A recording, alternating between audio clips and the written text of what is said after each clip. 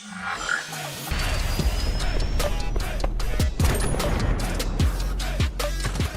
abot ang data! Defeat. GG, bro! Don't worry. Be only with Smart Power All 99. Hindi bitin with 10 gig data to power your games plus only Facebook or only TikTok. Load now. Foul! You know your scalp can get up to 5 times more dandruff?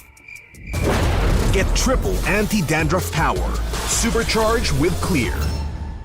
Hey, you, did you know men have 1.4 times weaker scalp?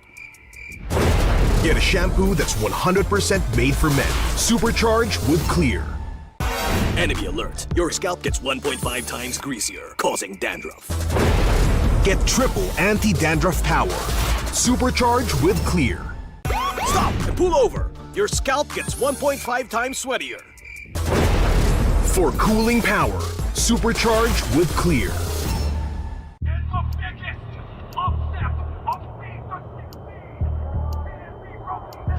Paano ko kaya sila masusuportahan ngayon ng mas maayos? Kailangan ko ba magpalit ng strategist?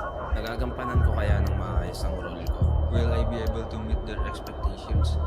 We have to prove them all wrong.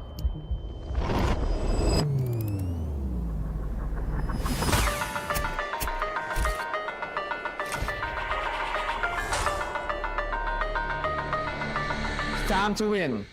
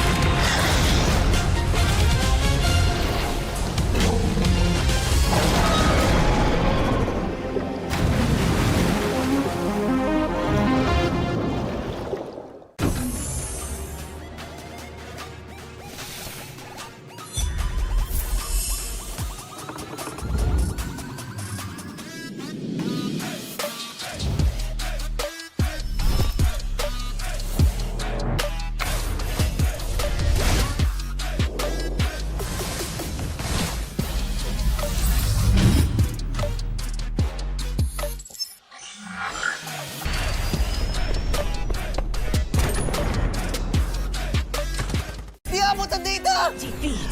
GG, bro! Don't worry! Be only with Smart Power All 99. Hindi bitin with 10 gig data to power your games plus only Facebook or only TikTok. Load now! Foul! You know your scalp can get up to 5 times more dandruff? Get triple anti-dandruff power. Supercharged with Clear. Hey, you! Did you know men have 1.4 times weaker scalp? Get a shampoo that's 100% made for men. Supercharged with Clear. Enemy alert! Your scalp gets 1.5 times greasier, causing dandruff. Get triple anti-dandruff power. Supercharged with Clear. Stop and pull over! Your scalp gets 1.5 times sweatier. For cooling power. Supercharged with Clear.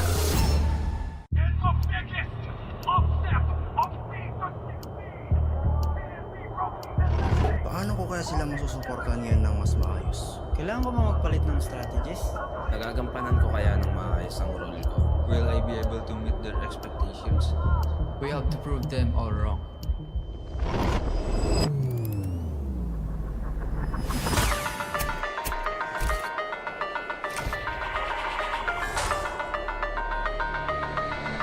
It's time to win.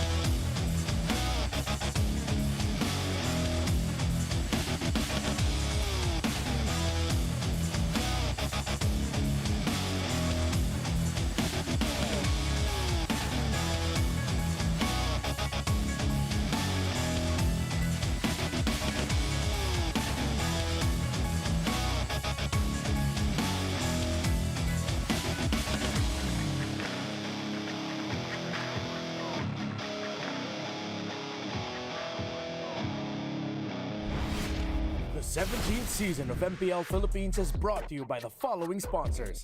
Infinix, the official gaming phone partner, the power behind every madlang gamer. Smart, the simply reliable connectivity partner of the MPL. Our partner in esports, Clear Men. And our strategic partners, TT Racing, Theory, and SIP.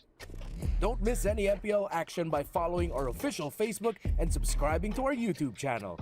Follow MPLPH on TikTok for more content. Catch the MPLPH Season 17 playoffs live at the San Juan Arena. Grab your tickets now via the official MPLPH website, Palag Na To. MPL Philippines is monitored and supervised by the Games and Amusement Board.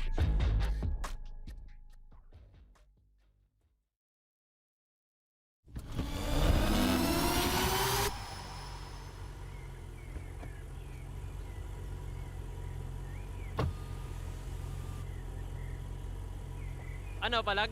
O tara, palag ka ba?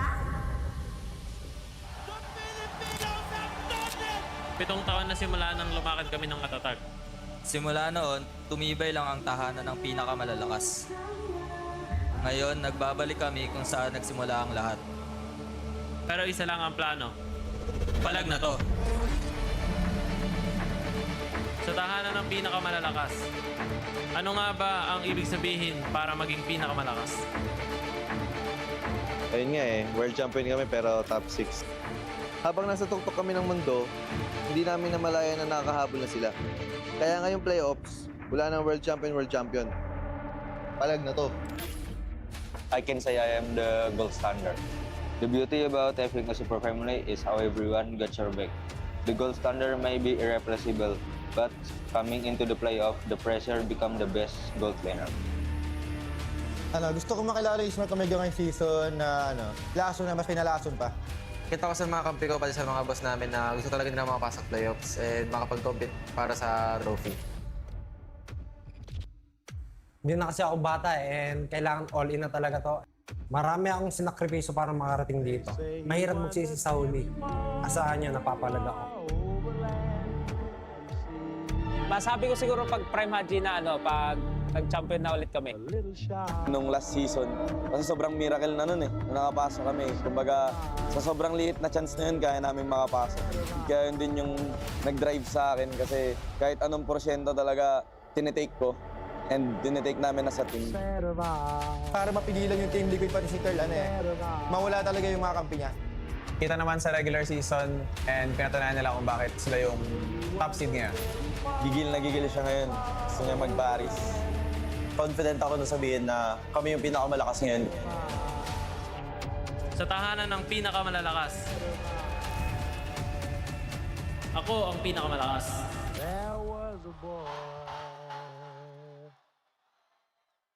MPL Super Fans, are you ready? Sabayan niyo ako! Lakas ng Pinas! Lakas ng Pinas! Lakas ng Pinas! Lakas ng Pinas! Hold up. This season is all about Palag Na To. Let me hear y'all say, Palag Na To! Palag Na To! Palag Na To! Palag Na To! When we say lakas ng Pinas, you say Palag Na To! Lakas ng Pinas! Palag Na To! Lakas ng Pinas! Palag Na To! Lakas ng Pinas! Palag Na To! Lakas ng Pinas! Palag!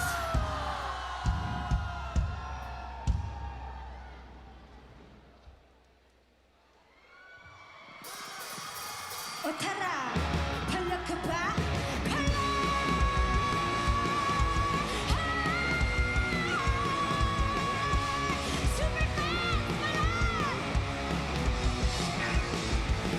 Handa sa laban, sandata sa kikamay.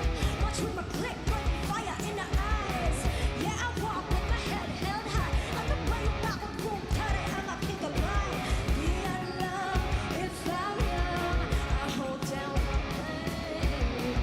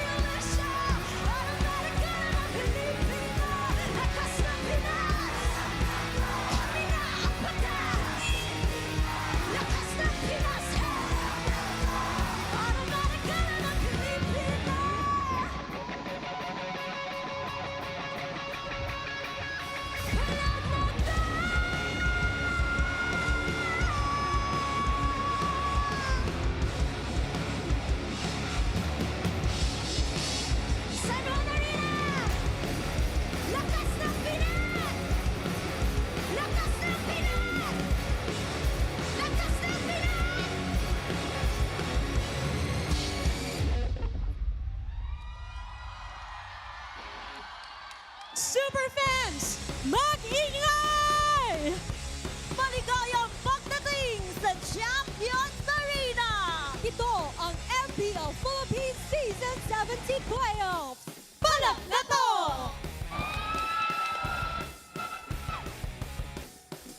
Magandang hapon sa lahat ng sumusubaybay sa MPL Philippines Season 17. Narito na po tayo sa pinakaunang araw ng ating playoffs at kami ang inyong makakasama. Umi pa rin with Burrito and Midnight. At para sa ating English desk, kamusta naman tayo dyan, Naisu? We're doing good. It's going to be us, the Wee Bear Bros over here. Me, Naisu, and then Leo and Renmar will be joining you guys on the English stream in a bit. At dalawang kampyon ang ating mapapanood sa pinakaunang round pa lamang ng ating play-ins. Pero bago ang lahat, syempre, this tournament is monitored and supervised by the Games and Amusement Board. 2 champions, isa lang ang magpapatuloy.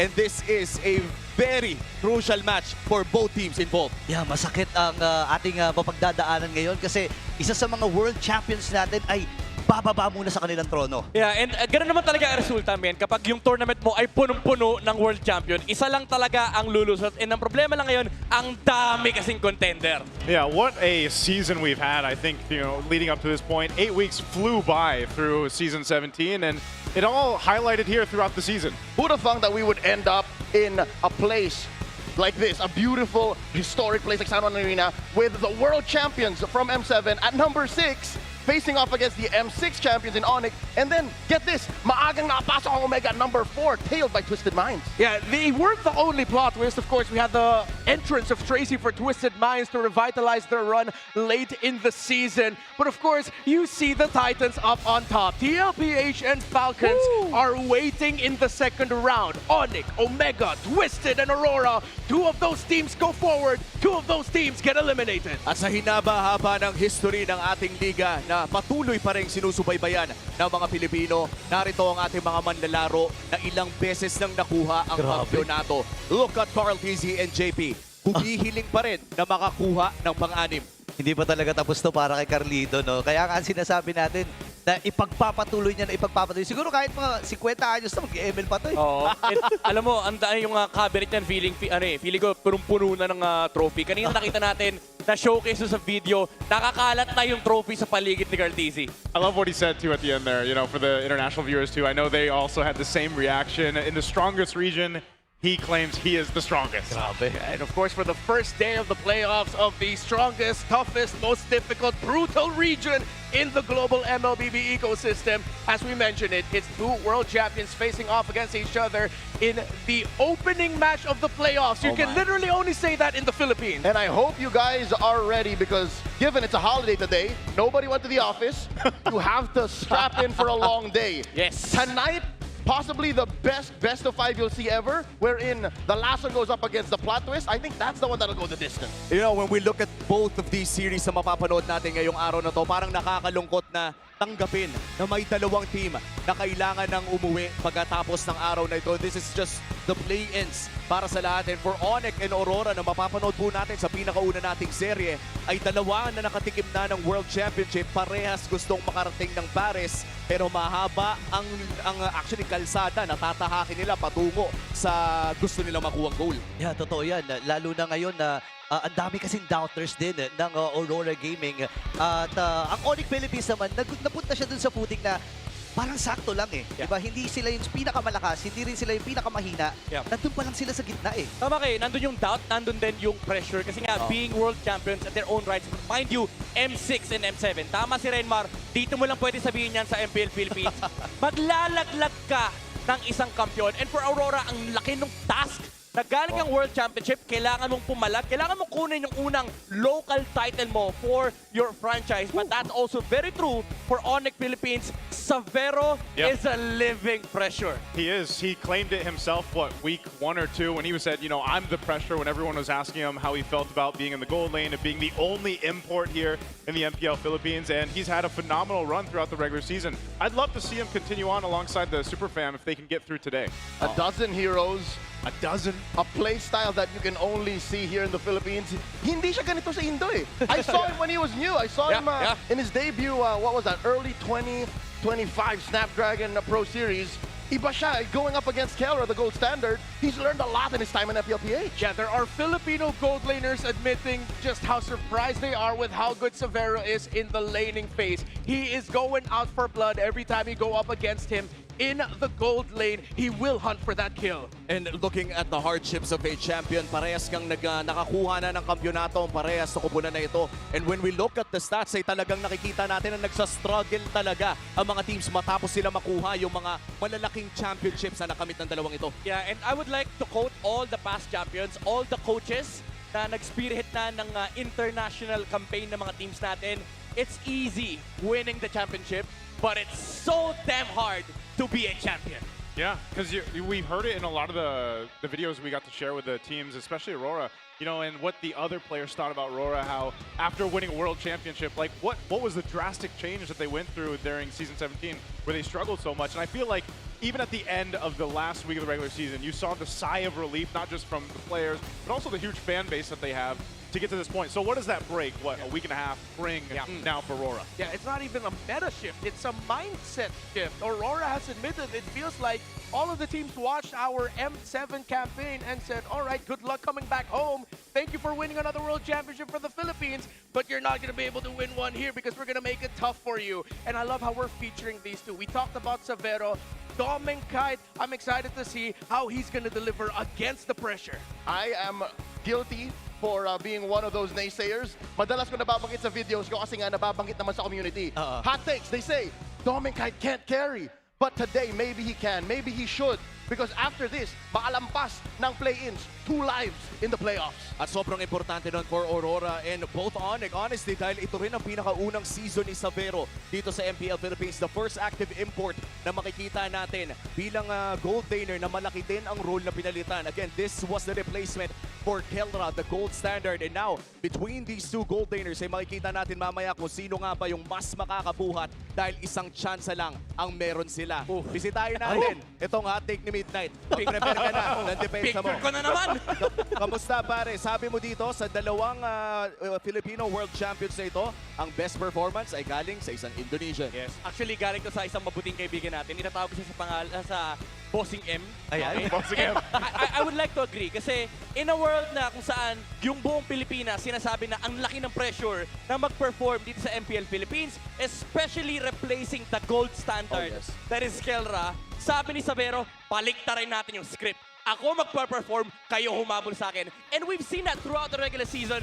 Mind you, ONIC Philippines, there were a couple of times we've seen them struggle, even King Kong, even Super Prince. Severo, all throughout regular season, stable for performance. Dare I say, even outperforming the local gold laners. Halfway through the season, baka hot take pa to. Pero ngayon sa playoffs, feeling ko, ang tanong na lang is, totoo bang experiment yung pagiging import ni Severo? Parang planado. Well, bago pa uminit ang diskusyon natin dito mas lalo, ay palamigin muna natin ating mga sarili. Pumunta tayo sa ating on-ground panel.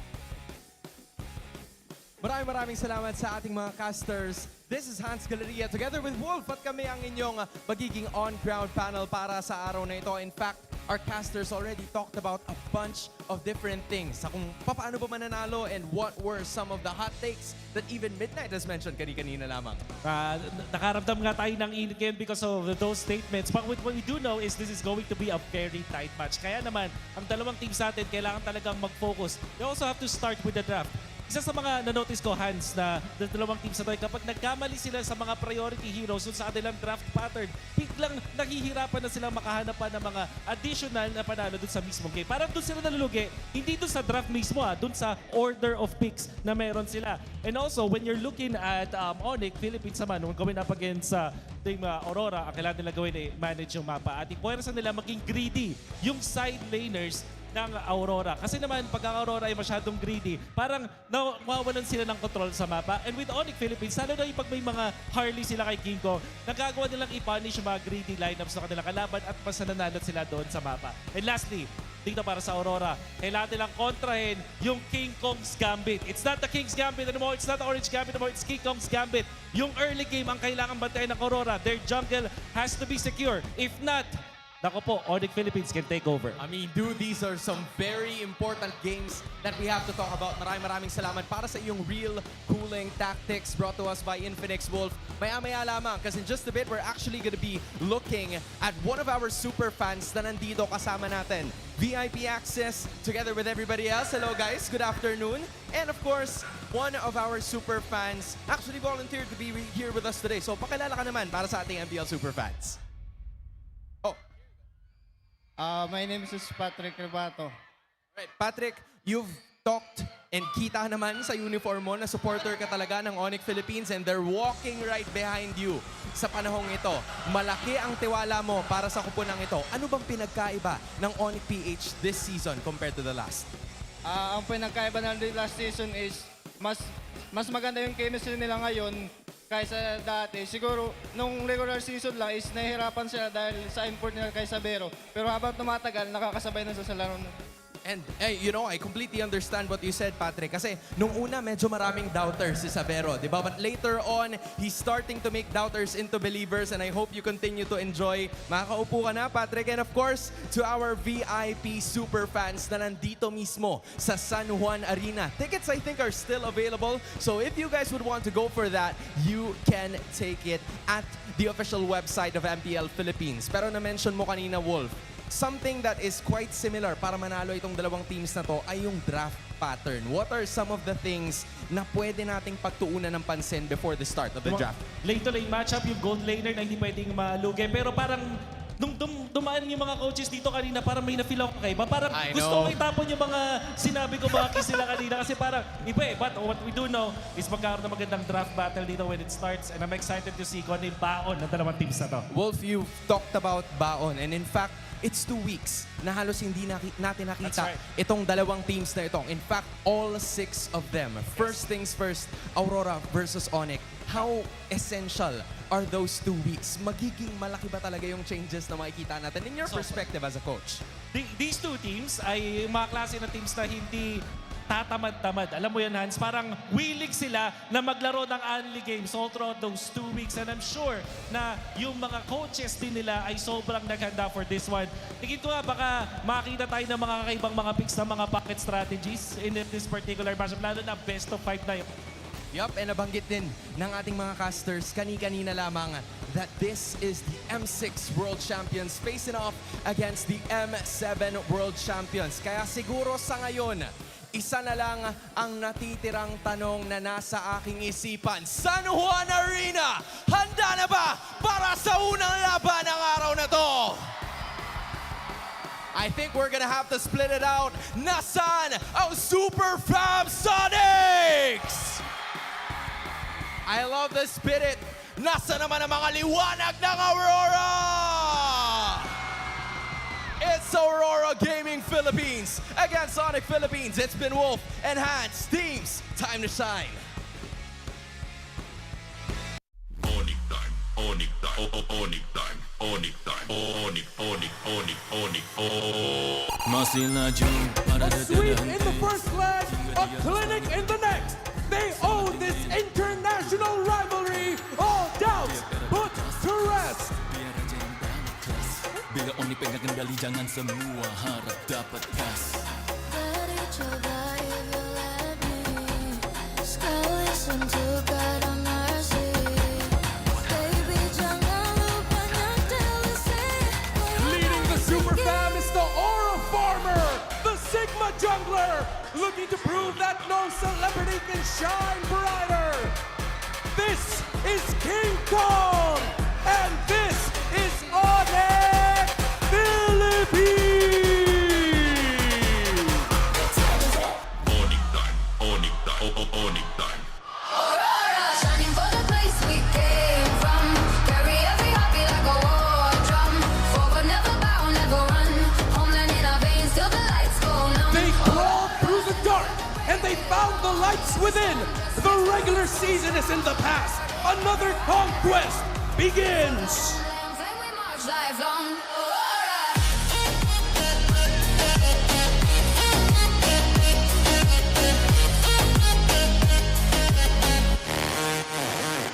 Anchoring the Northern Lights, the two-time two-time and world champion, three-time MPLPH champion, making his 12th playoff appearance, RORA's. Make some noise for Edward and Aurora Gaming Philippines! Move as one, unbroken in the fight. Raise the flag at the sky, remember. To ensure the integrity of the game, please welcome our marshals, Miko, Chico, Joshua G, and Luis. Our head referee is the Jump Master, Sen. Our head coaches on the stage, Coach Hayes and Coach Master the Basics. Only one will earn the right to face the Falcons. This is the ultimate international rivalry, San Juan Arena, Palag Na To! History was made here in San Juan Arena years ago. Both these teams have made history themselves, but only one can move forward. Let's start with ONIC Philippines. To answer the question, if whether or not bringing Sabero in was an experiment, I'd say no. They had so much time and they really prepared for the pressure for Clayton to come in and to take care of business. I can't believe how much easier his season was compared to Dominic and Aurora. Yeah, on one side, you're going up against a player who called himself the Pressure. On the other side, they have the weight of the world, the crown on their shoulders. The reigning world champs of MLBB could be eliminated today in the very first day of the MPLPH Season 17 playoff, which is why I'm looking forward to seeing how did Coach MTV, how did Coach Dexstar, and the entire team get their ish together to get back to that top-class world championship form. You know what? I don't even think it's about the stats. Yeah. Many a time in the interviews, Coach Dexstar, Coach Master the Basics, they mentioned that we prepare, we play the same way, but might be actually a mindset thing. They gotta be hungrier. They gotta make it like barracudas. Yeah, that's why I was saying, man, you know, bring out the teeth if you need to. It's just like that. Let's listen in on a Smart 5G ping test on how they're preparing. Are they bringing out the teeth or not? Why you get my red? Uy, ulots! Ulots! Guys, magaling ako, promise.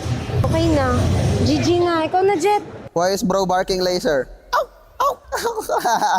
Ano daw ang naging preparation natin ngayon dito sa paparating na playoffs? Masasabi kong nasa full condition kami. Kailangan na lang galingan, kailangan na lang lupitan. Mas intense, tapos more crowd, more excitement, more hype, tapos mas malamig. Anong palag namin? Galingan nyo kasi gagalingan namin. Ano ba palag natin, boy? Kirk, wala daw, malakas daw si Prince. Prince, ano daw palag mo kayo eh? Alam mo na yan? Alam ko na yan. So secret na lang guys. Sensya na ha. Yung nagpa-raid kanina, yung mga karoras natin dyan, thank you sa full support guys. Mula week 1 hanggang ngayon. Thank you so much guys sa effort. Sa venue, ano masabi ko sa venue? Sobrang laki. Ang daming pwedeng makanood. So, enjoy dito guys sa Phil Oil San Juan. Dami tao pre. Puno. Home of the champions. Champions, sorry. And there we go. That's our Smart 5G ping test. Once again, international rivalry here. Some shared words between the two. That's a new player, by the way, the opening scene. New player, Janine. Who's she playing for? Yeah, that's a good question. Playing for all of us, really. I'm a huge fan. She actually did. She played for all of us. That was a terrific opening, but of course, Janine, I would like to call her Janine Bardon. But it is Janine Bardon, of course, because I like to call her the anthem. I have to side here with Wolf, the fan, thinking that this is really going to be a draft battle. Mainly because for Aurora, the thing that we've been talking about for the longest time is that you know what's coming. Yeah. They, as you mentioned earlier, they love to play the same way. They also love to draft the same way. There needs to be evolution. It can't just be play their game. It needs to be play their game, but with what new way to deal with it and what new way to execute. Because teams have had them read all season long. Yep, they have. Let's take a read here on ONIC Philippines' playoff appearance. 100%. This is their 14th. We've never gone to playoffs without the organization ONIC competing within it, and these are, Severo's obviously first time in the MPL Philippines. What a route he's had to this point. I think he's been a big cornerstone of why they ended up here too, because things seemed a little shaky in the early weeks of the season, but then, again, having a big question mark on how is Severo going to perform, the shoes that he wants to fill or make his own, if you will, and he's done it. They can continue on here against Aurora Gaming Philippines. Both teams actually have a very impressive playoffs appearance record. And that's just as franchises, but on an individual level, you see some of them miss out. Light, in his time with RSG and TNC, and for Dominkite, his time with Minana Evos. Yeah. Demonkite and Edward, of course. Well, Demonkite perfect on the attendance. You as well, if I'm not mistaken. Yep. Edward, of course. That one time with Blacklist. Yeah, there's been 17 seasons of MPL PH. He's played for 13. He's shown up in 12. So we're going to head into the draft. Broken Walls for the very first one. And this is a great tempo setter. This means ONIC are looking to play their gambits. They're looking to play their plays of taking away green camps from Demonkite. And for those who don't remember what we mean by King Kong's Gambit, it's basically them attacking the orange. It's an early vertical jungling pattern. It replaced the Sigma pattern. Replace the Sigma pattern. Remind me too, because we've spent the whole regular season going in best of threes. For our viewers out there too, now that we're in a best of 5 territory, as we are about to jump in the draft here in just a couple seconds, we have to think about also the different maps that can come through here. By the way, Broken Walls for the first one. Boom! We've got some new effects. That looks pretty cool. Broken Walls. Can't wait to see all of them. But yeah, so how does it work in a best of 5 again? We got the side choice, random.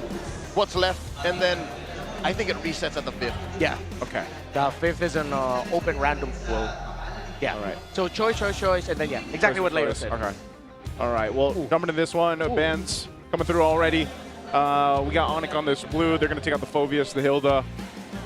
Over on the Aurora side, they'll take out Fanny. Freya. Yeah. Priorities. Are they actually going to ban out the Kalea? Wow. We're still thinking what Harley blue side priority. Dushin Harley. I think more so ONIC would want to consider taking away the Juicin, because if ONIC want to funnel Aurora into a little bit more of a predictable graph, then that means they're thinking about Juicin, and they're hoping that Kimmy falls on the hands of Aurora. They're also okay with Yue getting the Valentina, not the most stellar record for him on that hero this season. But with the ban of the Phobius, ONIC might actually do something surprising. If it's not going to be a Harley rush, it could also be a Valentina rush out of nowhere. Considering that Aurora love to pick up heroes in the EXP and Rome that have a lot of big ticket ultimates. So if it's not going to be the typical Harley, it could be a surprise Valentina first. Or they could just go for the Juice and Cryo on the Super Friends. He is 4-1 on that this season. They go for the Marcel, which is open, which is interesting. Not a lot of teams would want to pick up the Marcel with the Valentina open, but times have been somewhat shifting, and we've been seeing it as well in global MLBB. RORA might go ahead and pick up the Valentina here, but this almost 100% secures a Harith pickup for ONIC, and they're expecting that it's going to be Claude plus a jungler or Claude plus Valentina here at red 1 and 2. The Marcel coming through is interesting, but it's going to be Guinevere Val. This is not what we were expecting. Was the time away, the week and a half or almost 2 weeks, changing things this much for how you can read the draft Aurora. This is what we talked about. A lot of teams have been watching them. Well, maybe this is the shakeup they needed in game 1. This was not in whatever draft prediction algorithm anyone has ever programmed. Given that Guinevere is more of a dangerous grass kind of map, or flying clouds kind of map hero, this showing up here, this shows that Aurora are proactive. This is definitely something that they conjured up in the past week and a half. Early on in the season, I think ONIC picked up a Harley up against his Guinevere and then just out-rotated it. It's going to be dependent on what they also pick up in the EXP lane. They do pick up the Harley, and of course, the pick that came out late in the season, very good for the Super Friends. They get the Gourd. Folks, 100%, it's undeniable. Gourd is meta. 5-1 for ONIC in the season so far. Okay, I like it. I'm glad. Yeah, you know, I've been pretty vocal that I'm just glad that he's been really like meta now. But it's also just paired up really well with the Harley, right? So you've got the Harley, got the Gourd. That's probably the most winningest combo they have. Do you bum rush the Sora? Because that's what ruined the Gourd lineup. Yeah, you might want to take it now before it gets banned out. It's good. It can be proactive. Oh, but they go ahead and pick up the Khalid. They want a wider pool for the EXP. They can still set up an R-Lot for the Guinevere later. Okay. They have choices. So they got a Khalid. First phase is done. We've got to pick some brains over there of Hans and Wolf. What do you guys think about this? Maraming salamat sa ating mga casters. As of the moment, we're looking at something quite different, Wolf. Kasi yung Suyu, or maybe even the Harley is there, pero hindi siya picked up as much. May nagbago ba over these 2 weeks? I don't think so. Parang nakafeel ko lang dito para sa Aurora. Mas na-feel nila yung strength nila with semi-fighter na junglers. Parang hindi na full assassins para kay DK. Going in for the Guinevere. Whereas ito namang Onyx, sticking to their style. Yung Gord, pati yung Harley na sobrang comfort hero sila yung kinuha nila dito. Now, we're looking at Aurora being the next to pick first in the second phase. They're still missing an Edward and a Doming-Kite hero. What are some of the possibilities that you're looking forward to here? Tingin ko yung mga mapupunta dito kay Doming, yung mga malakas mag-control ng river like yung Claude, the Moskov, at yun yung first pick nila, ilang last pick nilang hero. Coming out from Edward, maybe even a Benedetta, eventually makita natin, or a Lapu-Lapu. Sa ONIC naman, nararamdaman ko dito yung classic setup heroes ni Brusco, yung mga Cho. I think we will see that, and then the Clint naman para kay Savero. It's classic for ONIC, a little bit different for Aurora. That's it for us here at On Ground. What's up with the casters there? All right, thank you, Hans and Wolf. Some insights there. They mentioned the Cho of Brusco? I was thinking that maybe Wolf was thinking about Kirk surprising with a EXP Cho. Like a swerve. Like a swerve, yeah. That applies a lot of pressure. Again, that's why Aurora were thinking about picking up the Khalid. Because if ONIC end up with a pick that rotate out of the EXP lane fast, Khalid and even a Hilda is one of the few heroes that can actually deal with it. As expected or not, ONIC will take away one of the best options that Aurora could pair with right now in the R-Lot. We still have Clues on the board. Uranus is a fantastic ban as well. Low on the draft predict. But then again, you get a hero that can mess up a lot of the macros and the presence if Uranus was given to ONIC, so you take it out. Number 1 in the draft predict ONIC ban is actually a Sora, and I think we are on that boat. You gotta take out the Sora if you're ONIC. Because again, Aurora didn't rush it in Red 3. They're giving you the option to ban it out. That, or how is the Zhong not showing up? Because that also would ruin ONIC's lineup, that combo wombo. Yeah, combo wombo, petrify. Maybe that's something on the mind of ONIC. That's why they're taking their sweet time with this ban. Oh, they are expecting a surprise Paquito pickup here. Newly buffed. For Aurora, is that a smile of, hey, you just took away our surprise, or a smile of you guys are overthinking? I can tell it's been a long week for Aurora. You see Edward with a little bit of stubble. Yeah. They've been in the trenches, man, practicing for the playoffs here. I would too. If I was in their place, if I had that rough of a 2 months, I would too. This is probably one of the best things they can do too. Get that gold lane locked in for Doming-Kite. They give him the Claude. Naria Harris, it's a Claude. Yeah.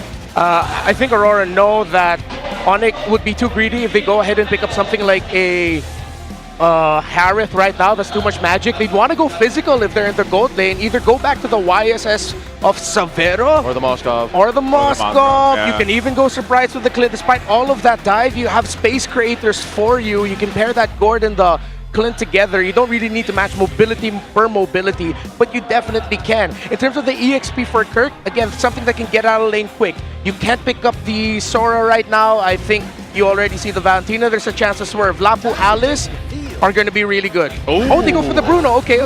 They get the glue, so Bruno counters Claude in lane. Ole. While glue is just the tempo breaker that ONIC PH needed a little bit more of in their team fight. Glue's enough to like be a distraction too in that front line. Go ahead and soak up if they need to. But also the Bruno tends to be what we've talked about a lot, being that counter pick into the Claude. We saw that work wonders in the regular season for the teams that decided to go for it. So they have a ton of damage for ONIC, and oh, there's the answer, Edward. He's gonna pull out the Benedetta. Prior, it was vintage Vinuya.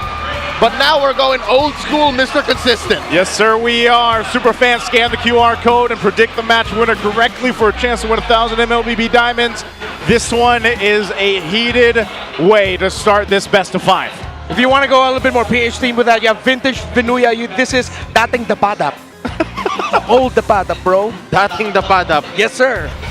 Hey, that works. Let's take a look here one more time at the lineups. Again, we got our draft index here, but this is, what a way to start this. You know what, just to throw out to our global community, I spent the past weekend casting MSL Thailand. Yep. Aurora's draft looks very much like a KOG draft. A KOG draft. MSL newly crowned champions. Yes, sir. Hey, we've seen similar things even in MCT East Asia, man. So I've liked that we get to see all this on the global level, but now let's focus in on this as we jump into the Land of Dawn and our battle, the international rivalry, the last one we'll see of Season 17. Day one already feels like a grand finals. Of course, Super Friends would want to get pull yourself together as the Gord needs faster access to that flicker. Aggressive trades in the mid as expected. The Khalid and Valentina together. Mid prio gonna determine a lot of the early wins. River control, very important for these two. Now with Glue going to ONIC, they have a slightly slower lineup. That's why RORA's invading. Oh, forcing a flicker out of Brusco. And ONIC Philippines are on the receiving end of an orange gambit themselves. That projectile saved a life right there. That little stun kept them alive, but good thing. But they're showing aggression here in the early game already. Who is this team? What a jump by Light and Demon Kite. They draw first blood. He just paid for it. A lot of growth by Aurora here. They know their Benedetta is faster than this Glue. Again, that's why they invaded Orange, and they continue to invade. Brusco running through 3, stopping the invasion, but Demon Kite wants it. He's hungry. Do you want it? Do you want it? And he gets it. Oh. And they jump him. King Kong punishes the celebrity, and Light eats up one. Oh, fair enough. King Kong actually secured without a retribution. Yeah, he secured his own purple buff. He went in there with the space escape. Demon Kite falls. So ONIC get to defend the aggression of RORA early. They lost their orange, but in the long run, ONIC actually won that long sequence. Yeah, it's Aurora doing things differently. It's not how you start, it's how you end. Yes. And that early sequence, as Remar said, goes to the Super Fam. First turtle, though. Who's going to take it? First turtle being up here. Both teams have some crucial level 4s. That was Yue taking the Mystic Gush, so he's got that for this fight. They're going to go ahead and start this turtle up, but Brusco will hold it here. ONIC can't rush it right now. Brusco doesn't have Golden Hour. Light not yet level 4 just yet. Kirk does have his mount if he wants it. Get half health on the turtle. They're going to go for this. Holding it. They take Light down. Getting the mount and everything thrown at him. King Kong looking for that angle, but DK will secure. Turtle 1 goes with the Northern Lights. Worthy sacrifice by Light. I'm sure he just wanted to get vision, but with him going down and ONIC committing a lot of their abilities. Wait! Dominic Kite up top! He's feeling himself, forcing Savero back. Multiple times in the season, Savero has had Dominic Kite's number in the gold lane with their little duos, but with the very first big trade, it's Dominic Kite who goes out on top. But for longtime fans of Dominic Del Mundo, aka Dominic Kite, they know that the strength of this jungler is, this gold laner is in the laning phase. Yeah. So if there's any time Dominic Kite will win against Savero, it's in the first 5 minutes. It's going to be a great series just already with these first 3 minutes of game 1. They have some time to go ahead and settle in, and now with a heck of a start for Aurora being on the more aggressive side, that could be enough to go ahead and start to set things in their favor. But one thing they do have to go ahead and take note of is, again, King Kong, despite all the pressure, it's pretty much fine. And that's going to be the case with a Harley like this. So I'm wondering, where do they find these little openings? Where do they find these little windows of opportunity for them? Also, because you have Brusco on the Marcel, so when you think you want to start with tempo, Marcel can be enough to kind of stop that from happening. Yeah, so Aurora have information that Savero is close to a minute away from getting his flicker back. He's at 50 and counting, less than. And so that's why Aurora would commit a rotation from Light to go Gold Crab so that Dominic Kite would be able to take it. Because they know that Savero cannot play risky and try to take it away. There's a cut by Demon Kite behind Savero. Does Savero know the pressure? Ill intent from the Northern Lights. 4 now. Dominic Kite with a big duet. And here comes the save. Golden Hour. Stolen. Gosh, where does it go? And it seems like they flubbed it. The jump, the flicker, the dive. Savero lives. Oh my God, Light! He's going to be the one to get punished. What a counter play from ONIC. They went too deep. They went too deep. Brusco with the save. Aurora trying to take a page from ONIC's book with all this aggression, but it takes just a nice little platinum snap to snap Aurora out of their comfort. Oh man, that's exactly what I was saying. You want to set the tempo. Well, there's a Marcel across from you, and you saw how much value a perfectly timed golden hour can give to your team. And look at this, though. There is going to be a bit of a trade. Edward will grab some extra gold off that bottom side. They want to do it again. Dominicite, BMI through. Brusco again to the rescue, forcing a defensive Rampaging Sandstorm. Oh my lord, the long con by ONIC. When everyone thought they were experimenting with an import, here they were using him as bait. Oh! Gosh, on the light, he might fall once more. Bulls in his face, Severo can't finish the job. Aurora will be able to get away, but ONIC, this is why they like the glue. It loses in the big overall rotations compared to the Benedetta, but when it comes to the fighting, it's kind of awkward for the Gwyn, kind of awkward for the Claude, even for the Benedetta, because of all that tempo breaking. And that's just the Marcel we've seen most of it. We haven't seen Kirk for a lot of these big sequences. When it gets to that, Aurora might have some difficulty. Yeah, they're already having a little bit of difficulty in trying to deal with focusing on Severo, because Brusco's just been so well protecting him and staying on that side of the map if he has to, and that's one of the benefits of being able to travel fast as well. Again, that's just the Marcel. Oh, another one! Demon Kite barely gets away by the skin of his teeth. Okay, he stays alive. Surprised at how many beams we're seeing not convert into kills, but they are knocking down turrets. That's what they're going for. Hey, technical knockouts are still knockouts. Yeah, that's true. Leads to Demon Kite not being present. And the only real place that RORA can breathe is where Edward is. Yeah. He has to open up the map here. That allows a few more avenues for Aurora. But until Aurora gets the tower in mid, all the side lane pushes might not be that beneficial to them. ONIC handle the long lanes and far lanes very well. They have had fantastic macro this season, and they're willing to give it up if they know they get a big objective. If they know they get Turtle 3, if they know they get Lord 1. Yeah, this Turtle's going to be up. Last one of the game here, pulled through. Edward's going to join this one. It looks like after he clears mid.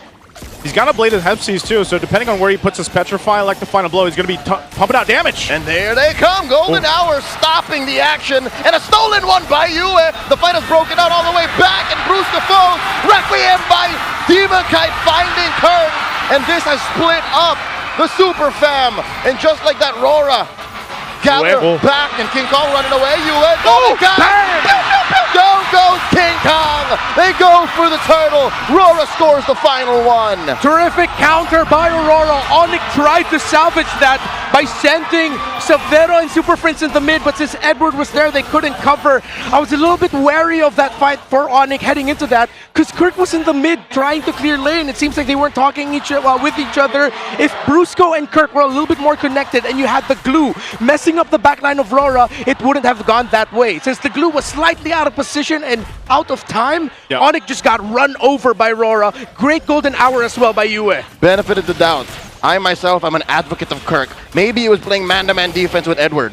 Maybe that was the wrong call. Maybe you shouldn't have done that. Yeah, because Edward's going to be hard to man-to-man defense against, just because of how much he can maneuver around the fight. Best case scenario, what do you get? You mount the Benedetta? Yeah. And then what? The Benedetta takes you for a ride away from your team. Yeah, RORA gets to do whatever they want anyways. Yeah.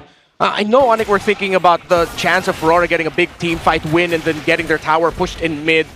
But at that point, with Super Prince and Severo able to get away from that, they were all right. Oh, look at the damage being burnt down onto Severo.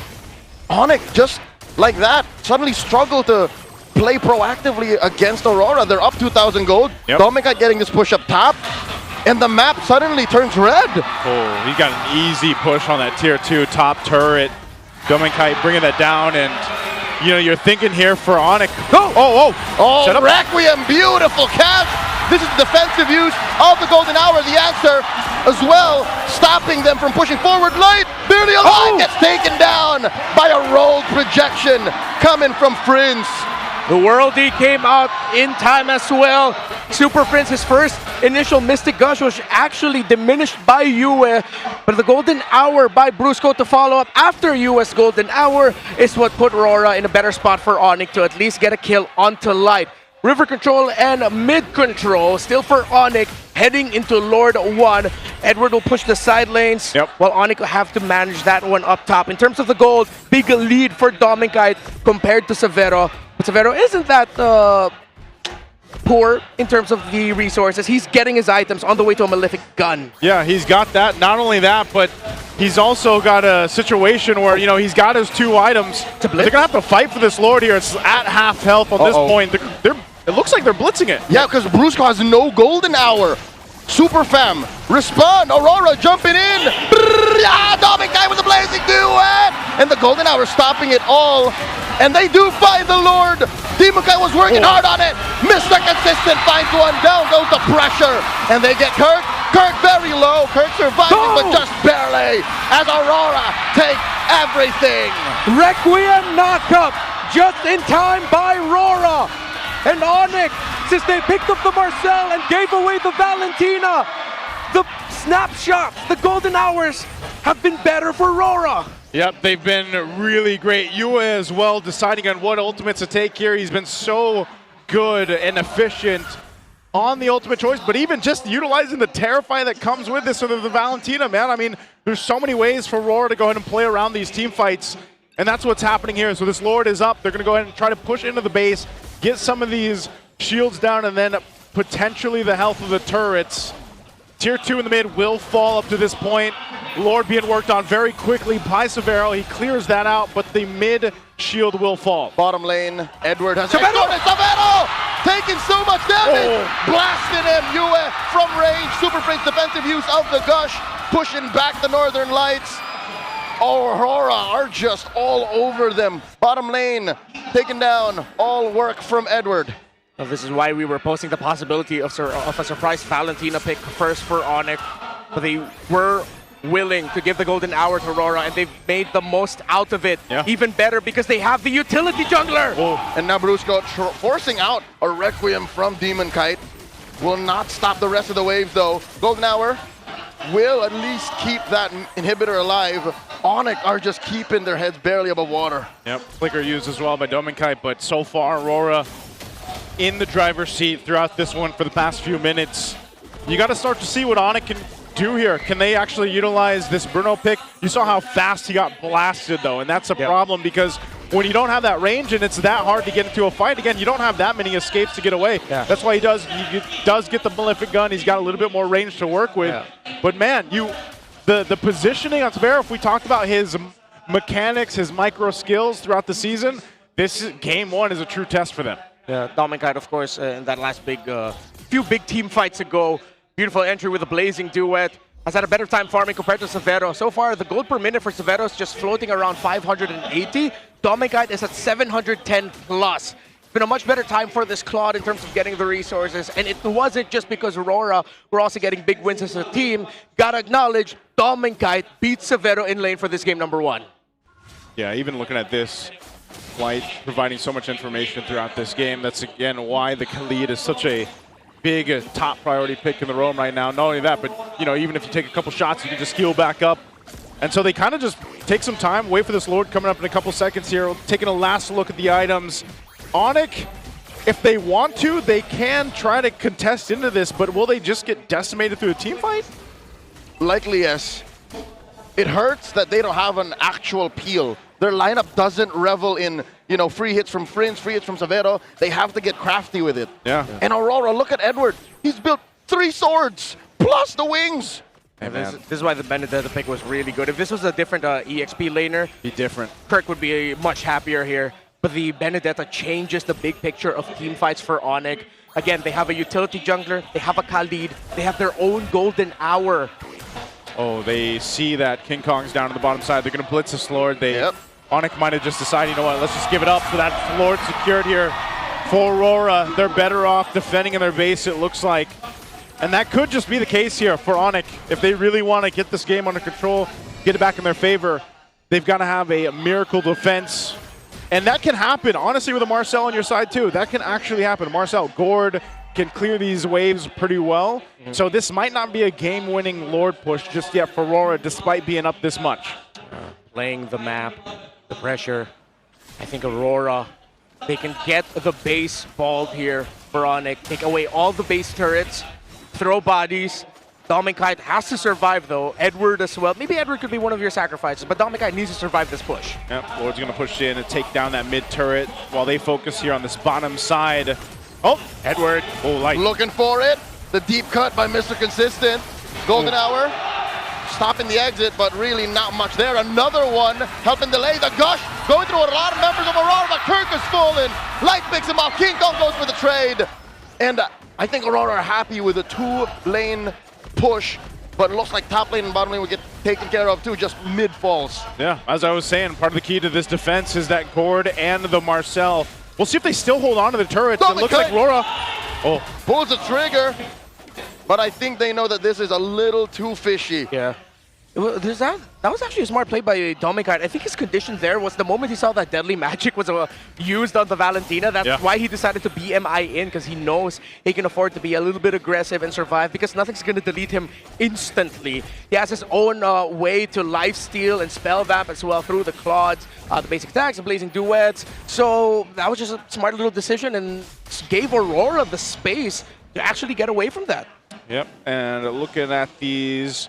The itemization here too, I think Kirk, big factor. Wait, conceal is used. Light's just pushing Brusco out, but I want to control this side of the map. Again, defensively, just needs a little bit more to be beefier. But even then, if Kirk has the items and he's like beefy enough to withstand a lot of that front-loaded damage, the problem is still keeping tabs on Edward, keeping tabs on what UA decides to do, and even Domenkite. So ONIC has so many boxes that they need to check to win ultimately a team fight that turns it around in their favor. You know that the Northern Lights are feeling it because they're starting to hunt. Yeah. They're looking for these brushes and flushing out rogue members of the Super Fam, which makes sense because look, they're protecting Savero like it's the first 2 minutes again. Yeah, they have to, man. He is the key here for them to eventually... Again, it's pretty easy for ONIC to pick off 1 or 2 members, but to entirely win a team fight, that's where the work is going to come through, and where you really need Savero to stay alive for those. Yeah, and it's going to be easier said than done, difficult because of the Benedetta that is packing hella damage items. I believe the first time we saw Benedetta this season was against Aurora versus ONIC in week 2.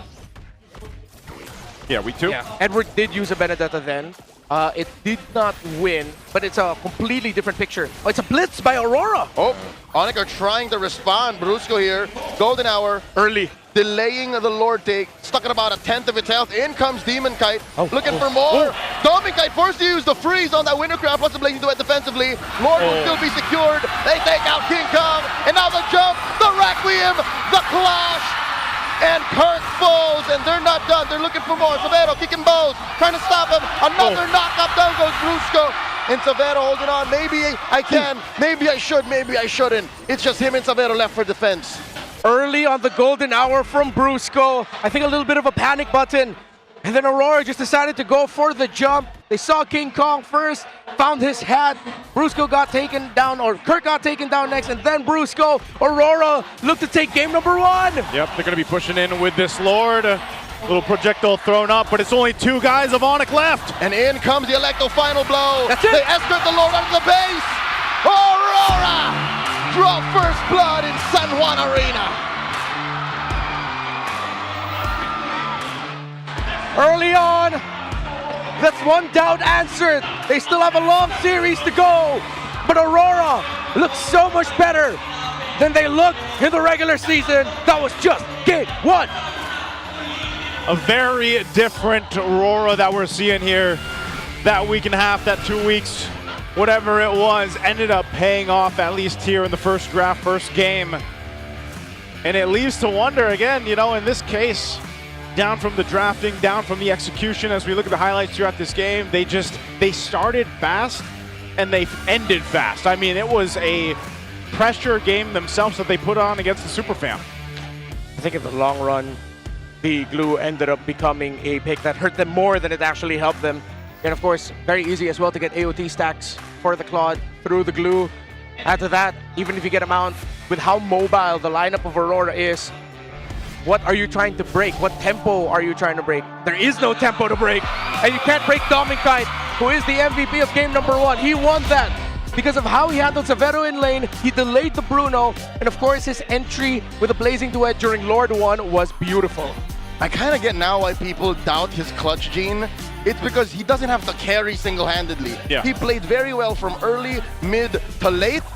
And Again, when it matters, Domenkite is there. He was proactive. He was just everywhere. Yeah, he played this to a T, and you gotta mind you too that just down in the lane, they put a lot of pressure on Severo to also allow Domenkite, I feel like, to have a little bit better time to farm up. Not that he usually doesn't, it's just one of those things where if Severo's being pressured and they have a composition that should be getting off pickoffs because you have a Harley, you have a Gord to work in conjunction with a Marcel, they kind of had to shift their focus to keeping Severo alive. We saw that down to the very end where they were really trying to protect Severo. Well, Domenkite, and the reason why this Claude is such a priority, especially for teams like RORA, is you already can be confident enough that Domenkite's going to do his thing, right? This is his hero that he's able to go ahead and just kind of take autopilot and be very useful and efficient on a hero like Claude. I think ONIC need to put a lot more weight on this Valentina pick. Again, very rare that we see teams willingly get the Marcel and still have a Valentina on the other side. I think in the long run, Aurora built around having their own golden hour much better than ONIC built around their own golden hour. There were some times where Brusco's golden hour actually hurt the Mystic Gush of Super Friends, and a lot of times denied by US own golden hour.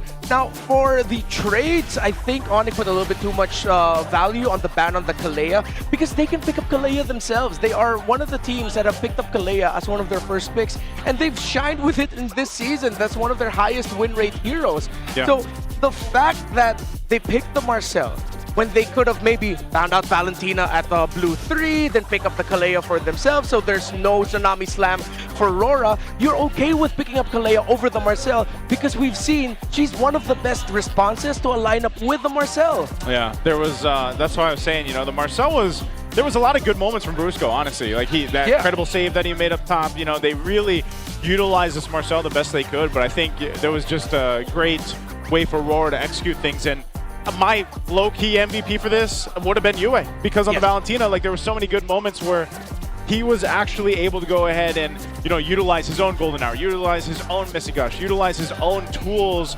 But then again, like I said, the damage that comes with Valentina plus the Terrify mechanic within her kit is just so good. And that's what we saw from Yue. That pressure alone is what left a lot of the time Severo thinking I can't push forward too much on this Bruno. I'm checked in my zone because of this Valentina. Which compromised the ONIC's whole game plan. It's clear, even if they don't say it, they play for Severo. They do. We're going to give our players a little bit of rest here. We're going to be going on a quick break. We'll be back after this.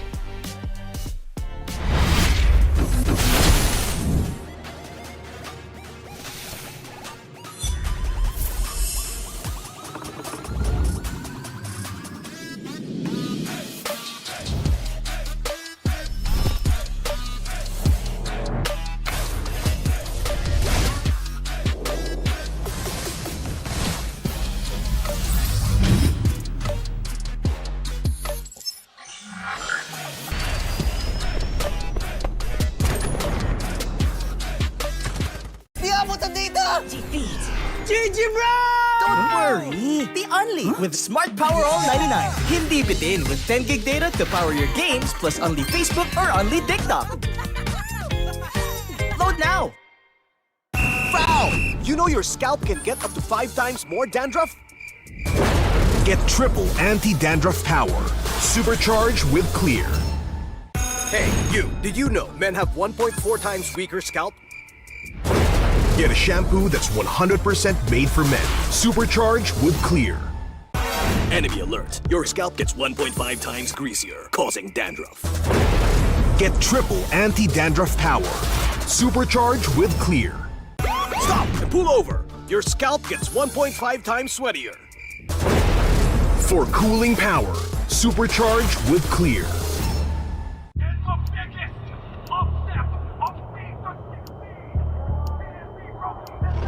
Paano ko kaya sila masusuportahan ngayon ng mas maayos? Kailangan ko ba magpalit ng strategies? Nagagampanan ko kaya ng maayos ang role ko? Will I be able to meet their expectations? We have to prove them all wrong.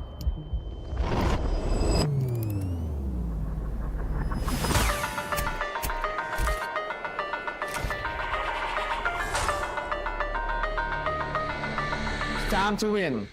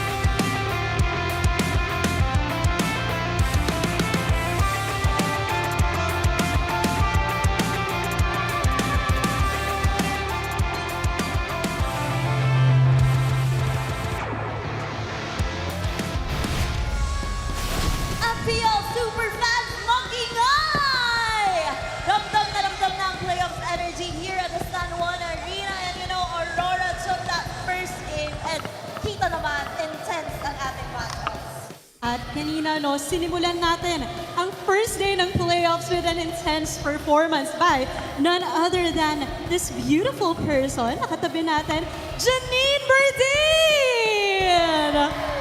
Meron ba dito mga fans si Janine? Can we hear that?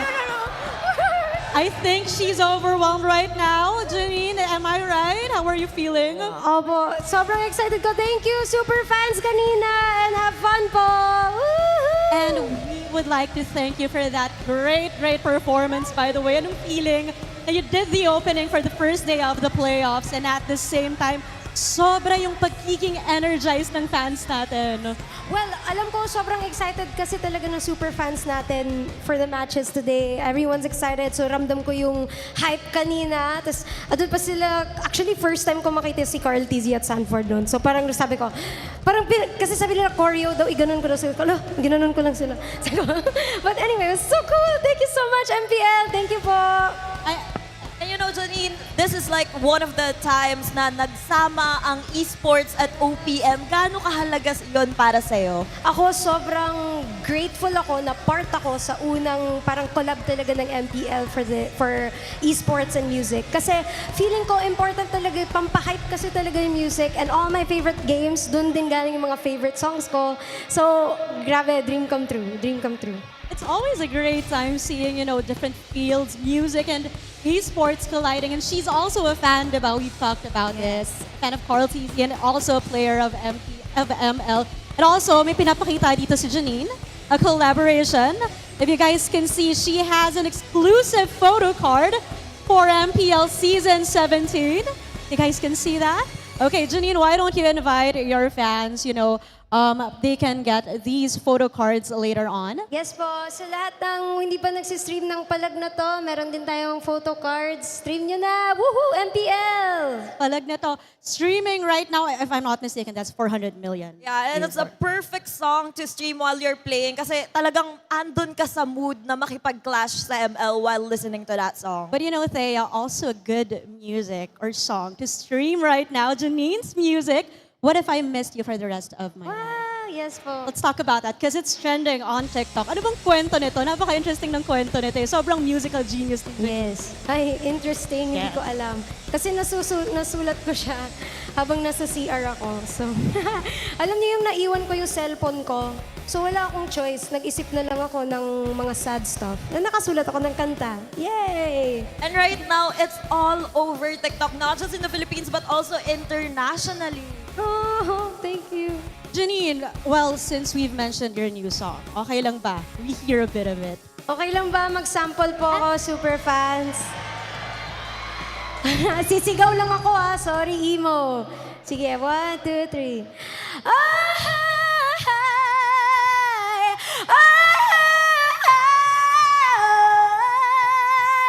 I have built a house where I wait for your return. I only want you to be mine and not a lesson learned. And I will wait and wait and wait until this city burns. I will wait and wait and wait and live on what we were. Grabe!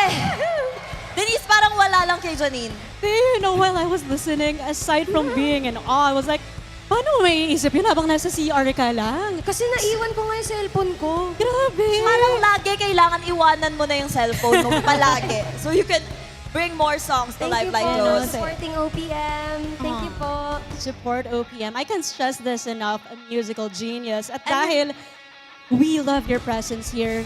As you know, Janine, meron tayong Wall of Fame dito sa MPL where we want to honor Filipinos who are excelling in their fields, and we want to invite you to sign this as an All right, MPL fans, Janine Berdin officially signs at our Wall of Fame. Palakpakan naman natin si Janine Berdin. And right now, Janine, we would like to invite you, some of our fans and some of your fans here would love to have some of your photo cards. Is that okay? Mamigay tayo right now. Yes, okay lang po mamigay. We have, ilan ba to? 50 ata to? 50 pa naman marami. ibibigay. Mamimigay lang tayo some of the special fans here. So we'll be na going mapipili ni around. Janine. All right, raise your hands if you want a photo card. Hello po. Hello po. Paano po ba? Paano po ba? Hello po. Sorry. Hello po. Ayan. Ay, nahulog ko. Hello po. Pupunta po ako. Sorry po. Sorry. Hello po. Hello po. Hello po. Salamat po. Hello po. Ay, sorry. Hello po. Thank you po.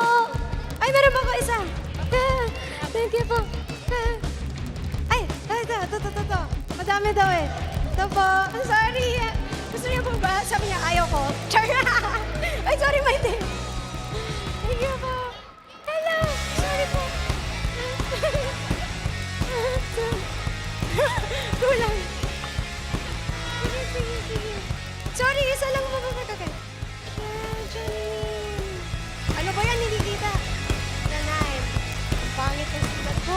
Sorry. Bye-bye po. Thank you po. Alright, palakpakan naman natin, Janine Berdin! Oh my gosh, Janine, ramdam mo ba yun? The MPL super fans love you right here. Super fan din po ako, kaya thank you. Maraming salamat po. We love you so much. At ibabalik na natin sa bakbakan. In 3, 2, 1, we would like you to say our line for the season. Palag na to. Yeah. Alright, are you ready? In 3, 2, 1, Palag na to!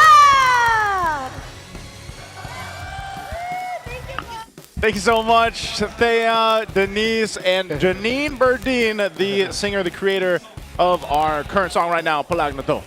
How you feeling, Redmar? Why did I not receive it? Yeah, he's... Redmar, you all right? Yeah. I'm good.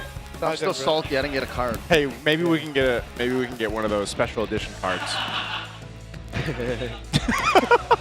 Well, okay. If you guys missed game 1, RORA won in about 18 minutes, if I recall correctly, in game 1. And I don't know if people were expecting game 1 to go that way because Aurora looked different than they did all season long. Let's take a look at Prime Edward here. Finals MVP of MPL Philippines Season 7 and MPL Philippines Season 10. And these are the breakdowns of his stats. Renmar, can you take us through this Prime Edward time? Yeah, of course, this was highlighting his time with Blacklist International. I wouldn't like to, so far, yeah, it's probably his prime now, but of course, if he keeps on going on, then his prime gets even longer and longer. And he played a prime role in the previous game, of course, the call by Aurora for the surprise Benedetta pick to ruin a lot of what the ONIC composition wanted to do. But now we look at Season 17, Edward. At this point, he's a 2-time world champion. He won his first one with the Blacklist International M3, of course, with Aurora in M7. And it's changed somewhat because the heroes, the meta have shifted, that a lot of his best heroes really just boil down, especially for the season, to the Lapu-Lapu. He's one of the few that still consistently would like to pick it up over anything else, which puts a bit of a mindset check on the staff of Aurora. They want Edward to be the guy who would sacrifice himself for a play, sacrifice himself for info, even more so than the team's roamer. Initiate a trade through that. That's always been playstyles of teams that have wanted to make Edward excel. But you can only get to so much with that point. You have to evolve. Funnily enough, his evolution is by showing an old trick from the past, still a really great Benedetta. Yeah, so I wonder what that means for going in the game too, you know, because since you mentioned, you know, Edward's such a cornerstone to making this work for Aurora, will he be more on one of those most used heroes that we've seen him previously throughout the season, or will it be another kind of curveball for him in the XP lane? We are going over to, was it Expanding Rivers? Yeah, Expanding Rivers. Do we have rivers flowing through here, man? Yep. Those were, okay, those. Everything was river. Yeah, everything was river. It was wet. River. Everything, yes. That's true. Covered in H2O. H2O. Let's go to the draft. Got RORA on the blue, ONIC here on the red. They will take out the Fanny, the Kalea right now. They go for Freya here. Jushin's probably going to be banned down too. Yeah. If there's any lessons to learn and take away from game 1 is the whole Marcel Valentina trade. Yep. Yeah. Just pin that down, and then we can turn a chapter in this best of 5. Yeah. don't overlook your gold lane in the first phase. There's a reason why Harith and Claude is such a big trade consistently, globally. And it's not to say that Harith will almost always win over Claude. It's quite even. And I think ONIC can get away with picking up the Claude early on. The only thing here is, again, don't overlook the Valentina. So Aurora ban out the Kalea, but if Aurora go for the same route of picking up the Marcel while there's a Valentina for Super Friends, that's not going to be good. But statistically, and if you'll remember, Light's games on the Marcel, they did not work out. Yeah, that's so true. did he learn to pick up the Marcel in the past week and a half? It plays a very different way from what we know Light to do. Yeah. That's why I think, you know, deciding whether it's going to be, okay, good ban there at the Jushin. Deciding whether it's going to be that kind of setter that Light needs, or just like even with a Khalid, like he's able to go ahead and be activated so much in the previous game because he was able to provide vision, do his thing while, you know, taking care of himself with the heals. Amuse me with this prediction. Okay. What if they just let ONIC try to go for Valentina Marcel? If they don't do that red 1 and 2, then they break the combo either way. That was in my head too, but then there's, with the presence of Phoveus, Harith, there's a lot to trade for. And Claude. Yeah, and Claude. If RORA willingly give that, yeah, I'm not a fan of it. Not a fan. Oh, Guinevere being banned out though. This will tell us, like, do they lock in the Marcel or do they go Harley for Demon Kite? I'm more on the cray side. Maybe I've been casting a bit too much outside of MPL PH. Just pick up the Valentina now. There's just so much weight on that hero. Yep, you block out the Sora too? Yeah. Yeah, well. Okay, fine. Sorry, this is... It's MPL PH for yeah, it's MPL PH for a reason. You know, they'll grab the Harley. They can surely still... Unless it is going to be the response, like picked up right now by ONIC, it's something they could still play around with or into, or maybe again, RORA wants to take their own stab at the combo of the Gord Harley. There's plenty of options that they can go for instead, but over for ONIC anyway. I think ONIC would be okay with picking up a surprise roamer pickup, like a Khalid Claude early on, that type of deal. Or Valentina Khalid. For Valentina Khalid also, just get your roam mid duo already. Just win the early. Yeah, pick up your gold at red 3, then jungler second phase. So they go Phoveus Claude instead. They're trying to turn off a Valentina pick potential from RORA. I think they're on the same mindset. It's like, there's no way Light plays Marcel. Yeah. I don't think it's... I don't know. It's someone who is a fan of Light. I just don't want to see him on a... I'd rather see him on a Badang before Marcel, honestly.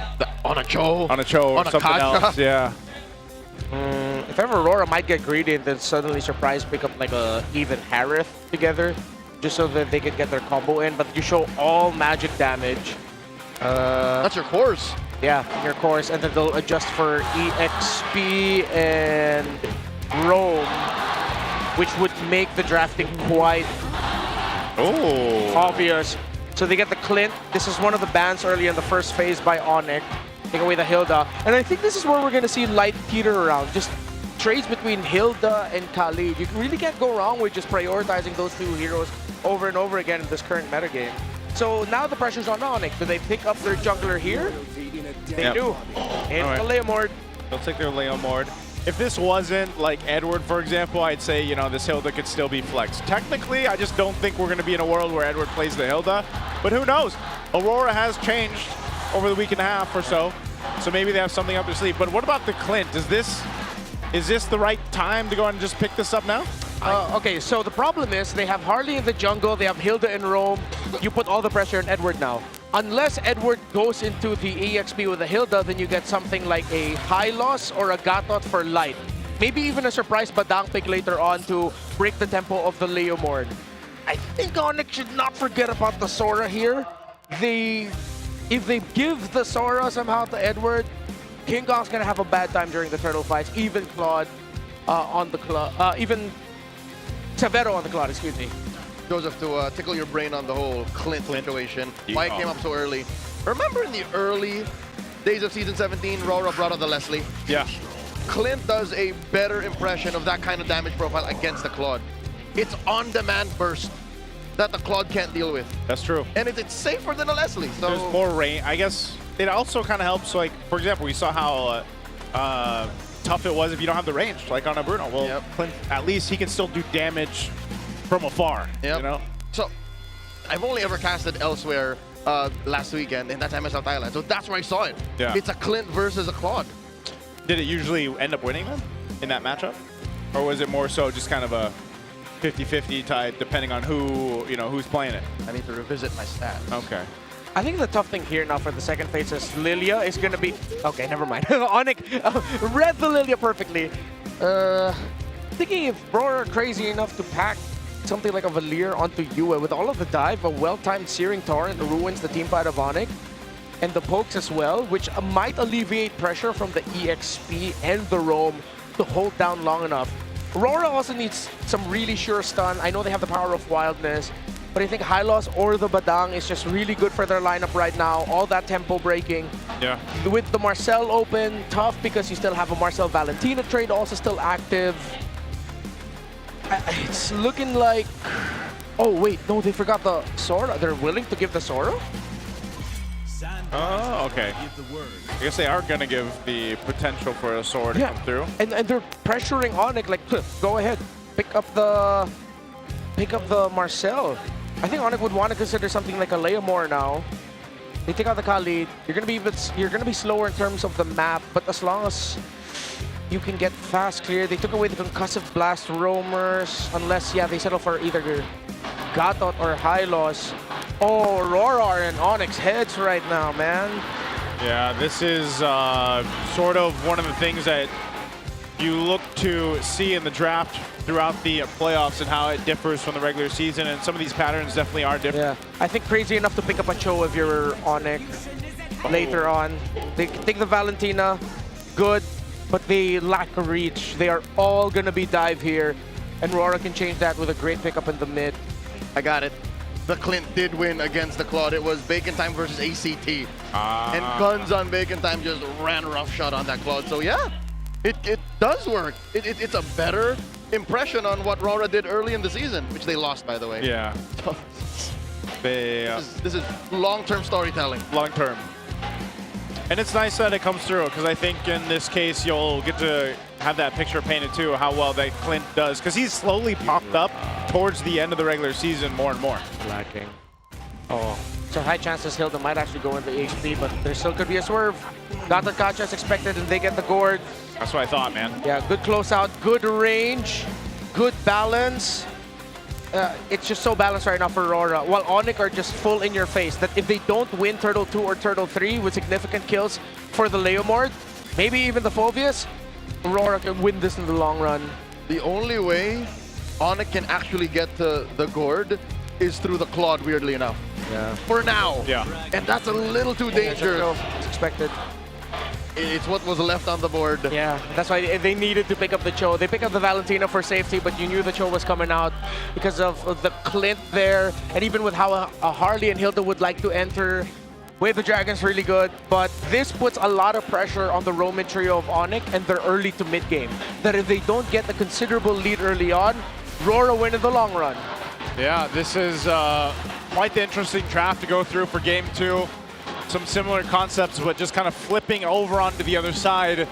You guys can let us know what you think, and don't forget to make sure you guys scan that QR code earlier on to get a chance to win 1,000 MLBB Diamonds. We'll have that every match throughout the playoffs here. One last glimpse at our lineups. If I had to go and say this is going to be one team or the other here, I like what ONIC brought to the table. I'm wondering if Aurora will start as quick as they did in Game 1, though. Because of the full dive playstyle of ONIC, RORA are banking on the fact that a well-timed flicker is better real estate than a well-timed Purify. Yeah. Because once those dives are committed by ONIC and they use those abilities and RORA gets the flicker out, gap closing for the rest of ONIC is gonna be a struggle. Okay, looking at this too, emblems pretty standard across the board. A lot of early aggression. This is what we expected from ONIC, at least, especially with that Valentina. They're actually going to go ahead and send back already. Light to reset. Look at this. Classic ONIC, the orange gambit. Yeah. And they know they sent Light back, so King Kong will get his num-nums. That's Grand Theft Green right there. Yep. It's not going to be a double green take. He won't even take his own Lizard. Skips out and helping in the clear in mid. Will go straight to his own Golem. if I'm not mistaken. Nope, it's he's doing the Golem orange pull that Leomords can do. Yeah, going oh no. No, he's just getting orange, it looks like. Oh, mid lane. Brusco running through 2. That's just what you can do with a Cho. I like that RORA's just applying as much pressure as you can, despite them going up against the Valentina. Yeah. So the rotation for Demon Kite was he got the gold crab up top, also got his own lizard, and he should hit 4 after taking his orange buff. Yeah, this main thing too for RORA to be cautious about is especially when that Brusco hits that level 4, you know, once he's on the Cho and has the kick, that's one thing, but also Super Prince, depending on what ultimate he wants to take, which will most likely be the Mystic Gush throughout the majority of this game, unless somehow you see him take something else, maybe the Avatar of the Guardian, but so far it's one of those things where these kind of compositions, you really can't do too much till you hit some crucial level 4s across the board here. Oh, look at this. Signature Doming winning that lane in the face of Severo's Claude. He took that gold crab like it was nothing. Yeah, much easier for Clint to pull that off. RORA, no, they can't full commit this too hard. Oh, this is Gush by Yue, maximum range. In comes King Kong and the jump by Light. King Kong still secures, and they punish Edward. Nowhere to go for a Hilda deep inside the pit like that. ONIC win the first turtle trade. Now Light comes in. Perk almost gets taken down. Oh, Light so close to going down. It's all ONIC from here. Good coverage there by Super Prince and Brusco to really help Kirk. It would not have helped the cause of ONIC if Kirk fell there. Of course, Domigite still locked in with getting gold. As Severo left lane a little bit, Doming was able to get a few hits on the tower. He still gets the hit on the second. At this point, it would be the third crab, excuse me. But Severo does have an EXP lead. He's gonna go for the double lane 3 minutes in. Okay, so pretty safe start anyway. You know, 1 kill did go over, but nonetheless objective as well. Aurora, not too much ground that they have to cover. Because they have a Harley, they can make this happen really quickly if they're able to go ahead and focus down on a potential gank in one of these off lanes here. It's more so of who do they actually go for. Part of it is playing around the tempo of, again, Brusco, what he's been doing. He's so proactive on this Cho here, giving information over and just kind of leading into this. Super Prince has the Avatar of the Guardian himself. I don't know if he's going to get rid of that or not, or if he's actually going to try to just utilize it here, but we might look to see if ONIC can actually be the ones to go ahead and start something up before the next turtle comes up. Severo finally gets a hit on last hit on the crab between the 2 gold laners. Oh, Brusco! Brusco looking for that kick, finds it off angle. He does catch a deadly magic, plus the combo, the gourd! Throws out that Gosh, and the AOG closes off the exit. Now Super Prince does not save Brusco, and in comes Edward, wailing away, looking for targets. King Kong can't fight. Now there's the AOG stolen away by Prince. Gets out of there. Light gets popped out. Passive trade.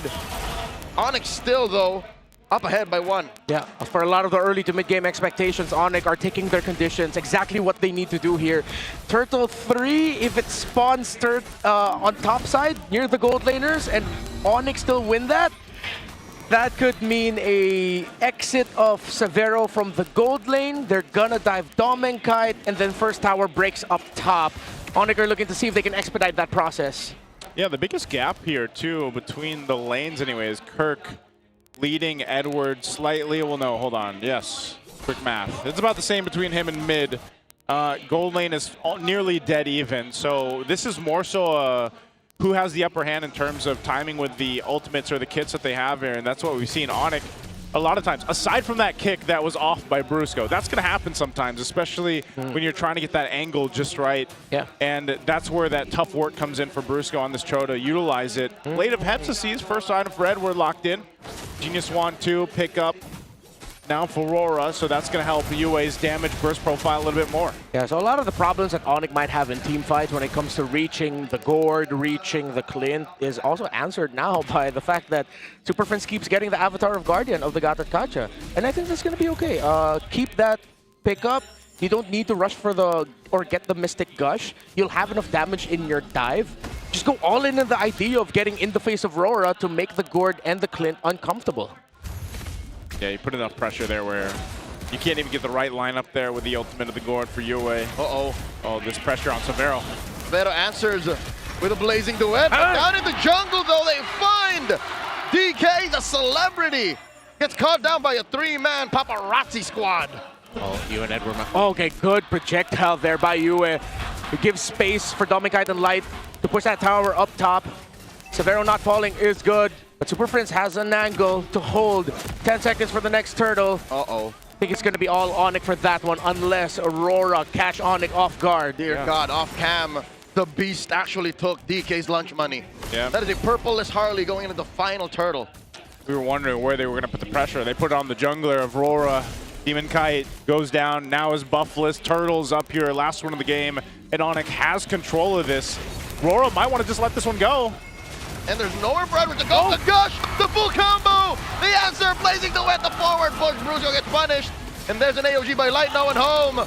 And they force back Edward. King Kong looking to run him through, run him over, and he'll find Yue. King Kong takes him down. Domikite the damage ain't there just yet. There will be a momentum swing. Bang! Super Prince takes down Light, and no one else follows. The Super Fam get on out of there. Severo also gets to open up the map in the mid with a push there. And he did a great little job. Instead of actually committing a full Blazing Duet chase onto Yue and RORA, he decided to back off, which pulled the attention from Light away from RORA. He was able to survive. He got space because he knows he doesn't need to be the sweeper all the time. You're playing through a Leomord. All the conditions that we laid down for ONIC to hit are being met perfectly by ONIC. Yeah, you can see that with the way these items are falling into place for them too. Severo's going to go ahead and knock down this tier 1. He should be able to get it just in time. Yep, RORA won't be able to defend that one. So opening up the map even further up to this point. ONIC has control of it, and they'll continue to at least give information and put pressure on the purple buff of Demon Kite as Brusco and Kirk are both around here. But since King Kong doesn't really have to worry about this, actually he's going to rotate for this too. I guess they just want to fight it out, knowing that these tier 1s are down in the mid, but it will be secured by Demon Kite. Demon Kite now picks up the Malefic Gun. So the hope here is that he's had enough time to farm up to where he needs to make this Clint now shine, as he's got the range to duel with. I think your main point though is the problem you pointed out earlier, Renmar. It's, you know, for the most part, Super Prince taking the Avatar of the Guardian. It's so efficient on making RORA kind of scrambled in a way on what to do. And because I mentioned this earlier in the draft too, Edward being on a Hilda, it's a little, it's so honest the way that he approaches the fight. So it's not like Edward can swing around to the backside or try to cut some off or replicate that pressure against ONIC. And that's the thing. When he does try to swing for the backside, that's all he does. Yeah. Because just the same, RORA can flicker out of the way from ONIC's dive. ONIC can do the same to Edward, pick him off, and then go again. I think Edward needs to stay with the back line so that he can power of Wildness the entry of the Claude. ONIC are going for the blitz on the Lord. Lord now at a 10th of its health, a 12th, a 16th, and the Super Fam secure with very little resistance. Let's go! Light catches a lot. Look at the back line. He gets a kick on a Demon Kite, and Severo finishes the job. How did the Bruiser do that? And they find the next target, Edward. No bush nearby, forcing you in to get that gush through and a flicker. ONIC are just calling all the shots. Brusco made up for the one-off that he missed the angle. Now he finds the mark in Demon Kite. They're going to take down this tier 2 in the mid as well. Brusco is on a hot streak. He's got educated feet, man. Like, sure, he missed one, but whatever else followed just keeps Aurora honest. Yeah, that was a conceal from mid 2. Lord marching down bottom. ONIC looks like they could get more towers. Everything has gone well for the Super Fam, but they still cannot get greedy. You're up against a Gord and a Clint. Wave clear is actually terrific. Yeah, the wave clear biggest thing right now for Aurora to potentially turn the game around. They still have to solve the issue of either avoiding Brusco's setup every time that flicker is going to be available, and even if he does have it, whoa. Deadly Magic thrown out, Lord will charge in. That's what you call the business of wall banging. Yeah. Brusco's just backing in, backing out, forcing a response. That's why he caught the Deadly Magics, allowed for the rest of ONIC to pop that shield. Yeah, that was a perfect space creation by Brusco. And I liked the idea of the Cho even before he came out, because I was reminded of that absolute crazy win. Wait! Oh! They break out a fight. Kirk here catches, what, 2-3 seconds of the combo. Now they punish Edward! Edward Balboa falls! King Kong once more. They push him back. Another Deadly Magic's caught here by the Super Fams. Cavalier. King Kong backs off. Okay. I think they can get the tower and a few pokes on the tower in mid. They have the numbers advantage, and there's no Hilda. Yeah, they can focus on the turret. Brusco again, a one-man army pushing back. Oh, Aurora, Light, Comes through. They just want this. They call it Wow. the momentum, the charge, the pushback, light, take it down. Wow! That was just great execution by King Kong to get that knockback onto Light, and the follow-up by ONIC. That was gorgeous. Yep, though they work for this turret. Still can't get it though. 1 HP, okay, they're not gonna get it down, but hey, I think ONIC is happy with that. They're still in the driver's seat throughout this game. They've controlled everything up to this point. As the great Mr. Chow said, but did the turret die? So it's worth it. It's worth it. For now. For now, it's 1 HP away. I think, then again, it's something that this lineup can do is just buy enough time to go ahead and clear these waves out. I think part of it, though, is Aurora struggling to figure out how to approach these team fights. Yep. Because if they do if Light jumps too forward, then who's going to peel for Domikite? If it's Edward, again, Edward can only really run in one direction, right? That's the biggest problem with this Hilda XP lane. I feel like overthinks in the draft are very active. Though I understand the Atlas ban. Maybe I'm just a little bit biased towards the Atlas. The Valentina ended up with ONIC, so the fact that Edward's on something like a Hilda, I think should have been a different pick. Well, right now, fighting for this Lord, Aurora shows even down at 8,000 gold that they're willing to get in range for it, but maybe this is just a feint. Deadly Magic's thrown out. They should get out of here. Lord here gets secured easy by the Super Fam. They're looking to punish Light, but Light skedaddles. AOG stolen Super Prince. He flickers back. All of that just to steal the orange away. Let's see how many towers Roar are gonna lose here. Is their wave clear good enough? The gourd is only up to a glowing wand. Hold up. Even on the fadeaway, Demon Kite still got his orange. Yeah. Yeah, he grabbed it. Has his core items, but right now ONIC can take a lot of that. I mean, as long as Severo isn't the guy taking it. Oh, but he has a Winter Crown also. Oh, this could be it. Even Kirk could take like 3 seconds of the full combo. Yeah.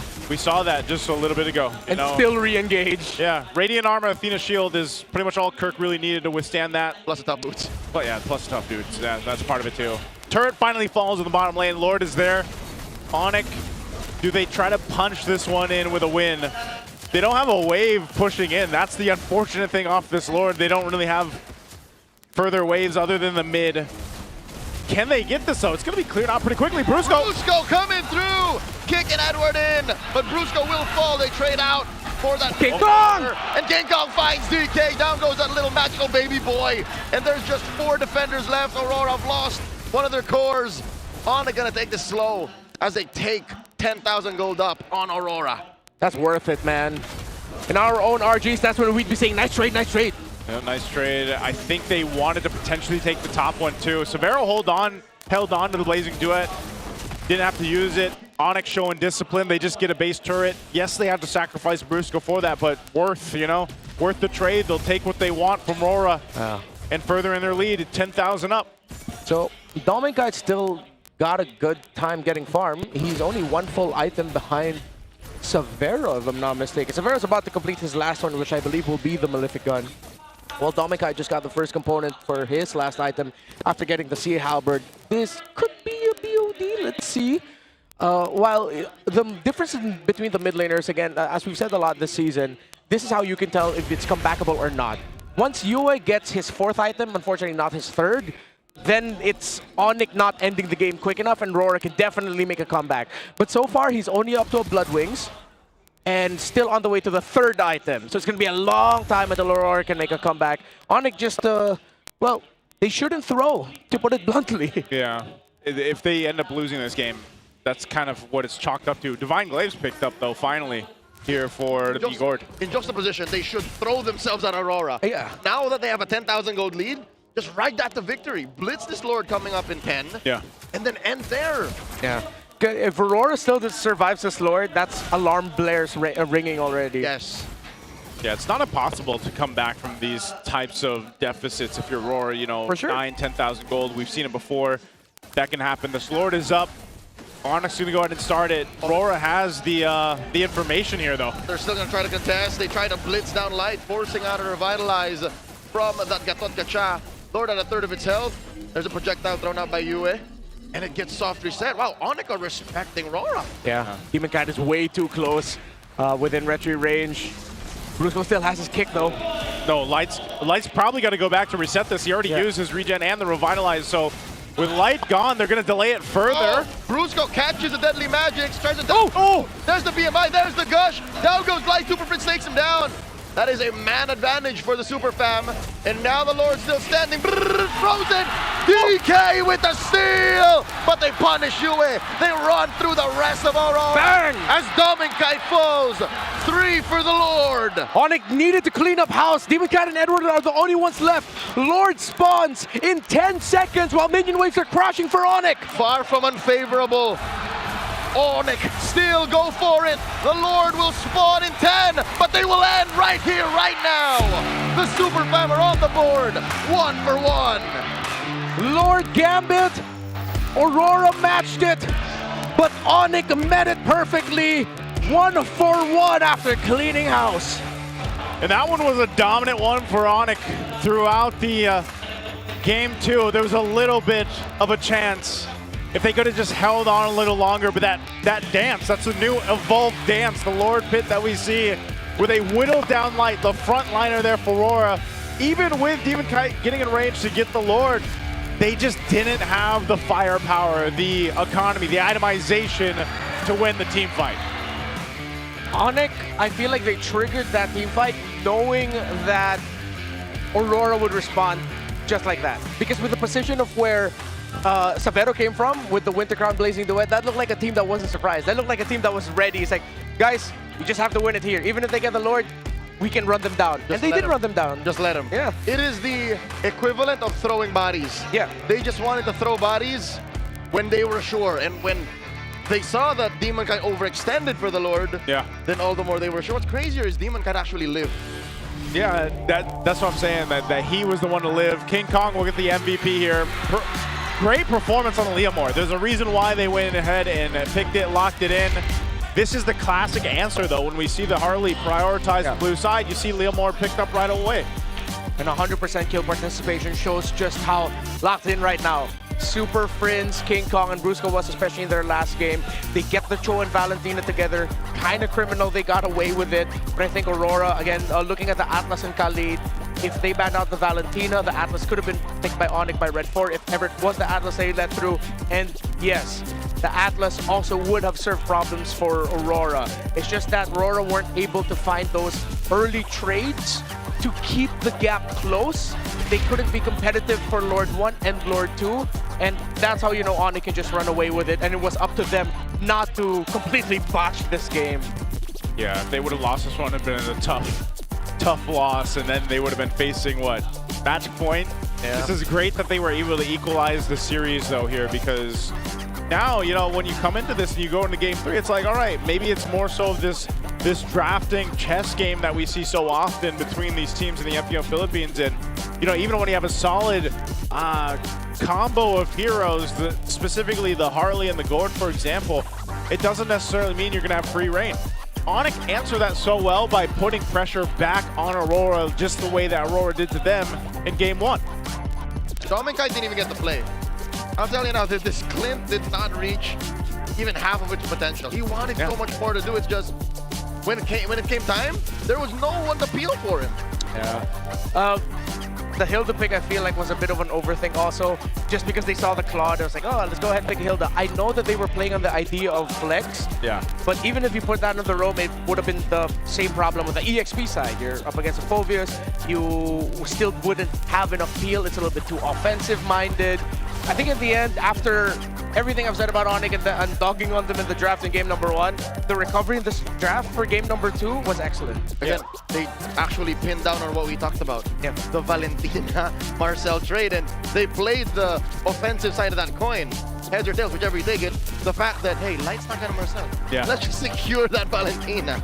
Just secure it. And again, I think, you know, maybe I'm wondering where the idea came through, if it was in the second phase for Aurora, because I really thought that it would be a roam Hilda. Like, I really thought that was the case, and, you know, I know in even global MLBB, we think, oh, okay, that could still be flexed.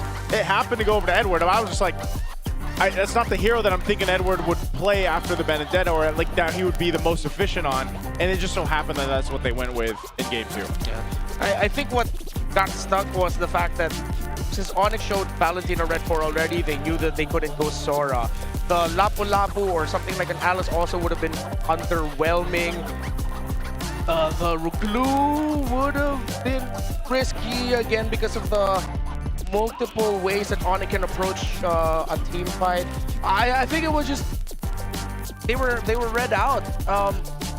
RORA banked a bit too much on the late game ideas that a simple Cho Valentina to close out the draft was just really good.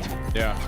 Brusco's also just, aside from the one kick that he couldn't get the angle, which wasn't his fault. Like, he went deep. He went deep for that one. So that's really difficult to make it happen. Yeah, and that led to actually a win for ONIC because that forced resources out. That forced resources out of Aurora, which gave a little bit more space for ONIC to operate. He even took the deadly magic, you know. So Brusco really making this Cho work. One of the few players that does play the Cho like this. But to break it down a little bit further, we're going to be throwing over to Hans and Wolf over there on the on-ground panel.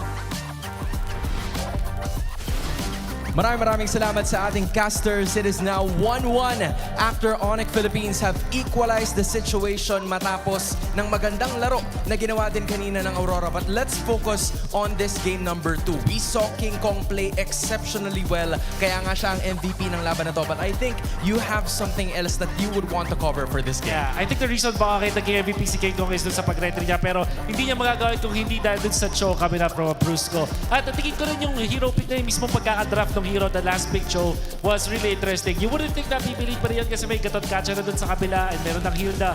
Pero yung nagawa niya in the first 2 minutes was instrumental dun sa kanilang pagkapanalo. It's mainly because kung paano niya na-zone out yung kanyang mga nakakalaban. Yeah, especially when we saw the early portions of the game. Mas nakikita natin na nagagamit lalo ng ONIC Philippines yung mapa. We see Brusco kind of ganking them towards the back. Talagang hinahanap niya yung tamang targets, which is the reason why may mga oras na talagang napipick off si Demon Kite completely and there's no other damage na panggagalingan itong Aurora in spite of having Clint in their roster.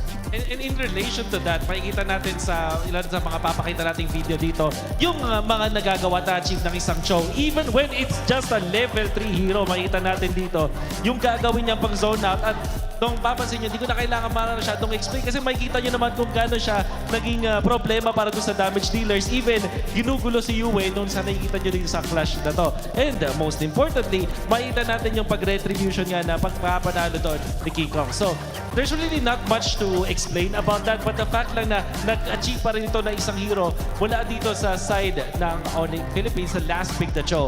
Kasi nga naman, hindi niya na inisip yung mga nasa harap.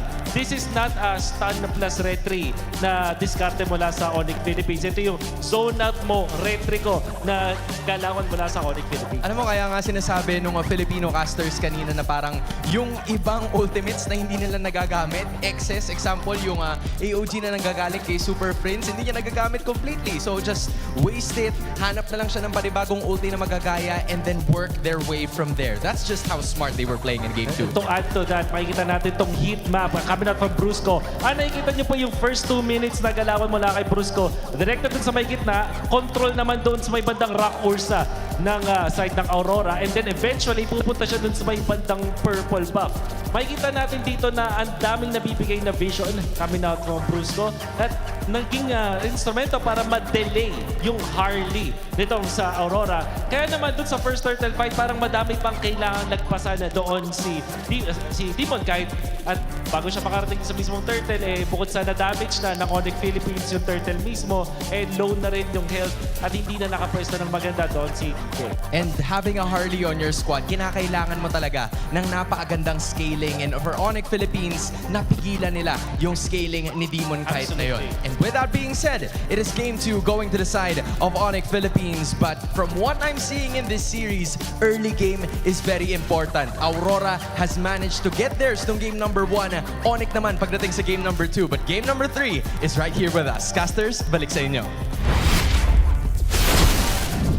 Thank you, Hans. Thank you, Wolf, for the breakdown there. Nice little heat map we've got going on here and getting a closer glimpse on things, especially for Brusco, because it's so important for the roamers and how they move around the map. We talked about especially the Cho pick that he has and how efficient he was. Before we move on to Game 3, MPL fans, there's some new beasts on the Land of Dawn with the Infinix GT Watch 5 Pro on your wrist. GT Buds 5 in your ears, I wish I had those right now, and the GT50 Pro in your hands. You can now unleash the liquid cooling beast powered by Hydrofold liquid cooling and 144 FPS. MLBB certified performance, no lag, no heat, pure cool, pure speed every game. And as a gift for our MPL super fans, Infinix is launching an exclusive payday sale from May 27 and 31, that's right, playoffs weekend, with up to 30% off. Scan the QR code now and grab these sulit deals. And for those MPL fans here at the venue, enjoy the exclusive GT50 Pro pre-order with 11,999 pesos worth of freebies and discounts, including an Infinix MPL jacket. Plus, the first 10 pre-orders daily at the Infinix booth will get free Grand Finals tickets. That's why don't be falling behind. Get your Infinix today.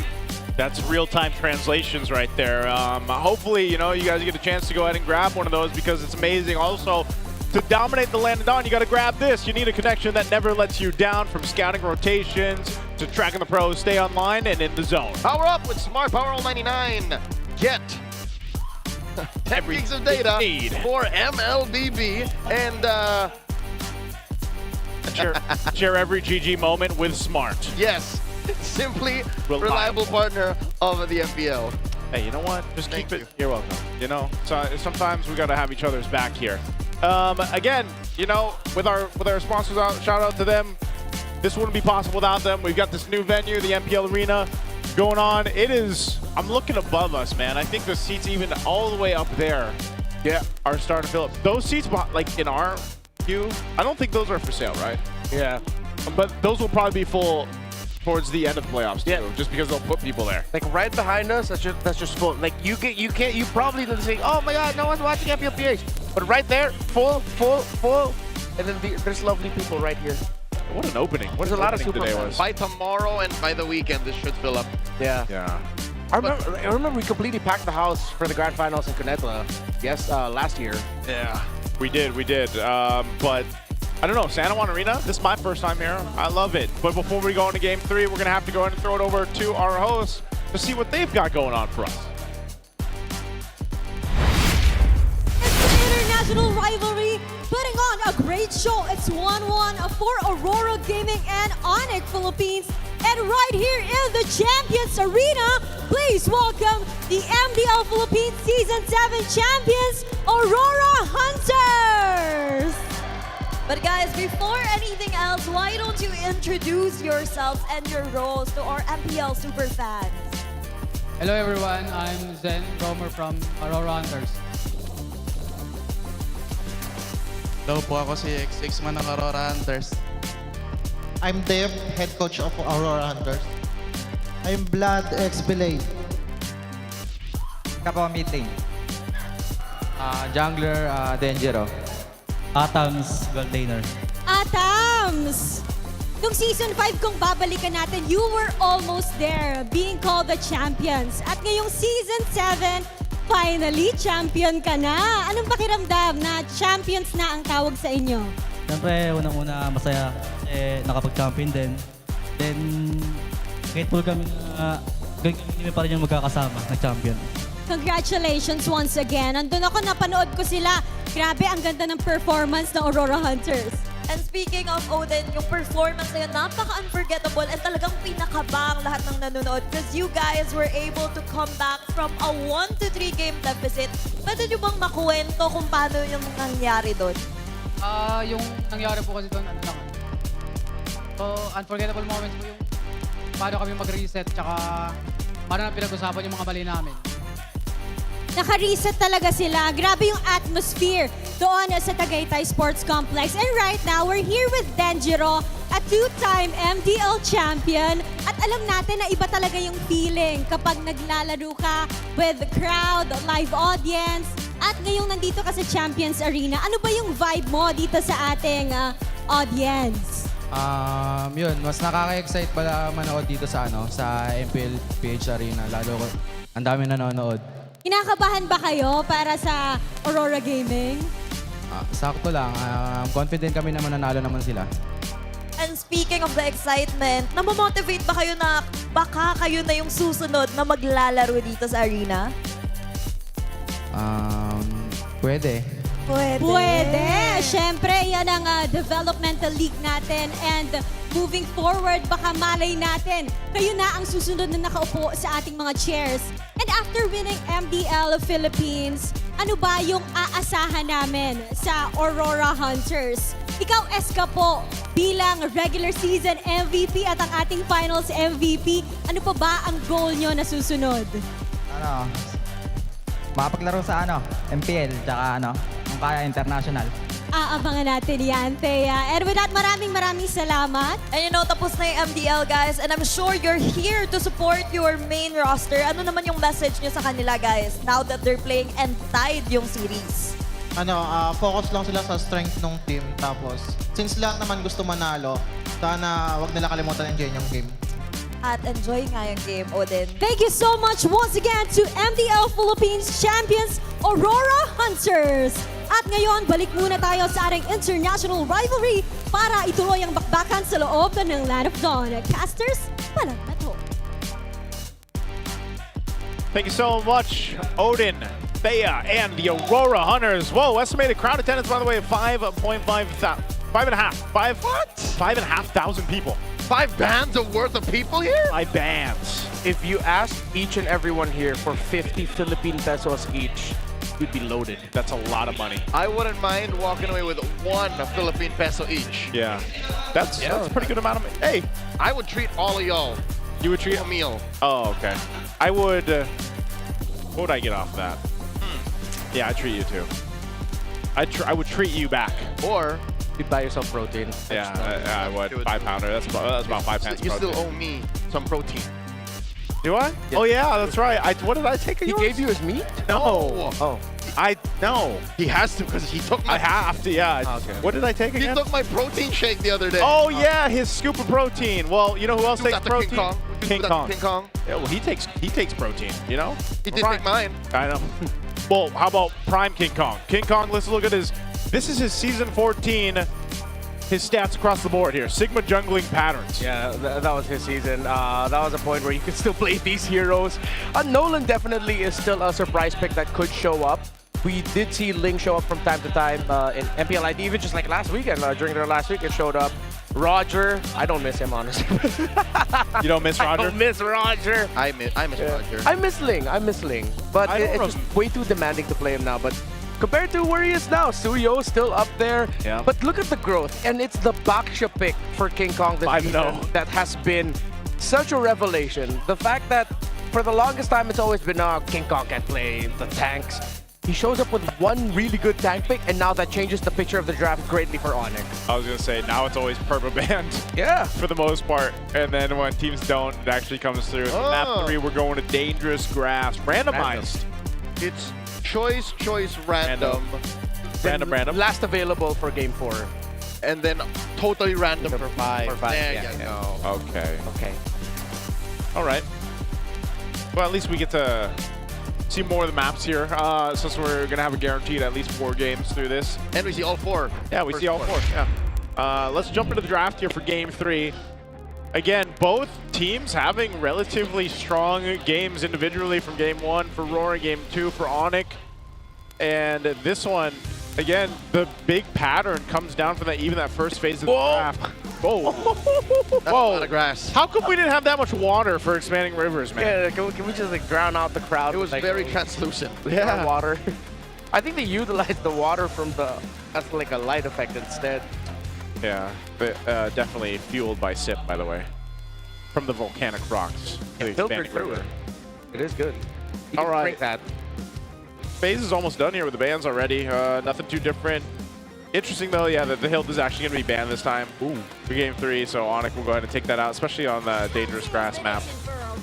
Baksha's open. They ban the Kalea here, red 3. Does ONIC just pick up Baksha? I think it's warranted. Yeah, to take it away from DK. Yeah, but then Marcel, Valen, Harley, you're okay with it. Yes, yeah. sir. Marcel, you don't have to worry about. Yeah. Pick up Baksha.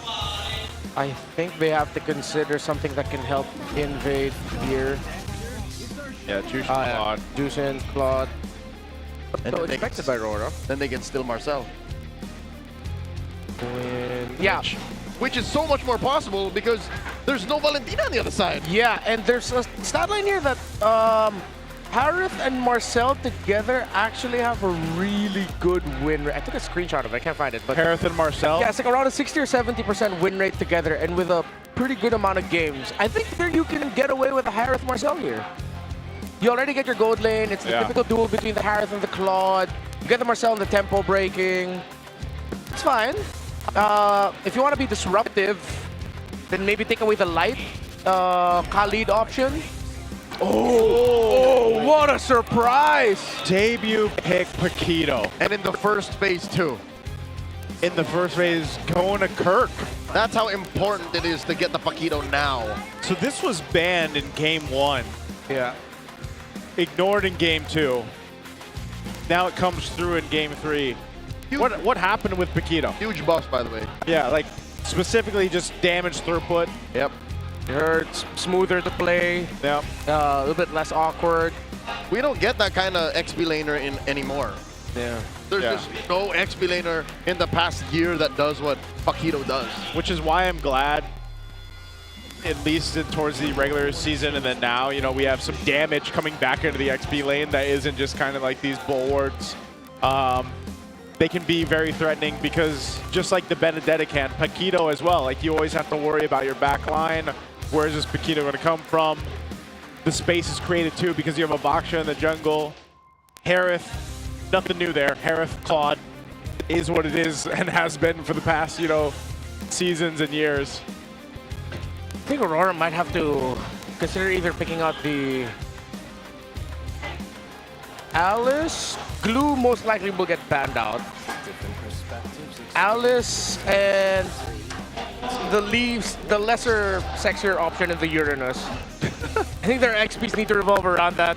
Instead of trying to meet the Paquito duel for duel, you need a really solid body. ONIC will take out the Turizla. They leave the option up to Aurora. But in the draft predictions, it seems like Sora is still an option that Aurora could go for. I'm thinking about the Sora. Should actually be okay. There's the Paquito. I don't think the Paquito's going to the jungle. That's for sure going to the EXP. But they have to consider a Valentina might get picked up by Prince and ONIC if ever they do end up picking up the Sora later. So if they do, Sora is interesting just because, again, it's been one of those picks that either comes through or not. And it's so dependent on also is there a Valentina or not. We're going to have to see if the... Behind us, what do they have going through here? We got the OG supporters out here for the Super Fam, by the way. Been making it through here throughout all the regular season. All right. No more picks are coming through, right? Yeah. Okay. Wait. No, the bans are. Sorry, the bans are though. There's a Contra ban. And there's one last ban still for ONIC. Is that a combo that happens in scrims? There's only there are very few reasons why you would ban the Kaja here in this very slot for Aurora. Is there a Paquito Kaja combo that we don't know about? Oh, there might be. Oh! Yeah, there was I think I saw that in MCTEA where they wanted to pair that together. They didn't have the right prick off burst for it, so the burst came from the Paquito. It didn't work out though. But it's like that kind of idea. You play a pick off and then your burst comes out of the Paquito, which is doable. Our capacity crowd approaching 6,000 is just so hype. I wonder if that is going to break by the time we get to the finals, man. Because the noise intensity here live is insane. Like, what a showing for the first day of the playoffs here for Season 17. This is what you expected, though, when two teams, you know, champions, world champions in their own right. And now one of them, after this series, only one goes forward. We got a couple people playing some ML, looks like, too, while they wait. Bothered. That is such a super fam thing. Yeah. We've always talked about how like ONIC are just really clearly obsessed with the game, and even their fans are. They're playing while watching. While waiting. Oh, it's also good to see Brusco's fiance here, Ayu. And Daddy King Kong. And Daddy King Kong, Mommy King Kong too. They never miss a game. Yeah. Perfect attendance. Big shout out to the VIP ticket. I believe that's VIP tickets too, the people up in front. The couches. This is Yeah, the mythic. couches.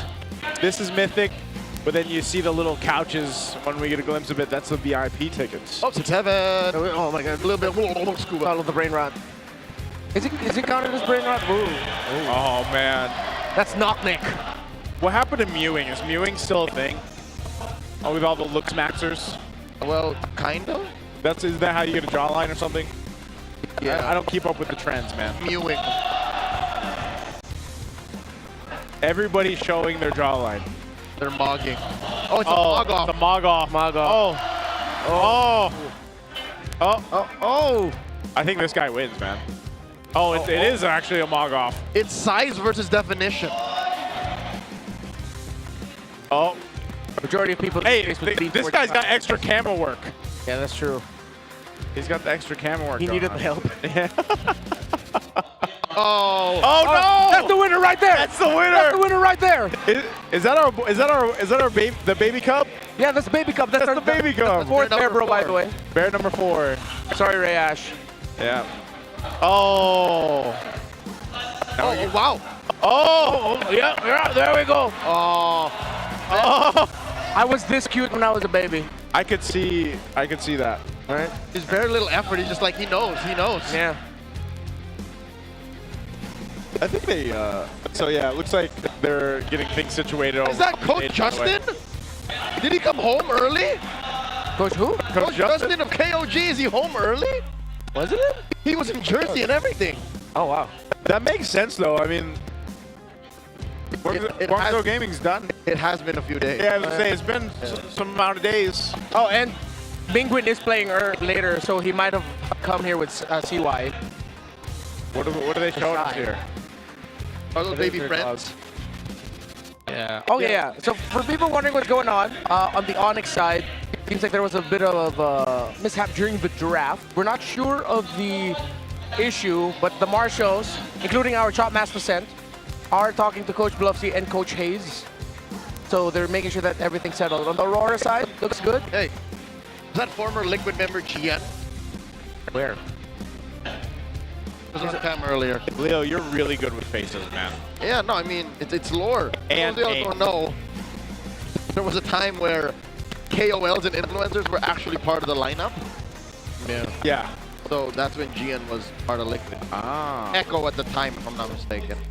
Right. Wait, was that I was thinking Gian? Liquid, but when you said Echo, it's like, okay. Yeah, that's not Gian Sanity, is it? Wait, who am I thinking? That's a different sport, sir. Oh, that's a different Very sport. different sport.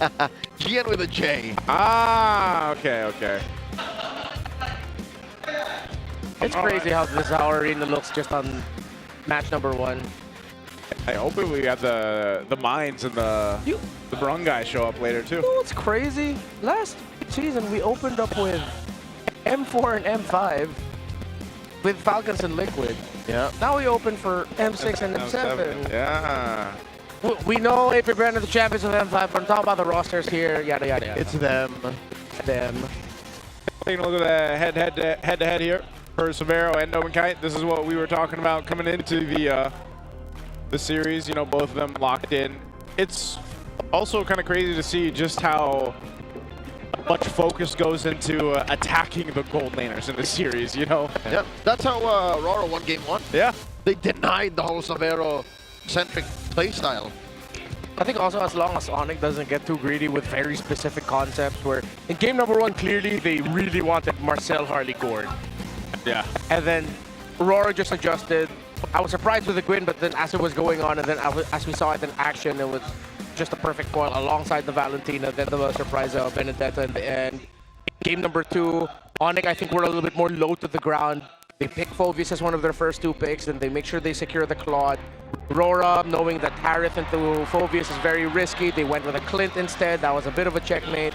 But now here in game number 3, they get the Harith and Phoveus as RORA decided to go for the Juice and Claude. Not to say there's a clear winner there, but for ONIC specifically, it seems like they've changed their priorities to be a little bit more low on the ground and getting out of the big concepts, big ideas that they think they could use to dominate. Yeah. Smiles across the faces here of RORA because they're getting things settled in on the ONIC side. It's been a while since we've actually seen the devilish smile of Demon Knight. Yeah. I like how, after everything that's happened in the regular season, it seems like they've reset well enough. It's a new start in the playoffs. Yeah, which is a good sign for them. Again, they won game number 1. But there was a point where I think it was like 2 or 3 games before they ended it with like 2 wins, wherein they would win game number 1 and then would get reverse swept. Yeah. Yeah.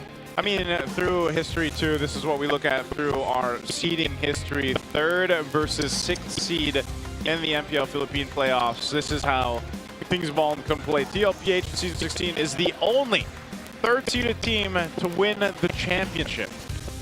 That was just last season. I forgot that they were 3rd seeded, man. Yeah, that's why it was Falcons versus them in the first round. Yeah. Yeah, 3-6.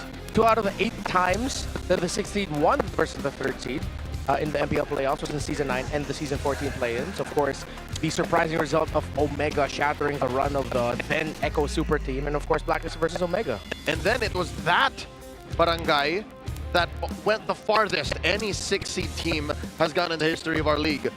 They went to the finals. They actually tried to defend their MSC title in Malaysia later that year after going to the grand finals. Against then RSG Philippines. That was the win when we still had like Naps, Eman. Light was there. Light was there. Also. Demon Kite was there. Oh yeah. The boys. The boys. The boys. The Raiders. You know? Gosh, that was Season 9. That was Joseph's first grand finals. That was my first grand final. Yeah. Oh yeah, and that was a season where they would like swap out Aqua Exort in mid. Yeah. With that little trade. That's crazy though. 6th seed has never won the championship either. Now taking a look at this, Kelra and Severo, the stats here through MPL ID at Season 17 and of course MPL Philippines Season 17. How close are they? The KDA of Kelra obviously higher here, but a different environment I feel like also. Not much of a scientist, but it looks like it's very close. Yeah. Top 3 for almost everything Severo. And of course, this is what you expect to see when you throw Kel right in MPL ID. Yeah, and this isn't really a point of comparison. This is really more of just to show like, the journeys between the two, just to see the parallels of how they're doing. It's crazy how a 5.9 KDA in the Philippines is 3rd highest, while an 8.55 KDA in Indonesia is 2nd. That's a big leap.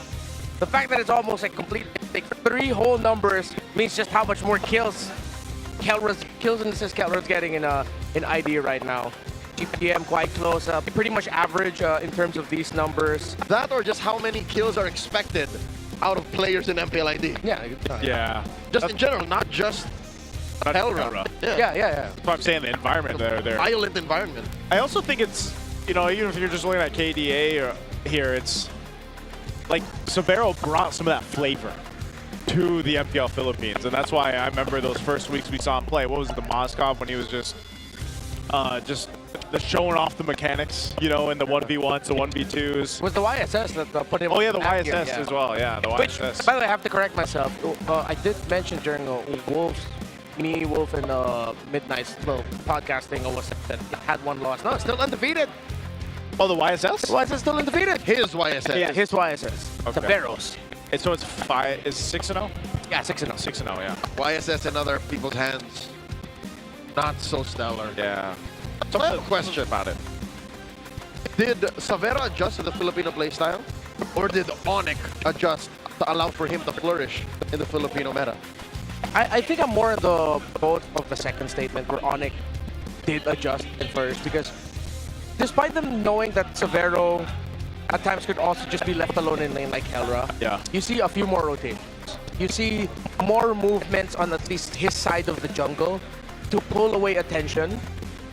Severo, compared to like his past with ONIC ID, plays the map a little bit more, doubles much more, opens up the side lanes and far lanes more. It's cool. Yeah, I think there was a time too, like in the first couple weeks, where you see Severo, you know, showing off his mechanics and everything else, but there was a time where it took him some time to cook, you know, and then I feel like the playstyle of ONIC themselves as a team kind of changed a bit. But you could also hear that if you had listened in on the Infinix mic checks. You saw that kind of develop on how much he was able to communicate with his team and how he really adjusted to the Super Fam as well. Wait, so is this going to be a different draft? Or is it, okay, no. Maybe they're just going to go through some of the same picks. We will elapse up to the point where it conked out. Yeah. Which I think was band 2. Yeah, so just wrapping up the second banning phase. Yeah. Okay, They're okay. Yep. Yeah, just re-picking first phase, and then we go to the second phase of ban. Wait, so the difference is... Oh, wait, no, yeah. Yeah, it's still all the same. Still all the same across the board here. So, Kaja Marcel, red 4 and 5 ban. There it is, yep. Maybe the ban of ONIC was what was going to be different. Maybe they meant to ban something out in something else different than on Blue 5. Yeah, there's the Kaja. Yeah, because this was already the Trizla now. What was the last ban? That's what we didn't see, so... Yeah. That's what was held up. Kaja Paquito. It did not work when you guys tried when it was tried out in MCT. Yeah, right? MCT East Asia. Yeah. Well, Glue, so Glue will be banned. And there's a show. This is a light hero. I'll tell you now. That's a light hero. Just as much as it's a Brusco, you know? So it's like, I like how they're trading things out, and they're just being like, yep, now this time I'm going to get the control here. Yeah. They hand that over to RORA. They play more of this for control. This banks a lot of pressure onto Demon Kite to get Piercer and string kills together. Because you don't have an instant burst. You have strong displays. Oh, it's their turn to pick up the Belleric. Oh man, I feel like I'm watching MCT Station with this, man. The Zetian, the last pick for ONIC. This is such an interesting graph for ONIC, especially the last two, Belleric and the Zetian. Okay, so the Belleric ult helps supplement pretty much the entire lineup of ONIC. The Zetian and Belleric ults are difficult to actually make work for the layer of stuns, which an Alice into a Belleric now should temper a little bit of what ONIC can do, that they have to be careful to fight under Alice's passive. But even so, there's still no sure burst. There's going to be a lot of long team fights and displacement because there's a Cho on the other side. And possibly a whole lot of nothing. Yeah. Yeah. And the question is now, are ONIC prepared for this? Because rotation-wise, the Belleric will fall significantly behind compared to the Cho. The faster rotator on ONIC is actually their Baksha. Yeah, maybe they're going to play into that. Maybe part of this too is you can't somehow, some way utilize the Belleric on this dangerous grass map in certain situations when they're fighting around objectives. That could be part of the play. It could be setting up the Paquito here for Kirk. I think there's more question marks on ONIC's draft for Game 3 to see if the execution is going to be there. You guys can let us know what you think. We're going to be jumping into Game 3 in this best of 5 once again. ONIC, after a decisive Game 2, when Aurora took Game 1, what will be the equalizer here moving forward? I like this. You were pulling a page off of Moreno's book in MPL ID by packing a sprint on this Juicin. Okay. Why that? Why the sprint? You are so much more annoying to grab, and you can grab the others much better because you're just so mobile once you pack it. It's Crimson Beacon, then you pack the sprint. You're going to be difficult to catch, and you're going to be annoying to deal with. Ooh, look at all this pressure on Demon Kite down bottom. This is how you can tell that ONIC are making up for their lack of rotational speed. By making their movement more meaningful. Light picks up Savero just like that. It backfired. Well, rotate as much as you want. You can't just counter sheer mechanical brilliance by Light. Even forces the red tree away from King Kong just so he can secure his own Beetle. Great disruptions here by Light. And with how Yue and Light, and then now Yue and Demon Kite are handling in the mid. The jump by King Kong, trying to find Yue in the back. Demon Kite mirrors him on the angle. They pop Super Prince's passive. Yeah, passive, he flickered also, so... Huge! Yeah, big result there. That's why there's so much of this focus. And again, a Belleric can only do so much. Brusco doesn't have his phone flicker, so ONIC playing on the back foot right now, at least leading into that first turtle here in about 15. RORA has control of things so far. The last time we actually saw Belleric be a big player was when Aurora flunked out of the group stage of M6, the Swiss stage, and when ONIC eventually won. That's when it would stop Chosen Joys. Yeah, that literally just Wrath of the Dryad being that thing, you know, to go ahead and slow them down, stop them. It's one of the great things, again, you can play with around objectives. They're going to be the ones to start the turtle up, but quickly goes back in control of Aurora. Let's see if ONIC really can convert this or not. They're going to be dragged for it. Oh, Phoenix allowing them to find a re-engage. Light pushed back out. Edward looking for it. Does glimmer through. Takes down Kirk. Serves up the turtle to Demon Kite. DK finds King Kong. Stringing kills. Down goes the big tree. 3 for none plus the turtle. Light is blinding. Girls need blinders. ONIC is left to where the sidelines is. Really awkward team fighting there by ONIC. Why are they full committing this early on? That's my question. The Alice is using alone, you know, are going to be a problem for you. There's a 2.5k gold lead. It's 4-0. You swing. Yeah, it's a Paquito into an Alice. You don't need to full fight that. Your initial rotation was already messed up. Brusco already suffered 1 death. You don't have Wrath of Drive. Why? Yeah, that's why I asked. Like, is this the first turtle you want to fight for? But then RORA takes everything from them and builds themselves this kind of lead. I mean, we haven't seen this strong of a lead in a while throughout these games, even at the end of the regular season for this. So this is a great start to go ahead and play into when you have this kind of composition. Oh man. Another pop on the passive. Demon Kite with a charge sever there. Close call. Yeah, Brusco can't hold the bushes because there's a huge risk of him just getting lifted. The combos of Kirk, Edward doesn't give a damn about it. He's an Alice. It is miserable for Prince now, dude. 3.5 minutes in, and he's popped both flickers and passives. Yeah. For nothing. Dominkite is beating Severo in lane. Oh, entry though. King Kong jumps on the Dominkite. Dominkite does survive. Light is back up too. Man-to-man blocking Brusco. Okay, Brusco, he's at level 4 now. Maybe this will change things for the next turtle, but I'd almost like to see them maybe even let that one go, man. They're losing everywhere across the map. Unless this ends up being a different case where, you know, Kirk can potentially help out with this Paquito here. Looking at the gold, look at the difference even in the gold lane, man. 800 gold between the gold laners right now. Severo, that early death really slowed him down here. Nice combo. Laying that through, and they find Yue. The kick here, displacing Brusco. And now Edward comes in with a massive Throne of Ruin. Demon Kite looking to take down Prince. Prince goes. Double for DK. Making a triple as he pops the rocks on King Kong. And Kirk barely survives. Another 3 for Aurora. You saw the desperation there by ONIC, especially Kirk. They knew they had to get that Suyo, but that will be the Sky Piercer holder for the team. And they are just allowing Aurora to take their early conditions.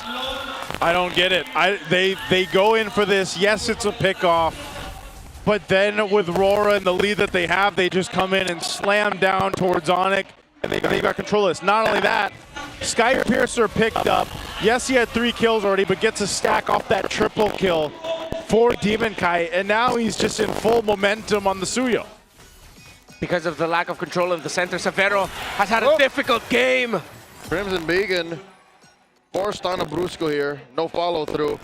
It was all in an effort to actually get this push in by Dominkite. ONIC overcooked in this draft. Yeah, a little bit too much, man. Yeah, a little bit too much. Maybe just the Paquito, a different roam, or vice versa. But more than that, I appreciate how Aurora are punishing that, how do you say, exotic approach to the draft. Which is, say what you will, they have no burst, yes? Yeah. And they win the macro, yes, but they're so willing to fight. So early on, they get 3 stacks on DK. Like, that's, I think, the difference maker. And the reason why Aurora's Belleric worked against AP Brand in the final series of the season was because RORA were patient with it. AP Brand then were playing a full dive comp, and they just needed Light to get 1 big Wrath of Dryad in a team fight to ruin AP Brand. They didn't respect the Wrath of Dryad to mess them up, and then RORA ended up winning. While ONIC are just go initiation when it works out better for you in this kind of setup if you wait, if you're just a little bit more reactive. Light here could have gone for the kick, but they said not just yet. King Kong does pop the Puissance. He was ready for it. Yeah, he was ready. Make an attempt there. Last turtle's going to be up just a second. ONIC is down 5,000 gold. You look at the itemization. Dominkite will take down a tier 1 up top.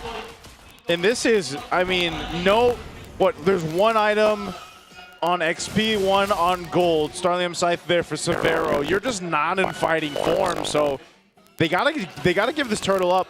Yeah. It looks like they're going to go that course of action and just try to get prepped up for the First Lord. But the way that things have been going and the way that RORA has been executing that, even the First Lord, is going to be tough to deal with. Yeah, I have to give a lot of respect here for Dom and Kite. During the regular season, Severo had his number in the laning phase, but now he's beating Severo. He beat Severo in game number 1 in lane, now in game number 3. Just a huge point of improvement for Dom and Kite. And of course, Aurora and the entire team. Not a lot of people expected that he'd put up a fight like this, but they're also punishing ONIC's crazy ideas. Has UA even had to use Sprint yet? Like, I feel like... I haven't even used it, yeah. I was going to say, I haven't even seen it because... Need to. He doesn't really need to catch anyone. It's ONIC choosing to be in range of his Jushin here. Joseph, that's how short-ranged ONIC's draft is. Yeah. That he's just like, no, I'm just going to kite you guys away. I don't feel any threat here. Yeah. It definitely feels that way. Taking again a glimpse at the items here. Look at the difference between the jungle, man. That's just how good of a game Demon Kite has right now. 3,000 above King Kong and the Baksha. This is, you know, kind of scary because even when you're Baksha, you're this utility, you're down, what, 4 levels up to this point, 3,000 gold. It's really hard to even contest into that Lord take. Even though he's supposed to be the tanky one here, even though Paquito really hasn't been able to do anything just because of there's no entry point for Kirk to deal with here. So they're desperately trying to hold on to this side jungle, but RORA takes whatever they want at this point. As your tier top will fall. Don't make knock. Whoa. Kong? King Kong! Deep behind the enemy lines! The Ruin will stop it. I think that was just a little bit of overkill as he gets picked off. Easy. Overcooked with this one. Too slow. Didn't respect the Alice. AOT to be in my back. Nice push down bottom by Severo. But that seemingly feels like a consolation prize for every Aurora's taking now. Yeah, it really looks like we're going into Aurora, going into match point with a 2-1 lead. When the Dominance Ice comes out for that Alice, good luck trying to take it down, even with just a Radiant Armor and an Oracle. Edward's already way too difficult. They don't have the right damage profile. First base, perplexing to me as why you want to play either with Uranus and Alice still open. It would be greedy. Were they thinking about the Pokemon? Were they thinking about the Suico still? You have to look at the big picture of it all. It seems like a lot of ONIC's overcooked picks are looking at very specific things without looking at the big picture of drafts. Yeah, this is one of those situations again where you are almost thinking that this can end on this first push, just because of the nature of the composition that ONIC brought. Yes, there's still the shields, they can still work around that. In one way or another, I guess that's the Dryad ultimate and Brusco could stop RORA in its tracks, but even if you stop them, you might just die. Joseph, you can also open a coconut with a plastic spoon. That's true. But do you want to do that? You know, if I was thirsty enough, maybe. Maybe ONIC is in that position where they're thirsty enough, man. It's going to take a while. Yeah, it's going to take a while here. As it is, they're 10 down. There's a Lord. Go! They can't even clear that fast. They pick up Paquito. They pop the holy shield in mid. And there's another chubby wave of pop. That is exactly how it feels right now watching this one for game. Aurora could potentially just go ahead and get to the point where they are ending the game as quick as possible through this as ONIC desperately tries to hold on to their base turrets. They will pop the shield, and there's a wave in mid. Oh, Light can just put the shoe on the other foot. Now Brusco knows what it's like to have the wall banged on you. Light has a flicker as well, he can make a play. And there is the combo coming through. Rather than the drag, keep like that. Brusco. Dominic, I will get him down here. Oh, Team pull number 2. The punish 3 for 3. Ewan gets found out, but he does back off. 4 for 3 now. Severo unable to defend. There's still minion waves coming in. He's the last hours to work with. 10 seconds and the Brusco's go get back 10. Oh, Dominic is ruining turrets. Top lane cracks. Mid lane goes. There's a duo of minions here as the UA tries to hit with Crimson Beacons. I'm going to force through. Dominic firing off. Here comes the rest of the super fam. It's over. Dominic here with a blade. Oh! The shutdown by Brusco. ONIC holds on despite it all. Off of a wrath of Brian from Brusco. Followed up by the fury of the Phoenix. A Salmon Force, a triple kill from Vero. And ONIC might just make a comeback here. Still, it was expensive, but they were able to chip away at that greatly. A perfect combination with a Bellering and Byzantium together. But because of the resource lead of Aurora, ONIC had to lose way too much. Still, they held on and they keep going for it. And they find Edward. There's the summon force.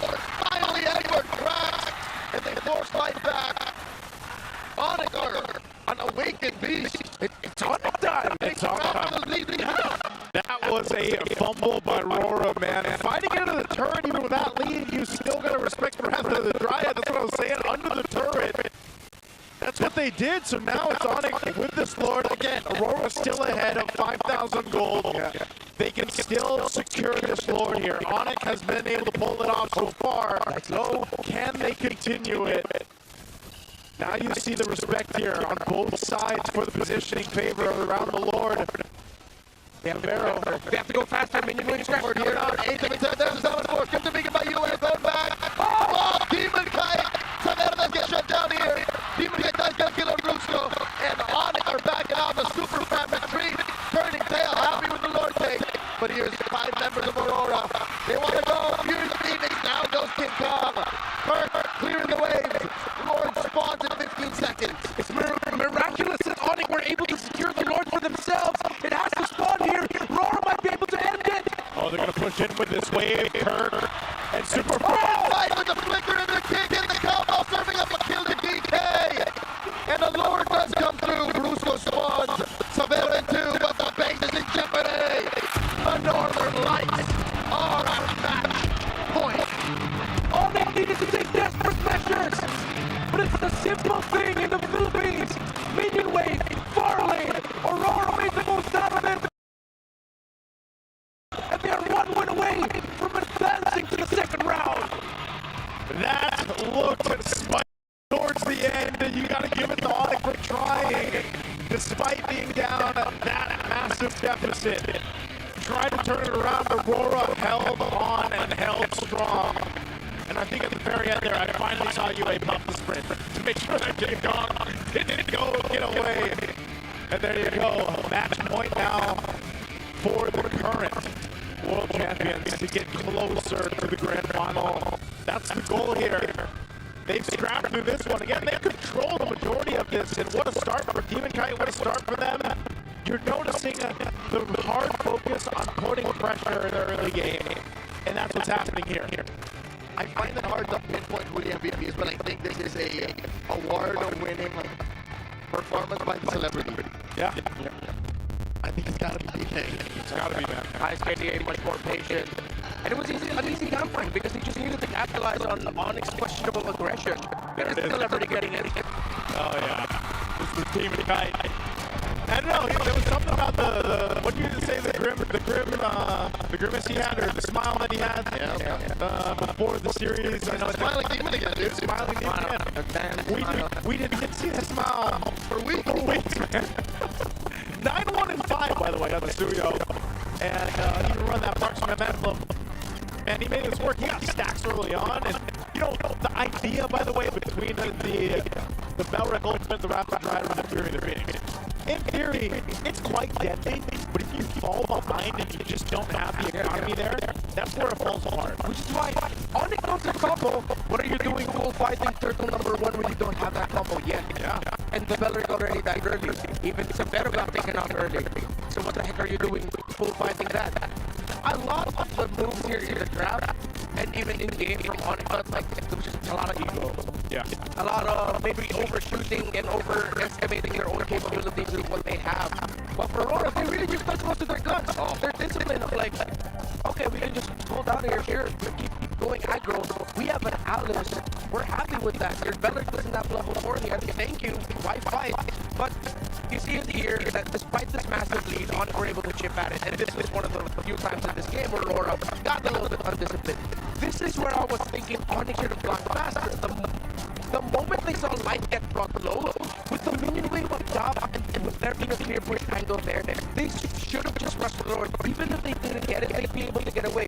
What did they hesitated, which allowed the minion wave to crash even closer to the lane, and Rora just to use their battle spells to chase down the members of ONIC. Yeah, it was just one of those things where I feel like that's the way you could sum it up, like more like you mentioned. You know, I think they just hooked a little bit too hard with this idea, this concept behind the draft for ONIC. And, you know, yes, you could see it in theory work throughout the game, but That's the thing. You fall behind the way they did. And again, maybe it would have been different if it didn't start off by, such early pressure and an early first blood for RORA. Because they were already at, 2.5K lead at just around, the 3-minute mark. That's massive to go ahead and deal with. And then you're scaling really, really well in this kind of lineup that RORA brought to the table. So, I don't know. I just feel like, in a sense, too, maybe if it would have been a different turn, the Paquito's still kind of a big question mark. Vera was honed in on. So it's like, where do you start to focus for ONIC going into the next game facing this match point elimination from the playoffs? Now that we're talking about it, it feels like it's a double whammy for ONIC here. They overcooked, they overshot, and they lost track of who they were for the regular season. Again, the play style that they've been known for to finish strong in the regular season, to be third seeded, to play around Savero. They let their ONIC go. They let little Clay defend for himself. Him getting first blood is a damn shame. That should never happen. Which is why you also have to credit whether it was a call from the line or the coaching staff right before they brought out their headsets to give the order of early on, send that to the goal lane and try to lay that carry out right away. That was the right call. ONIC, it's a damn shame really to see how not even a de-evolution, it's just weird what's happening with ONIC now. It feels like it's shades of what we saw from them from last season's playoffs. Or even then, if we remember correctly, we were going what's going on with ONIC? Kind of weird, kind of awkward. Yeah. Why? I don't know. Maybe the answer is with our on-ground panel. Let's throw it over to Hans and Wolf. Muli, maraming salamat sa ating mga casters. It is now Aurora Gaming Philippines at match point para sa pinakaunang laban ng Season 17. The Roras are very happy with this performance, but let's take a little bit of a look na medyo mas malalim towards what has happened in game number 3. There's a bit of a draft situation that worked out so well for the Roras, but at the same time, yung execution then has worked out for them. Pag-sabi ko nito niyo, mention niya na-mention niya yung mga keys to victory na na-mention din natin kanina. And isa sa mga nalagay natin doon yung Atomic Double, which is, in fairness, sa first 2 games, hindi masyadong hinayaan ng ONIC na mangyari. Pati game na number 3, Dominic was able to snowball. At importante dyan yung magiging reach guy niya dito. Kasi, ang unang niyang ginawa doon sa first turtle, sumama agad siya sa team fight. Imagine si Zaklon. At hindi rin ito expanding reverse kung saan doon natin usually mapapansin na nag-double lane siya. In this scenario, dahil sa maagang pagpasok ni Dominic sa laban, nanalo ng first turtle ang side ng Aurora at mula doon nag-snowball na hindi nila. And to think na yung ONIC Philippines ay meron silang backshot to at least assist them in terms of having a really good first turtle siege. Hindi nagawa yun ng ONIC Philippines dahil full 5 man na kaagad ang kumaharap against them. Now, moving forward with Aurora Gaming's drafting composition, nakita natin ONIC picked up a Paquito, something that we don't see very often. Kahit yung Beleric din, pero isang sagot ng Alice was already enough for them to neutralize the entire thing. Dahil na doon sa position ni Camera Trap Effort, doon sa mga impactful na team fights na nakita natin mula sa Aurora, nakakapag-flap itong si Edward. And this also kind of nullifies yung wisdom of Windiger kasi parang wala nakapag-follow up sa kanya.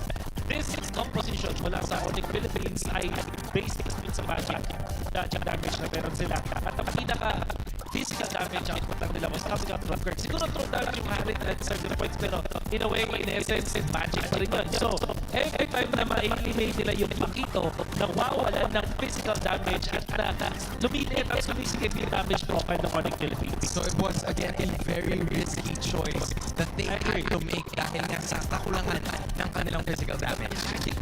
Pressure ata sila kasi kung papansinin natin yung game 1 at game 2 draft, napapan yung Paquito dun sa may second phase at parang lang hindi siya nag-illusion. So, medyo na-pressure ata yung ONIC Philippines na agad mag-put dun sa Paquito at sila yung napasama dahil doon. Now you mentioned pressure. Ang tanong ay kung nape-pressure ba ang Super Fam with this situation?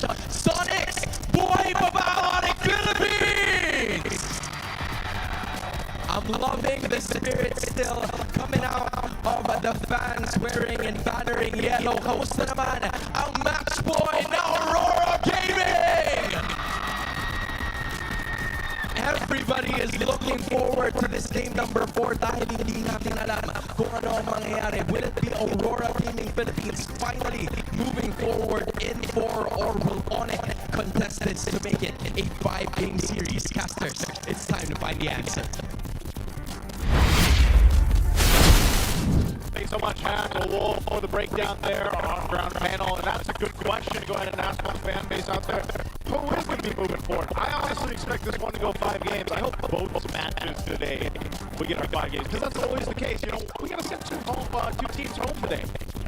As long as ONIC keep their feet low to the ground, their heads low to the ground, then they should be able to force 5. But yeah, right now, I'm not mad. I'm not disappointed. I'm just very curious as to what's happening with ONIC right now. I'm confused.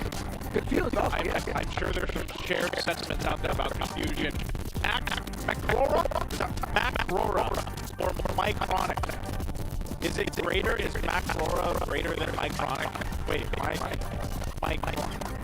Sounds like a... Is that a song of the 90s? Yeah.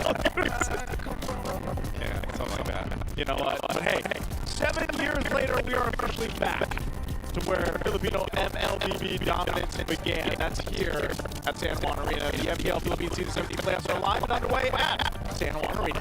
And we are running all the way till May 31st. Don't just watch history and gold. Step right in. Yeah, if you want to be part of history, so head on over to ph-mpl.com/tickets to secures now. See you here at the venue, the gorgeous venue that we have here.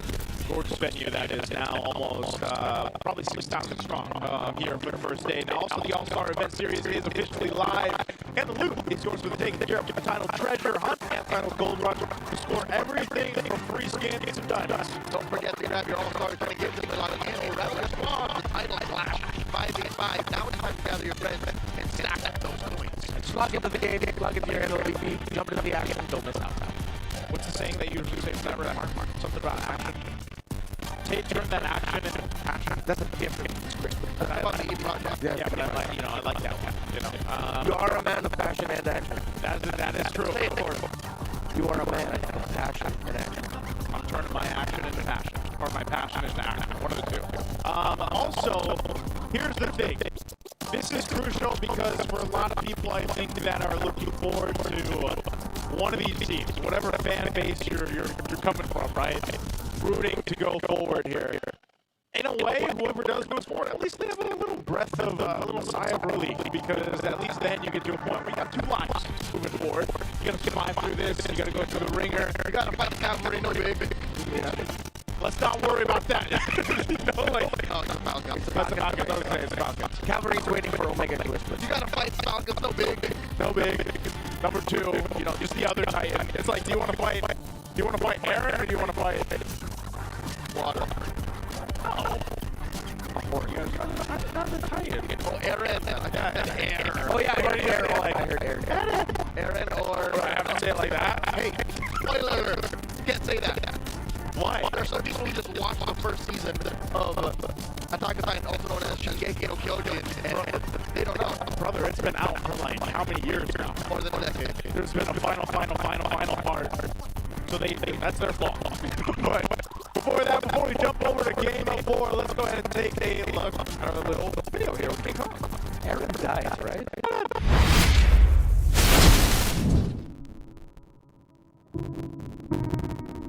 Paano si King Kong maging teammate? Ano pinagkaiba niya sa teammate versus parang kaibigan? Makulit talaga siya eh. Parang, malakas trip gano'n. Parang, sumasabay sa lahat. Kasi nasabi na yung together, parang pinamin na yung pares sila sa lakas ng mga My name is King Cyril Perez. Ang IGN ko is King Kong, jungler ng ONIC Philippines. So, bakit parang ang hirap i-imagine na malungkot si King? Alam, masayahin kasi ako eh. Tsaka, thankful ako na wala namang malalim na reason para malungkot ka na. Masayahin kasi talaga ako. Super mabaw ng kaligayahan. Oo, hirap din ma-imagine na yun eh. Na parang biro lang kasi mami yun eh. Bakit ang malungkot? Siguro pinakamalala na yung talaga, season 15. Pati nung season 16 pala, anak ko siya nung time na nag-lagay ng ANC. Yun lang yung dalawang beses ko lang siya nakita na parang sobrang lungkot talaga. Feeling ko nung season na yun, I could have done better personally and as an individual. Mas may regrets ako nung time na yun eh. Kasi parang hindi ko na nabigay lahat ng season na yun. Kaya super nalungkot talaga ako ng season na yun. Nung time na gano'n na malungkot si King Kong, gaano katagal bago siya makarecover? Pag-uwi namin na. Kasi nandito na sa akin doon eh. Sabi niya, bago tayo, ano pa next season tayo. Siya na mismo nag-ano na galingan pa namin next season kasi parang pangpangat ang performance namin noon kung season 16. Masasabi mo ba lahat? Sobrang laki din para patuloy ka lang. Nag-push sa akin yung season pagkala sa Kenya eh. Natake ko talaga siya in a positive way eh. Parang mas na-redeem ko yung sarili ko, mas inaral ko yung mga laro ko, and na-feel ko yung need na mag-step up as jungler ng ONIC Philippines. Puro positiveness yung na-feel ko dun sa nag-motivate sa akin. Palag na to.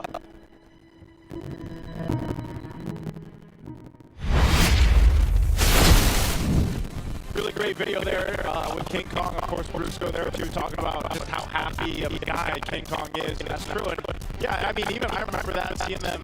That was like one of the first times I saw King Kong just kind of devastated and sad and down when they didn't have the season they wanted to in season 16.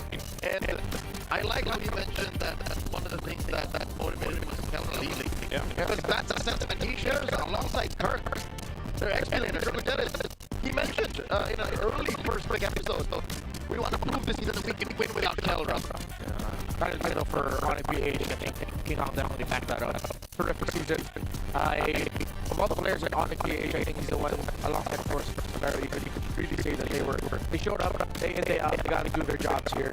But clearly, in this series, not about the individuals anymore. It's about a lot of layering of problems from overcoming the draft to not respecting your own potential things that you need to execute.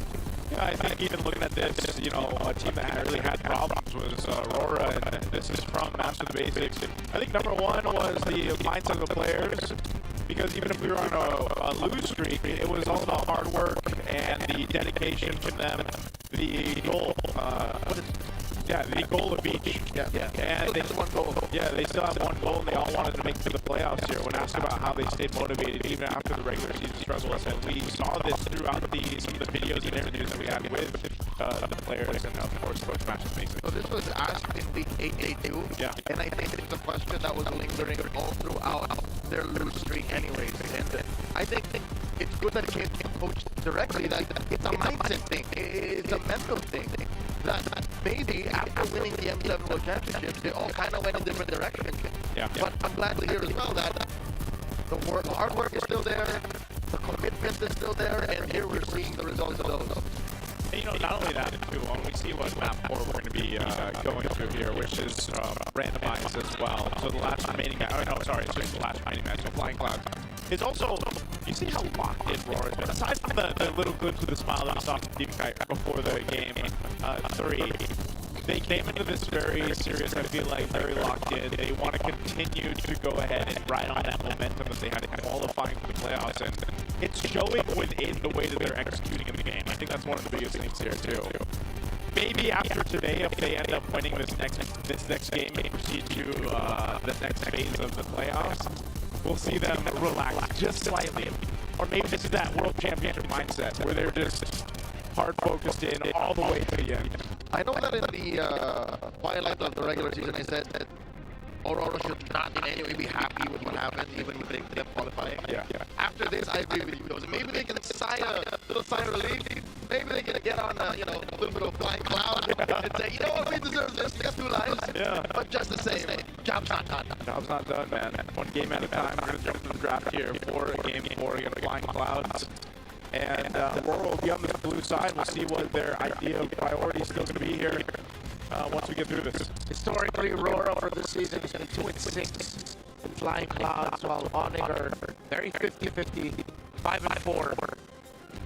It's not a good stat line for both. This could go either way. I know ONIC is a little bit more in the positive, but a 50-50 in MPL PH is just closer to...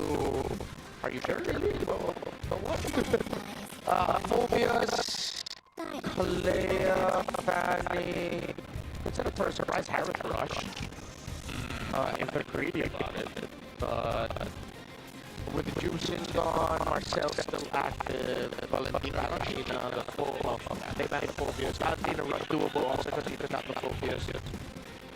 How about the Mars? Do you want to play the Marcel this time? That's why I'm saying. That's why I'm thinking Valentina first. Valentina. So you block out the Marcel and the Soda. And they're Baksha. Oh yeah, they stuck that through again. They have been doing this throughout the series, gentlemen. They've been seeing ONIC pick a pick, and then they say, all right, let us go. Let us go. Yeah. But I mean, this is a RORA staple. For the longest time, since their inception as a team in MPL Philippines, Baksha has always been on their list of heroes you should not give them. Deeper than that, I think it's just a demon kite staple. Even as far back as before the actual establishment of utility jumpers, DK has been like, just... Yeah, he's been that guy. This season, perfect record for the Baksha of Aurora, 5-0. 5-0. And then so King Kong got his first Baksha loss. Yeah. Yes, last year. Even with their lose streak, he's 5-0. Yeah. That's actually kind of insane. The thing about it, how difficult it's been. The Leo Mord, the Claw to the answer from ONIC. Yeah.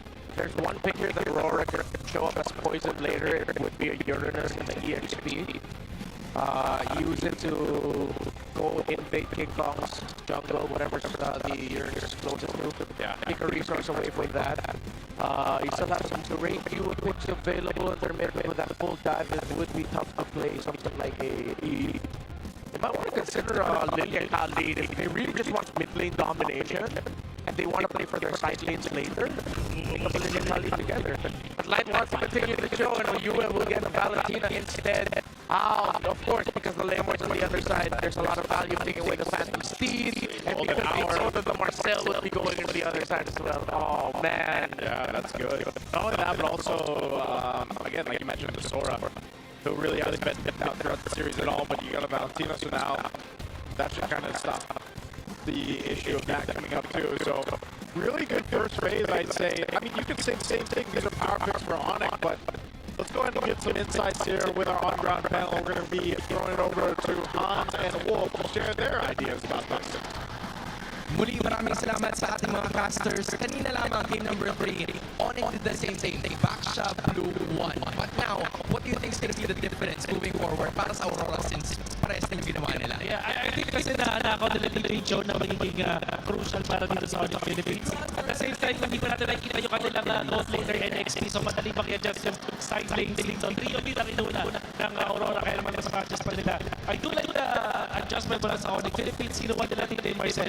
I think both teams have gotten the first 3 picks na maganda for both of them. Yeah, because when you're looking at the 3-level composition, it is ONIC Philippines na kahit paano meron ng damage dealing heroes with the Claude and the Leomord. But if they can fortify or kung meron pang ilalakas yung lineup ng dalawang squads na ito, how would they finish it off? They will have to look for a long-range look mula sa ONIC Philippines. Think mga Eve, mga Parsa na may good combination with this Marcel. And then close it off with tanky hero na may setup pa rin dito para sa ONIC Philippines. Para kay Kirk, maybe an Alice, eventually, nakikita natin Orteries sila.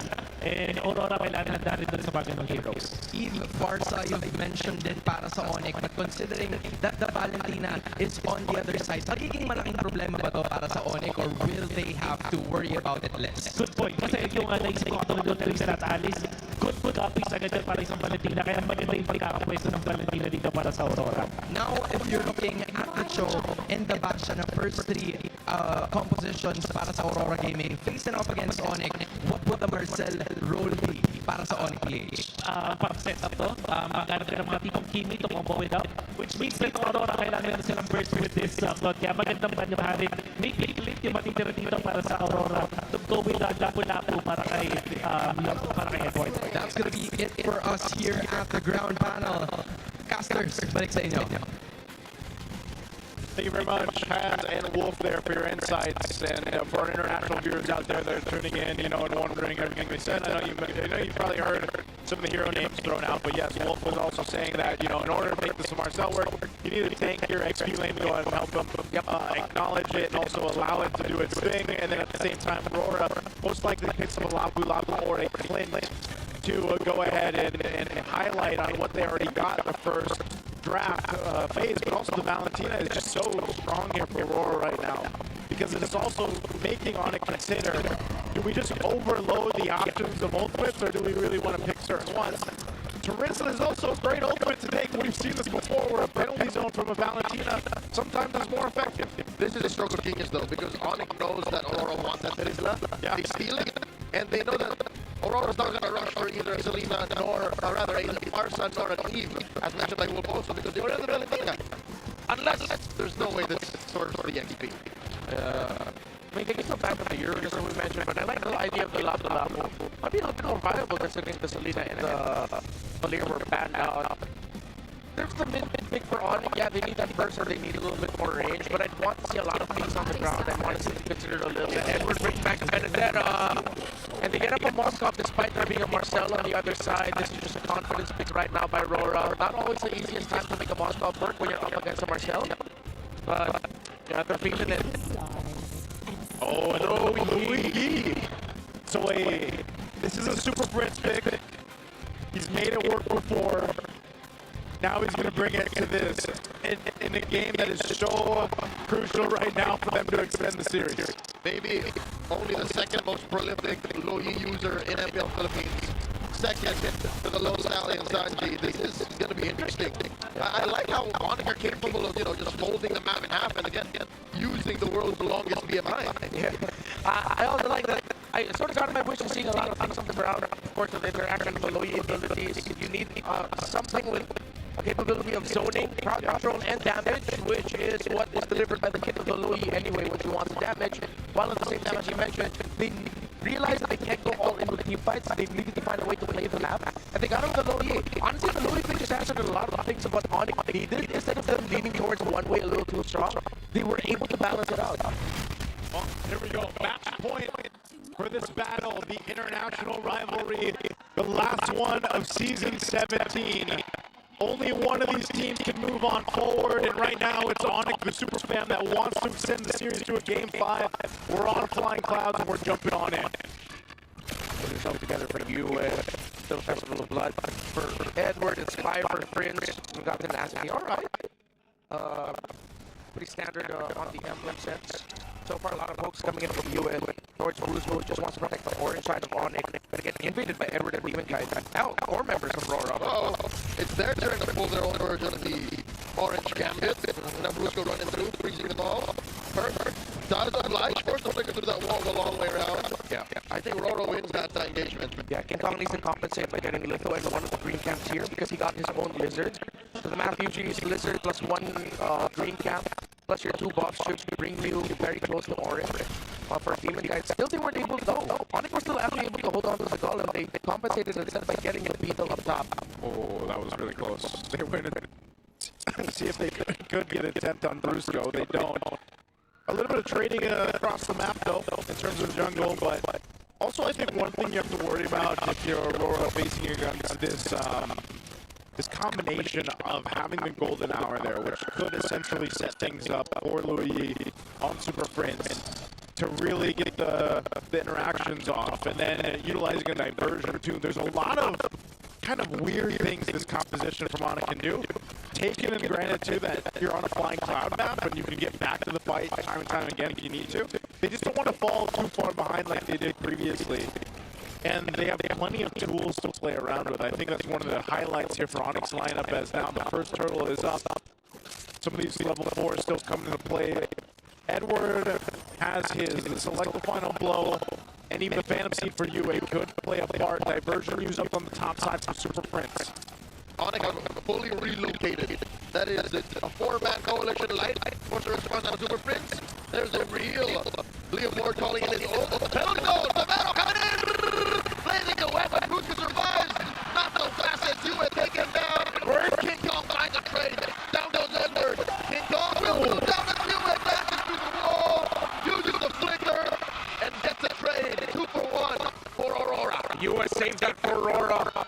And again, another pick you have to watch out for. If there's a Leomord on the other side, expect the Valentina to be one of the answers because of just how well Valentina shines with getting the Phantom Steed for cleanup, for aggression, for setup. It's a perfect toolkit for Valentina. Yeah, we see a little fight for the gold grab there. Samira was going to grab that one, but that's true. You know, a lot of times when you see the Valentina picked up across a Leomord, it's so deadly with its own Phantom Steed, and you can play around that, and that's what we see here now. as they get situated here, even though the first objective went over to ONIC, it's pretty much equilibrium across the board up to this point. I think ONIC need to... By the way, great rotation by Severo to get that Blazing to win in. But the difference maker really was the fact that there was a late more costly for the side of RORA. Still, it could be anyone's game. Not seeing a lot of errors, not seeing a lot of pinpoints or pain points right now in terms of how things are being executed. Whoa! The duo Blazing Duet, an SOD by Dominic as well. I'll call that a technical knockout. I think Severo really pulled the trigger, knowing well that he can send Dominic home. Yeah, he's going to be able to get the gold grab. And Prince got the diversion for bringing Kong closer to mid. I think they were thinking that there were rotation-wise members of Aurora towards that side, or maybe UA would overstep them. That's going to be rolling up level 4 for Brusco, level 4 for Light. Edward's first item is locked in with Head to Seize, while the glowing one comes in for UA. Yeah, Dominic. Okay, just a little visit up here. He's not going to be able to catch Edward, but Dominic not doing too bad. Yes, he is down just a few hundred gold against Severo, but Severo on Claude, he is going to be able to do this, and you know, he's going to double lane and handle things, everything else. Now this turtle spawns, second one in the game up top. I think Dominic is handling a lane really well because he knows Severo is probably going to look to join in this fight if he gets the task clear. Okay, UA takes the Phantom Seed again. Fight for it. And there it is, calling in by King Kong. Penalties only coming through, little damage. Dropped in. SOD, will they press the button? Dominic still not pressing it down, no turn. Man down on it. And just like that, Aurora have the advantage. ONIC will not force the issue. Good identification, but with the TWIS down, ONIC will have to give this up. They know it. SOD also landed right in time. RORA gets Turtle, number 2. No dire straits, but that was just perfect entry by Edward. ONIC were not ready for the electric final blow petrify combo to come from that angle.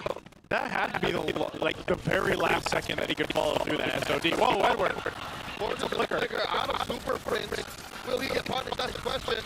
And it seems like yes, he just too deep. King Kong takes out Edward. Bot time because Severo fell getting pressure in bot. Severo, another Blazing Duet. Pushing the Dominic back. Zeno, the Demon Kite, and Lighter here. BMI back. Here comes the backup. Super Prince and Dominic. Brusco coming through. Defensive use of the SOD. The flicker back. Close call. Yeah, really good for Light to be there. Just good response on both sides. That was really a back and forth between both teams, but they keep their gold laners alive. Yeah, they know it's a really tight situation. Very fast to pull the trigger. And trying to see, find an angle for either of these because RORA team fights so far slightly better. Yep. They always have 1 or 2 options remaining after ONIC have blown out the majority of their abilities. Well, for ONIC, they can play the map a bit more maybe, but it's tough with the Moscow on the other side. Oh, Light, okay. He's going to get out of there. He's got to be a little more cautious. He doesn't have a flicker available. There's 4 members of ONIC down here on this bottom side. They want to take this tier 1 out. Brusco will stall out Light from going back to the base. They want a turret. They get it.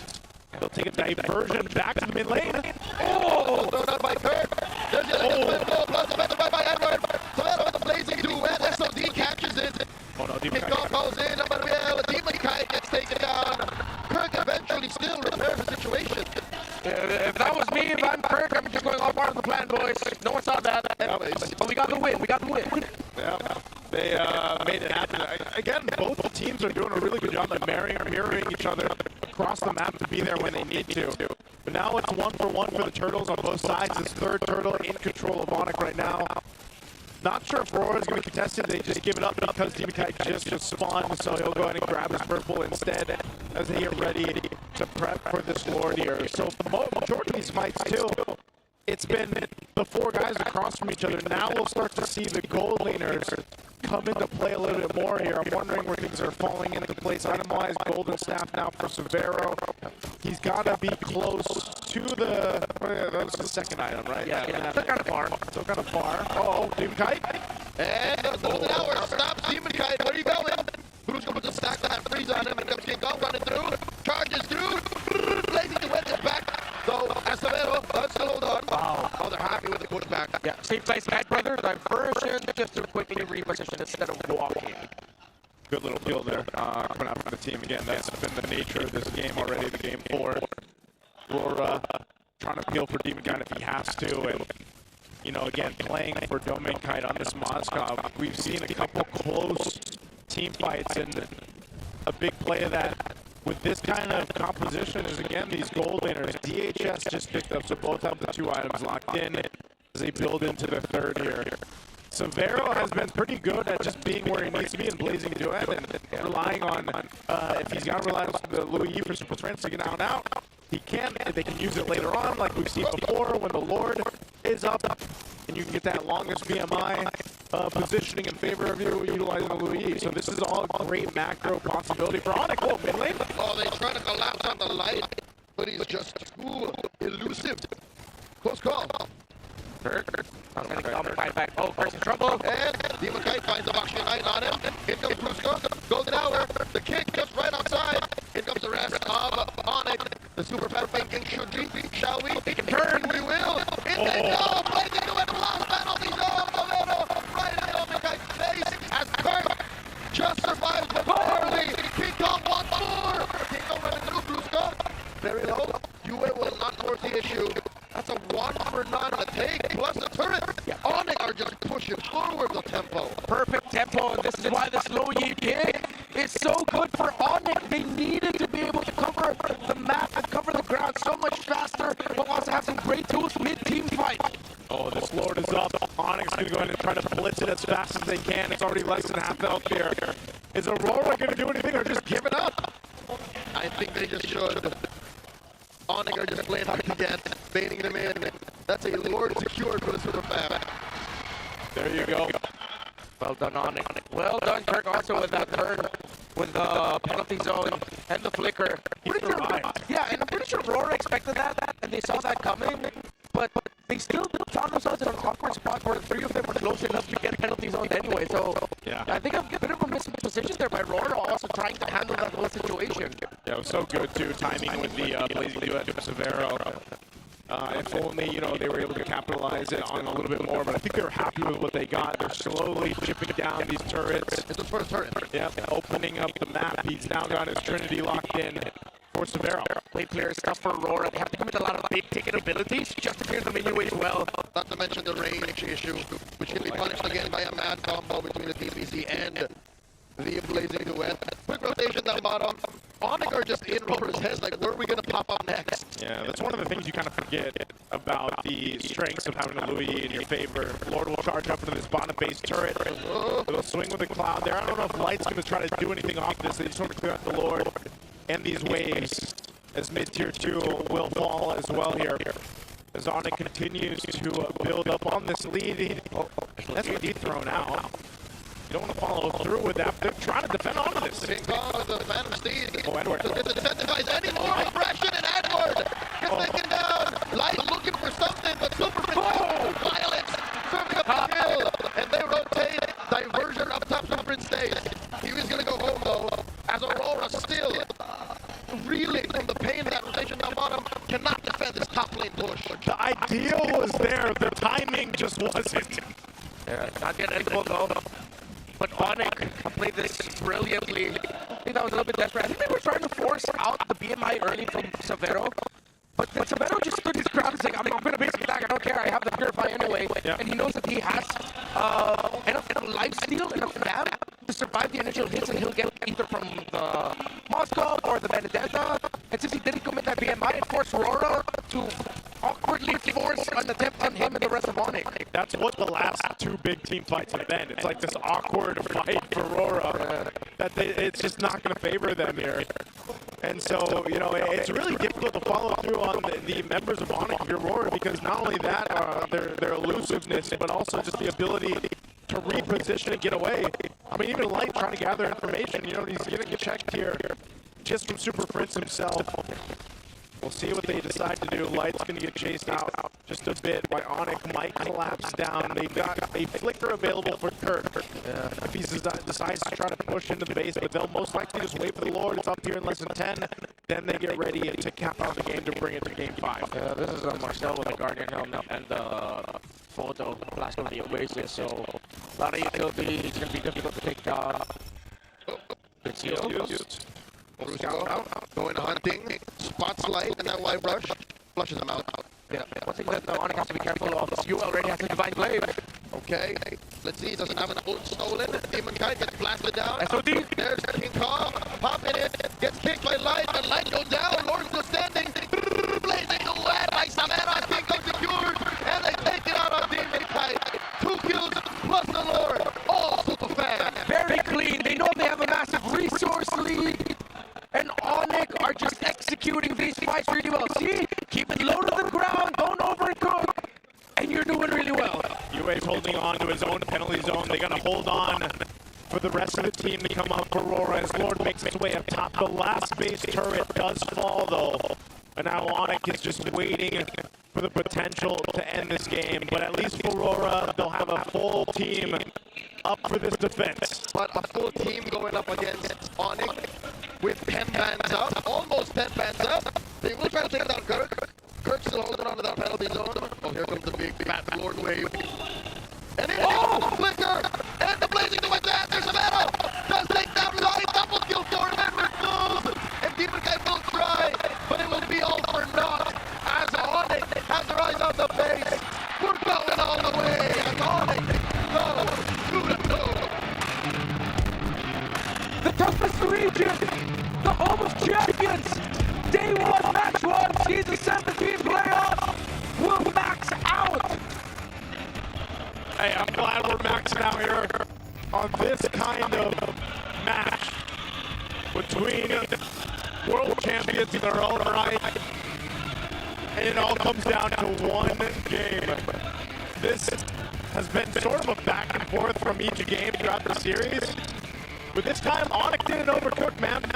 They brought a lineup that maybe you weren't entirely thinking that would happen. The Louis was a classic pick for Super Prince when they need it. And it happened here. This was a medium rare with the mashed peas and corn on the side, and maybe some gravy. That's it. There's no meat. What? Just said medium rare. Oh, medium rare. Wait. Oh yeah, medium rare steak. Yeah. Okay.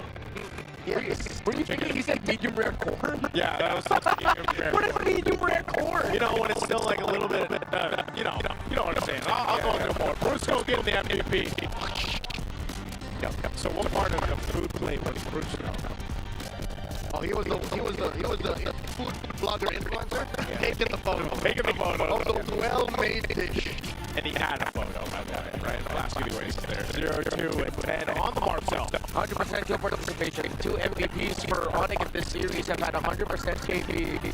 This is why this really is a battle of who gets a much better picks and less cooking around the center of the map. The Loyi was just perfect, and it's actually a really great combo with Marcel as well. If ever the Marcel and the Loyi are caught together, Loyi generates shields for herself. Marcel can potentially give shields to Loyi as well, meaning it's a difficult combo to go up against. We're reminded yet again, yes, there's this awkward relationship with Cho that there's just some Chos that are so good that traditionally Marcel should beat it, but it doesn't. But this is a stark reminder of why Marcel usually do really well against Cho this season. Yeah, this is just nature in order. Mechanically speaking, the Cho just really struggles against the Marcel, which now brings us to an interesting fork in the road. Yeah. A branching pathway, if you will.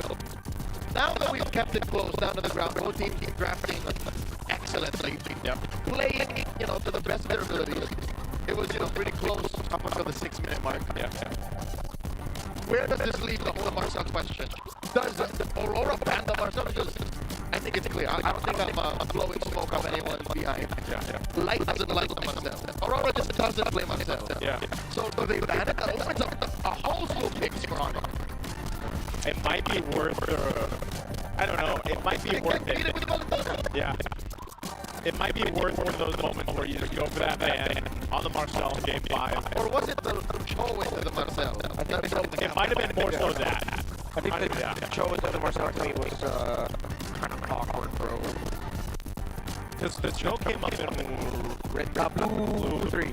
After you saw Skull and Claude and Leomord, and you could have picked the Cho, the Marcel, but instead you picked up the Cho. But again, this is RORA we're talking about. Yeah, not really a Marcel thing, which maybe that's where, as you mentioned, ONIC are looking to pinpoint on. But again, the closeout of the 3 is really good. The Loyi was just a perfect pick. they were stuck with either a Moskov or a Clint, and Moskov struggles against the Marcel. The Benedetta, again, with all of the mobility for ONIC, your main target is what, the Loyi, but then you have either, most likely, the Marcel near it, and then we talked about the relationship of the whole Marcel and Loyi thing together, where they empower one another, and Marcel adds even extra protection for the Loyi. Again, it's like whichever team I dog on does better in the draft in the next game. But again, there's only one last game left. There's only one last game left. Which will be randomized. Okay, to help all of the fans watching that might be new to, the little shit big. I'm gonna put it in combat sports terms. Combat sports. Yeah, ONIC is a complete MMA artist. They just know almost all of it to some extent, right? Yeah. Aurora, they just have a weird ground game. And that's Marcel. They just don't do so well when Marcel is introduced. So they're always trying to fight standing. Correct. They don't want to be on the ground. They've got great question mark kicks. They got a nice keep. It's just don't sprawl on me, bro. Yeah. What kind of switch me? I hope we have some combat fan out there. There's plenty. Plenty out there. There's plenty. Yeah. I don't know. I have to see what the insights are from Hans and Wolf on the on-ground panel. What do they think about this combat?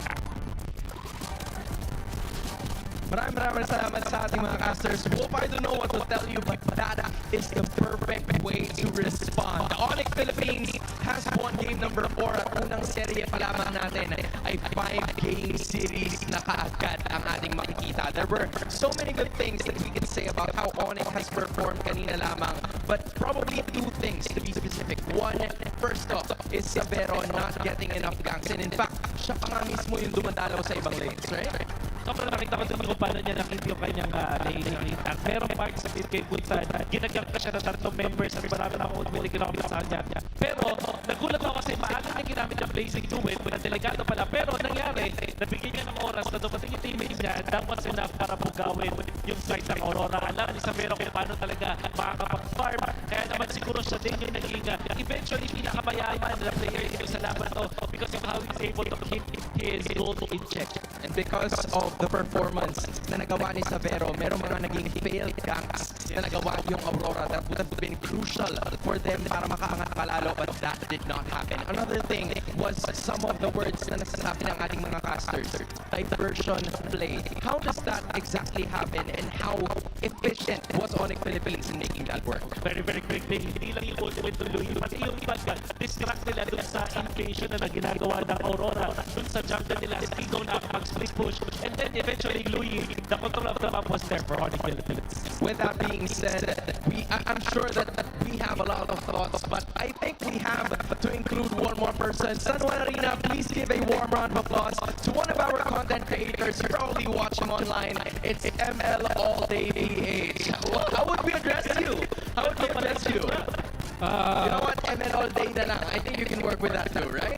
Yeah. Okay. So, lang siya, no? Oo, low-key lang siya. May mukha ka pala talaga. Akala namin boses ka lang. Pero hey, talk to us about this series. Since makikita naman na namin to sa page mo mismo, ano sa tingin mo yung mga napapansin mo all throughout the match that would say is a pattern per se? Parang ini-expect ko talaga na aabot ng Game 5. Kasi M6 saka M7 champions. Pero yung Game 5 talagang hindi masasabi kung sino mananalo. Siguro kung sino yung hindi magpipick ng backshot. Oo nga, no? Mananalo. Nag-back siya yung ONIC nung Game 3. Back siya yung RORA nung Game number 4. Teka nga, manong ko lang, ano bang meron dun sa backshot? Bakit hindi siya nag-work over the last time? Parang talaga mga experiments na papor doon sa mas aggressive ng mga heroes in the scaling role. Aggressive kasi niya pa siya or nila rin, pero kasi masyadong magic-based eh. Yun ang problema ko doon, tsaka kulang na damage.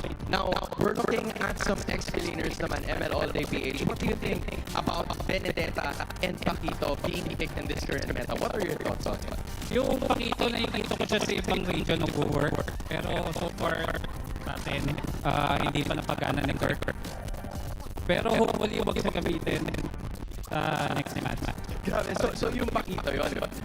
Paano naman sa Benedetta? Yung Benedetta, okay siya eh, kaso natalo ng game 4. Okay, so heavy hitters. I think that's what ML PH is telling us, Wolf. Yung mga major na playmakers but also the ones dealing damage. Ganun na ba kalaki or hot commodity siya in this current meta? 100%. Kasi nasa playoffs, kung nasa playoffs na tayo, yung mga players natin, nakikita mo naman on point yung mga players natin. So when they're giving heroes that can build the damage, kaya talaga nila i-execute.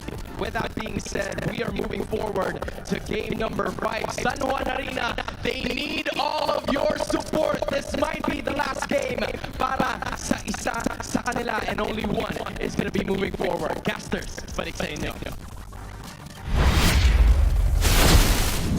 Thank you so much. Great to have our on-ground panel there with ML Update. I've seen them before. ML All Day PH. ML All Day PH. Is it weird to say that it looked the way I imagined he would look?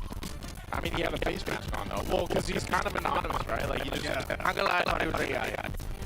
You thought he was a gentleman to attend on their behalf. I don't know. He had an idea, by the way. Yeah. The team that doesn't pick Baksha, but this is the team who picks Claude will win the series. How true is that? I'm a little bit more towards that idea. This one's Claude? Because there was one pick earlier in the very first game that ONIC odds would have changed the picture differently in the second phase for RORA. That's the Claude. And the Claude was the MVP there for RORA. And ONIC really didn't have the right damage profile for it. They got the matchup, the Bruno in the Claude in favor, but in the big picture, the Claude just works well better with the rest of the pieces of RORA. So if any of these two, if it's available, if you can go for it, pick the Claude up right away. It's not an overthink. It's not you overvaluing the pick also. There's a reason why Claude is one of the top picked heroes all over the world. Everywhere. It's, for this one though, I almost would have wondered if it would have been also Marcel. Like, we were just talking about that before we went to the on-ground. Marcel is a great supporting actor, but he's no Arnold. Claude is Arnold right now. Yeah. Claude is, yes, he's Rambo. Yeah. So, Claude is Elvis in the 90s. Something like that. Something like that. You know what? Well, let's go ahead and take a listen in and a watch with this. I think it's with RORA Edward.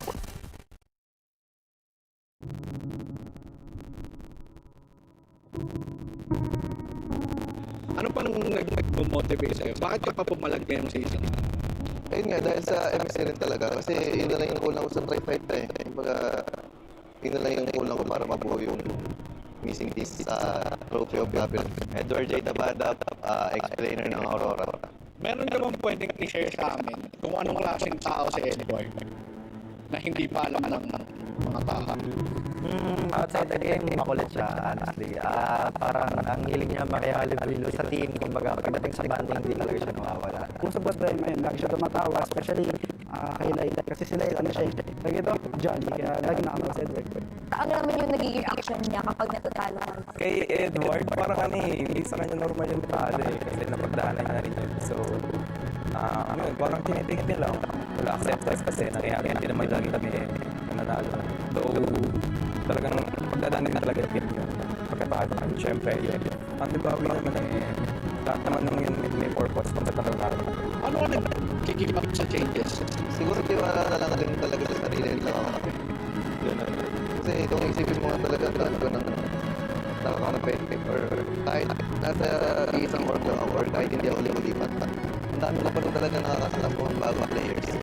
Yung talaga siguro natutunan makisama, kung paano ko magsalimuha sa ibang nature ng tao. Siguro doon natin talaga natutunan. Iba yung aura niya kapag nakakalo or pag-practice niya. Dahil gusto niya talaga manalo. So, doon pa lang makikita na Feeling kapag na-kompleto mo yun. Kapag meron ka ng M-Series, MPL, tapos yung yung MS na lang talaga. Ginagawa talaga na Edward yung best niya para makatulong sa team at mag-connect kami sa isa. Dito ako nag-grow sa ML talaga. Palag Na To.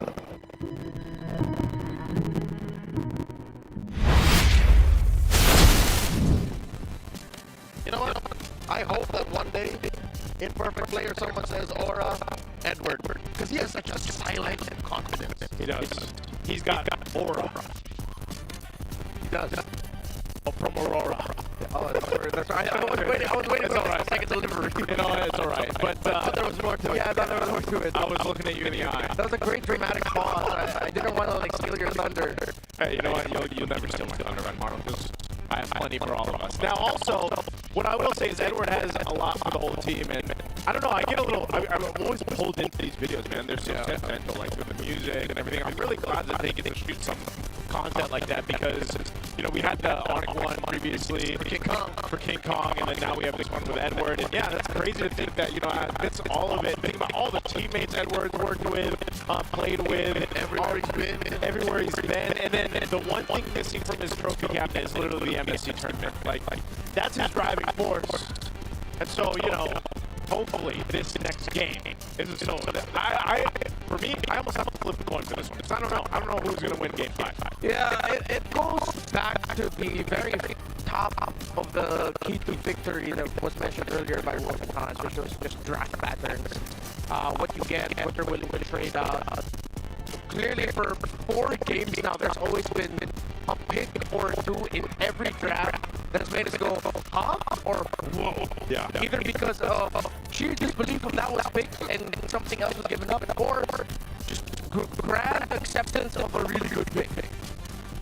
That's why you feel like this is a coin toss, because the draft has always been so unpredictable in both good and bad ways. I like it. There's at least one thing you can point. Yeah. What if we come to a draft for, you know, for both teams where nothing is wrong and it all comes down to execution? Very well could be. You know, one of the players here that executed throughout the season was Super Prince, you know, and this is an executive interview that he had with Push ABS CBN. What do they, so he is strict during practices. He's very straightforward to say, you know, if he sees something that his friends or his teammates can improve on to get better, or that he needs to mention. Even the coaches? Even the coaches, because he is known as just being that guy. And this is, can you guys do this? Oh man, I missed it. The long words. Even when it comes to reminders, yeah, it always falls on him. Good luck to me translating later. You're doing it. I'm sure you can. Yeah. You got this. Thank you. You need backup for later? Now you know what you got this. I got this. I got plenty of thunder, man. Ooh. Hey, so does ONIC though, but we're going to Expanding Rivers. Totally random map. Totally random for Game 5. And it was ONIC that won it in the last time. That was the draft where they went red side. And Freya Doction Guinevere went obviously Claude Leomore. They got the Claude Leomore again last time. If I'm ONIC, just rush the Claude if they could. Just the Claude is going to be the guy. Yeah, one of the first 2 picks. I think even more so than the Harris. But it's tough to say, with Harris such being a powerful for Aurora. If Aurora ended up winning game number 5 because ONIC gave up the Harris, then it would look bad for ONIC. It's one of those things where no matter what happens, someone's going to get mad. As long as you cover your bases, you don't end up with weird interactions or totally weird picks, like again, of course, you know, come out of nowhere. That might just be it, like the coin flip in the gold thing. I'm kind of sad that the gold lane has resulted into what it has. Like, it's still just very much Claude Aaron, with the occasional switch up of Clint or Bruno or, you know, Moscow.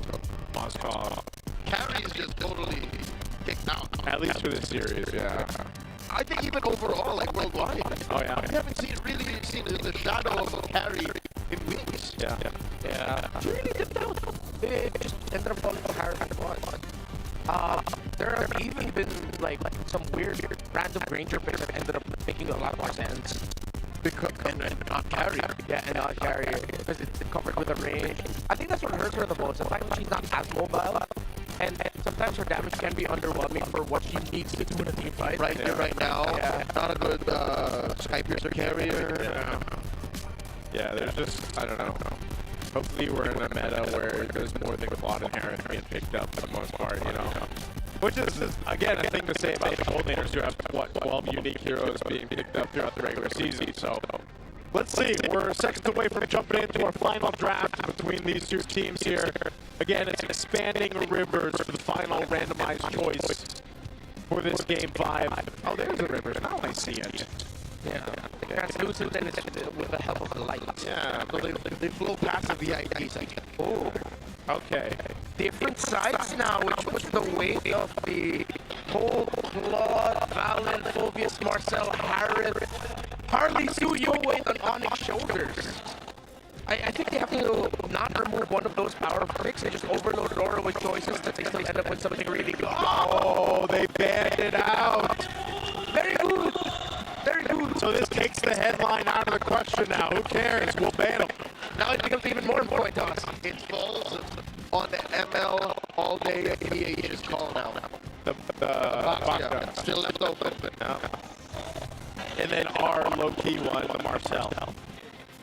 Who's a supporting actor. Yeah. He's not even a supporting actor, dude. He's a cameraman. If ONIC gets Baksha, I think I'd like to see them pull out a page in KOD's book and go Baksha, Marcel, Jushin as their first 3 picks. But Jushin banned out. Oh, sorry. Zetken. Okay. They can make it happen. Kalea ban, the last one from RORA. Priority. They go Baksha. Phobius still open. Did he go Phobius Harris for the swing? Or is that too greedy? I think they need something with more time. Because Severo could either end up with a Moscow or even a YSS later, maybe even Clint. That they need something that can dive. I think you save the EHP pick later. Even with Phobius out of the wild, this is a rare occurrence. Even with that way you can end up sending for something like a Luzon or a Lapu-Lapu later. But they might just bite the bullet and just go for, fine, we'll go Phobius, we'll go Harris, just don't worry about it. Oh, it's a utility matchup in the jungle. They go Fred Val. There's an Eve open. If Aurora, they take the Phobius too. If Aurora makes it through to the next stage, it's going to be on the Demon Knight's back on this Red Rin. There's the Phobius. Do they have any necessary rush to Parrot here? No, they can even go Kimmy. Kimmy with Phobius and Baksha do really well against Fredrin and Valen, or even just a Lilia. Mid lane pick can completely mess up Aurora here right now if they're not going to rush a Severo pick, if they're not going to rush a Brusco pick. So if they go mid, Eve, Farsa, Gord. Maybe not Farsa. I'm more Eve, Lilia, Gord here. Oh, yeah, it's going to be Gord. Okay. This is one of the things, too, that he has, this is more space for the Gord to work with. Yeah. And then for the roam, yeah, this is why they even need more time for EXP. They're going to go for their back line. But you can't easily just Sora, not because of that on your side. You're still going to get punished. Yeah. Either go Sora, not Sora. I'm leaning more towards either Lapu. Blue might be a bit slow, but I can see it somewhat. They can pick up a gold now, or gold at red 4, because they're going to be the first pick of the swing back. But against Severo, I think that might be like one of the biggest stories for him. Is he has the widest hero pool this season. They do end up going to Lapu-Lapu, so at least they recovered somewhat in the EXP. Yeah, the Lapu's great. Both sides, it's interesting, right? You got your mid, your XP locked in, your jungle, of course, which is going back to the utility jungle matchup here. So this is a solid first phase for both sides. We're going to throw it over to our on-ground panel for some more insights. Hans and Wolf, take it. Maraming salamat sa ating mga casters. Looking at the first 3 picks ng ating dalawang teams. Something is quite familiar. Baksha and Fredrin in the big 2026. A year of our Lord 2026. Makikita natin si King Kong laban kay Timon Kai na magpaprioritize ng Baksha versus Fredrin. But this also means na mape-pressure ONIC Philippines as they will be the ones na parang medyo pipili. Although Aurora yung pinaka-last pick, yung fact na pwedeng ma-open yung gold lane nila na pwedeng counter ng Aurora, yun yung medyo delikado sila dito. So this has to be a perfect hero for Severo. Wolf, I'm happy that you mentioned yung gold lane. Kasi ito yung mga meta na kadalasan nakikita natin yung gold lane. Dapat pick up na yan in the first place. Pero hanggang ngayon, wala pang pinipili parehas. So what's the route for them to go here? So para sa Aurora, last pick sa kanila para counterin yung hero ng ONIC. Preferably para sa ONIC Philippines hard carry since they picked up this Baksha. Somewhere along the lines of a Moscow, yung pwede nilang last pick. Whereas ito naman sa Aurora, pwede nilang piliin yung strong lane since meron naman silang Lapu-Lapu to get their damage output from yun yung kanilang pwedeng gawin. And also, kung sakali mag-Moscow, meron silang mga counter picks like Bruno as well as the Clint. And none only the gold lane. Kasi parehas na parehas yung kakulangan nila in terms of roles. Even the roll is also missing. So in terms of that, what's the options here para sa dalawang teams? Ito yung gusto ko makita ni Atlas para sa ONIC Philippines. Alam ko merong palitin dun sa kapila pero feeling ko, I just feel like for sa game number 5 elimination match, ilalabas ni Brusco yung kanyang Atlas or that classic Tigreal. Hindi ko lang. Pero syempre mas preferable yung Atlas dun sa scenario na yun. Right, and in this game number 5, ano ba yung hati mo between using a pocket pick or using something that you're best? This is prime time already that we're talking about. Since play instance elimination, ilabas nyo na yan. Huwag nyo na itago. At ito lang, ang isang tanong hindi para sa iyo, Wolf, kundi sa buong San Juan Arena. Sino mananalo sa Game 5? Casters, take it away. So Aurora ended up stealing Marcel away, but there's a pick here that ONIC can show up with. There will be no piercer holder for Aurora. Granger might actually be all right. Aurora would back out to Marcel so that Severo doesn't get his mask off.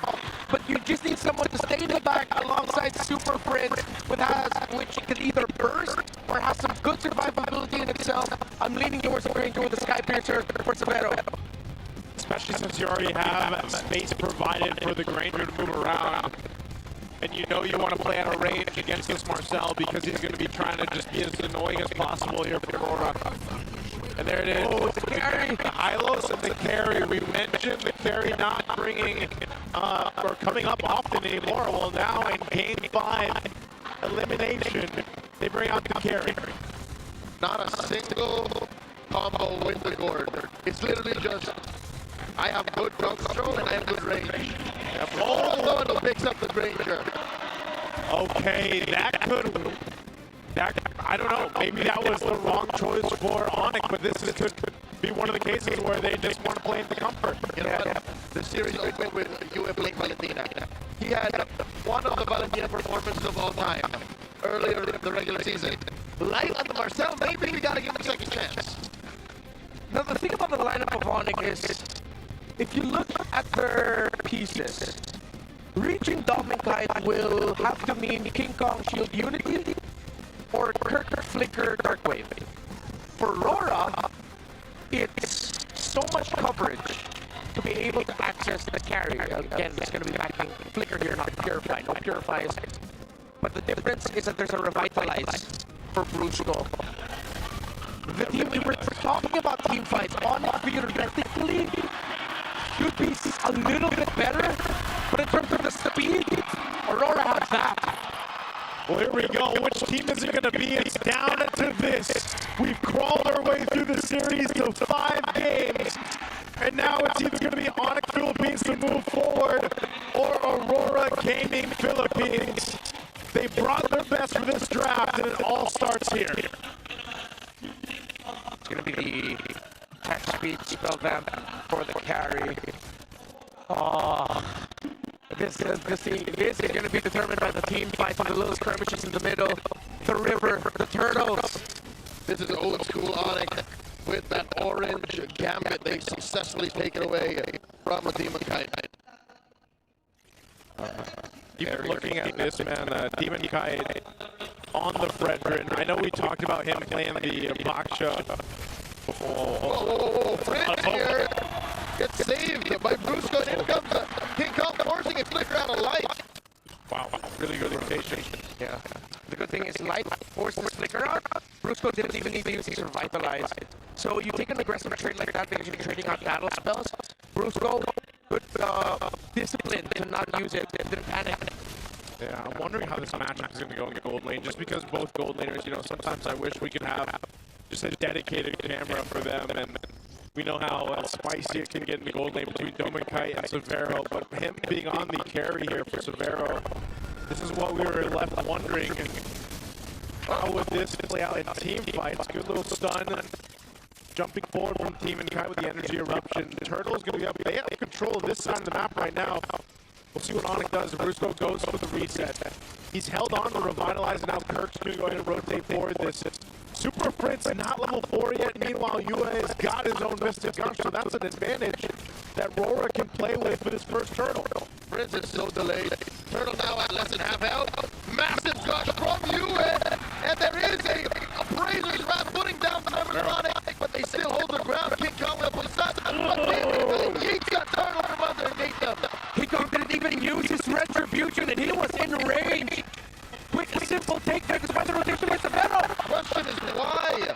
Brusco here, barely alive. Why would King Kong hesitate? Yeah, I don't know. I thought that was an easy turtle take for them, secured with how that fight played out, but that doesn't happen now. Look, they're going to put pressure on this side of the jungle of King Kong. He's going to wait for the team to respond with him, but man, talk about a delay towards ONIC. And a big part of that, again, was Super Prince was at level 4. Aurora, or excuse me, ONIC also knows that they need to take all the advantages that they could get early on. There's no other reason why they would call Severo to join in for a very, very early 5 versus 4. He's slightly gapped right now, so he has to hold his minion waves free so he can farm just a little bit better while Doming Kite is going for his Doming double in the center. ONIC might really regret that moment, but they still have 2 turtles to work through. If they can get at least one while keeping it close and not give any stacks. Oh, flush out the light. Dash is back. In comes King Kong. Slightly off sync. Oh, ONIC! Very M5-like, running into a brush with blind vision. King Kong knows better. Yeah, good response there. Good recovery. Could have gotten way worse for either side. Good amount of pressure coming through though, too. Meanwhile, in this XP lane, it's pretty much a stalemate between Edward and Kurt. Whoa! Yue is not surviving this. Super Prince gets first blood. Perfect clearing there. ONIC need to take those moments while you and Light have to do as much as they can to reduce that happening. Clear miscommunication and lack of connection there from Aurora. Despite the great start that they've had to this game with the first turtle win, they were able to secure a slight lead here for the Fredrin over the Baksha in terms of gold. DHP-wise, though, also a slight lead for Demonkite. Yep, Severo doing a good job there, freezing a lane. He's got control over it. This turtle's coming up here now, though, too, so ONIC off of that. Grabbing the first blood just under the 4-minute mark. This turtle is up. He grabs the glowing wand. So first item locked in for Super Prince. Rush aside for Severo. There's a projectile stun on Edward. But he's going to be fine for his fighter, but they're just going to go for it. Boys, Matley dropped in by Brusco. Puisan by King Kong. Holding that front line. Light looking for someone in the back. Severo wheels away with those light wheels. And here is their own stolen Boys, Matley. Turtle still up, and Demonkite takes it again. No red again from King Kong. Yeah, well, how? Why is he not using his range? Was he just slightly out of the range of the turtle? It seems like. But that was just a nice little pull by RORA. Yeah, he might. Maybe he's. I don't know if he's out of range or not, but that's twice now in a row. So RORA, they look to kick down this tier 1 turret. There's a response from ONIC. They're just trying to hold it on. They will, but they're going to fight. And there's a bait. King Kong still alive. Brusco with that voice back by Demonkite in jeopardy. It falls. The pressure finds him now. Yue is going to be up next. Light wheel short as Yue flickers back. They played. They needed to get a win. These are the 2 objective wins that RORA has gotten. There is so much pressure right now on the pressure on Severo and of course on Dominkite, as well. He rushed the Piercer. They know there's so much value in the Sky Piercer, which I was considering ONIC would want to take it for themselves. So it's a ticking time bomb. Will Aurora activate alongside Dominkite in his stack, or will ONIC be able to stop that? He even rushed the Maleficent Roar. He excluded the Hunter Strike altogether. Yeah, a bit of a rush there. Oh, again, a big pickoff for Super Prince against Yue. He's landing the combos. I think ONIC are baiting RORA into a false sense of security. Yeah, they know they need to pressure this Valentina because it brings so much value in team fights, damage, and everything that she can pack with whatever ultimate that she decides to steal. Sadly, minion waves need to be handled by ONIC, so they send Severo down the bot. They still don't have any push on the tower. This is what's going to hurt ONIC for their next takes for Turtle 3 and Lord 1. Their lack of map control, and RORA hell-bent on protecting all of their first-tier towers. If they want to hold this one down to bot. Severo continuing to farm up here. He's just slightly behind right now, Dominkite. RORA might be in a position where they're just waiting for Dominkite to get these stacks that he needs on the Granger, provide him the space to work with. They've gotten 2 of the turtles. We'll see if ONIC wants to use the retribution to secure this one for the 3rd and last turtle of the game. Well, Light running through 2. Super Prince and King Kong compromised. Brusco trying to exit that small rush. In comes King Kong. holding that role. Twice now, King Kong has not been able to retribution inside the pit. Yeah. Let's see if the third one's the charm. Brusco dropping on the map by Edward, cutting right into the formation. Down goes Brusco. A slap for Dominic Knight. Gush up, gush action! As Yui gets frozen, and DK scores again! First in no man's land! Flickers back! Might get another flick over! Body block! Knight, let's finish it! Serving up a kill to Yui. King Kong dashes on up. Puissance to survive. Savannah let him get the push at the bottom lane. The golden hour was perfect from Light. Defensively, the Gush ended up getting blocked, and it protected the US. Avero and ONIC decided to leave the turtle in mid, and they tried to go for the tower and bot, but it was covered really well because of the river flow, and Aurora have the lead in the mid game. ONIC are running out of time. It's a ticking time bomb. The Skypiercer stacks on this Granger. They'll start to build up here off of that swing. It was a good attempt for ONIC to try to make something happen around that turtle, but if that was a depiction or a preview of what could happen for the Lord, that's not the type of fight or the positioning that they want to replicate. Now Dominkai picks up a 100 strike. He's going to pick up a turret here. Tier 1's going to fall as well as RORA continues to open up the map further. And now for ONIC, they're scrambling. Severo will take a Tier 1 on top himself to get something, but look at this pressure on Tier 2. RORA is just going to full send it, taking down another turret on the bottom side of the map. ONIC are just finding ways to balance. They won't be able to take the second tower up top. Concealed by Light, forcing a flicker out of Super Prince. Brusco defensive use of the Glorious Pathway. This is not good. Aurora smells blood in the water. They know that ONIC are scrambling. Turtles going to Aurora. The two retributions. King Kong weren't able to use the save by Light on that golden hour.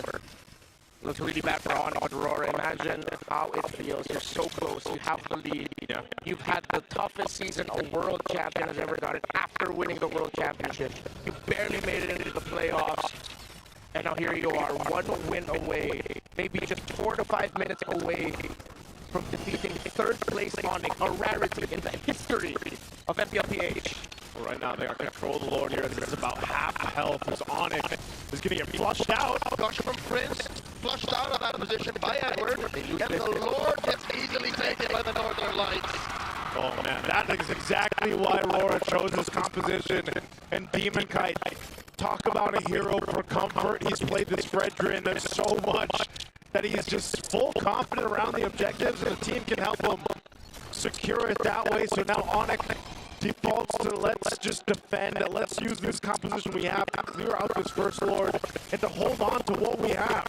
Defending not going to be the easiest for ONIC because they have to eat an entire salvo of Rhapsodies coming out of that Granger. They have their board. Oh, they hit the Gush on the Light, and the stun, the golden hour. They do stop and play. Super Prince still waiting.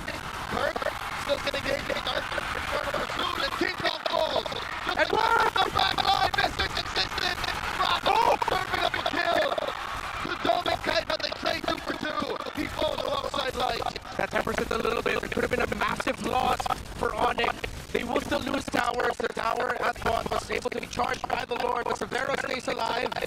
RORA still have a lead, but you see how difficult and awkward it is for ONIC to take these engagements. The golden hour stops a lot of the Mystic Gush. I think so far a lot of the better Mystic Gushes have been coming out of UA. Yeah. Aside from the picks that Super Prince has been able to get, those kills that he set up in the earlier portion and mid portion of the game, right now the team fight gushes that are coming through from UA, especially playing around the golden hour, is proving to be a obstacle that ONIC has to overcome here. Taking a look at the items, you can see also Severo has been able to relatively come online on this carry. He is a big source of the damage after Super Prince gets the gush out. The problem is King Kong needs a little more defensiveness to withstand that front line. Him and Kirk both so crucial here in providing the space that's needed for ONIC's line to work. Yeah, with how awkward it is for ONIC, seems like majority of the wins that they're going to be getting or potential comebacks are going to be in those base sieges after RORA gets the Lord. Still, they've opened up the map somewhat, but still, it is 6 towers broken by Aurora to ONIC's 2. They even haven't been able to get the tower in mid, which is why it's tough to see a scenario where ONIC are going to win a team fight outside of the base siege.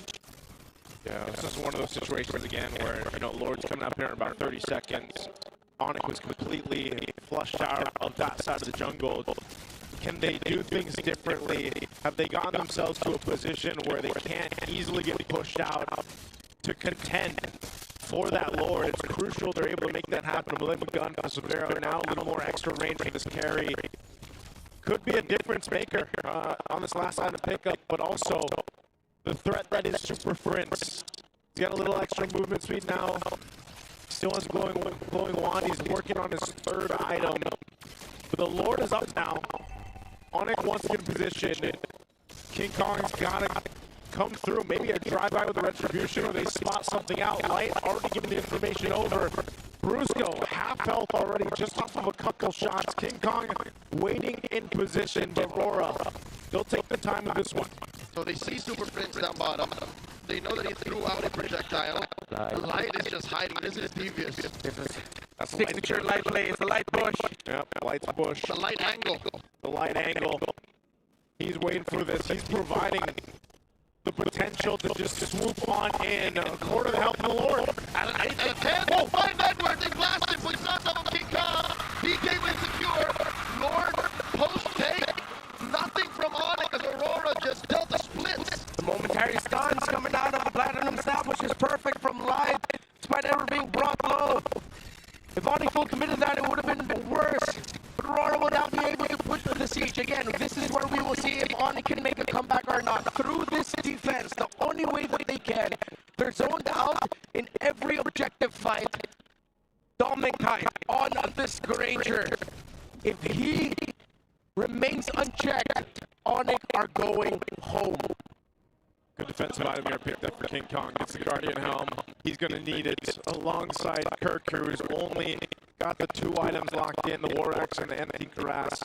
They're going to have to deal with this push coming through in the best way possible without going down. If they can get a pick, utilizing Super Prince, that's even better.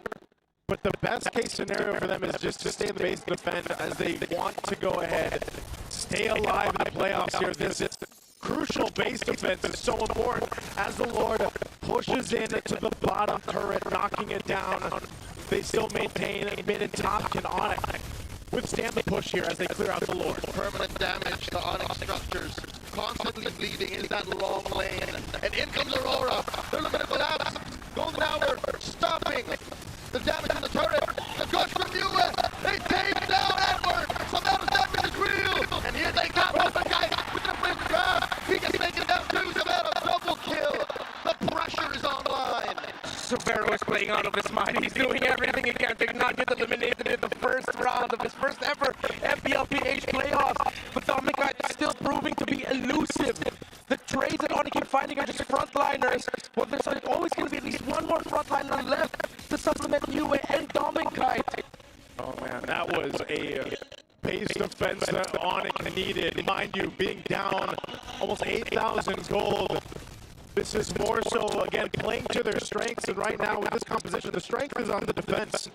It allows Severo to go ahead and continue to do what he's been doing. Yes, he's most likely got to wait to have this flicker back up, but they've got some time to go and control this. A Divine Blade with Super Prince. You've seen the amount of damage that he's able to do initially, and then Severo comes swooping in to capitalize on the kills. They're going to clear out the bottom lane. King Kong uses Retribution to steal the purple buff away from Demon Kite as Super Prince got on the side of the map's purple buff. So his purple buff is Fredrin. He is going to be able to secure his orange though, unless they already gave that to Dominic Kite. Getting very close to the point where the items barely matter anymore. Fully locked in are the two gold laners. Both have rose gold and meteors. Instead of immortalities, we might be seeing some crazy buy and sells during team fights. And I think it might be warranted for one of the frontliners for either team to commit a Winter Crown just to force resources out, survive through that, and then go ahead and fight. But the thing is, the economy is so tight right now, especially for ONIC. Well, let's see this one. Lord up once again, and third one in the game. RORA has had a total control of objective space throughout the past ones. What does ONIC want to do here? ONIC has no map. They have to pull a gambit of a lifetime. Lord here at his health, held on by Aurora. This is a dance for the ages.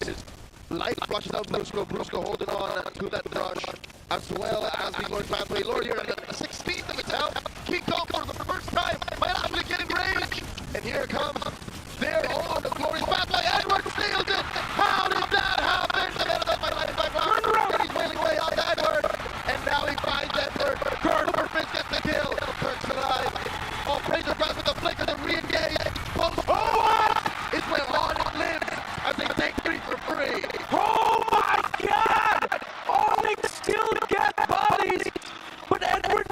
honestly got the last hit on the Lord after both junglers used their retributions.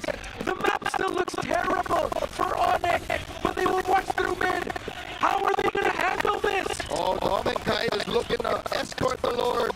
ONIC will run through mid. Yue with a stolen voice pilot is slow down the waves. Lights can be up. They can't afford the pressure of the mid. Dominkai, massive range, got the answer. Dominkai, RGM triggered. Oh, just like that. ONIC have to go back on the defense. Well, man, talk about close. Talk about a clenched fist on both sides, breaking out into a fight. Edward, yes, somehow securing that Lord. We have to take a look at the replay on this one. Again, so close here. Edward's right by that Lord. Both junglers using the retribution.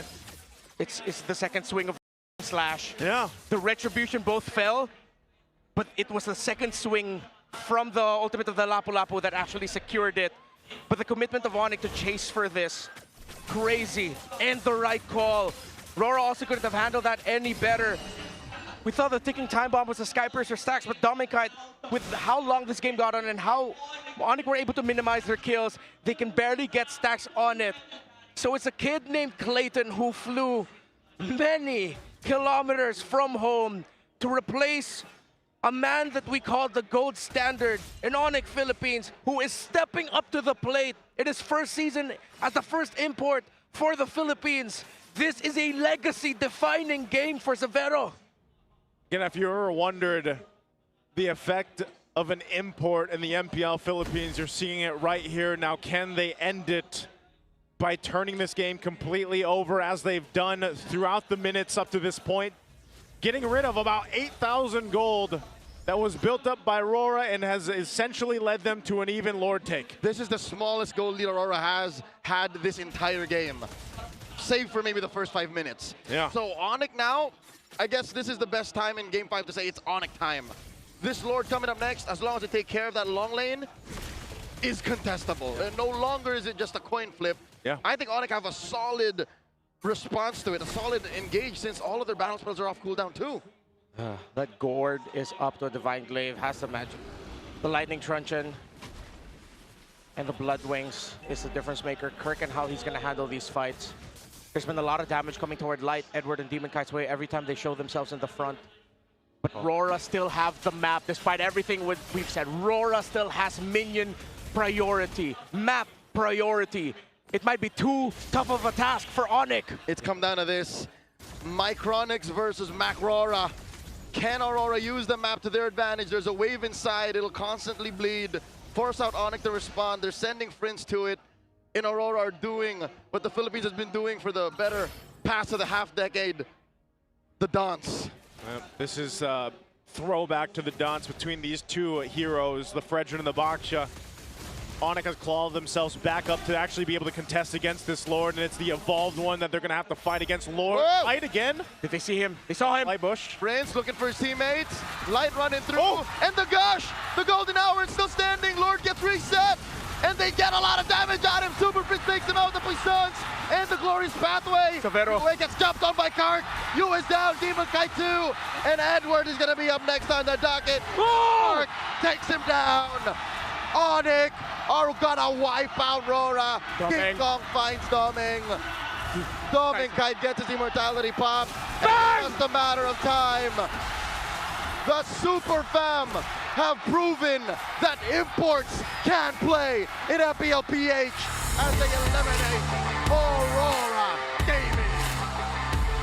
The reigning champions of the world, tested third seed, proved doubters, but in the end, it's ONIC, it's the Super Fam, it's Clayton, the first import, it's them who move forward in 5. We had a hot take before the match between these two World Championship teams. So far, the best performance has been an Indonesian, and he made it happen here in Game 5 against the defending World Champions. GG, well played to Aurora Gaming Philippines. It's been a tough season, but there's a saying that goes, tough times don't last. tough men do, and we expect to see more from Aurora in Season 18. But in Season 17, it's the Super Fam who continues their run. They will face the Falcons. What a series for these two. What a moment for Severo. What a moment for King Kong, who had to step up that he did. The pressure on the 4 members of ONIC who stayed to help and lead this young man. The first import to succeed, and they did it. This is ONIC's time. But in just a moment, we will hear from RORA, who will take their final bow of the season. Oh man, this was a series to open up the playoffs here of Season 17. What a way for it to go. 5 games back and forth. Just phenomenal here. But first, we got to share a moment over on stage with Aurora Gaming Philippines. MPL super fans, right here with us is a team who showed so much dedication throughout Season 17. This is a team that poured their heart up to the last game of the season. Champions Arena, for the last time this season, please dedicate a warm round of applause to Aurora Gaming Philippines. You know, Odin, hindi lang Aurora ang pumapalakpak. You know, Aurora, nila, pati yung ONIC. it wasn't just Aurora fans that are clapping for them. It's even the ONIC fans, the super fans, the dedication that they've had. Master the basics hanggang dulo. All the way to the end. Coach Master the you Basics. for your team. How proud of you of your team Hanggang dulo eh. from what you've seen up Binigyan niyo pa rin here ng to this puso. point, to this end. Sobrang proud ako kasi kahit He's really hindi talaga proud maganda yung naging regular season namin, because even what they went through the regular season, and they gave everything that they had, they gave their all here for the We playoffs. appreciate all your efforts as well as your whole team. And with me is Edward. Edward, nakasama ka namin sa napakaraming seasons. Edward, you've been with us for so many seasons for the MPL Philippines. You're still here Ng championships. through all your championships, through all your games that you've always been You're through. staying with the whole community, hindi lang sa Aurora, kundi You're staying with the whole community, not just Aurora. daanan mo. What do you want to say to all your supporters? What do you want to say with all your supporters, Edward? Ayun. Sobrang thank you sa sumuporta sa amin. I'm so thankful for all the support for us, all the way to the end, Nabigo namin kayo. all the way to this point. Team and Kai, do you want to say something? Maraming salamat sa mga sumusuporta sa Aurora. Thank you to everyone who really supported all of us in Aurora. Na nagpunta rito. Thank you so much, Aurora Gaming. We see you, we feel you, we've seen all your efforts throughout Season 17. And with that, you may now take your final bow. Thank you so much, Aurora Gaming Philippines. Again, if anything, Odin, they just showed na puso tayo hanggang dulo. Unfortunately, their journey ends for Season 17, but it's not the end for Aurora Gaming Philippines. And now, it's time for the match winner of International Rivalry. Super Family, make some noise for ONIC Philippines! Congratulations, Super Family! Oh my God. What a match, Denise! Ang laki ng ngiti ng buong ONIC Philippines, lalo na dito si King ONIC Philippines. What a smile across your face. Uunahin na kita. I give out the mic King to you. Kong, I'm going to start with you. King Kong, nako, nakita ko kanina na parang medyo hirap kang ngumiti, pero ngayon, I saw earlier that it was a bit hard to smile, but now yung nawala sa'yo. Ganong kalaking tinik ba yung nawala sa'yo after this match? Nakahinga na ulit kami kasi may, may second life. we're happy again because we have a second life in the playoffs. Second life. And now I wanna ask, kakahabol pa kayo? Marami pa kayong may papakita. What You exactly guys showed so much. nakabangan sa inyo? Pwede, secret lang po muna. Maririnig po kasi ng Falcons kalaban ng... There's a secret. We have to hold on to our secret because we have to play against Falcons. King Kong. I wanna ask Kirk naman.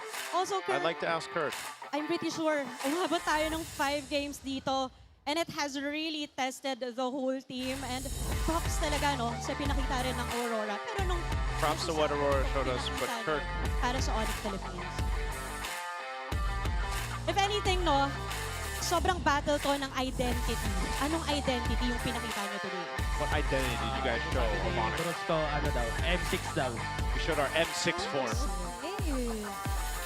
Ngayon naman, gusto kong tanungin si Super Friends. Super Friends! Now I'd like to talk to Super Friends. Super Friends. Sa huling 2 games nyo against Aurora Gaming, na-pick mo yung 2 mong signature heroes. That's Louie. You picked your and, signature that's heroes, Gord. Louie and Gord. Pinakita mo doon. And alam natin na kahit pa 6th seed yung Aurora coming into the playoffs. And we know even though Aurora is 6th seed in the playoffs, Dahil sila ay currently world champions. they are a threat because they're the current world champions. What was your mindset coming into the matchup against Aurora? Complacent against them. To not be complacent against them.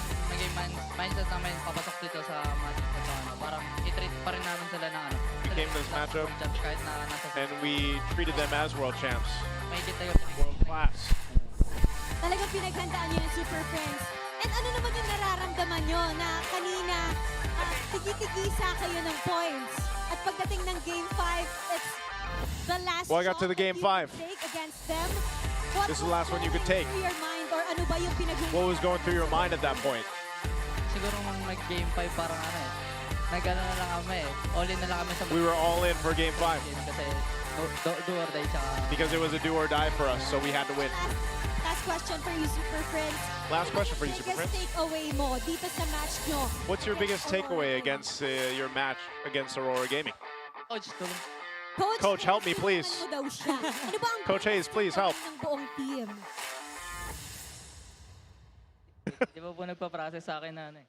I haven't processed yet Naka-advance to, pero... that we advanced to the playoffs, but Hindi pa enough yung na-practice namin. it's not enough of what we practice, so we have more to work on. There's more things we need to work on. Yan bukas sa laro muli. And they'll be playing against Philippines. Team Falcons Once tomorrow. again, give it up for your match winner, ONIC Philippines. You may now take your walk of victory. Odin, with what coach said, I can't wait for their matchup tomorrow. Absolutely. Alam natin na meron pa silang ibubuga sa kanilang mga susunod na laro. For the meantime, alamin natin, what are the thought of our casters? Casters, Palag Na To.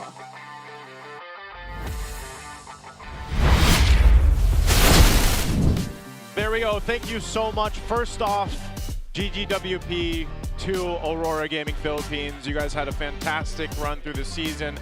At the end there, trying to get back in form. Unfortunately, we know how competitive it is here in the MPL Philippines, and so come back stronger, and hopefully, again, we get to see them improve. Now, congratulations to the second lives now that ONIC Philippines has moving forward. And this guy right here, man, MVP, Severo, 6-0-5. We questioned if this was the right pick, the carry in the draft, and it ended up being the pick to get the MVP. Because of how demanding this was for Severo, he needed to play the perfect game. He was juggling items around like crazy there in the end, and this carry needed to survive. Let's put a different idea on what could have been. If Aurora still considered their Marcel pick, and then ONIC instead of the carry picked up a Granger and Hylos, theoretically if Aurora went carry, it would have been easier for ONIC because they have their own Gord combo, Gord Granger, their Gush, they have the Phobius. Much easier to deal with the carry there. But the problem is now in reality, looking at Domikite and looking at how he played this game, it just reached that stopgap of how come I can't kill anyone anymore? I need my Piercer stacks. RORA needed to end this game quick. If ONIC stretched this out, they would have won.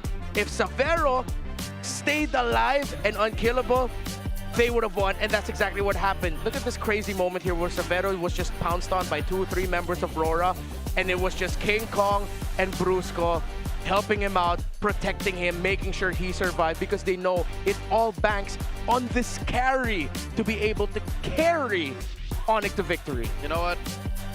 I think it's this unorthodox choice that actually led to Aurora playing out of their element in the later parts of this game. And it might just be the fact that, yeah, Savero grew up in a different environment, played different kinds of heroes, fought different kinds of teams that make him such a lethal gold laner in FPLPH. Yeah, definitely so. Not just down to his unique hero pool that he brought out, but even to make something like the carry work in this type of composition. Mind you, too, part of that was just the way that they adjusted. I mean, think about how much they had to gain back in this game because it was RORA knocking on their doors early on. You know, 10 Gs, Joseph. Almost 10 Gs they had to crawl through. Almost 10 Gs, man. And it's interesting, too, to see the fact that Super Prince being 5-0-9 on the gourd, how much insight we got back in the regular season where Coach was saying that, yes, Super Prince played a whole lot of gourd in their scrims, in their matches leading up to this. And you could see it, and it ends up working really well. Because this is not the typical synergy we see with the Harley. He ended up making it work so well to the point where he was getting early kills for ONIC to keep things somewhat controlled, or getting out of control for RORA. Yeah, and Super Prince is the second element of the whole picture. It just wasn't all Savero. Super Prince landed a bunch of Mystic projectiles and gushes that actually helped ONIC in the long run. He too was deathless and played a perfect game. And ONIC being able to minimize the wins RORA were able to get, despite there at one point being, if I'm not mistaken, 20 stacks on the Piercer of Domikide, they stopped giving him any more after that. And a lot of those turnaround moments, the damage that was coming out towards Edward, Demonkite, and Light were first initially from Prince, and then Savero would swoop in with his own damage. Yeah, there was just a lot of good points here throughout this game. We're going to be thrown over for some insights from Hans and Wolf on what they think. What a match that was para umpisahan ang ating Season 17 playoffs. Your winners are ONIC Philippines. At ang kasama natin ay walang iba kundi sina Brusco and Savero. Guys, congratulations with that recent win. I think we've talked to you about that interview kasama nung ating mga hosts. Pero may ipapakita kami sa inyo this time. Or maybe just, you know, mental check. Kasi kinukwentuhan mo ko kanina, Brusco, about that last clash na parang may mga nararamdaman ka, everything was so loud. What was going through your head during those last times? Nung last clash, parang expect talaga namin na, na susugurin nila si Savero, mag-all-in sila. Kaya ang call namin, kung sino yung papasok, yun na lang yung patay namin. Kasi sabi ni Savero, yung Valentina lang daw sa kanya, yung Valinda lang daw yung papatay sa kanya. So, zero ni Kirk yung Valen. So, walang damage kay Savero, kaya naka-fade siya. That was, again, really crucial when you think about it, right? Napaka-solid yung sinabi ni Brusco. Actually, i-play natin itong clip. I will play the clip for you. Can you tell us what you were thinking during these moments and how did you command your team to eventually win this? Gua cuma minta di kill sama Valen, cuman Valen yang bisa bunuh gue. Jadi target Valen aja, sisanya gue bunuh. So yun daw, basta Valen lang daw yung threat sa kanya, tapos pag walang Valen kaya napatayin lahat. Did you feel that you were the best gold laner during these clutch moments?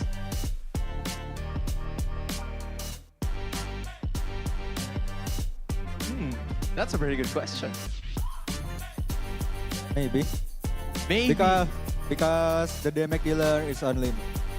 Okay, at that point, I think, or he thinks that he's the only damage dealer, so he really has to perform out of this world. I think. What was your heart rate during that moment? What do you think was your heart rate during that moment? Were you nervous? 160 160 or 150. That's a lot. That's a lot when you think about it. Pero Brusco, heading forward into your next match, nabanggit na ni King Kong to, this is just very little preparation na kailangan yung gawin being at the play-ins. How are you going to be looking forward to your next match? Siguro, ito, pahinga saglit, tapos review ng game ng Falcons, tapos mag-ano kami, kung ano yung i-drop namin bukas laban sa Falcons. And Savero, I don't know about you, but the Sonics right here were supporting you all throughout. Sobrang tindi. They were cheering for you upon that last clash. What is your message to all of them? Makasih buat yang dukung semua. Walaupun gamenya gak gampang, tapi kalian tetap dukung kita dan percaya sama gua. Makasih buat semuanya. Jangan lupa dukung buat next match juga. Maraming salamat daw po sa mga pumunta at sumuporta sa amin. At pasensya na rin daw kung Di naging madali yung laban namin kasi sobrang lakas rin talaga ng Aurora. Sana patuloy nyo daw kami suportahan sa parating na laban namin bukas. Again, I'm sure they're all gonna be here, right?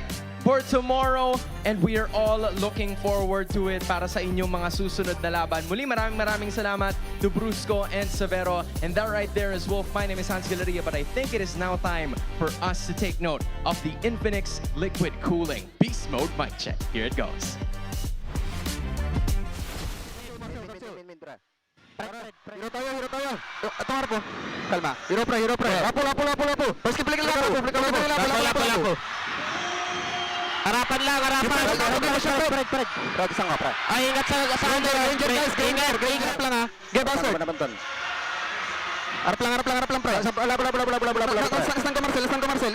Nasaan ka, Marcel, pre? Maangat sila. Pili ka, Marcel. Gigi. Hero. Sama. Sa akin. Secret. Sikot. Fred. Guys, guard. Kaya. Inabasan Lord ha. Tara lang ako. Mapupok lang yan. Maubos balan yan sa Lord. Isa lang angat sa atin, mates. Para isa lang mapo. Isa pa yung bot kaya. Alaw, hindi nila mag-lord, pre. Ito, kamit na natin. Oo, kamit na natin. Tawakan mo. Okay, boy. Okay lang yan, tap. Kita, nasa harap. Doon ka lang, mates. Dastan, pre. Box. Para, pre. Hero. Yung bata kayo. Tapos na. Oh, nice game. Nice. Bye-bye. And there you go. That is exactly the sound of victory right there for ONIC Philippines as they move forward to tomorrow. What a way to open our playoffs here. 5 games, boys. I think this is the only way you get past a Clash of World Champions. That was great. That was a great start. They've set the bar for the rest of our playoffs, and color me even more excited to see what Omega and Twisted have in store for us. Yes, we still have one more match today. Maybe we go the distance in that one too. With it being elimination, I'd like to see it because that's going to be a whole nother different story for our teams here leading into to find out who ends up fighting against Team Liquid tomorrow. So, you know, I think this is already a great start to the playoffs. We're going to be taking a bit of a break. Not sure how long, but a bit of a break. And we'll be back for you for a second match. We'll see you guys then.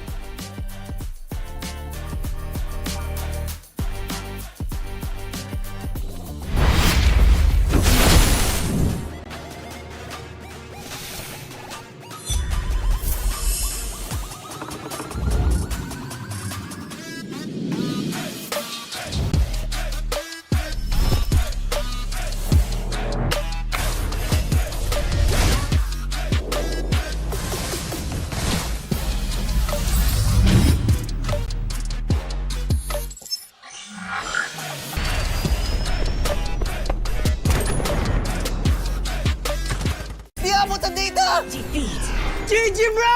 Don't worry! The Only with Smart Power All 99. Hindi bitin with 10 gig data to power your games plus only Facebook or only TikTok. Load now! Foul! You know your scalp can get up to 5 times more dandruff? Get triple anti-dandruff power. Supercharge with Clear. Hey, you! Did you know men have 1.4 times weaker scalp? Get a shampoo that's 100% made for men. Supercharge with Clear. Enemy alert. Your scalp gets 1.5 times greasier, causing dandruff. Get triple anti-dandruff power. Supercharge with Clear. Stop and pull over. Your scalp gets 1.5 times sweatier. For cooling power, supercharge with Clear.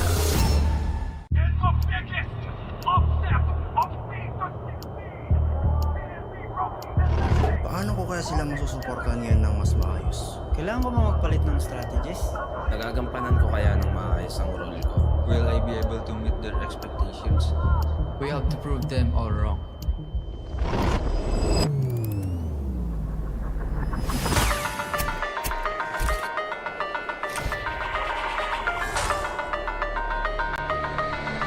It's time to win.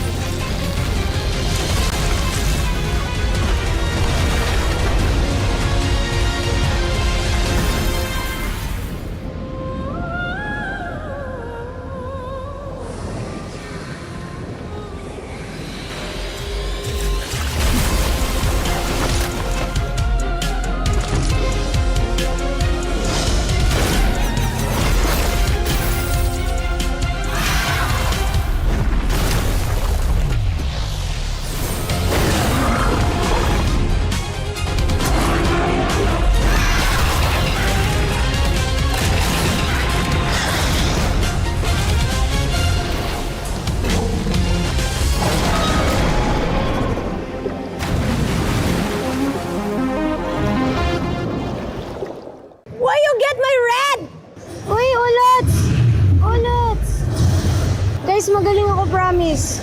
Okay na. GG na. Ikaw na, Jet. Why is bro barking laser? Ano daw ang naging preparation natin ngayon dito sa paparating na playoffs? Masasabi kong nasa full condition kami. Kailangan na lang galingan. Kailangan na lang lupitan. Mas intense, tapos more crowd, more excitement, more hype, tapos mas malamig. Anong palag namin? Galingan nyo kasi gagalingan namin. Ano ba palag natin, boy? Kirk, wala daw. Malakas daw si Prince. Prince, ano daw palag mo kayo eh? Alam mo na yan. Alam ko na yan. So secret na lang, guys. Sensya na, ha? Yung nagpa-raid kanina, yung mga karoras natin dyan, thank you sa full support, guys. Mula week 1 hanggang ngayon. Thank you so much, guys, sa effort. Sa venue, ano masabi ko sa venue? Sobrang laki. Ang daming pwedeng makanood. So, enjoy dito, guys, sa Phil Oil San Juan. Dami tao, pre. Puno. Home of the Champions. Champions Arena, ya.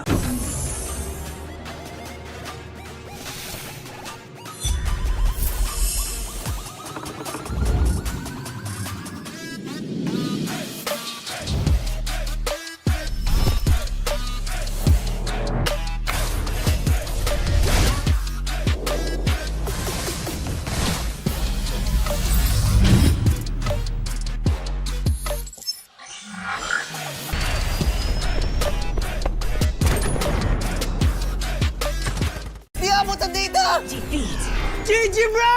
Don't worry! The Only with Smart Power All 99. Hindi bitin with 10 gig data to power your games plus only Facebook or only TikTok. Load now! Foul! You know your scalp can get up to 5 times more dandruff? Get triple anti-dandruff power. Supercharged with Clear. Hey, you! Did you know men have 1.4 times weaker scalp? Get a shampoo that's 100% made for men. Supercharged with Clear. Enemy alert. Your scalp gets 1.5 times greasier, causing dandruff. Get triple anti-dandruff power. Supercharged with Clear. Stop and pull over. Your scalp gets 1.5 times sweatier. For cooling power, supercharged with Clear.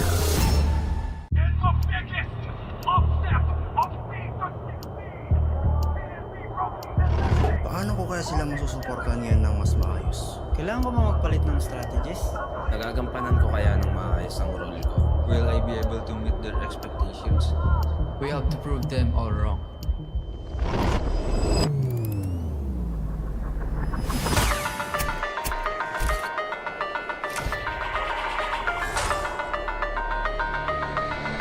It's time to win.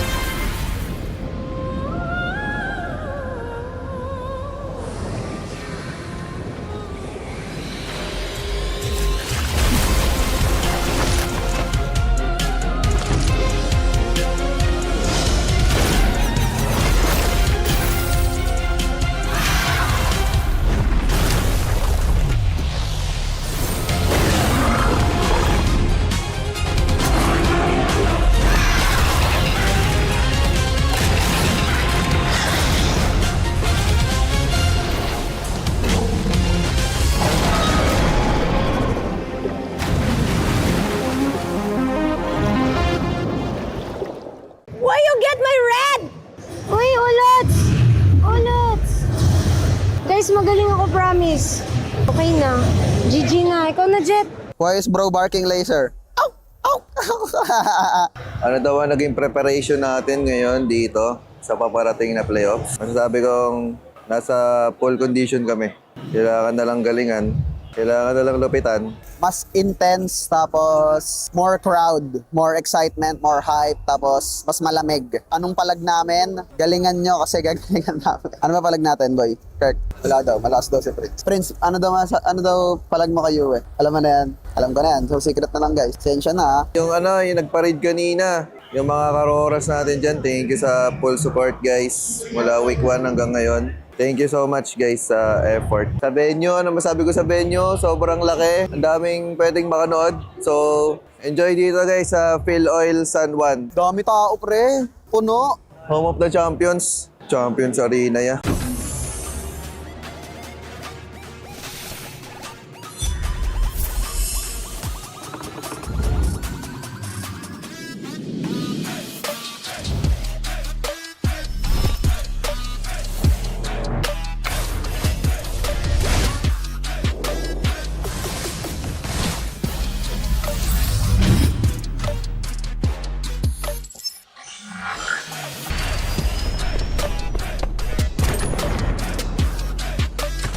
Di abutan dito! Defeat. GG bro! Don't worry. The Only with Smart Power All 99. Hindi bitin with 10 gig data to power your games plus only Facebook or only TikTok. Load now. Foul! You know your scalp can get up to 5 times more dandruff? Get triple anti-dandruff power. Supercharged with Clear. Hey, you, did you know men have 1.4 times weaker scalp? Get a shampoo that's 100% made for men. Supercharged with Clear. Enemy alert. Your scalp gets 1.5 times greasier, causing dandruff. Get triple anti-dandruff power. Supercharged with Clear. Stop and pull over. Your scalp gets 1.5 times sweatier. For cooling power, supercharged with Clear.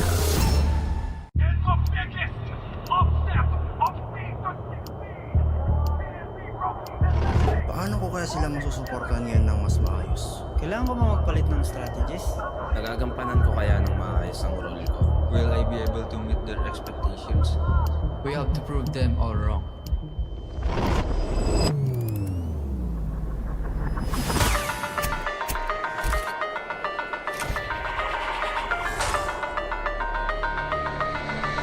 Time to win.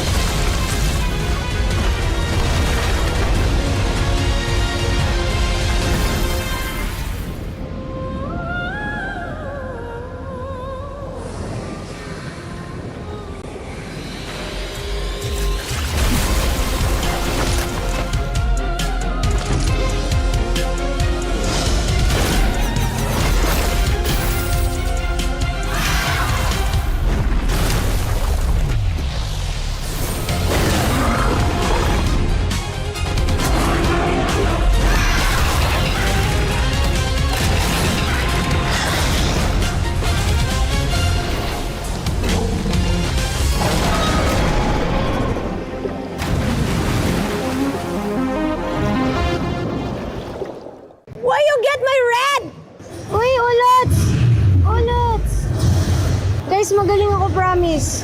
Okay na. GG na. Ikaw na, Jet. Why is bro barking laser? Ano daw ang naging preparation natin ngayon dito sa paparating na playoffs? Masasabi kong nasa full condition kami. Kailangan na lang galingan, kailangan na lang lupitan. Mas intense, tapos more crowd, more excitement, more hype, tapos mas malamig. Anong palag namin? Galingan nyo kasi gagalingan namin. Ano ba palag natin, boy? Kirk, wala daw. Malakas daw si Prince. Prince, ano daw palag mo kayo eh? Alam mo na yan. Alam ko na yan. So secret na lang, guys. Sensya na ha. Yung yung nag-parade kanina, yung mga karoras natin dyan, thank you sa full support guys. Mula week 1 hanggang ngayon. Thank you so much guys sa effort. Sa venue, ano masabi ko sa venue? Sobrang laki. Ang daming pwedeng makanood. So, enjoy dito guys sa Phil Oil San Juan. Dami tao pre. Puno. Home of the Champions. Champions Arena ya.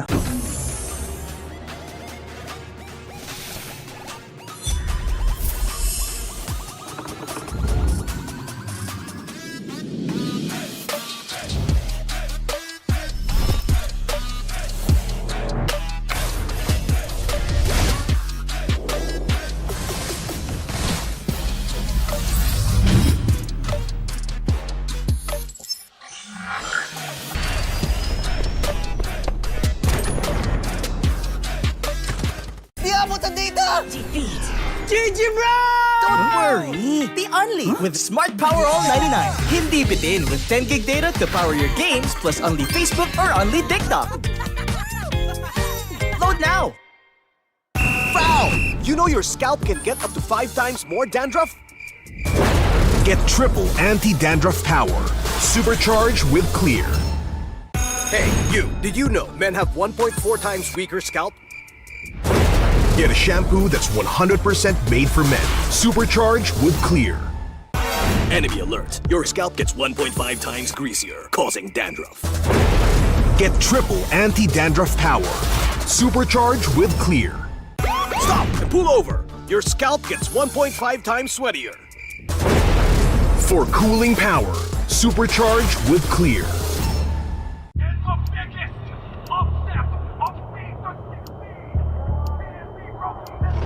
Paano ko kaya sila masusuportahan ngayon ng mas maayos? Kailangan ko ba magpalit ng strategies? Nagagampanan ko kaya ng maayos ang role ko? Will I be able to meet their expectations? We have to prove them all wrong.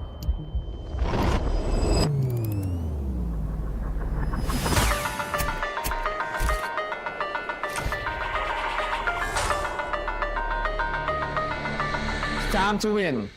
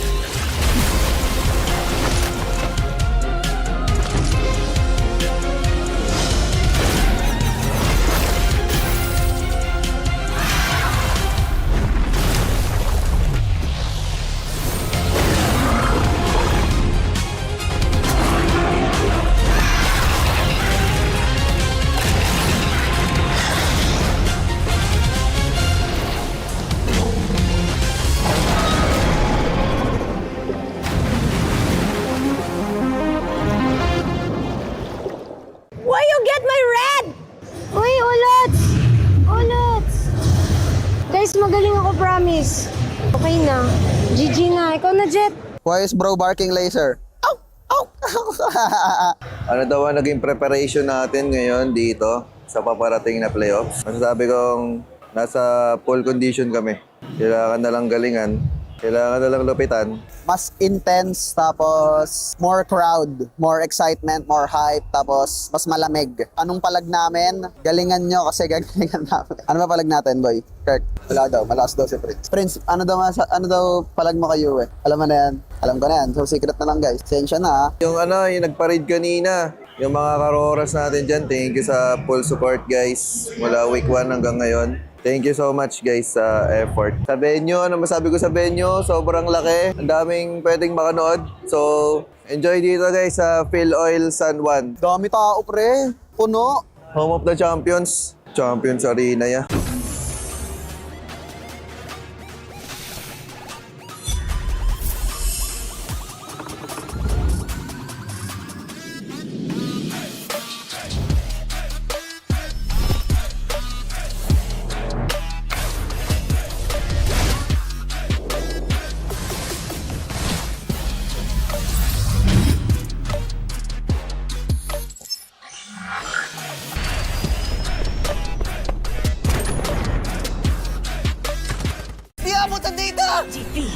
GG, bro!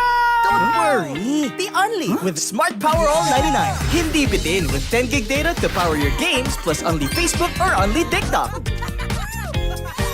Load now! Foul! You know your scalp can get up to 5 times more dandruff? Get triple anti-dandruff power. Supercharged with Clear. Hey, you! Did you know men have 1.4 times weaker scalp? Get a shampoo that's 100% made for men. Supercharged with Clear. Enemy alert. Your scalp gets 1.5 times greasier, causing dandruff. Get triple anti-dandruff power. Supercharged with Clear. Stop and pull over. Your scalp gets 1.5 times sweatier. For cooling power, supercharged with Clear.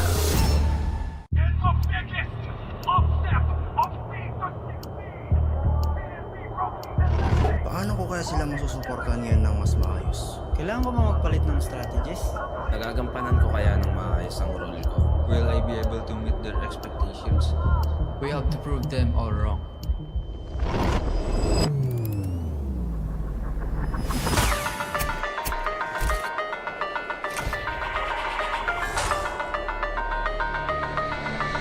Time to win.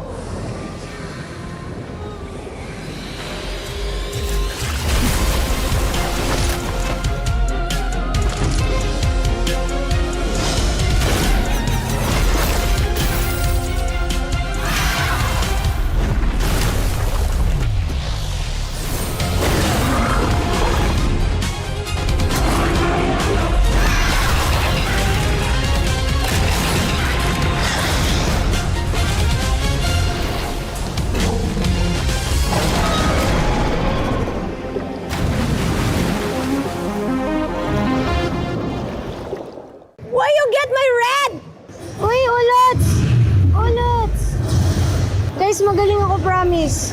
Okay na. GG na. Ikaw na, Jet. Why is bro barking laser? Ano daw ang naging preparation natin ngayon dito sa paparating na playoffs? Masasabi kong nasa full condition kami. Kailangan na lang galingan. Kailangan na lang lupitan. Mas intense, tapos more crowd, more excitement, more hype, tapos mas malamig. Anong palag namin? Galingan nyo kasi gagalingan namin. Ano ba palag natin, boy? Kirk, wala daw. Malakas daw si Prince. Prince, ano daw palag mo kayo eh? Alam mo na yan. Alam ko na yan. So secret na lang guys. Sensya na ha. Yung nagpa-raid kanina, yung mga karoras natin dyan, thank you sa full support guys. Mula week 1 hanggang ngayon. Thank you so much guys sa effort. Sa venue, ano masabi ko sa venue? Sobrang laki. Ang daming pwedeng makanood. So, enjoy dito guys sa Phil Oil San Juan. Dami tao pre. Puno. Home of the Champions. Champions Arena ya.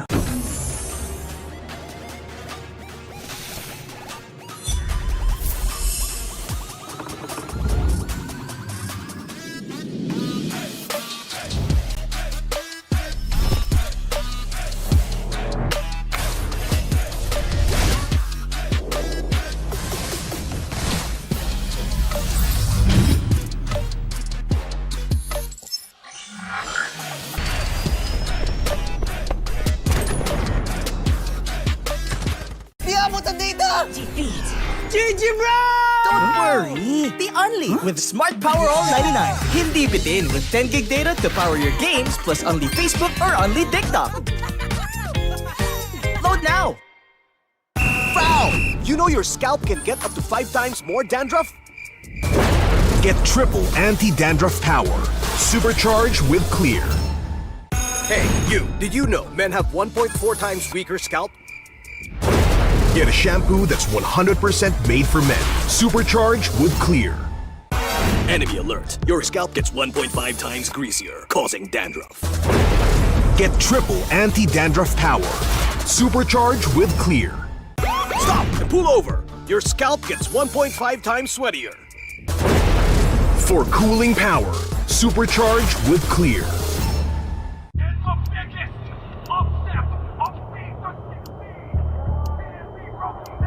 Paano ko kaya sila masusuportahan ngayon ng mas maayos? Kailangan ko ba magpalit ng strategies? Nagagampanan ko kaya ng maayos ang role ko. Will I be able to meet their expectations? We have to prove them all wrong.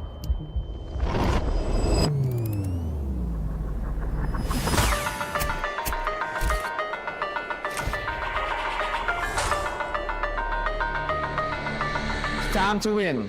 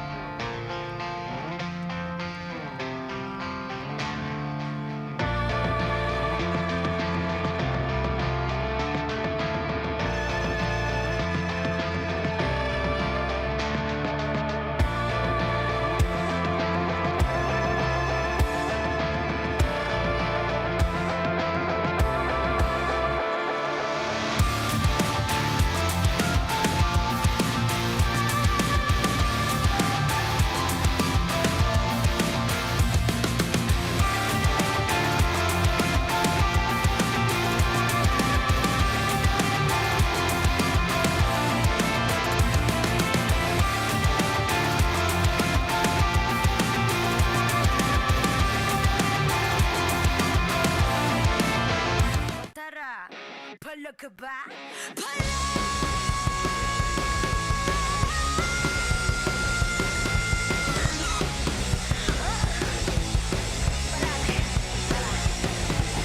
Handa sa laban, sanda ka sa aking kamay. Watch with my click, wavy fire in the eyes. Yeah, I walk with my head held high. Ano ba yung takot kung tore ang aking gabay?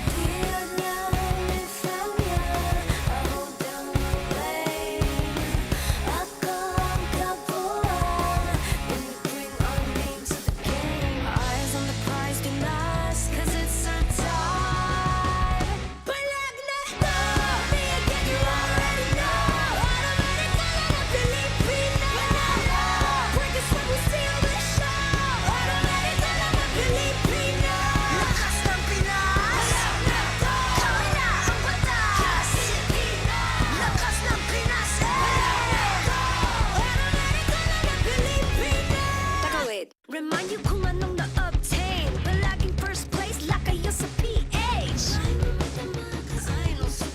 I'm here cause I got God, my team is super fast. Eyes on the prize, been lost cause it's our time. Palag Na To, me again you already know. Automatic ka na na Pilipino.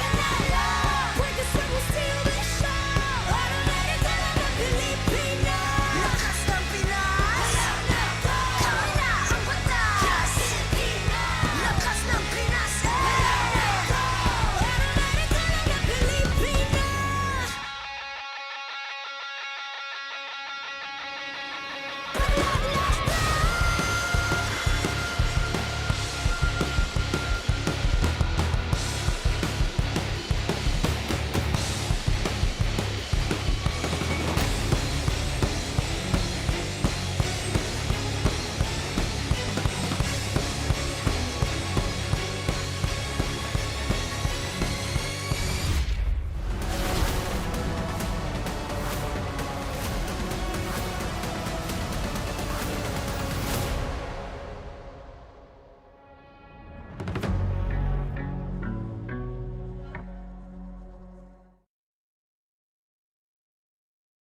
In probably one of the most competitive seasons as to date, from Quezon City, we all gather here in San Juan Arena para tunghayan ang 6 na kupunan na magsagupaan at magpakitang gilas. After the match that happened a while ago, we are down to the last 5 teams, and with the last match that is up for grabs para sa ating lahat ngayong gabi, we will be down to the final 4. This is the moment to figure out who is going to be completing that between Twisted Minds and Smart Omega. Maligayang pagbabalik dito lamang sa MPL Philippines Season 17. My name is Hans Galeria, joined of course by none other than Wolf. And in fact, it's only been 4-5 hours ng ating playoffs, pero sobrang dami nang nangyari, right? Grabe. Hindi ko akalain na pupunta tayo sa 5 games. Although we did expect it will be very close, but not like that. Aurora put on a show, but unfortunately, it was the end of their run. In fact, we're gonna be looking at it again. Nabanggit na kanina ni Wolf yung pagtatapos ng paglalakbay nitong Aurora in Season 17. But for ONIC Philippines, things are really looking good for them. Nagsimula tayo sa pagpa-hype ng ating idol ni si Janine Bertin. Napakaganda na performance kanina. Ramdam mong automatic na on-alap ka. At siguro yun yung naramdaman ni Savero kasi kitang-kita natin that he was actually the very good gold laner na nagpuhat sa ONIC Philippines kanina. Well, there's Janine Bertin. There are also winners and losers in this respective match. At hindi lang dito, basta magtatapos ang ating araw. Because up next is a squad that we're about to look forward to. Dalawang teams na slowly building their momentum during the early portions of the regular season. Tapos bigla na lang, okay, they're actually contenders for this thing. Alam mo, sobrang saya na. Medyo malungkot kasi itong dalawang teams na to really won my heart throughout Season 16 and then eventually Season 17. Twisted Minds yung kanilang run last season made me a fan. And now Omega, nakita natin yung mga milagro na nagawa nila. But now, some team, one of them will have to go home. Yep, and when you think about it, some of the players specifically na talagang nagdadala para sa kupunang ito in terms of the charisma na meron sila has been Nets and Tracy being one of the pillars of these two teams para makatungo sa ating playoffs in hopes of that Final Four spot. But to know more and to talk more about this specific matchup, I think it's time to toss it over to the casters. Please take it away.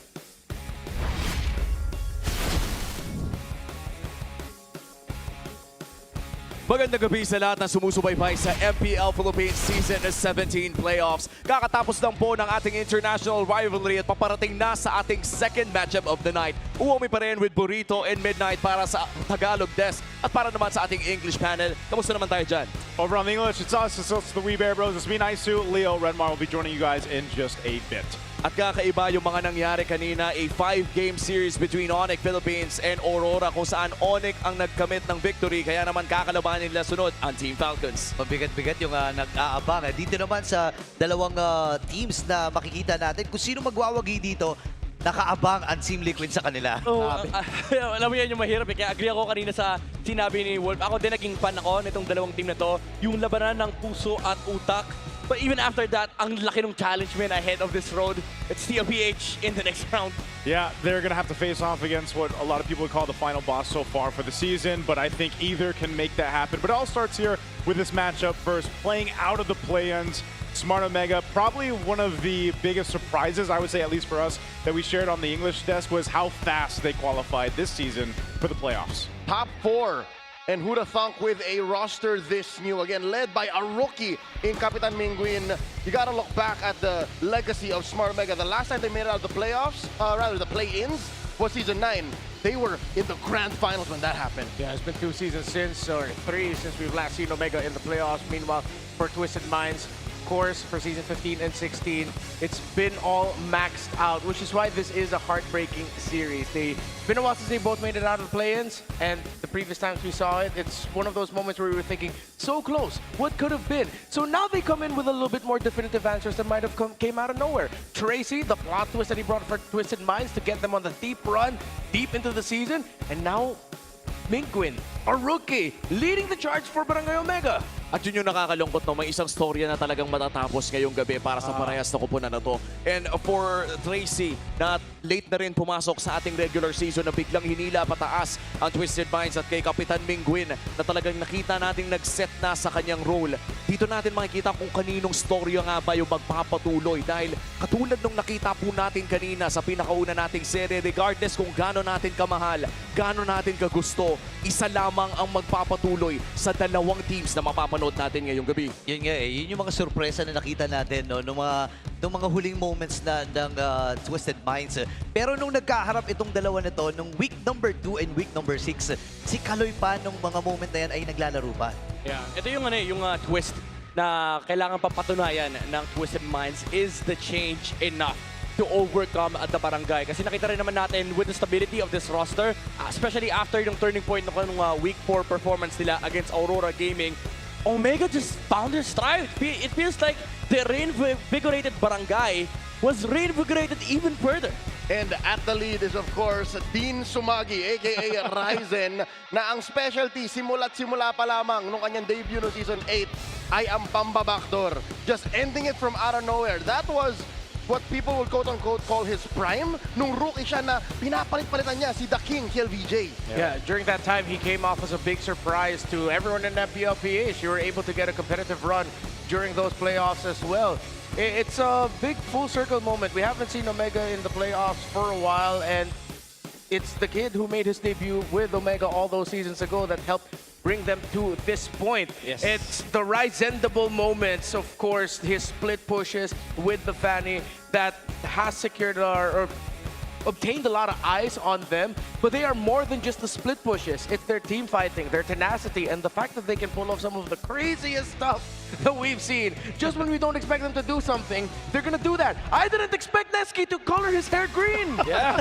And in 1 week, ang daming nangyari sa lahat ng mga teams natin. Parang lahat ay nag-ready, lahat ay nag-improve. And the same could be said for Ryzen. 9 seasons after his quote-unquote prime, parang hindi pa doon natatapos ang kanyang growth. Parang nagsisimula pa lang. Ang kanyang katapat ay si MP The King na nakita na nating nag-excel mula sa kanyang NXPE days all the way to his international, now back in the Philippines Philippines leading Twisted Minds. And speaking of NXP, iba pa tayo lalayo. Ay, nako. Mata ng Des ay nakatingin sa akin. Yes, it's also been 9 seasons since that happened. And si MP The King ay isa rin sa mga hot rookies at that time. Kumbaga hot commodity si MP The King. And over time, we've seen the career growth para kay MP The King, even going outside of the Philippines, being very successful there. In fact, ang naalala ko talaga, pinaka-naalala ko sa storya ni MP The King, naging team captain siya, naging playing coach pa siya nung MSC that dropped ONIC ID out of MSC contention, by the way. Basta ako, love na love ko si MP kasi Bane specialist siya.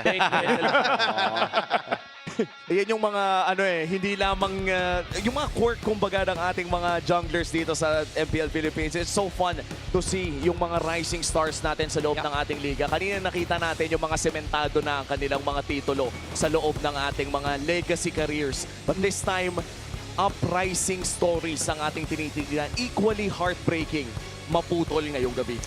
Ay, bakit naman ganito ang MPL Philippines? Welcome sa playoffs kung saan dito mo masasabi talaga na yung best of the best talaga yung nailalabas natin. Kasi ang dami mga magandang storyline pero ganun ka-brutal yung pinaka-competitive na region in all the world.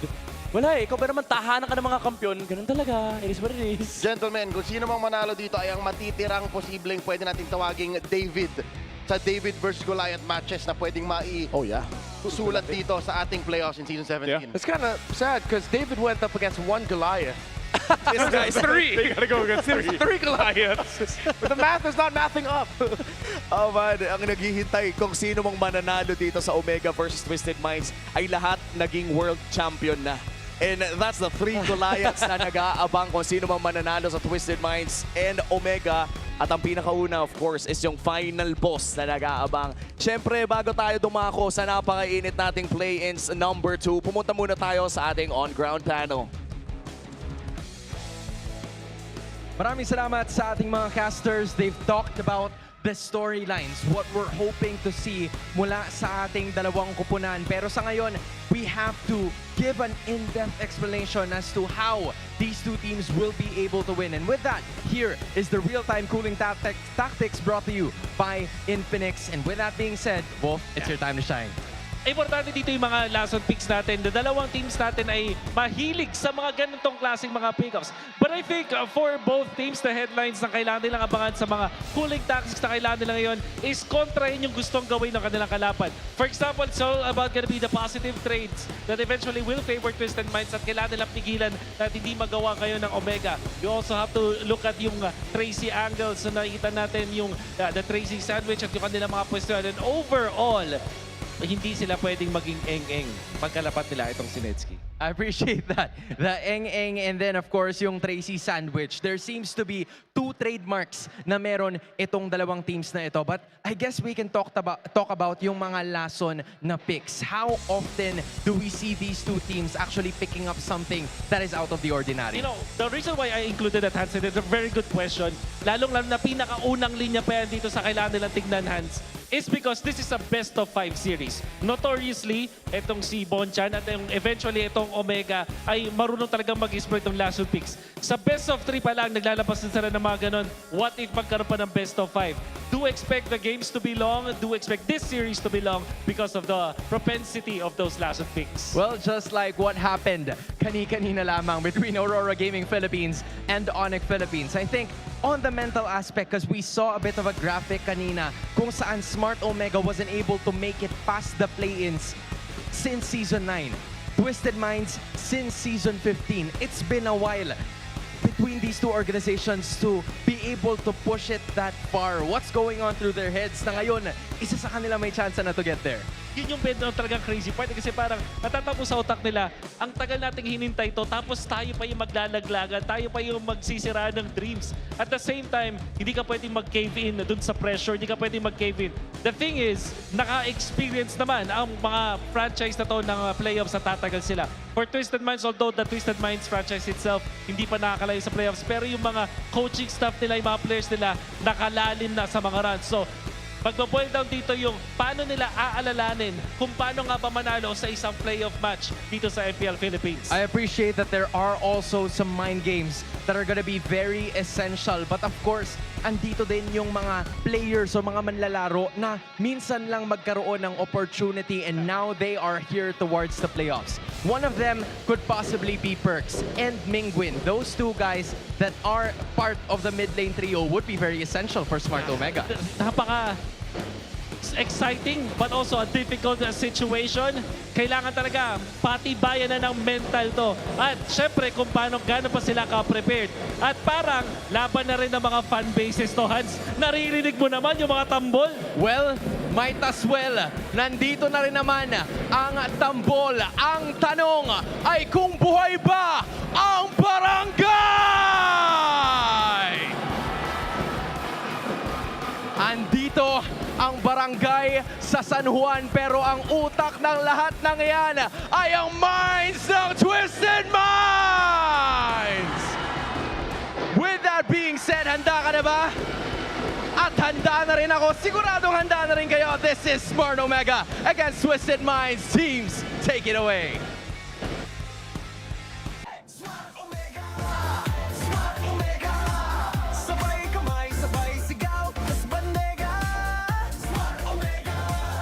Sulong sa playoffs, tapat silang haharap. Walang twist ang babuluktot sa tuwid na daan, papunta sa pangarap!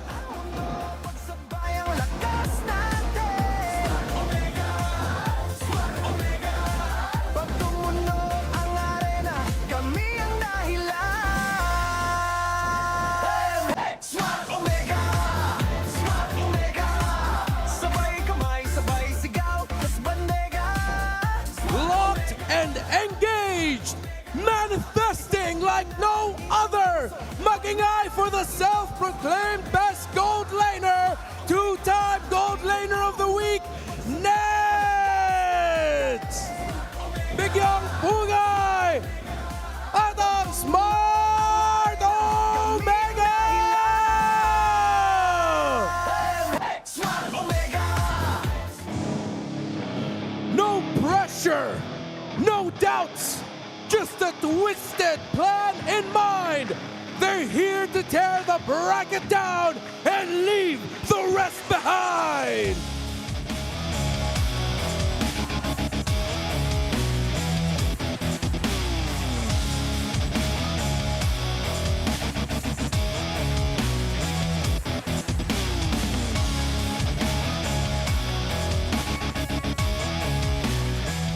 And the mastermind behind their twisted plays, their anchor, their shot caller, MPL Season 5 champion, Lansu! And your Twisted Minds!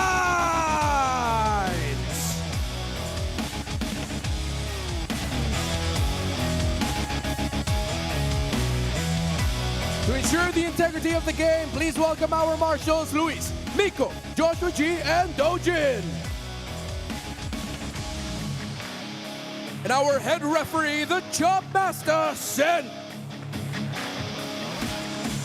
And our head coaches, Coach Wura and Coach Bonchan. Two dark horses collide to settle the score, and only one will survive. Smart Omega, Twisted Minds, Palag Na To! The battle of the heart and the mind is going to break out here in the final matchup for today. Midway through Season 17, we were wondering who is the star in Smart Omega? Who do they play around? Who do they build around? Objectively speaking, we didn't find the answer, but Netsky is the closest thing to it. And I love how he leads the charge as they enter the San Juan Arena. I love how the Barangay Tanos look like knights with their swords up in the air with their Arnis sticks. That's what they're called, right? Yeah. But there was also a question for Twisted Minds. Late in the season, or the week 6, who the hell is Tracy? Yeah. And this is Tracy. The plot twist for Twisted Minds. His roaming style took a lot of teams by surprise and allowed Twisted Minds to secure their playoff slot. Though granted, it was a loss of another team that secured it, Definitely Tracy had a big part of that. But Lansu really needs to be the main guy here for Twisted Minds. His shot calling needs to be on point. You know, one of the interesting things that we saw during the graphics leading into this matchup was, I didn't realize, like, for Ryzen specifically, his stats that we saw put him in 8th in the jungle. Abysmal. But it doesn't matter. On paper, he is the worst jungler in Season 17. But it doesn't matter. It doesn't! He's capable of making it what? Ryzenable? Ryzendable. Ryzendable? I've been a fan of Dean Sumagi since his debut, and in Season 9, I mentioned this on broadcast. It's a dirty job, but someone's got to do it. That's what Ryzen does for his team. And that's why he's got his names out there. Let's go ahead and throw it over to our smart 5G ping test for this matchup. Ito nga pala, guys. Dito, boss. Ito ang nagsimula sa amin ni Prince, guys. Si Boss A. Ito yung best gold laner para sa akin. Ang nararamdaman ko ngayon, excited ako ngayon and gusto ko malaro ko yung laro ko. Nahanda ako itong araw na ito eh. Ito yung pinakamahalaga sa buong ML players, guys. Kailangan niyo mag-perform sa playoffs para makuha niyo yung mga gusto niyo. Sa mga nagpa-rate sa labas, grabe, ang laki ng binigay niyo sa amin boosting, guys. Talagang lulupitan namin. Hindi namin nahayaan, hindi kayo makakasigaw. Ang pinakamahalaga, dapat talaga kumapit ka muna agad bago ako maglaro. And minamanifest ko rin pala yung mga Tama na, minamanifest natin yung mga kalaban natin na maging eng-eng. Tapos tayo yung pinakamalakas. Let's go, playoffs! Day 4, hashtag Day 4. Sana manalo na ngayon. Sana hindi na tayo mag-first round exit Medyo masakit yun pag first round exit. Sana manalo kami. Ito na ata. Galingan lang natin kabarangay Good luck Oo, gagalingan namin. And sabi ni Tracy, mambubugbog daw siya ngayong laban na to. Andito na ako! Andito na si Lansu! Message ko sa mga kamays dyan Salamat sa mga sumusuporta sa amin It's perfect, Renmar, how you mentioned, the guys that got to step up right now happens to be Lansu. Well, you hear some words there in the Smart 5G ping test. I think he's ready to be that guy. Yeah, he's the most animated I've seen him all season now, but even he said, again, why this is such a heart-wrenching series to watch. It's been a while since we've seen Omega in the playoffs, while Twisted Minds, are we really going to see them drop down again in the first round? Are they not going to get through the plays again? Which is why it's like, it's tough. They've won both of our hearts. Even the community, as I was reading the discussions heading into this, more people realize just how heartbreaking this series is. I hate to see it, but it's David versus David here. Speaking of David, that Smart 5G ping test was starring a man named David Gamboa, also known as Boss A, a very close friend of Netsky, as they came up together under Monster Anarchy, and then eventually the lineup that debuted for ONIC Philippines in Season 10.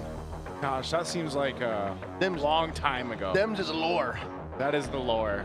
And what is Boss A currently doing now? He's still involved. He's a multifaceted philanthropist. Making stacks of money. Making stacks of money, man. I wish we could all be making stacks of money. Same.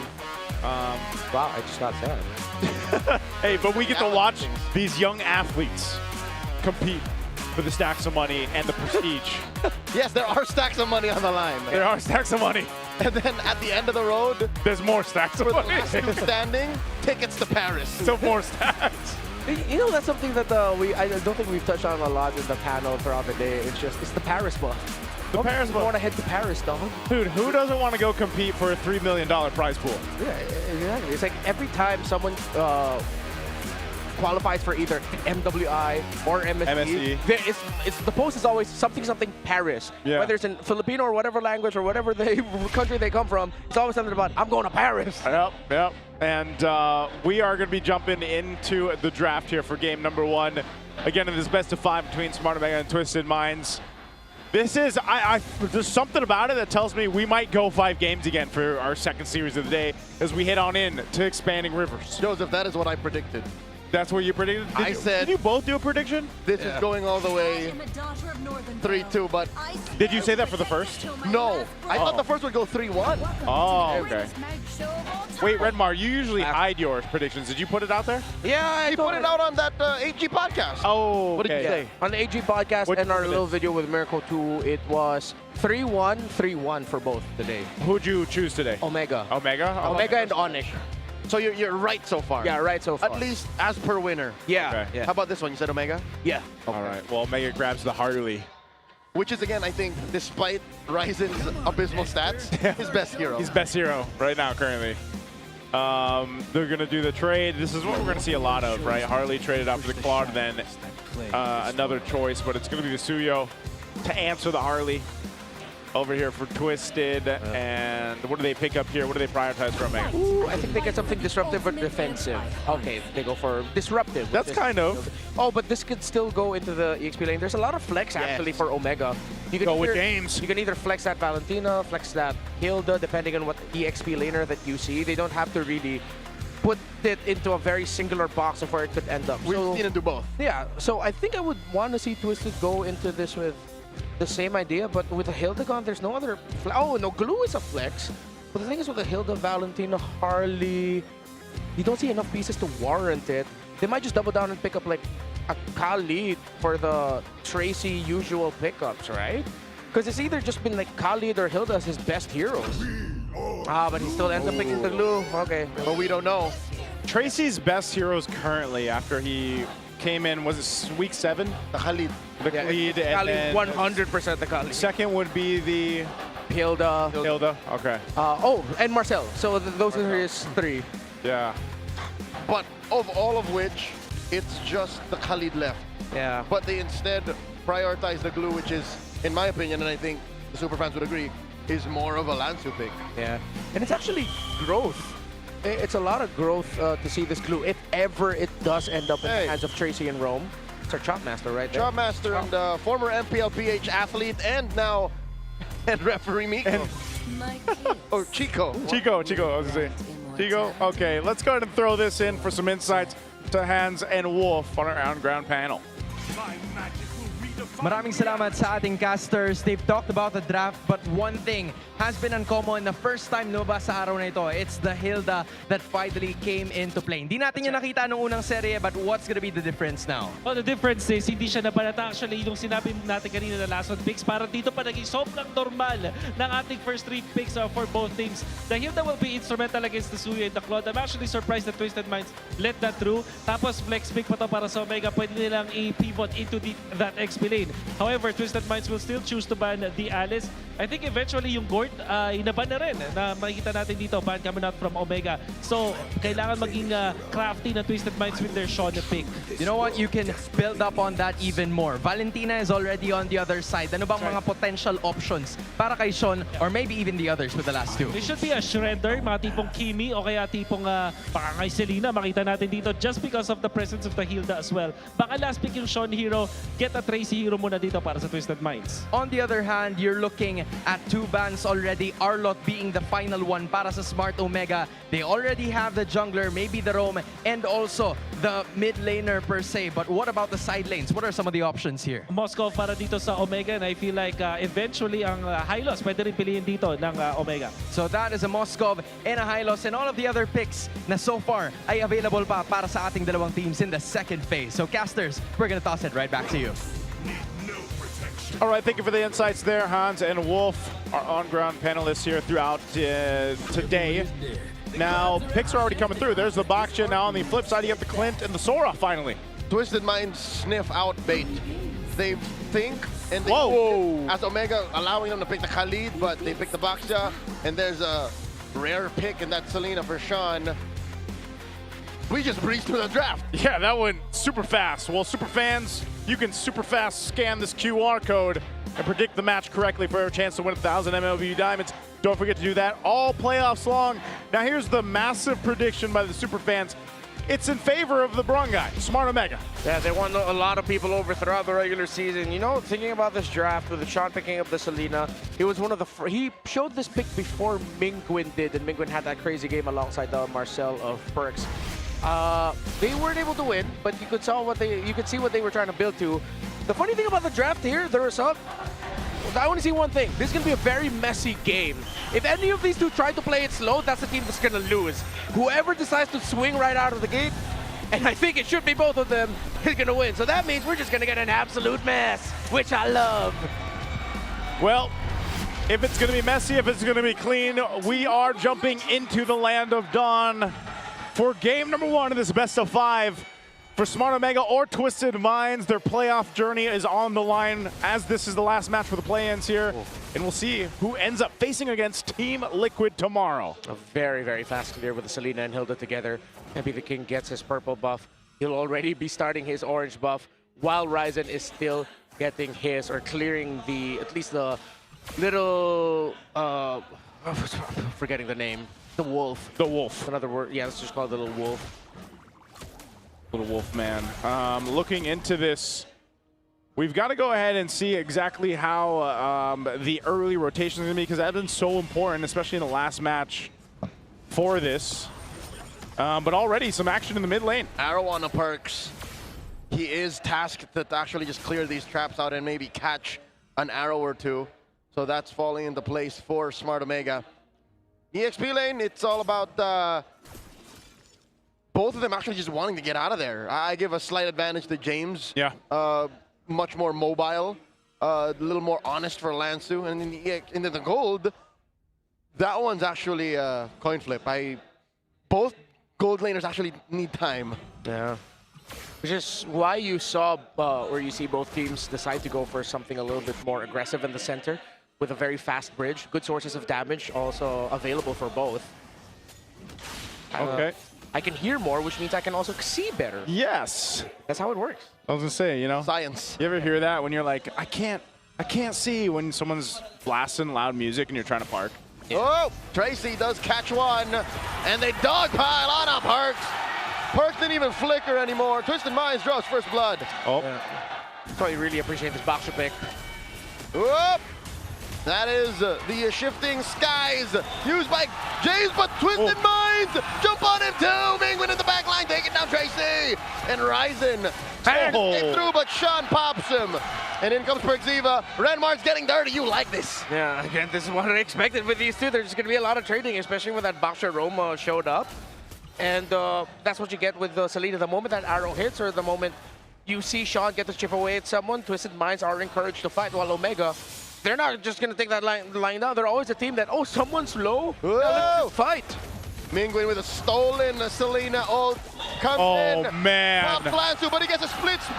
And Mingwin can't finish the job. Lansu lives. Wow, I can't believe Lansu survived that. That was so many guys from Smart Omega. Great for him to survive it. Turtle's going to be up here. And when was the last time we saw a Roam Baksha throughout the season? Earlier this season, was it JP the last one we saw? It had to be very early on in the regular season. Yeah, I do remember it showing up maybe less than 3 or 4 times. It's very rare because Baksha is such a high prio ban. Yeah. Often banned, and then when it does slip through, it goes in the jungle. But this is, it works really well with having a Suyo also on your team. Set things up better for the Queller and even the Soul Sever, but fighting for this turtle. It's up for the taking. Oh, quickly taken by MP. Shifting skies, Omega goes for the turn. A lot of damage coming through. The mount still finding it. Sean gets taken down. Perxiva falls. That's a trade 1-for-1. James MP needs to get on out of here. MP does not force the issue. Smart Omega back off as well. Yeah, good thing that was a committed flicker by James. The Queller would have been able to connect, and MP the King would have been encouraged to continue that. Even if James committed that flicker, it would have been too late. Speaking of items, Denki decided to rush a Sky Piercer. Very interesting. So he goes for the Fury Hammer, built himself the basic boots, and just goes for Sky Piercer right away. So they know that with the tankiness of the members of Twisted, the fact that there's a Sky Piercer most likely going to be coming through for the Suyo as the first item. There it is. They wanted to balance that and meet that. Because traditionally, you look at the lineup of Omega and don't even consider them a Piercer holder team. There have been some Clint builds that don't build that item. So it's a smart move by Netsky. Yeah, I'm also wondering if this time around it'll be a bit better for the Clint, since we got to see it once last series, but you know, unfortunately didn't do too well. This time around against the Claude, and with this type of team composition. Oh, Netsky gets dunked on, just barely flickers out. That was what I was gonna say. You know, what I'm worried about with a Clint is you're gonna have to burn the flicker a lot of times with this kind of heroes that are being thrown at you from Twisted.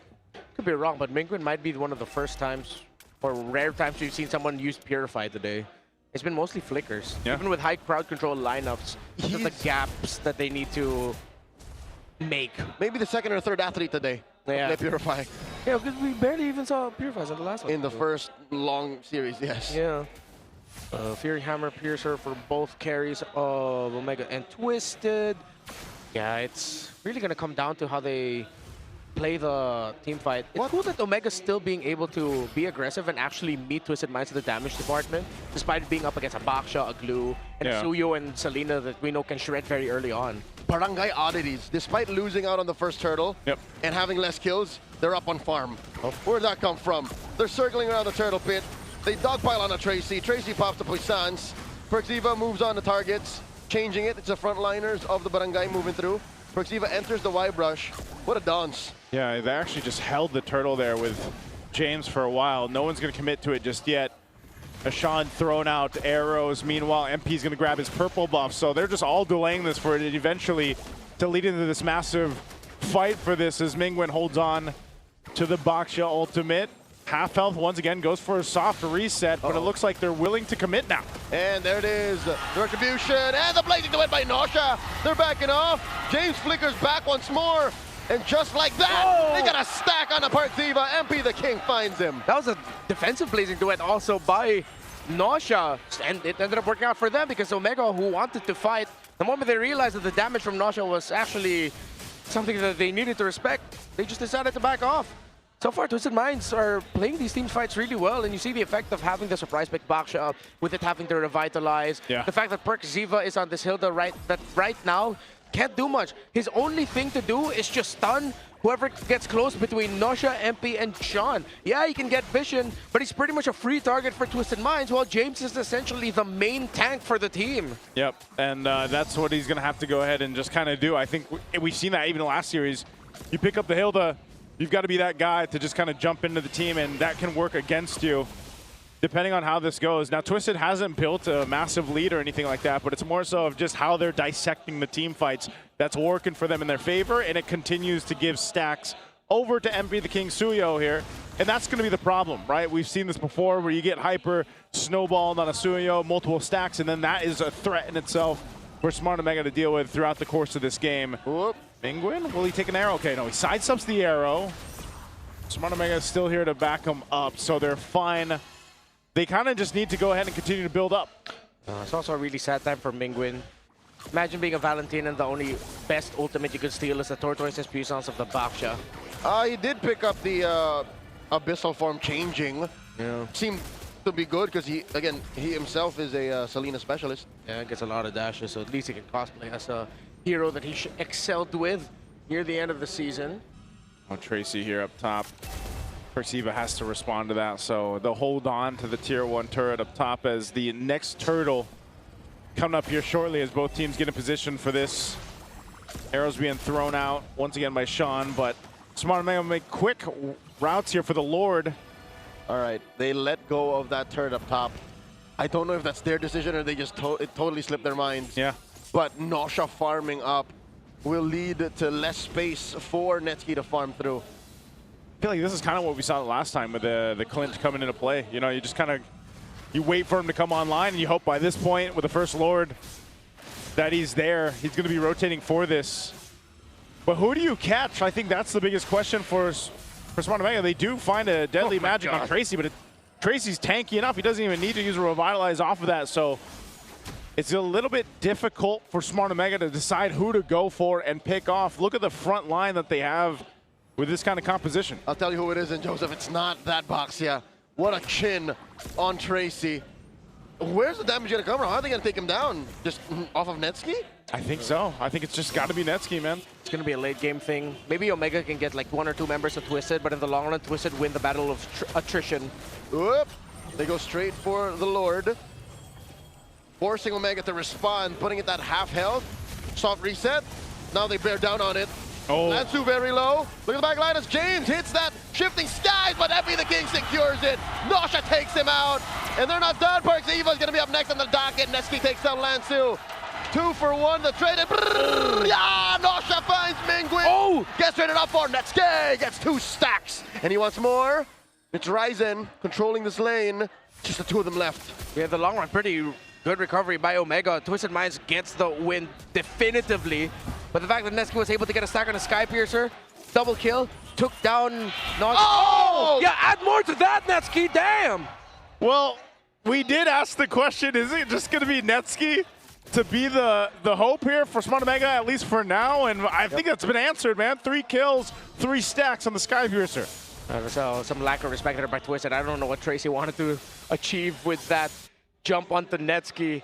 Feel like he wanted to go, but there was no one else close enough to back him up. Nary a Dreadnought armor, nor a Jerkin built up. Like, he has 0 physical damage. He's got magic resist. Yeah, that's all. And a bunch of health. Yep. More for Netsky to run through. Yeah. At least when he gets the Guardian Helm, like, it'll help him a bit, but that was a huge moment there for Netsky to get built up on this Clint, who, you know, so to speak, is going to be the guy to help them in game 1. Smart Omega needs to be studied.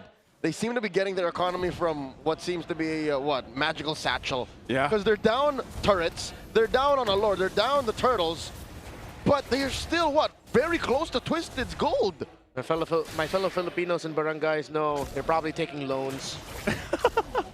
A lot of ayudas. Yeah. Ayudas. From different barangays. Yeah. Like, I swear I'm a resident. Yeah, they're not going to ask for it back anyway, you know, so you might as well take a loan. I'll say yes. Never know. You never know. So at this point, let's go ahead and see if things change for the course of Twisted. Whoa, flicker used by Sean. Are they going to go for Trace? Tracy's tanking up again at this point, but a flicker down is something. Missile arrow thrown out at James. He's going to be fine too. So it's fighting for the space, and it's... Whoa, Sean! Whoa! Ryzen! From out of nowhere! All right, so this is where it's going to start getting really bad for Twisted Minds. After the 3 kills they gave to Netsky, that's 30 plus stacks on the Piercer. And then the fact that Ryzen can just take out a squishy member of Twisted Minds like that. I mean, one of the reasons why Netsky got the kill earlier onto Nausea's Claude was because he was initially bursted down by Ryzen. There's a really good chance that if Twisted aren't careful, specifically Sean and Nausea, they could just get taken out of the map. Yep. And MP, Tracy, and Lancer will just be left with a lack of damage. Yeah, this is a very daring position to be in here. Twisted holding on to this tier 1 in the mid as much as possible before the next objective is the focus when that Lord comes up. Oh, man. Oh, BOD picked up. You thought Netsky was doing some damage before. Well, now he's got the BOD. Yeah, even Nausea would be worried about entering the fight as a Claude if he can't get a good angle onto Netsky. He somehow has to hope that he ends up behind the Clint. Because if he shows up, he's going to get reduced to 50% health with 1 full combo. Yeah, 1 combo there. How far off is he from Wind of Nature? Quite far, because it looks like he's going Malefic Gun first. Yeah. Okay, Nausea goes Malefic Gun. He's got that. That might be unwise. Yeah. He needs a Wind of Nature now if all of the above is going to be true. Oh, unless they take out Netsky here. Tracy, winding up, says ni hao. Right to Mingwin as he pops to Purify and pops him just as quickly. Hey, if you can't take out Netsky, you might as well take out Mingwin. And that's a good sign for Twisted to start up this Lord here. He did also pop the flicker, so now Netsky doesn't have that available to be on the defense. Honestly, I think Omega should take the risk. Try to blast someone and then get out. Never mind that. Another arrow right to the face. Pertiva goes. James here has to repair the situation. MP the King is about to get shut down. Ryzen finds him. It worked out. Perfect for them. Yeah, Ryzen, that was just a perfect entry with the Deadly Magic. Yeah, perfect target to go for. That completely stops this Lord take, so it's going to go for the reset. It does. Oh, no, it doesn't fully reset. Netsky. Crazy goes hunting. Finds Netsky. Nausea with a shutdown. Yeah, finds another. Gets a double, and James is the victim. I guess you don't need the Wind of Nature when you can make moves like that. Drive by Tracy. Does it again, and Sean, of course, with an Abyssal Arrow. Just a perfect combination stun. Since Netsky has to pack a Flicker in this game, and he cannot pack a Purify. There's so much dive. Once he gets caught, it's over for that Clint. Netsky needs to be a little bit more cautious of where he positions. And I think Omega are also quite cautious because MP the King has hella stacks on that Piercer. Yeah, he does, man. Well, it's cut in half now. Yeah. Cut in half, even so. Nasha's a big threat, as we just saw from that, so he's building into it. Even over across from them as they take down the tier 1.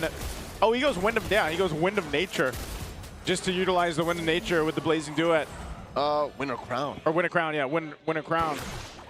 So he's got that. Which is about as good as you can get between the flicks of Netsky and the Deadly Magics. Because he could probably, I mean, we'll probably see him switch it out if he wants to, once he uses it too, so. Go for the juggle. Yeah, Smart Omega. But hold on this side of the jungle. They got the Lord to deal with here shortly up top. Part of this, again, is protecting Netsky to make sure he's alive. He is a big part of staying in this game and not letting it end in favor of Twisted as they take down the tier 2 mid lane. All right, Lord here, threatening the push, smacks right into that turret. Shifting skies, James pushing Tracy back. Tracy with the Puissance. Might have taken too much damage, but the turret will fall before he does.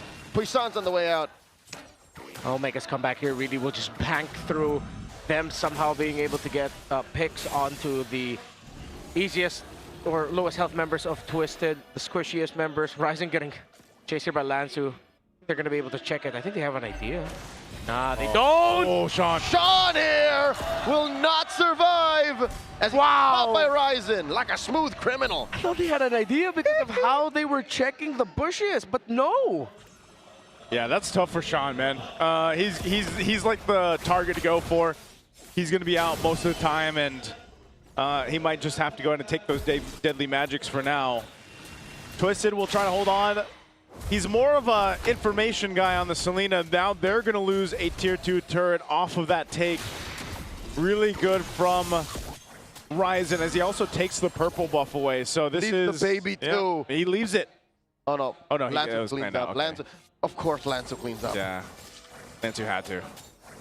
Twisted Minds now. This is why, like, looking at the draft lineups, it's so 50-50. Yeah. One side has an insane amount of damage that can just stop Twisted, while Twisted has a really tanky front, but also great damage.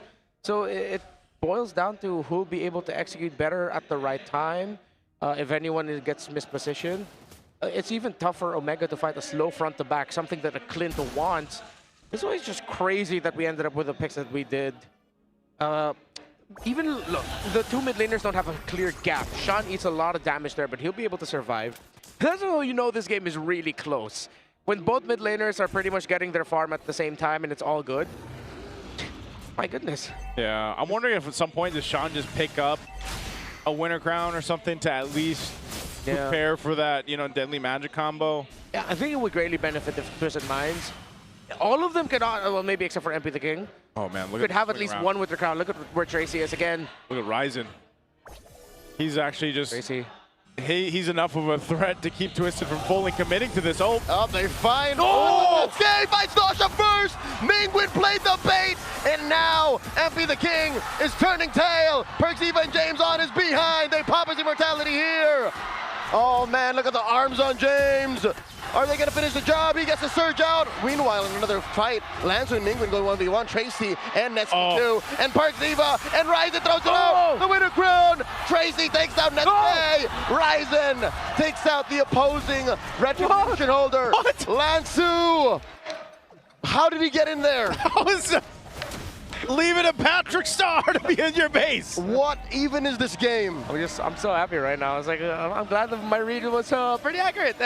These two are just like testing each other's limits and understanding of how to properly team fight.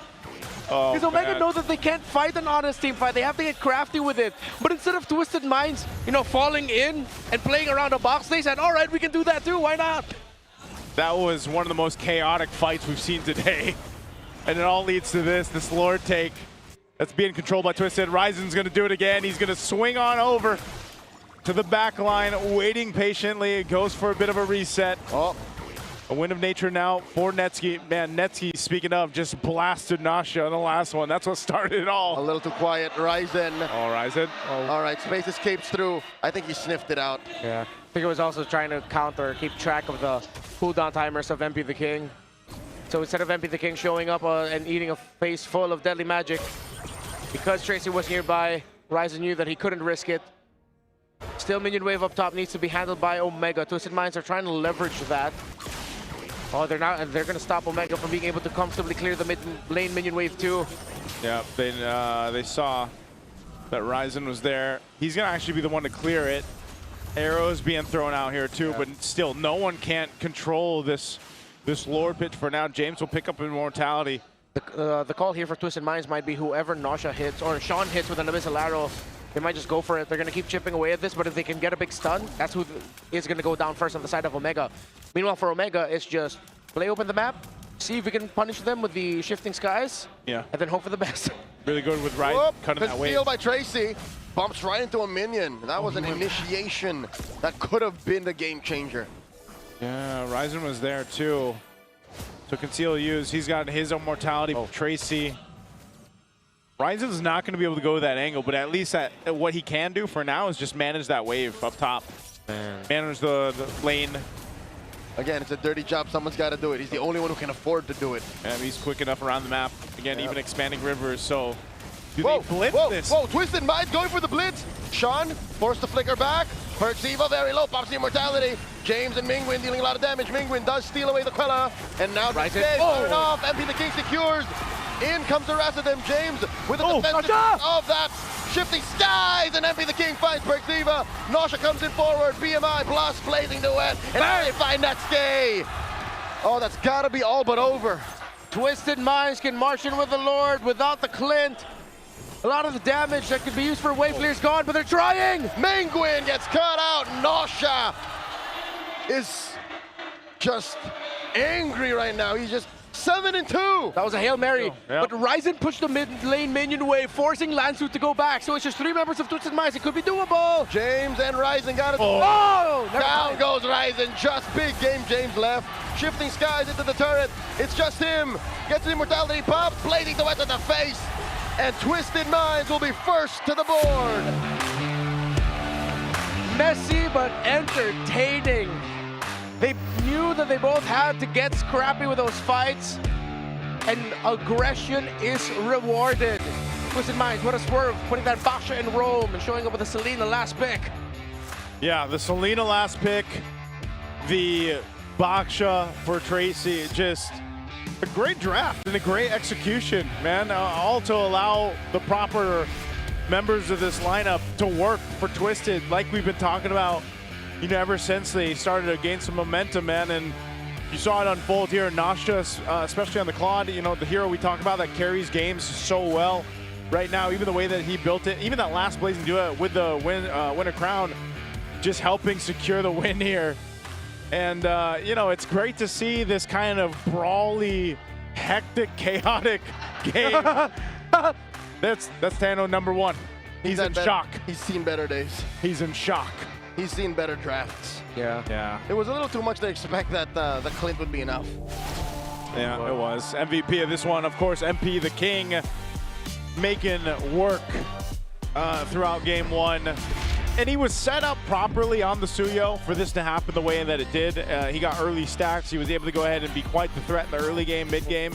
And then he had to rely on the rest of the team towards the end, especially think how calculated that last lore take was. You know, it took a while for them to actually commit to it, but they knew that they knew that Ryzen had to deal with the off lane. He was the only guy that could do it, like we mentioned.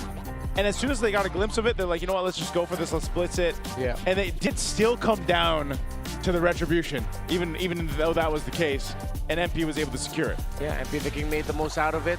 It was a little bit more demanding for Ryzen because he had to space escape in, walk, and then just hope that once he's within the Lord Pit range, he's just going to be able to press his retribution. Meanwhile, MP the King and Twisted Minds were the one holding it there. The Suyo Blade Surges were also mint early on, which is why Twisted Minds were able to get some of their early wins because of that extra stun and the damage, the combos coming out of the Suyo. It just meant that all of the aggression that Omega wanted to do was responded to, was countered well by Twisted Minds. Granted, Omega were also handling everything pretty damn well. Twisted Minds just took control of the map much quicker. In a matter of tempo, it's just Twisted Mind had more hook. Yeah. They had more proactive things to do. Smart Omega, yes, were answering the things, but truth be told, look at their lineup. They only had 1.5 cores. Ryzen wasn't even a full core. Yeah. Sure, he got solid pickoffs, but really it was all on Netsuke. Yeah. This was going to end and begin with Netsuke.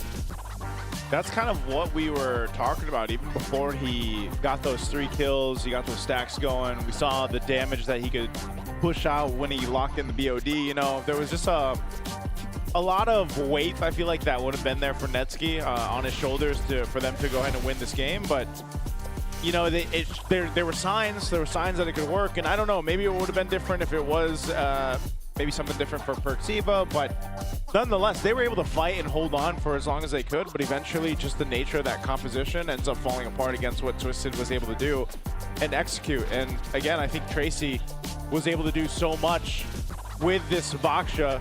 And half the time, like you guys mentioned, maybe more than half the time, Mingwen was holding on to the Tortoise Poissons. And that's what makes us a prime example of a difficult Valentina game. Yeah. I'm no Valentina specialist, but I know that with not many good ult choices, you're kind of left there being a utility mid laner. So Mingwen was able to deal a good amount of burst damage, but with the damage there, a lot of your value really comes from whatever ultimate you can steal, which is why I think Omega might walk away from the Hilda priority early in the draft. I think that also allowed Twisted Minds to end up with packing the glue at red 3 as a flex option and then showing up with a Vaksha roam. Since they know that it's a Hilda they're dealing with, they also adjusted their draft accordingly around the Valentina as well, so that there wouldn't be a lot of ultimates. It just fell in perfectly for Twisted. But it goes to show why also Omega have been so great this season and why they've been able to get that 4-series win streak at one point. Their fights are insane, man. They really catch their opponents off ground, and they're just so good at it that even though Twisted Minds had control for most of this game, there were moments where it looked like they were about to lose it. Yeah. Not just in the micro size, even macro-wise, they were able to keep that gold lead manageable. Yeah. Because again, I think they just know how to play team fights, skirmishes, and even in the lull moments, their macro is pretty sound. It's ridiculous. That's why we've been echoing the sentiment of, this is like one of the best forms of Omega as a team that we've seen in a while. And what was that stat? They haven't been out of the play-ins since Season 9, is that right? Wait, they haven't been... The last time that they got out of the play-in. Got out of the play-in. Was Season 9. Yeah. I think there's a great chance. I mean, I know, Twisted took this one, but I think there's a great chance for, if they just tweak that draft, the concept there a little bit, then we're going to see that continued power from Smart Omega that we've seen here, especially towards the last week. So let's throw it over to Hans and Wolf for a breakdown further. Maraming salamat sa ating mga casters. Kani-kanina lamang nakita natin Twisted Minds able to take game number 1. And in fact, we've had a little bit of an information. And I asked you kung sino ba yung personal MVP mo, and what was your answer? Hindi ako agad nakasagot kasi parang ang hirap mag-isip pa. And actually, the more that I think about it, the more I realize that this was such a great game para sa Twisted Minds. Sinaway na talaga nag-step up lahat. Na-mention din ng mga casters to na yung trabaho ng bawat membro ng side of Twisted Minds nagagampanan nila. Kaya naman, eventually sila yung nanalo. Lansu was on this, sabi na natin, sandbag na role. Kung meron mang role na gano'n nag-exist as the XP laner, being the sacrificial lamb. Whereas ito namang si MP Daking at si Nosha, kailangan nila trabaho nila ay magdilang damage. In fact, dun sa pinakahuling team fight na we might be able to see, mapapansin natin yung talagang pagkaka-form nila ng box. And siguro, dito natin makikita yung Bonchan School of Team Fighting. Makikita natin, sobrang solido ng box na ginawa nito. At pagpasensyahan nyo na yung drawing ko, mga kaibigan. Medyo one hand tayo dito eh. Pero, papansinin natin, Twisted Minds, the 4-1 box season, after ng gino ni Ryzen, napansin nyo na siya yung target. So, sobrang lumalim siya dun sa may bandang likuran. Kaya naman, nung nakita natin yung team fight, yung mga members ng Omega na si Perks at si James ay sobrang lalim na. And then Lanzo and Tracy, yun na lang kanilang gawin. Nosha with that flicker, alam niya rin na paggamit ang kanyang ultimate that eventually gave them the advantage. Makikita rin natin dito na etong Twisted Minds, nasanay sila sa ginagawa ni Ryzen eh. Eventually, nung tinatry na ni Ryzen mag-split push, hinanap na siya nitong si MP The King. Kaya naman eventually, si MP The King yung naging MVP sa laban na to dahil nahanap nila yung best sa dulo. Etong parang malaipis sa kondo na galawan ni Ryzen ay nakontra na ni MP The King. You know, it starts to make a lot more sense. Kasi si Ryzen kanina, during game number 1, sobrang daming anggulo ng pinanggagalingan niya. Hindi mo alam, makaka-pick off na siya. Pero napapanatili pa rin ng Twisted Minds yung box nila. And it felt like they were able to keep control doon sa kanilang major objective, which is the Lord. Kung kaya naman pagkatapos sila makuha yon, they immediately turned to the heroes and bursted him down, thus finishing game number 1. And I feel like it is now time for us to have another mind here in the ground. Kasi hindi lang to basta utak, men. May napatunayan na rin to, man. Please make your way here. And I think it's time for us to introduce. Please go ahead and introduce yourself, pare. Ako nga pala si TY, player ng Guangzhou, China. And ang hindi niya nasabi ay magiging parte na rin siya ng MSC 2026. Palakpakan naman natin si CY, everybody. Again, congratulations, pare. This was, again, a huge task for you. Anong pakiramdam that you're going to Paris to represent Guangzhou? Masaya, excited. Mukha naman. Mukha namang excited talaga siya. Yan, isa na siya sa mga nakalinya dito na eventually makita natin sa MSC. Ito, Hansa, meron tayong inside information. Alam mo ba na hindi nakarating agad dito si CY? Medyo na-late siya ng konti. Pero ang tindi ng dahilan. Ang dahilan? Meron daw bagong motor na napili agad. Ito, posing natin. Totoo ba ang balita, boss? Totoo. So, again, nagka-motor ka kaagad, naipundar mo kaagad yung winnings mo after all of this. Nag-champion ka sa ibang bansa. You're seeing some of your former teammates na nandito din sa MPL. Anong masasabi mo dun sa journey na nagawa nyo all throughout? Anong masasabi mo na ngayon halos marami na kayong mga na-achieve, yung mga former teammates mo dati na nasa MDL pa kayo? Masaya. Kasi natutupad na namin yung mga pangarap namin. And you know what? Magkakaiwalay na kami. And in fact, kita dito sa MSCU yung stats mo nung nandun ka sa China Masters and even yung international tournament. Right, Wolf? Yeah, tama. So we can see some of the stat lines na makita natin. Talaga magiging proud ka if you are a Filipino at sinusuporta dito si Sai. Real quick, CY, bigyan mo naman kami ng konting snapshot sa naging experience mo doon. Nahirapan ka ba doon sa region na yon? What were the challenges at ano yung parang proudest moments mo nung nandun ka? Hindi naman ako nahihirapan sa region na yun. Proud lang ako kasi champion ako dun eh. I mean, you really have to be proud when you are a champion at tila hindi nga siya nahirapan. In fact, CY, maraming salamat. We wish you the best of luck as you head over to MSC 2026. Pero sa ngayon, ay ibabalik muna natin sa ating mga casters para ipagpatuloy ang Twisted Minds against Smart Omega. Thank you, Hans. Thank you, Wolf. And hello, CY. It's great to see you. We were casting their games over there in MCT East Asia, part of Guangzhou Gaming, and he's going to be heading over to MSC with the other 3 teams going to the wild card. Now, before that, sip purified water. It's filtered through volcanic rocks for a crisp, clean taste that quenches like no other. Quench that thirst, take that sip. We definitely need this today because it's been a long day, and we could potentially have 4 more games ahead of us. So I'm going to take a sip. I know we got some amazing Max 5D chairs on stage. Yes, we do. You guys see what our players are sitting in? That's clever engineering keeping these teams locked in. Ladies and gentlemen, no distractions, just pure performance. Brought to you by DT Racing Philippines. We have your back. There you go. That's how you get, that's how you let them know. Max 5D.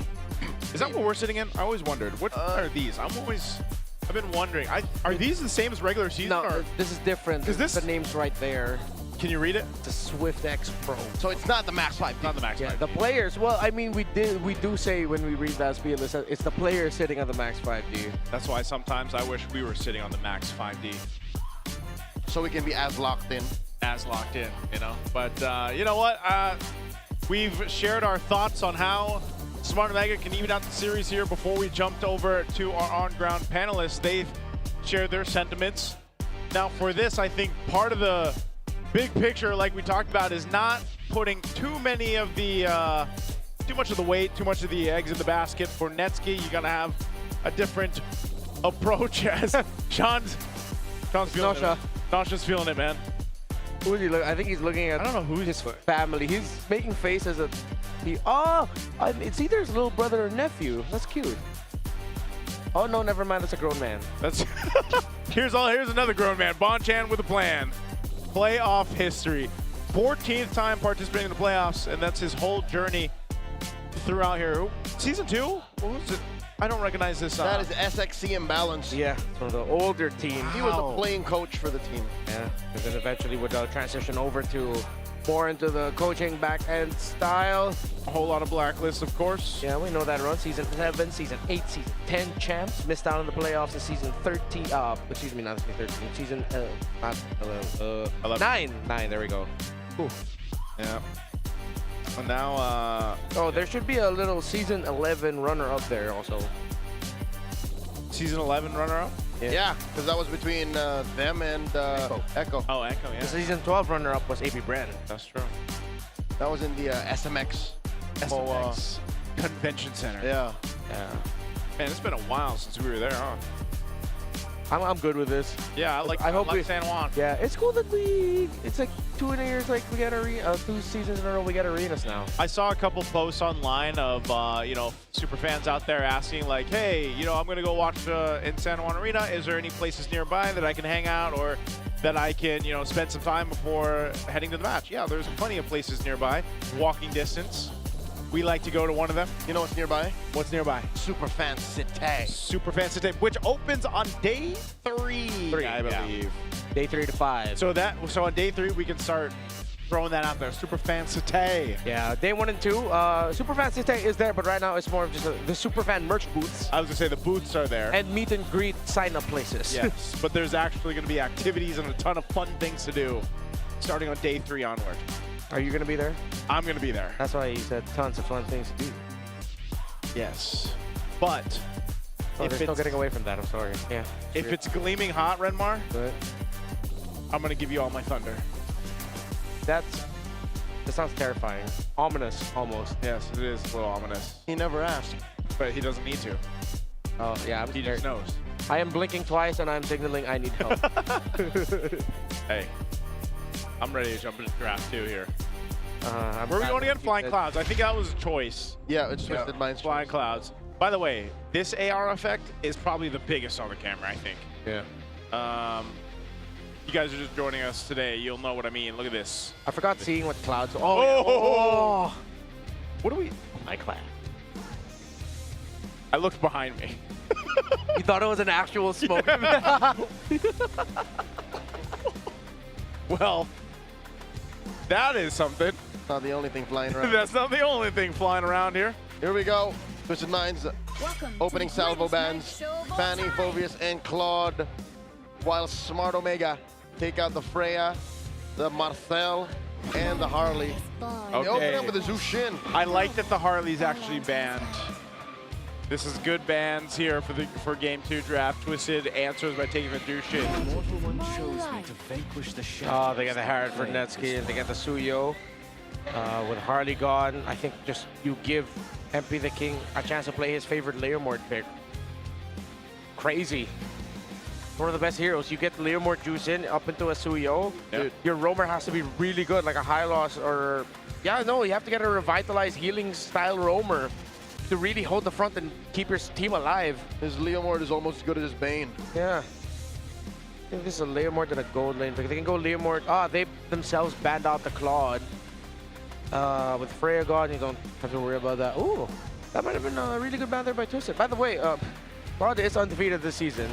Not this. I was right. Whoa. This day. He's 5-0 today. Oh, they get the Arlod. Interesting. That's a good Lansu pick right there. Yeah. That's like his pick, or I would say one of his best picks in the season so far, right? If not the Phobius, the Arlo. Not the Uranus, it's the Arlo. All right. You get crowd control city basically at this point with the Arlot plus the Jushin. I hope Cap Mingwin gets a better hero. I'm not saying the Valentine is bad, it's just it didn't play very well in the game. Well, he's going to get the Eve. Is this? I think the Eve is definitely a solid choice here. I think it's good. Yep. I'm with it. I like the Eve. Solid box control. Very honest as to where fights happen. I think that's just one of the problems Omega has to deal with. Yeah. And now they start attacking Crazy Zero Pool. There's so much dive on the side of Twisted that Omega might not care about it. Taking away pickoffs, taking away the Khalid. Interesting. There's no clear burst pairing with it, but they're just creating space for the Harith. But the glue is still open. Are they trying to force Tracy into one of his more, not as, I'll just say it, one of his weaker picks? No, they want to pick it up for themselves. Okay. Glue. A weaker pick for Tracy. Hilda or Boxia. The Marcel is good. Static. Or Marcel. Marcel's banned out though, so. Yeah. I think you still pick up. I think you still consider stealing the high loss because this glue could go XP and then a high loss for Ziva to round out the draft for the E-Tyrith. Oh, Guinevere. Whoa, wait. Rome Gwyn? Is this a Rome Gwyn? Wow, Twisted Minds have really cooked a lot for the playoffs. That's wild. and the Rizzler comes through. So this confirms the Rome glue. And Big Game James gets the big hammer. Okay. Trying to find the angle here. This Guinevere can be very here and there because there's a problem with it in the Rome. You miss your jump, and it's so punishing for your team, considering there's no other form of entry other than Lanzu throwing himself in front of Twisted, but you're up against a glue. Still, it did work out really well. I'm not hating on the Guinevere pick. It's just my current, like, coin toss in the air pick. I don't know how it's actually going to perform. So does this still answer the question, like one of the weaker points for Tracy, just because we haven't seen too much of him on the Rome Guinevere? Or just Rome Guinevere in general. Yeah. It's like it multiplied the fact that we don't see him a lot in Rome Guinevere. We don't see a lot of Rome Guinevere. And his best picks are the Khalid, Hilda, and Marcel. What is this series? We see Baxia's not banned. We see Guinevere's not banned, and then them showing up in Rome. This is like, I feel like this is what we expected for this series, though, no? Like these teams. Like these two teams, every single time we saw them play throughout the regular season, this is the feel we got. And it just so happens to be the case here for this match, our second match of the day. Looking at the emblems even, you know, I'm wondering how this plays apart with a Guinevere Jushin combo. Sean's running the flicker on this one. We're not going to see the sprint for his Jushin. But I don't even know if they need it, really. They have a ton of crowd control they can mess around with. Couple boots here for this glue. Oh, still going to go to the side of Omega for that litho. Of course, Brave Smite, glue Rome. Take note of it. It helps you extend out little skirmishes and trades. Until you get the mount. Yeah, because without it, you're pretty much dead in the mid. It's an important trading tool. Gonna get that EXP. That. Whoa! Stun there. Ryza in charge, Surge. Yeah. Forces Tracy back. Yeah, held on to the flicker. Difficult thing about Rome Gwyn early on, if you're forced to use your second skill to get away instead of initiating, there's really no initiator. But you should be okay once he hits level 4. He's also packing the concussive blast, so him and Sean can clear out minion waves despite Omega being able to push more of their minions in. They have a pretty okay wave here. 20 seconds until the turtle spawns, but MP the King, he's thinking twice about where he's going to rotate. He'll get his lizard first. Yeah. Let's see if he's going to show up in the gold grab, or he'll just give that up and go straight to the turtle. What is the build path here for Tracy on this Rome Guinevere then, in this case? Since we typically have seen her more so in the jungle. He's either going to go for more cooldown reduction and brush an Oracle, or just play it close to hand and brush a Radiant Armor so that when Mingwin and Neski spike up, he can still survive their damage. Whoa! Ryza with Surge, and the RWM comes up. Down goes Lansu. Crimson Beacon, what are they looking for? The choke down and the slam on the Park Diva. 1-for-1 trade. Take a nap, Patrick. Yeah, and now the Zaman Force coming in. Good zone. Oh, and that's enough for Omega to stay work instead. Gonna go for the turtle. The barangay secures. Yeah. Imagine there. Imagine how crazy it would be if that little ball of magic ended up getting the last hit from Breaking Guinevere. Super magic, thank you. Bah! Good thing he didn't. Omega was able to secure it. And that's the difficult thing. Even if you take down the glue, there's a Thurizla. If you take down Thurizla, there's a glue. And Mingwin just found the perfect angle for that real-world manipulation. Well executed by the captain of Omega. Yeah, I like how he's playing with the Purify too, just in case him and Netsuki both. So they've got that to deal with when it comes to the team fights. Fighting around that real-world manipulation is going to be key too, but also depending on where James, you saw how good of use of that penalty zone was previously. So that is all great lockdown that they can play around, and it's going to be difficult to play against that and trying to catch Netsuki. And this is what we were talking about, you know, in the past game, where in game 1 we were like, well, you don't want to be putting too much of that responsibility on Netsuki's shoulders. Well, this composition, this draft, allows to take some of that and then spread it across the team. And, you know, you have that with Ryzen on the Suryo. James to an extent. Oh, flicker final slash, no one home. James didn't even have to flicker for that. Now with the mirror, Nosha flickers out of the way. RWM, he's still in trouble. Crimson Beacon, where's the punish? Smack in. Patrick Star down. And there's the SOD. Is Nosha gonna press it? Close call, Ryzen. Offensive use of that surge will allow Netsuki to shave off some of these shields. Meanwhile, the happiest member there is Netsuki, who got a lot of gold. Should be a considerable lead between him and the Moskov. Yeah, around a 500 gold lead for the Harith. Yeah, it was kind of like, you guys do your thing. I'm gonna hit this turret. Thanks, fellas. And get this gold. He got his Ayuda. Yeah. And, you know, part of the case is like we were talking about with Smart Omegas on the macro level. Even when they seemed to be down in game one, they were able to keep things under control from slipping too out of hand. Now they've built themselves, what, 1,000-ish, 1,000+ gold lead up to this point, leads them into this next turtle take here. And they will fight for control. Some big items being picked up. First items being locked in. Ryzen will get his Sky Piercer. Starlium Scythe now for Netsky. We'll see. Lansu is, if he's going to take those picks, he's going to land those final slashes. He doesn't have a flicker this time. Yeah. Maybe it's going to be Tracy to be the one to get things going. Omega knows that Gwyn doesn't have a jump. I'm surprised that they're not initiating. Oh, RWM, Requiem, the answer, coming through. Tracy gets taken down. Mingwin scores. Perxiva gets the mount before he dies. And they take down Sean. Final slash to repair the situation. It's only Perxiva that they find. Massive gun down on MP the King as the Sever gets it. Ryzen gets a stack, and now they go for his orange. Yeah, perfect timing there for Omega. At first I thought they were hesitating. Turns out they were just waiting for the initiation as James's cover with the penalty zone flicker was on point. RWM getting dropped down on point as well. That was just Omega executing really well. Yep, they're team fighting here. Smart Omega coming in clutch throughout these team fights already. This point in the game, Perxiva will now lock in his Chastised Pauldron. He's got that to help deal with Nashia. When Nashia actually joins fights, I mean, we haven't seen too many like SODs thrown out just yet. He's been focused on farming up, and I feel like at the same time, he's trying to close that gap between him and Netsky. He's still about 600 gold behind though, and he's really trying to get to that second item. He just finished before switching into that bottom side, that corrosive scythe. So this is one of the things that you need on the Moskov, that time to go ahead and build up. Oh, look at Nosha here. Oh, okay. Perxiva flushes him out of there. Yeah, that's going to be Netsky able to push another tower. So Omega have done well to take control of the river. Twisted Minds haven't been able to win a big fight in the center of the map, providing a lot of space for the Harith of Netsky. Next fights here for Twisted Minds are going to boil down to Tracy being able to get that knockup with the Violet Requiem in. But James, if he holds on to his penalty zone, that's going to be your main counter. Oh, final flash. There it is. In comes the rest of them. Perxiva does get the mount, pushes him out of the way, and Lansu bites it. Salmon Force by Netsky. RWM, there's the Crimson Beacon. Omega are happy with the outcome. Yeah, even with that answer of a final slash, a penalty zone's gonna work. Nasha will go and take down some of the health on that turret. He's not gonna finish it through just because of that rotate from Netsky.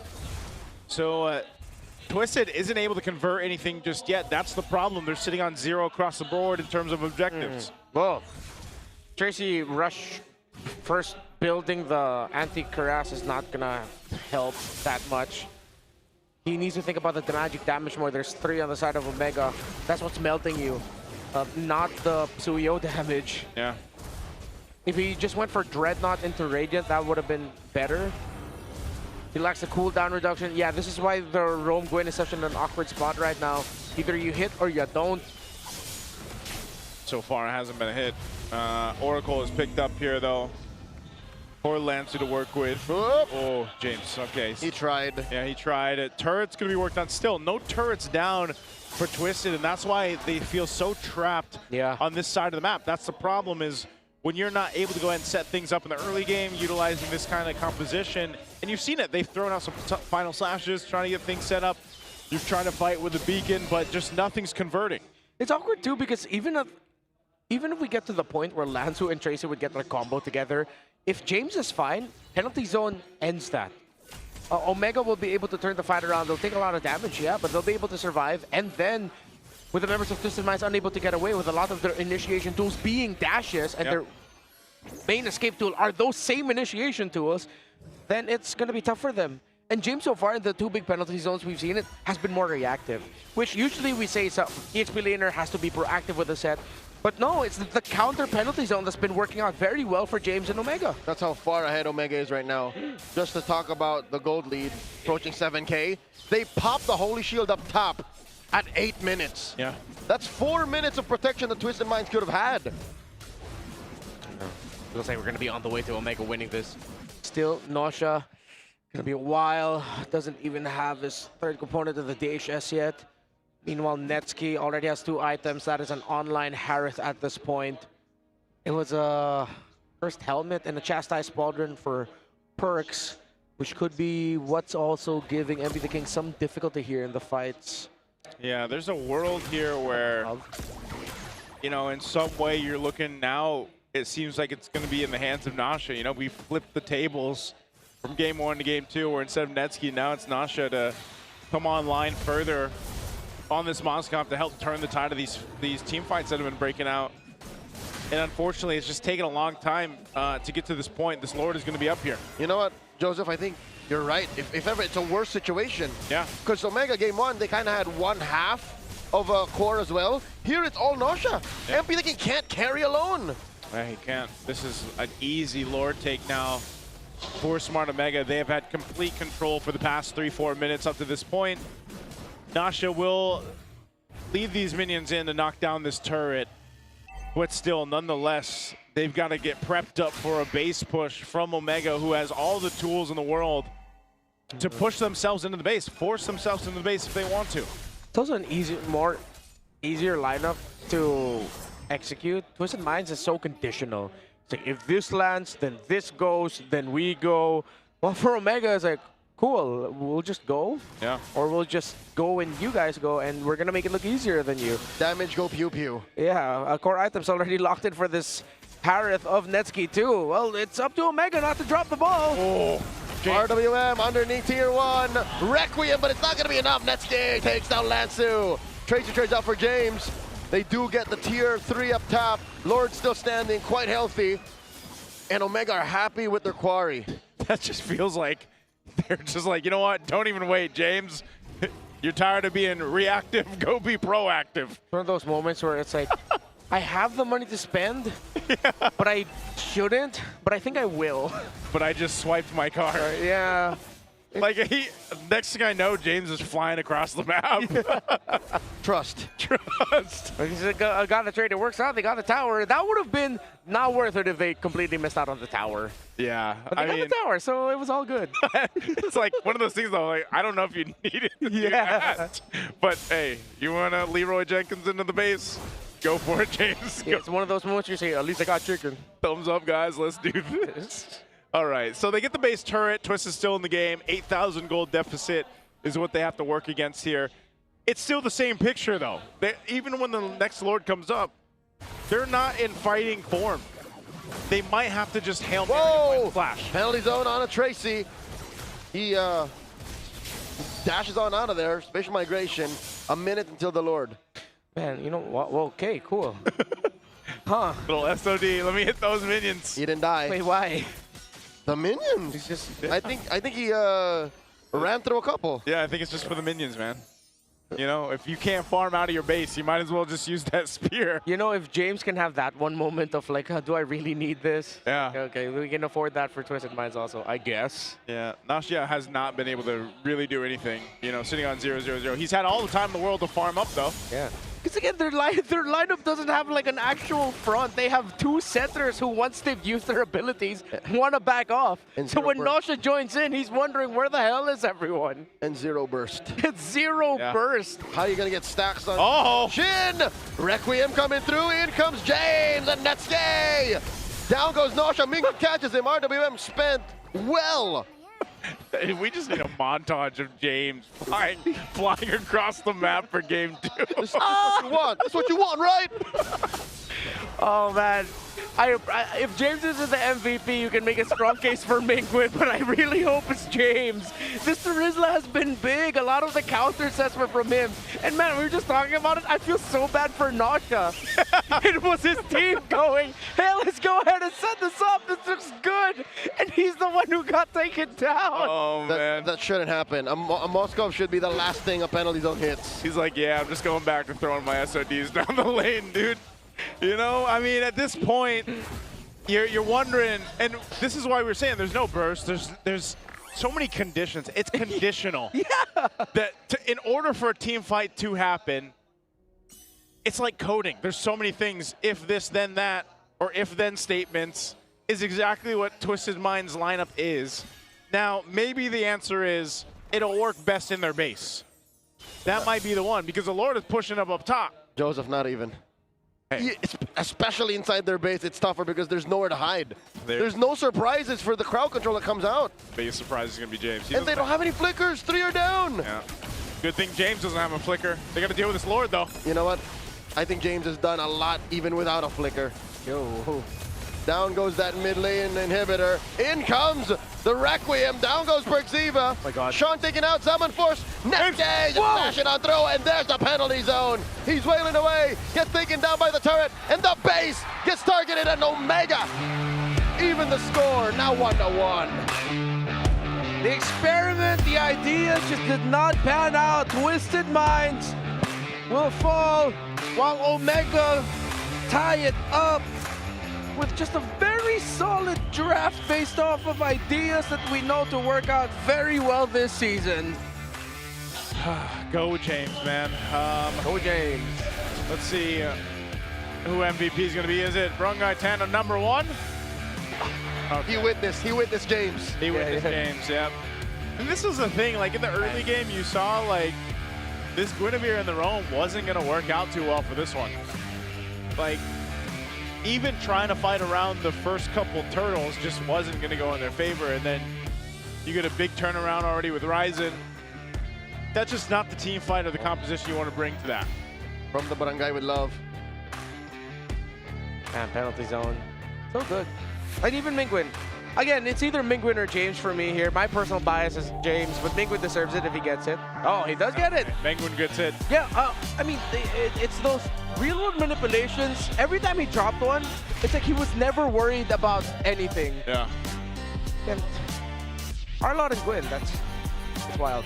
He was the one that ended. He hit the base, right? Yeah, it was him. Netsky fell. He died, yeah. Yeah, and then Mingwin just had to like basic attack. Mingwin was 100% KP here as well. Just the real-world manipulation were on point.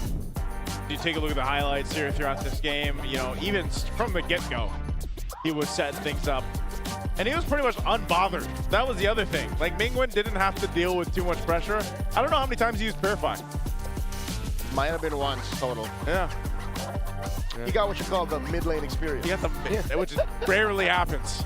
It's like the very, very old school mid lane experience. Remember when mid laners were so busted back then? Yeah. When you use your ultimate, there's a high chance you're not gonna die because you burst someone down that the opposing team just backs off. Yeah. It was like that. Well, he manipulated their world, man. Really? Yeah. There's James flying through. This was a great answer, like you mentioned, though, Redmar, too, to the final slash, you know, from the Arlott. Yeah. Having that Drizzle there with the penalty zone. That's where, you know, that's where Nasha got caught, unfortunately. It's so bad for him, dude. Yeah. His entire team has a way to get away.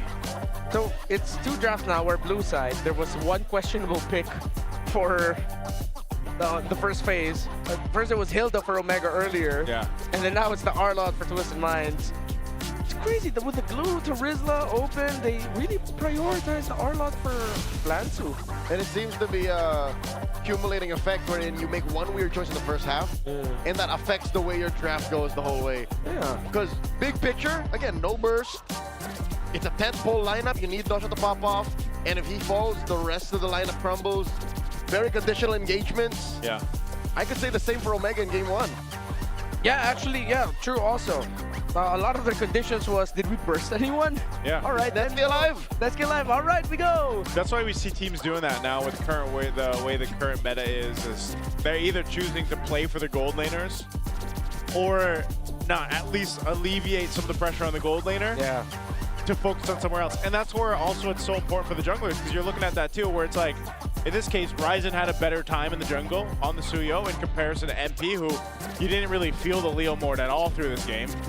You know, but that was also just partly due to the fact that you don't have the roam potential to set things up as well and make it easier for MP, even the Arlott to an extent. You're not landing the final slashes you want to, you're not being able to follow through with them.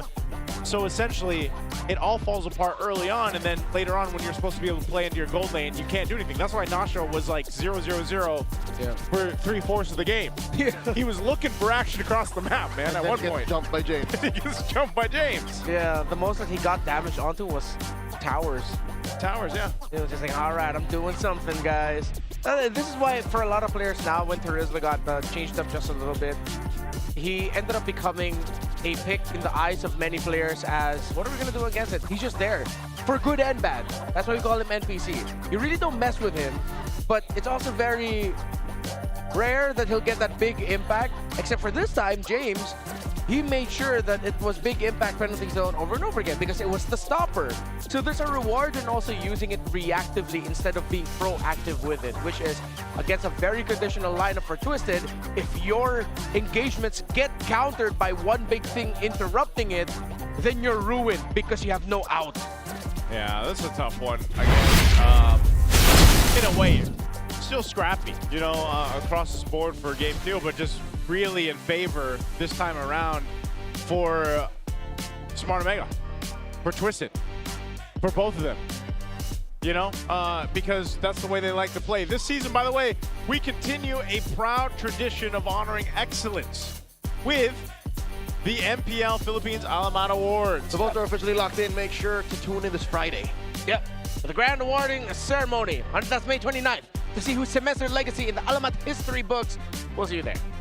We'll see you there. Alamat Awards. That's a little cool different attack there. I like that. I like that. I like that. Calling all super fans, stay updated on all things MPLPH and connect with the most passionate community in esports. Join the MPL Philippines official Facebook group, the Superfan channel, and the MLBB official Discord. Me, right? Yes. All right. Get your all access pass exclusive content, the latest news and community discussions, lead the conversation, and have a chance to be featured as our super fan of the month. Yep. Just be part of the MPLPH family. QR codes are on your screen. Scan that. We'll see you there. It's like a mini game. It's a little challenge. It's like we're playing a mini game. We're having too much fun. Things might seem like it's breezy. Yeah. There has to be a little challenge inserted. There's got to be a challenge, you know? A little game. By the end of the day, we're 10 games deep. What kind of mini game are we going to be looking for? Likely. Yeah. At the rate this is going, we're probably going to 10 games today. But right now, we got Smart Power Pose. Bring your game face on for the Smart Power Pose. That's the MVP from the last game for Smart Omega. Mingwin. Harness the power, harness the power. There, he has 2 fingers. We gotta change the hand. Harness the power, harness the power. That power right there. That's pretty close. Oh, glasses off. He's even got his hype man behind him, the hype men. They have very similar cheeks. Oh, wow. There you go. Congratulations. That's a smart power pose right there. He even took the glasses off.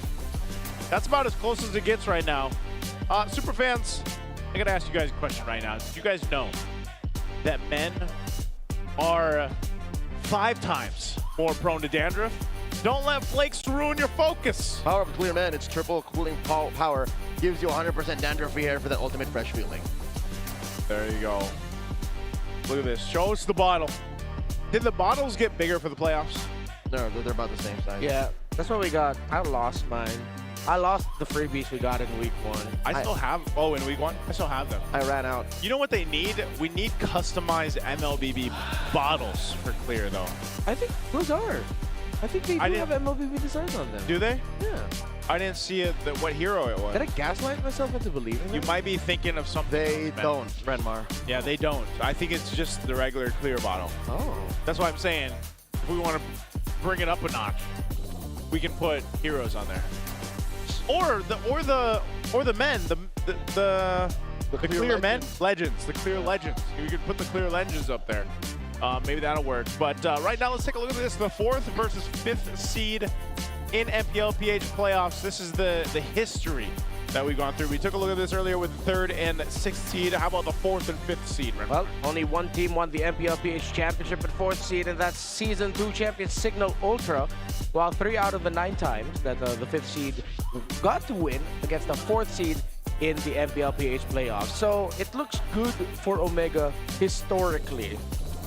But for Twisted Minds, the furthest that they can hope for, if we're only looking at patterns in recent history, is TNC. They were 5th seed, and they got as far as 3rd place. That was last year in the Coneta Astrodome. Yeah, and that was, I guess for a lot of people, a big surprise to see them perform the way they did in the playoffs. They made history. They did. Yeah, this is the reason why they're here, and prior to them doing that, no one has done that.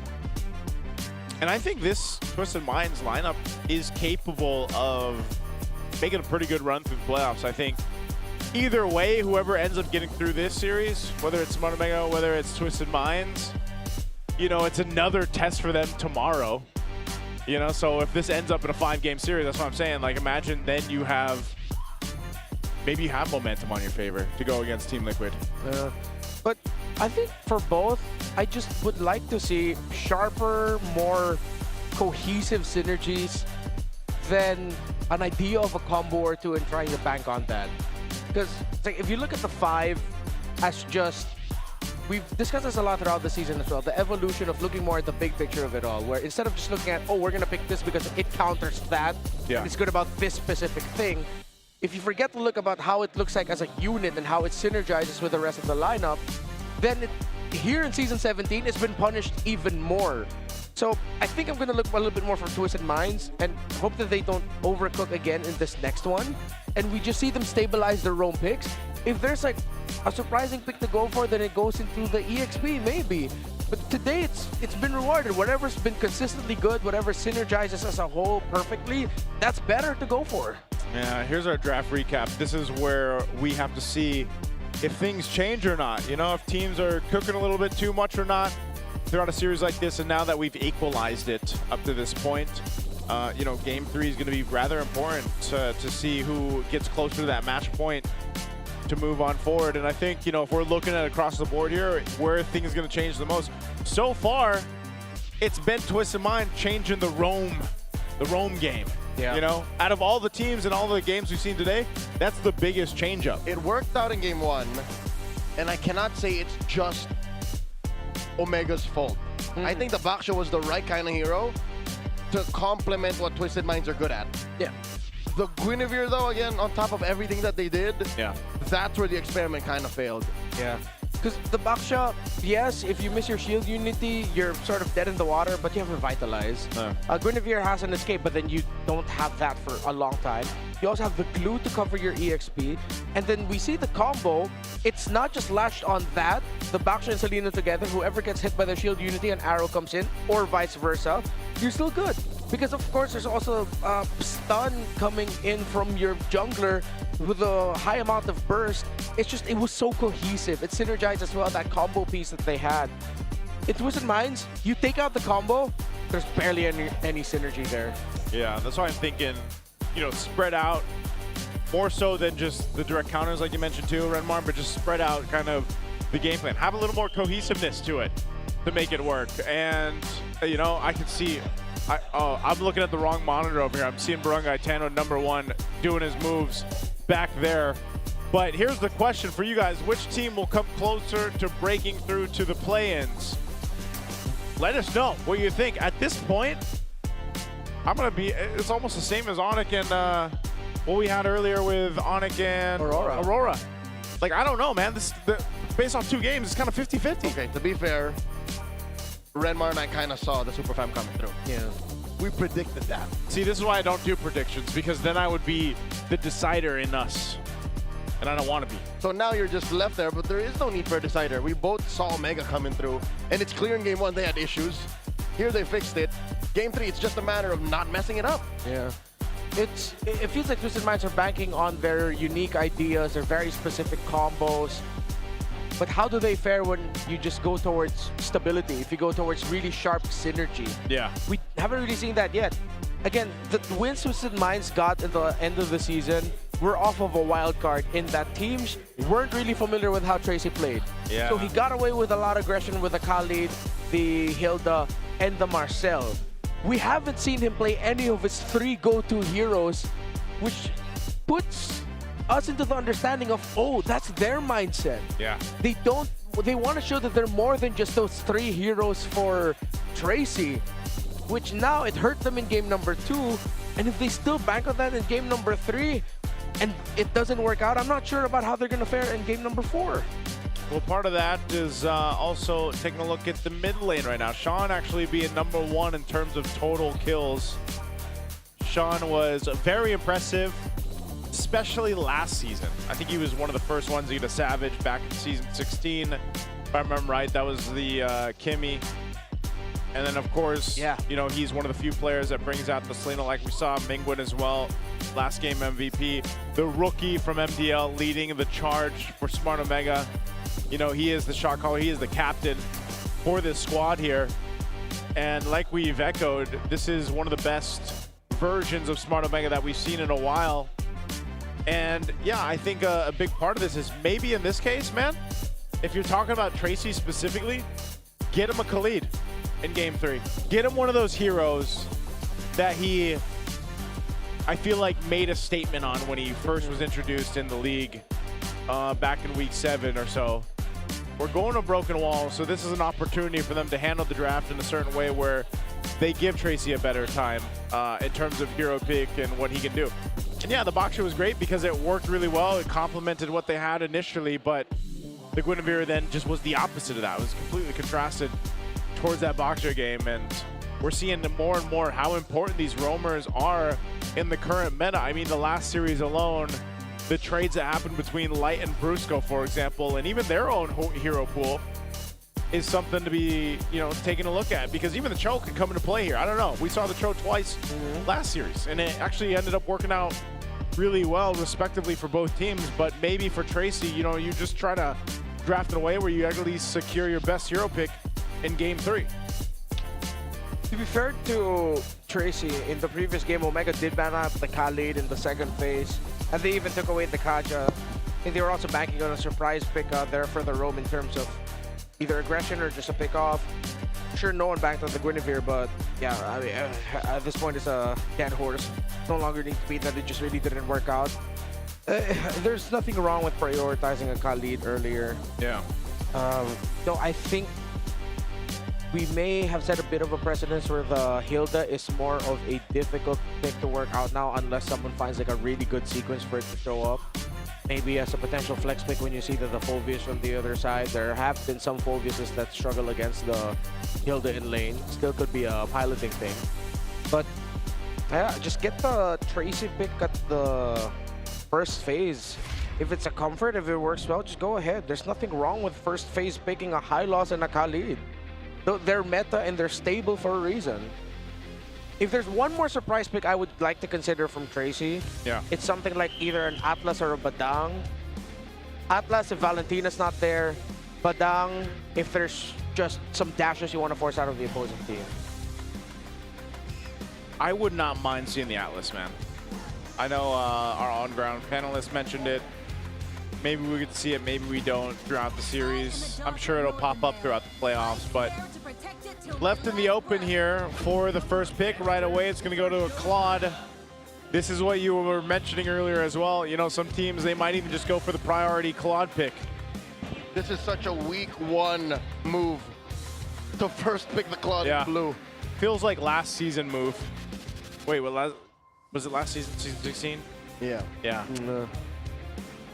But more evident in season 17. Yeah. Like that's when, like, even, you know, #1 seed defending champion, final boss Liquid. That's what they would do. So here they answer Twisted Minds. They pick up the Suyo and the Harith. Omega still have the Leomord, but they have a Kalia first. What's the combo? Oh, that's gonna be Gort. Oh, is that the combo? Yeah. Yeah, it's a combo. It works really well. Too. Oh man. Yep. Picking a high loss here is awkward. I think they can get away with the Cho, but maybe a little bit later in the draft. Cho would be okay, but then Lancio needs to pick up something really tanky and with great crowd control. Either you go Glue or Alice if it's available for you. You also need something to just get on the board right away. Without a Valentina, Sora could be open and in consideration. Let's see. Ooh, Sean's prioritizing the Selena. Interesting. That's crazy. It hasn't been picked up much at all throughout the season. Sean and maybe one other player will pick up the Selena. Sanji picked it up. Yeah. Sanji and is there one more? Linguin and Friends. Linguin and Friends. Oh yeah, Friends. So 4 of them. Yeah. 4 players to play the Selena. So Sean's gonna go with it. These next couple bands, they'll focus down since both teams aren't. Yeah, the XP laners up for grabs there. There has been quite a bit of focus on that. Of course, the jungle pick right now for Smart Omega 2 against the Suyo. Oh, there's the Baksha ban. Good read. Would have been another combo. Yeah. What else can they pair with it? Again, it's risky. They can go pick for pick. A lot of dive. Because it's a pick-off combo for Omega as well. And then their EXP laner is going to be the front. So we're just looking at trades of heroes such as like Alice, Yura, Blue. Unless one of them's crazy enough to also go for an offensive tool in the EXP lane. Like a Lapu-Lapu. Yeah, like a Lapu-Lapu. Sora. Sora, I think out of all the offensive options would be like the best. Because you can either or him. He's great set. He's also really tanky. And even when he attempts, even if he wants to be tanky, is also dealing a fair amount of damage you need to be respecting.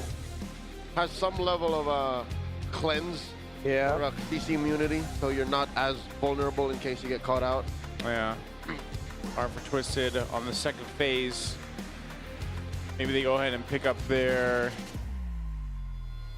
roam now, or do they wait for the last pick to potentially surprise us? They could be fighting for EXP steals also.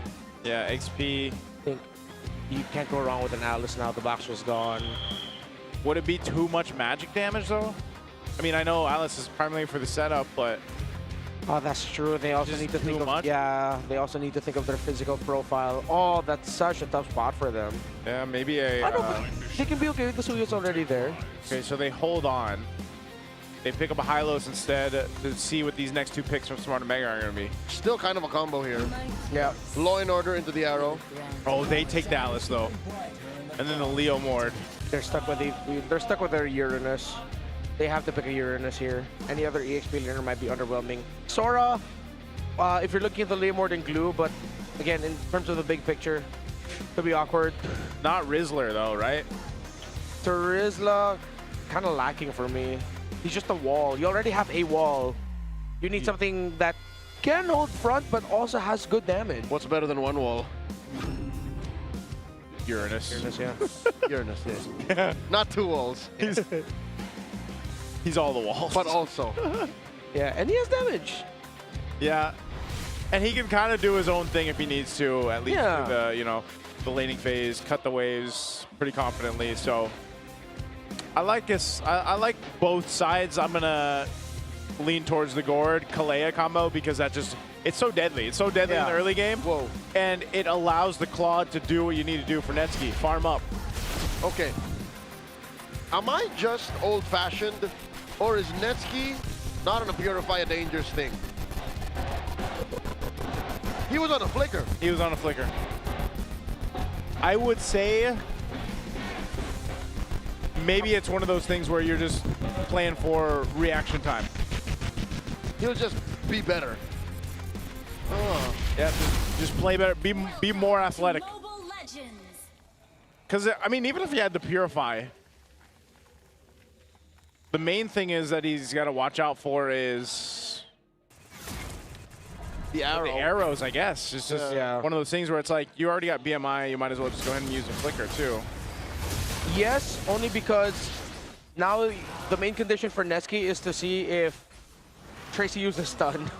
Okay, I'm just scared because this is how his Clint died. Yeah. He just said, I'll be better. And then he got caught out once too many. I mean, the thing about that was, with the Clint, yes, he has that dash, but you really don't think of him as mobility. Claude, once he has those AOT stacks and it's the late game, he can move also. Still, it is risky. But we've seen well-rewarded flickers usages instead of a Purify. Plus, later on, he's going to pack a Winter Crown anyway. Yeah, I think it's one of those things, too, where you're just like, that's the nature of the playstyle of Netsky. And sometimes, you know, you're kind of left there sitting in awe on how he's able to go ahead and do some of these things that he does. But nonetheless, I think Flicker still will play its part in this composition. Again, he should have a pretty easy time in terms of like dealing with the early game, setting things up around your Kalea Gord combination for now, and then maybe as well for Ryzen on this Leomord. It'll be different because the last Leomord game we saw from MP, you know, he wasn't able to do really anything. Yeah. Well, the main thing for this Twisted lineup is if Sean hits arrow after arrow, then that's as good as any crowd control. Oh. Whoa! Here comes the barangay. They dogpile onto Lansu, forcing to use that purifies, and perks even a little too deep. Gets punished hard, draws first blood. I don't think they were ready for that initiation. I mean, they threw that out there, but again, you don't even have the level 4 on Mingwen. Yeah, James is also still in lane managing out the minion waves. Yeah. I think, yeah, that was just straight up Omega misplaying that.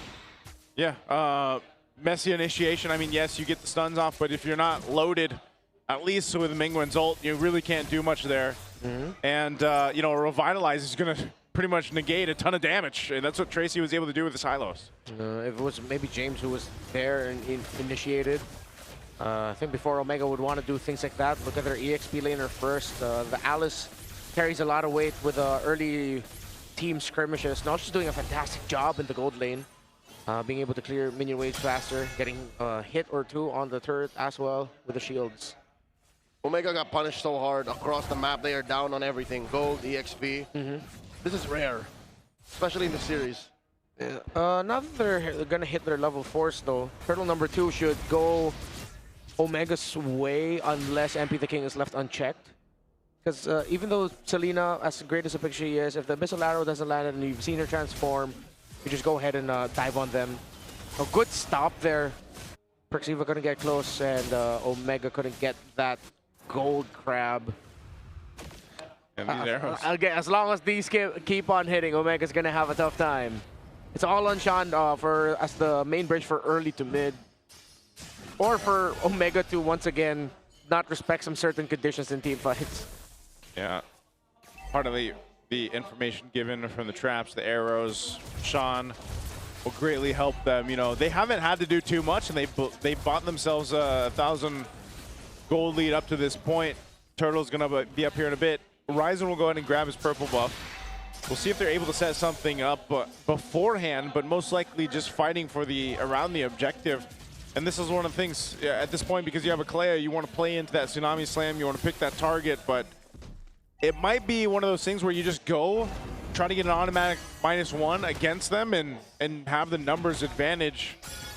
John will get his first item, glowing 1, locked in on the Selena. Ouch. Oh, Lansu, look at this. Jumping on through, scouting everybody out. Pops Consecrate already. Okay, James catches an arrow to the face, still says no. Does not want to take it lying down. Smart. And, yep, they back off. Yeah. I think Twisted Minds will take this turtle once again. Unless James, thinking about it, throws out the Throne of Ruin into Ryzen's blade and his Ducati as they jump through. Finding Tracy, hitting him with that Tsunami Slam. Glorious Pathway trying to save himself. And last, taken down first. Brrr, they're coming in. And there's the blading the way by Natsuke, taking out MP. 2 for 1 the trade, but Twisted Minds still get the big one. Well, Omega needed to get bodies there. First, the approach of Twisted Minds at that fight was they are putting a lot of weight on the Throne of Ruin of James, that when they see the Alice, that's their main target first. Bring it down low, send it back, and if you know it's too risky for James to commit the Throne of Ruin, then you should be able to get the objectives that you're fighting for.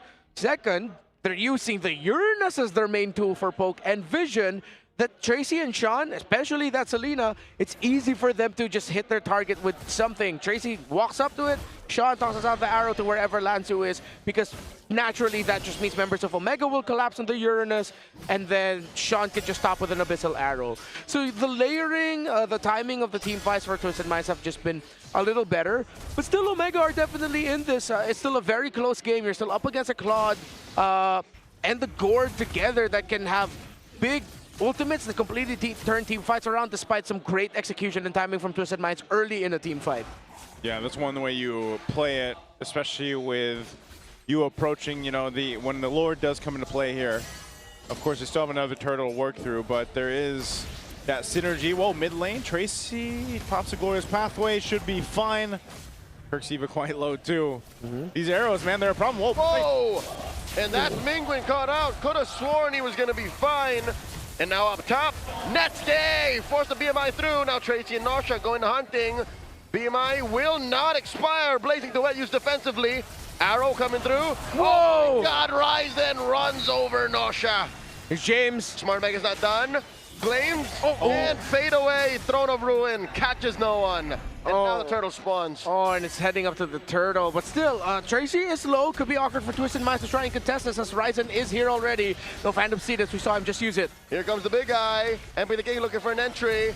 Ryzen calls in Barbiel. Oh, it's off of cooldown. That's the glorious pathway.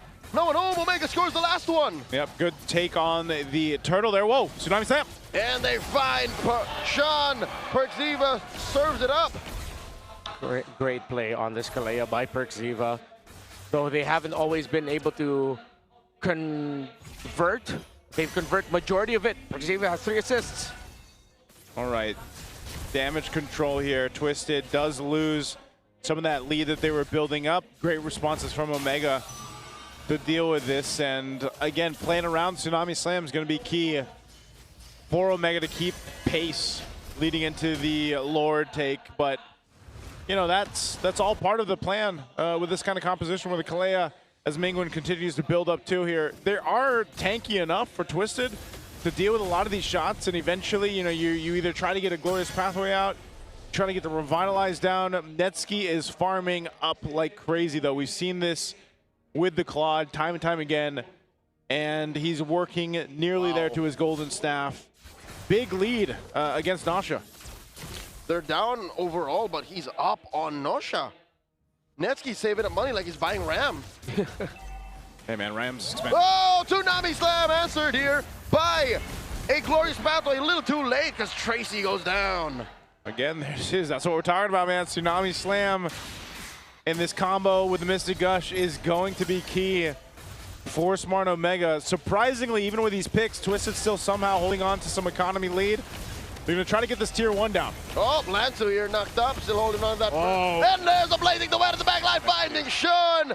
Netsky is bloodthirsty, and they spot Nosha. Nosha does drop the Zaman Force, dashing through, taking down Netsky, serving up to Lansu. MP! And then comes MP from the sides, taking down Perks. Now Ryzen looking to repair the situation. Does find Nosha, just a few more swipes, and there's the charge. He finds him, but the rest of his teammates are nowhere to be found. Ryzen, you can't take this, not 3v1. Twisted Minds, okay, find the clap back. Omega got a little bit too greedy. Nosha got taken out, but at the end of the day, MP the King, hell-bent, holds the Lord for now, but with James and Ryzen close by, Tracy providing the information, you have to slow things down a little bit. Uh-oh. He wants to stack. James does gleam throughout, and then they leave the Lord. It resets hard. Okay, yeah, surprisingly, they made a quick go for the Lord, but they realized they couldn't secure it safely. They'll try to push up on that top side, but now that everyone's back for this, they'll get in position as MP wants to go and grab his buffs first. Yeah. Let's take a look at the items here. Okay, big lead here for MP the King Suyo compared to the Leomord, but it's the lead of the Claude that's keeping them close. Mid laners also still very close in gold, and not one has like a clear advantage over the other, meaning this is anyone's game. Good way to tell. Look at the economy of the mid laners. Problem is, for Omega, they don't have a lot of map to work with. Whoop. Deep into the pit. He calls it in. Ryzen secures the last minute knock-up. The Zaman Force.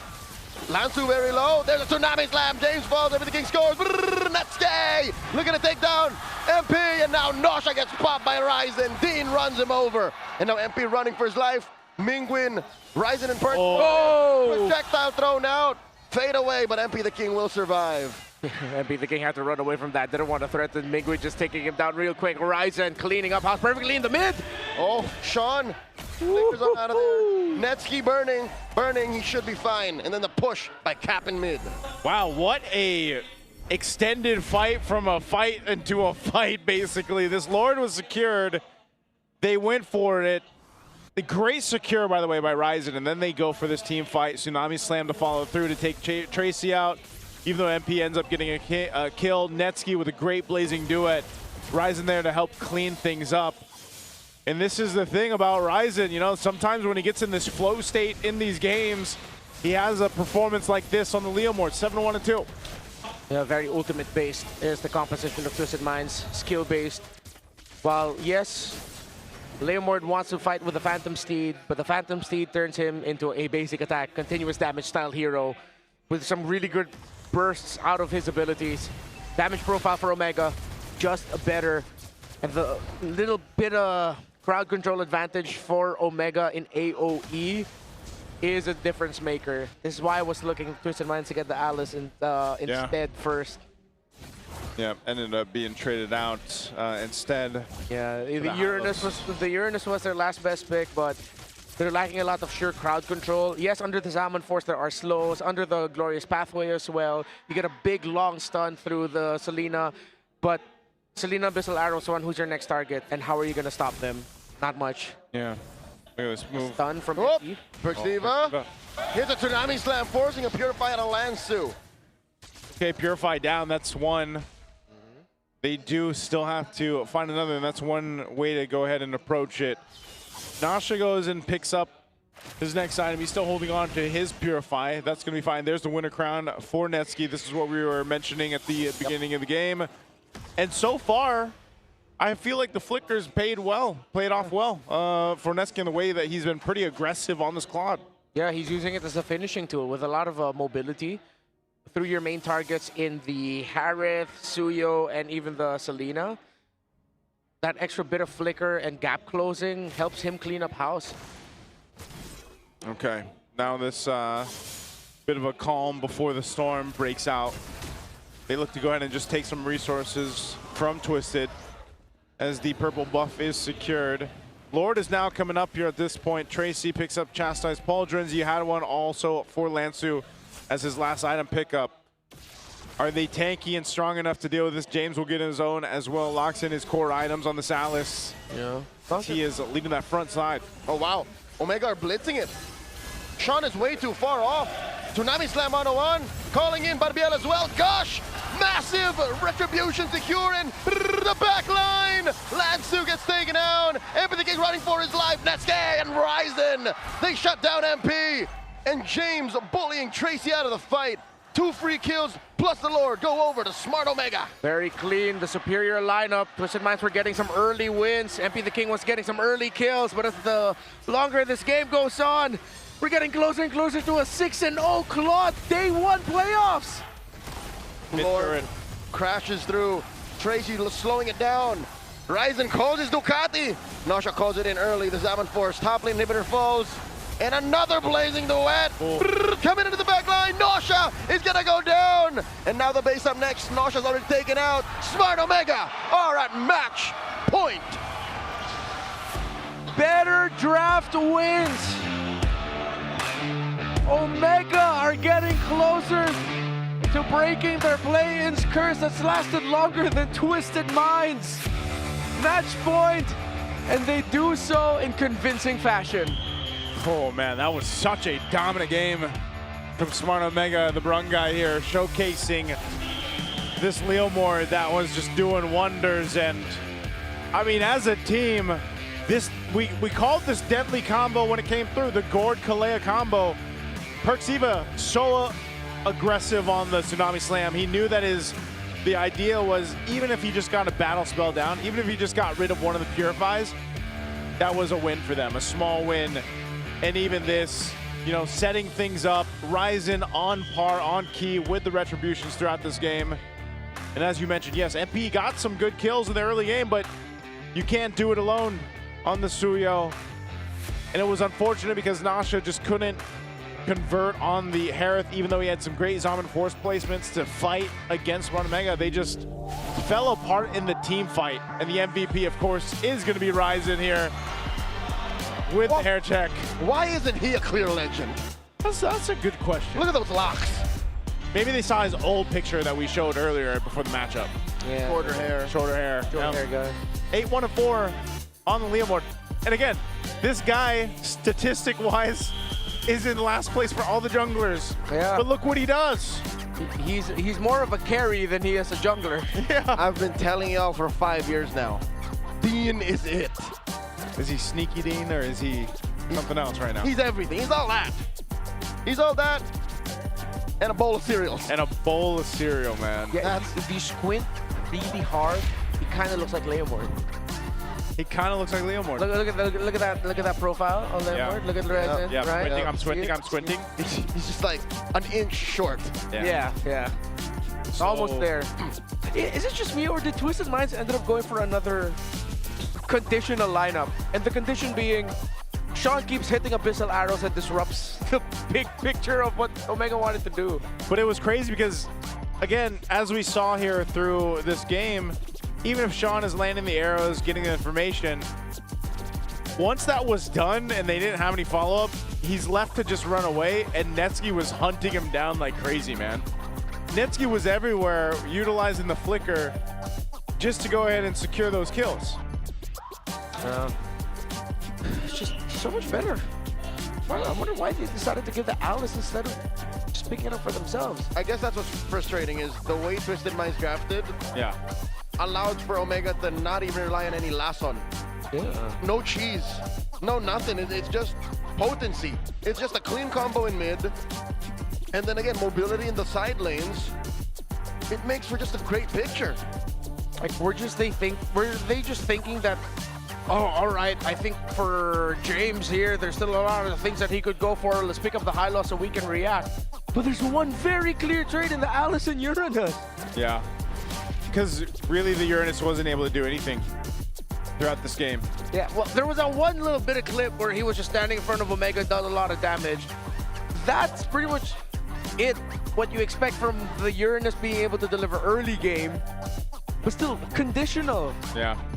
Well, for Omega, James, the threat of James forced a lot from Twisted. Oh, James still has his Throne of Ruin. He can still gleam. Let's force it out of him first. Yeah, the Gleam, the Tsunami Slam, like we mentioned, with the Mystic Gush. That's what we were talking about. There's so many different ways you can handle those team fights. So many different ways they can initiate or peel if they needed to. Which then, again, you have to talk about Netsky, man. Netsky, he dealt with pressure in his lane in the early game. Yeah. The Mans was ahead of the farm of Nacho, though. Yeah. For the majority, like, I think throughout the entire of the game, even though they were pressuring Netsky. Really used the Blazing Duet really well. During that one highlight where he was like flanked. And then he went back right up. Yeah, he got sandwiched. And then he went back. Yeah. He risked that potential of him getting blasted. He was able to flicker quick enough because he knows the Harith needs to dash first and then basic. It's not just a simple basic attack. To maximize it, you need to dash. He was fast enough to flicker out. And then Ryzen came in. Yeah. And then that started the turnaround in favor of Omega. And he did all that cool under pressure. Look, across the board. Even taking his opponents into consideration, he has averaged the lowest beat to BPM, like 71. He's pretty chill. Yeah, man. 75, 71, 113 at peak. At peak. That's just probably when he was Blazing Duetting. Lansu was maybe the truly lowest, but you play a Uranus, man. Come on. Yeah, you're playing a Uranus. Does that really count if your heart rate's low? No. The Uranus players? Well, as someone who does play a lot of Uranus, you are expected to go low. There it is. We all go low. Let's throw it over on low to the on-ground panel. Hans and Wolf. Maraming salamat sa ating mga casters. With this, Smart Omega is now at match point. Isang panalo na lamang ang kinakailangan nila to advance to the next round of the playoffs. In fact, we were talking about this off broadcast. Nagulat ako na gumamit si Ryzen ng Leomord, considering that there were a lot of critics before na parang hindi naman pang split type yung Leomord, and that's where he thrives. Pero gumana itong lineup na to ng Omega. You know mo, Hans, isa ako sa mga critics na yan. Hindi ko gusto talaga kapag nahawakan nila yung Leomord. In fact, meron akong statline sa mga podcast na ginagawa namin nila Midnight. Sinabi-mention ko yan na low win rate talaga sila at hindi talaga bagay yung Leomord. In fact, nagsimula ang laban na to na hindi ganun kaganda. But Smart Omega found a way. I think it's Perks yung kanyang decision na gumawa ng panggulat na pag-flicker sa buwat with Kalea eventually. At nakita din natin yung kagandahan na ginagawa na kanila ng mga teammates. Eventually, this boiled down to pindutan gaming for both teams na nakita naman natin na naging effective para sa Smart Omega because of how impactful Perks was. Makikita natin dito yung pag-control nila ng River. This is the heat map, ang mga pinagagalawa ni Perksiva noong pagdating ng mid-game na around 10 minutes up until the end of this particular game. At mapapansin ninyo, puro nasa gitna. Puro hawak niya yung mga bushes dito sa may gitna, RPM at LPM that eventually allowed them na makakuha ng mga pick-offs. Noong time na nahanap nila yung pagpitas kay Sean, dun sa may gitna, Doon actually nagsimula yung momentum para dito sa side ng Smart Omega. Yeah, because most of the team fights ay nagsisimula dun sa mga major objective takes. Not even the turtles anymore kasi lagpas 10 minuto na itong mga laban na to. So this is just great management ng Smart Omega sa pagpili kung sino ba yung magandang target. Is it the objectives or is it something else na talagang na-execute nila ng paulit-ulit over those major objectives? And madali ko rin sabihin dito na pwede kasing ma-flip yung switch. In fact, this game, kung sakali ang mas maganda yung execution was Twisted Minds, masasabi natin na sila yung pinupuri natin ngayon. Ganun ka tight itong laban na to, but the snowball was just in favor of the barangay. Right, there were some kits na pwedeng gamitin yung Twisted Minds. There was even a Kalea mula kay Perks, a Selena mula dito kay Sean. So there were some ways to pick up some opponents, but it didn't happen for Twisted, and it happened so much para sa Smart Omega. Kaya ngayon ay lamang sila ng 2-1. Just one more to make it to the next round of the playoffs. But before we toss it over to game number 4, I assume we have some special guests together with our host. Your right hands, meron nga tayong makasama here in the Champions Arena na isa na rin kampiyon sa kanilang rehiyon. Please welcome Coach Justin of King of Gamers Club. Welcome sa Champions Arena, Coach Justin. Hello. Recently, nanalo nga kayo sa MSL Thailand, and after how many years and how many tournaments of coaching, you are finally a champion in your region, MSL Thailand. Ano bang pakiramdam na nanalo ka this time around along with the Filipino imports of your team? Masaya po kasi syempre first championship. So sobrang grateful na nanalo kami ng championship. At masaya rin kami para sa inyo, Coach Justin. Alam mo, nakaka-proud talaga. Nagka-thrive kayo kahit sa ibang bansa, di ba? Iba talaga ang talentong Pilipino. And you know what, Coach Justin? Gusto pa namin malaman more about you. Paano ka ba napunta sa King of Gamers Club? Nakita ko lang na naghahanap sila ng coach. So nag-try out lang ako sa team nila. Tapos ako yung napili nila sa lahat ng nag-try out. Kaya ako napunta doon. You stood out. Talaga namang with the experience that you have and the talent that you have, napunta ka doon. And gaano ba kalaking adjustment ang ginawa mo coming into MSL Thailand? Siguro hindi sobrang laking adjustment kasi yung mga local na player ko, nag-i-English sila. So, hindi masyadong naging malaki yung adjustment sa communication kasi nag-i-English sila. Language barrier was not a problem for you, and maganda talaga yung kinalabasan ng inyong chemistry. That's why you won that championship. And nandito ka rin na naman sa Champions Arena. Ano bang kansya mo sa level of competition that we have here? Siyempre, Pinas pa rin malakas. Kahit na yung Thailand, siyempre, medyo kailangan pa nilang mag-keep up sa macro. Pero tingin ko, confident naman ako sa team namin kasi based sa mga scrim, nakakatalo din kami ng MPL. Pero siyempre, Pinas pa rin. Alam mo, aabangan din namin yan, Coach Justin, dahil you have secured a wildcard spot para sa ating EWC. How do you feel about that? Sobrang saya kasi yung dating Paris, Paris na ngayon. Sana all yan ang tugon namin sa'yo. Maraming salamat, Coach Justin, for being with us here in the Champions Arena. And now, match point na nga naman ang Smart Omega. Pero hindi pa dyan natatapos ang laban ng Twisted Minds along with Lansu. Kaya naman, panoorin muna natin to.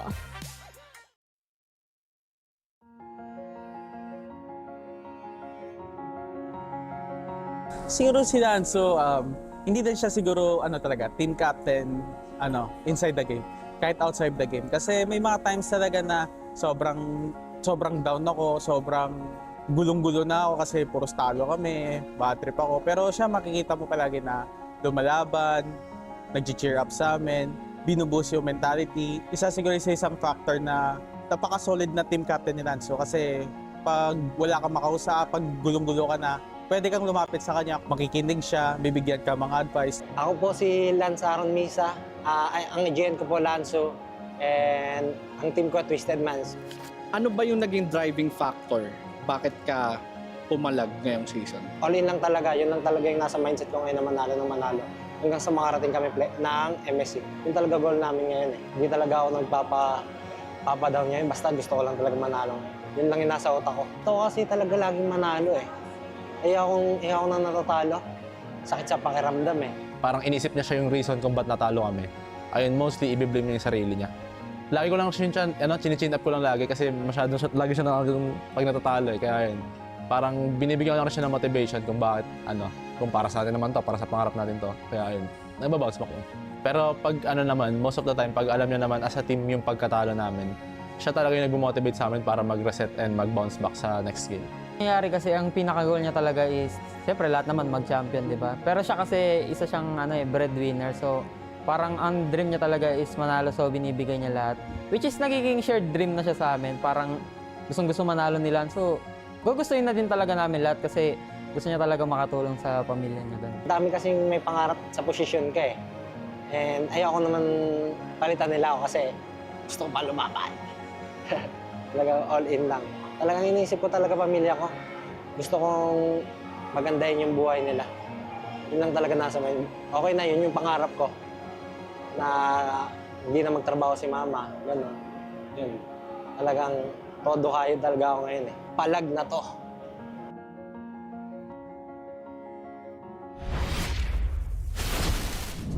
Some great insights there, of course, from Lansu, the team Twisted.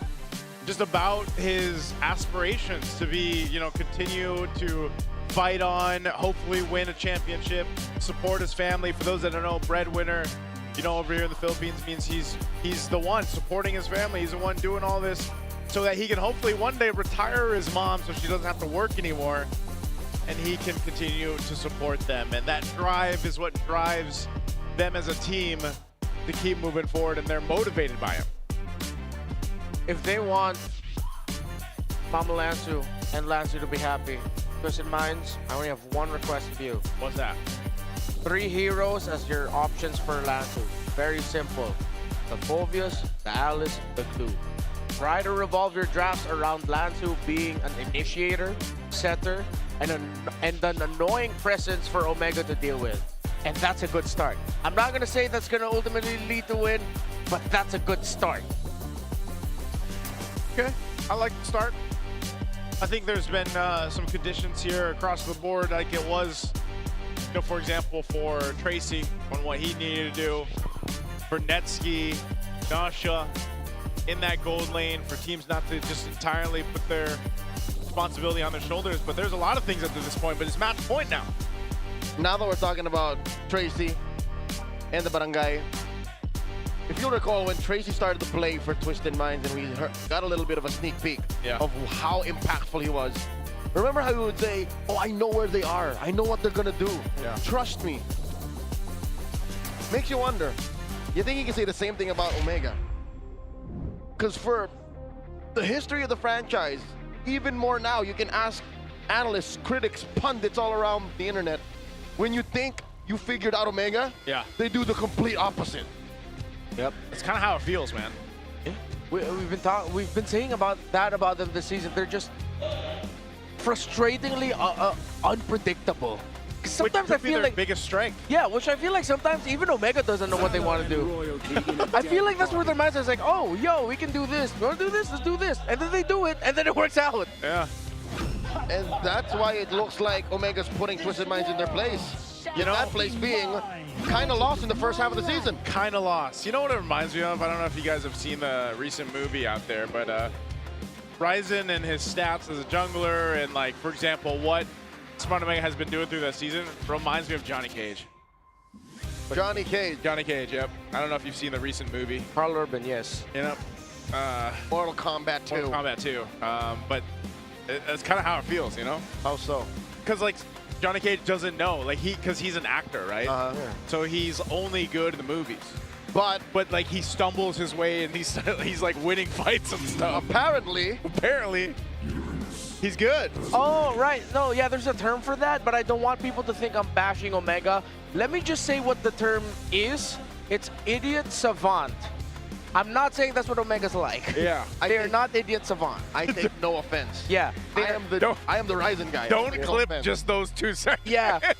Don't clip just me saying the idiot part, and then you guys are claiming I'm calling Omega idiots. No, that's not the case. That's not the case. All right, it erase the comments, guys. It's good. He's saying good things about Ryzen. Good things. I go to sleep at night wearing that Tano jacket. Oh man, you know what? It's the best. Let's go ahead and throw it over to Hans and Wolf to tell us what they think about this draft. Maraming salamat sa ating mga casters. In fact, we are looking at the first 3 picks of both of the teams. You're also hearing Coach Justin and nagmula sa King of Gamers Club, one of the representatives ng Thailand. Coach, you're already looking at the lineup right here. First 3 picks ng Smart Omega. Why did you think dinagdag nila yung Khalid to fortify their lineup? I think maganda kasing partner yung Khalid sa Sushi. Meron na agad silang strong. Tapos, ayun. So, I think, ayun, maganda yung Khalid in addition for Zushin kasi may strong mid na sila. So, yun yung tingin kong reason. So that's it. Like strong mid trio. Wolf, do you think it's the same thing para naman sa Twisted Minds? Do you think they have a strong mid lane trio in the lineup? Sa ngayon, hindi pa natin nakikita with just the Gord. They have to find a way to solve this kasi sabi nga ni Coach, malakas yung kanilang mid. I think baka mag-defensive na lang sila like Gatot Kacha, mga ganun. Well, I mean, Gatot Kacha, do you share the same idea or are you thinking of different options here, Coach Justin? I think pwede rin po yung Gatot sa composition ng TWIS. But I think for, ayun, Universe sila tsaka Glue, which is good din sa kanila. So again, elaborate on that, Wolf. Bakit maganda or hindi maganda to, basing it on your Actually, assumption? maganda siya kasi offense, violence ang pinili na Twisted Minds doon sa kanilang 2 picks. Okay, so that is offense that we're talking about. Is Gatot Kacha still an option para sa other side? But I don't think it is anymore. Glue will be the wrap-up. Talk to us about this final pick and the full composition ng Twisted Minds ngayon. Yung full composition ng Twisted Minds, what do you think about it? All 5 are finally there. Yung kung ano yung magiging last pick nila. I think maganda dito for Glue. Di sila pwede mag sila pwede or Alice para sa Glue. Okay. Ay, nakaban. Or yun, Sora. Okay, so Sora, Wolf, just some final thoughts about it. Ano sa tingin mo yung benefit of having that Sora in the lineup? Having the Sora means na meron kang pang turtle dito para sa side ng ng Omega. Now, final thoughts about the lineup of both of the teams, Coach Justin. Kita mo na yung para sa Omega and TWIS. What do they have to do exactly para makuha ito? I think yung winning condition ng Omega is meron silang strong mid. Pero tingin ko balance din yung lineup ng sa Twisted Mind. So Okay. tingin ko kung sino manalo sa first turtle, yun yung magdidikta ng laban eh. First turtle is off the note. I think it's time to toss it to our casters to find out who's going to be winning this matchup. Thank you so much, Hans, Wolf, and Coach Justin. Again, for the insights here, leading on in, and congratulations for the championship over there in MSL Thailand, by the way. Kapkun Krab for sharing your insights. Let's get into game number 4. Match point for the Barangay.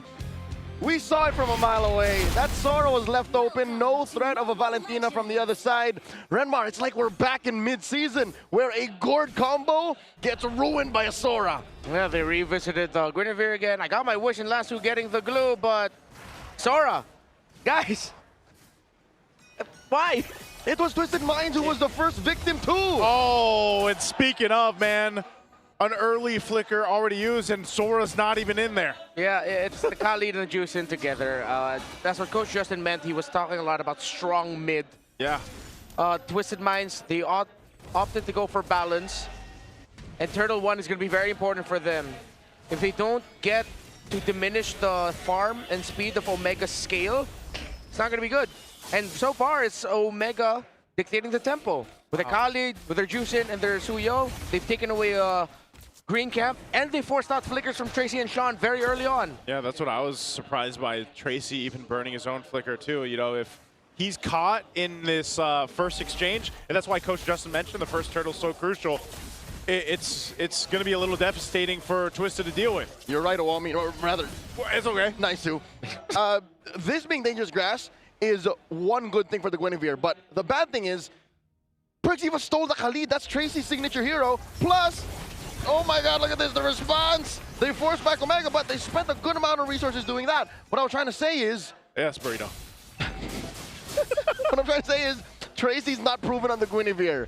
It's just not as good. If anything, the one good thing I can say about Twisted Mind's lineup is the side lanes. You still have the 100%. Is it still 100%? The what? Claude. The Claude? Today, yes. There you go. That's one thing that I'm going. At least. Yeah. At least they got that to bank on. And okay, the thing with Twisted Minds is, with a lot of the strength of the Omega lineup, Twisted Minds has a lot of forcers like this. They can force things out very easily.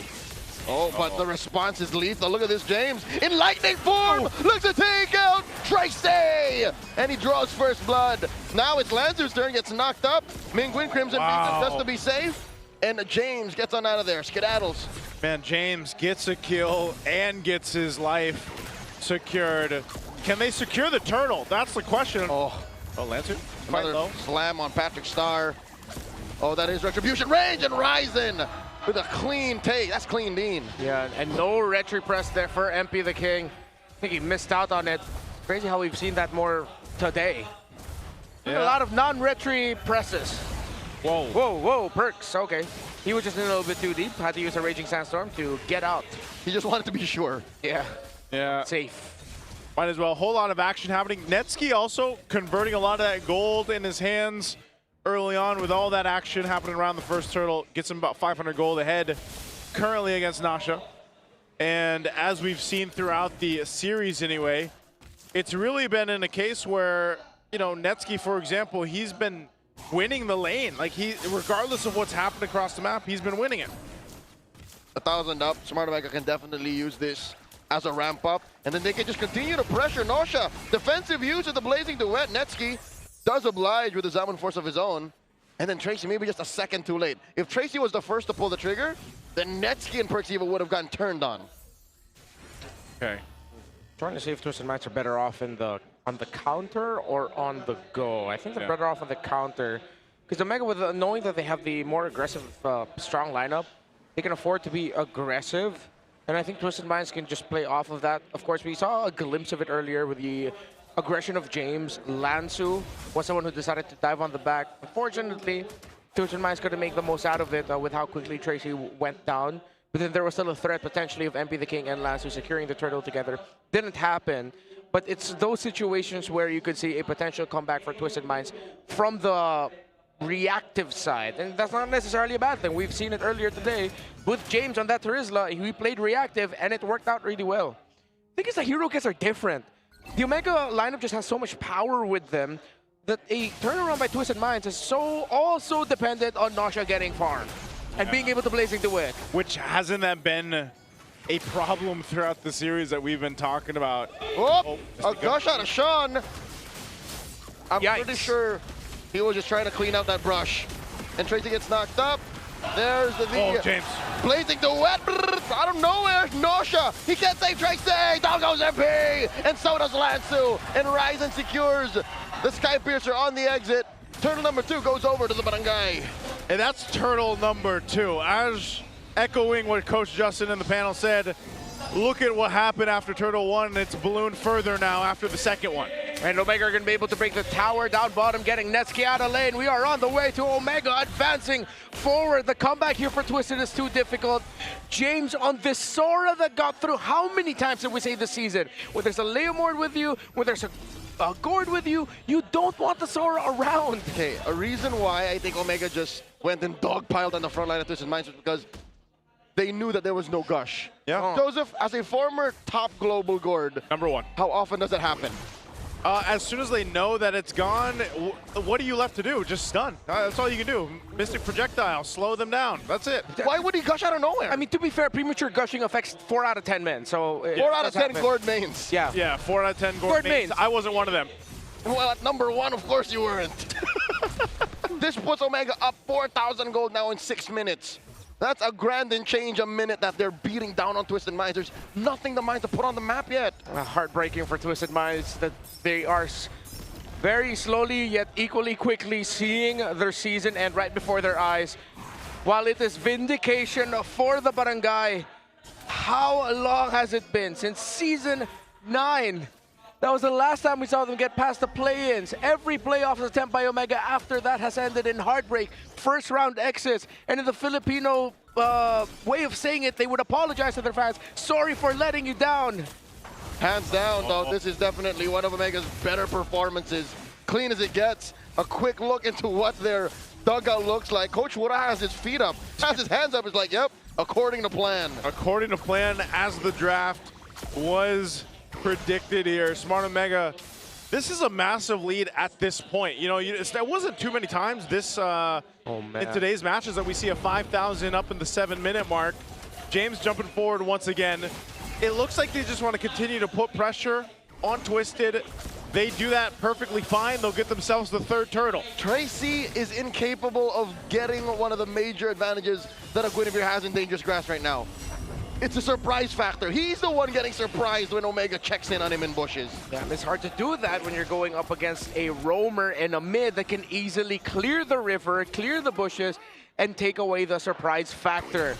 This is why Coach Justin, as we mentioned earlier, again, he put a lot of focus into Turtle 1 because he also acknowledges, I would like to believe, that the Twisted Minds lineup after Turtle 1 will slowly and then very quickly start losing to the Omega lineup. It's so much easier. Again, the Sora, the fact that they still decided to go Guinevere against the Jushin and Khalid, perplexing. Wow. The one-man solution. Yeah, and also Tier 2 down bottom, already falling. Massive. All right, here we go. Twisted Mind starting it up, but they get punished instead. Tracy picked off. Shifting skies by Big Game James. They're hunting down Lansu. And the choke down, Patrick Star forced to take a dirt nap. Double kill for Clean Dean.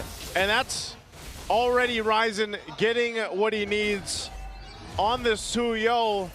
Yeah, there's a push happening up top with Nasha, but man, Omega is pretty much just taking whatever they want across the map. Penguin almost got there in time to stop the recall of Nasha. 6-0. I mean, look at Omega this season. They got put through the ringer of doubt. People as early as week 3 saying they're not going to make it to the playoffs. It doesn't look like it. Then the turnaround. The team that they beat to start their 4-series win streak said goodbye earlier today, but took 3rd seed ONIC PH to the limit. That was RORA. Omega would then be able to secure a high-profile win against the only other team, or the only team, rather. In Season 17. Season 17 to put a stain on TLPH's lineup. One of 2 Titans. The Falcons. That's who Omega is. That's who is about to advance to the 2nd round of the playoffs. To everyone who's been saying fraud Omega, keep watching. You're about to see them move forward. Yeah, this is their game all along for this game 4. This Lord is theirs too. Twisted can't do anything against this except get ready to buckle in inside the base. Now, one thing is, yes, they should be able to clear things out, maintain themselves into this game, but at a 7,500 gold lead, 10 minutes in, a massive deficit that they have to work against. And Holy Crystal, Starlium Scythe, and Feather Heaven, the Trinity locked in for Netsky. They can choose to force a fight if they want to, and most likely come out still alive against Twisted. But with the way that Smart Omega has been playing, they'll take most likely the discipline route. Just go through the check boxes here to potentially get themselves that win that is so far highly in their favor to end this series 3-1. It's gonna take Omega making a mistake for them to lose. Look at that, Netsky almost single-handedly forcing Tracy to overextend. Takes the flicker out of the young roamer, the new recruit for Twisted Minds. Omega are just cleaning house, man. They are pushing barangay perimeters all the way until Twisted Minds base. Yep, good wave management happening here too. You got Lansu waiting in on that brush. James will spot him out, pushing him back. They already got the shields to deal with. Waves are pushing in. Smart Omega looking to take down some base turrets with Lord pushing and charging into this bottom turret. Twisted doesn't want anything to do with this, man. They're hesitant themselves to go forward. Yeah. Because they can't. Tracy's not a traditional roamer. James displaces Lansu. They squish Patrick Star in the second half. And in comes Tracy. Blazing Duet coming in. Tracy gets taken down by Ryzen. 2 men down, 3 defenders left. Mid lane next. Gush coming through for Sean. Pulls it back. Nothing you can do there. The missing Gush is gone. Are they looking to end? Perxiva coming through. MP the King calls in Barbiel, mingling with the Crimson Beacon. Omega, most of them at half health. It looks like they will force the issue. Neski drops his Diamond Force. No minions. Twisted Minds clear it out. They live to keep fighting, but how long can they keep living? Omega have yet to lose a member, even with Twisted Minds initiations, their potential counters. They still don't have the firepower. Omega are just bursting through every member of Twisted Minds way too quickly, delaying the inevitable. A very faint glimmer of hope. Again, still very conditional, while Omega can just press buttons and get away with it. Man. If Omega drop a member, if Omega start getting dropped, start counting, because Twisted might just make a comeback, but that's gonna be a big what if. Fikri kept his brain on. He's still there. No, hope is not gone. Oh, conceal. Gonna be used. Whoop, they're hunting down Nosha. Forcing him to be in my back. No one dying from Twisted in the next sequence is good, but they have to be ready for another defense. There's no way they're touching this Lord. They're gonna get in range, man. I think they're willing to take a Hail Mary here. They use the conceal to get in range, but this is not where you want to be. They just went to go check things out. Smart Omega will start this Lord up, and they give the signal to just get ready for a defense. You know, at some point, you got to think, clearing these waves out, clearing this Lord push in, you're capable of doing it. You essentially need another 5 to 6 minutes at this point if you're Twisted to turn things around, because even if you catch someone over here, the rest of the team is just so stacked up with Smart Omega. If Renmar was midnight, he better be ready to say that's it. Because this Lord coming in about 10 seconds from now might actually be it. Yeah. It's just a second Lord. We're at 13.5 minutes, but it feels like it's evolved. Because look at that lead, man. Again, tonight we've been through, this is our 9th game this evening, and we haven't seen a lead just like this. And it happens to be Smart Omega. This Malefic Gun, I don't know if it's going to be enough for Nasha, but him and Sean can clear things out. They got to deal with this Lord. There's the conceal play. They're pushing this one in further. In comes Tracy, but he gets bursted down quickly. Nasha looking for the Hail Mary play. Down goes Sean, and Rising gets picked off. But MP the King falls as well. And now Lansu holding on for dear life. The Hail Mary bounce. It's not going to be enough. And in comes the Barangay as they make their way out of the play-in, felling Twisted Minds. Improvement is a consequence of practice. But what do you call a consequence of years, of seasons of heartbreaks and disappointments? I call that vindication. I call that redemption for the Barangay. The Barangay surprised everyone qualifying for the playoffs when they did. And I think they surprised us even further on just how clean but chaotic this execution, it turns out tonight, as they move on forward. And I don't know, man, after this performance, I'm really excited to see them play against Team Liquid tomorrow. I am too. You know what the internet's saying, man. What are they saying? If anyone can beat Liquid besides Falcons, it's Smart Omega. It's Smart Omega. The only team that beat Liquid this season already lost to Omega. The math is mathing. Hey, the enemy of my enemy is my friend. Oh. It's gonna be a while till Omega meets Falcons again, so. That's true. The friend of my enemy is also my enemy. Potential ex. Oh, that I lost it somewhere. It's okay. Too real. Too real. There we Look go. at the dugout here. Pewter. All of the hard work paying off. Boss Roy, Boss Pat, Lambot. Sounds like I'm personal friends with him. That's how I was to say. It sounds like those are your friends, man. 8 seasons. 8 seasons. Since we've last seen them get past the play-ins round. 4 years. 4 years, not even 3. 4 years. 4 years is insane, but first we have to go ahead and say GGWP to Twisted Minds. Let's head over to the stage. ML super fans, that was a tough match showing heart and grit, but unfortunately the road will end here for Twisted Minds, guys. Grabe yung pinakitang puso at tapang, Coach Bon. It was grabe, Coach. Coach Bon, that was something else. Grabe yung naging trials nyo, Yo. naging roller coaster yung season 17. Coach Bon, your season 17 was a roller coaster. Gaano ka But you showed your ka-proud fight. ngayon sa team mo nga? How proud of you or of your team? Sobrang proud ko din sa mga batang to dahil lahat ng pinagdaanan namin, lahat ng hirap na pinagdaanan nila, I'm so confident and I'm so proud of these boys. They fought through everything. hanggang sa huli. No one is giving up until the end. Playoffs, talagang nilaban nila lahat. So, Here in the playoffs, they fought for everything that they got. Sa mga sumusuporta sa amin, sa mga fans na nagpunta. And to all of the fans, all of the minds, Sumang-ayon sa atin na pagkakataon. thank you guys. Siguro darating yung araw, makikita din natin sila na mag-shine. Maaaring hindi ngayon, pero Maybe someday we will see them shine. makikita ko kayo mag-shine. If not today, Thank you so much, Coach. someday. Everybody And I will here work believes, until that day comes. Lahat, pati yung team Kabarangay, that you guys will surely shine. Lansu, I want to talk to you and ask, sa hinaba-haba ng pinagdaanan nyo, you guys Lansu. were able to get in the play-ins. What do you Given the want long to say season to you've had, those who you have still ended up consistently in the supported play-ins. you from day one up until here? Nakita talaga nila yung galing at pusong pinakita nyo. What's your message? They really saw your heart. Salamat po sa mga sumusuporta. Thank you to all our supporters. Hindi po kami magsawang maglaro ng ML. At We wouldn't be here without the minds. next season, mas gagalingan po namin. We will come back stronger the next season. No matter what happens, we'll be here. So much.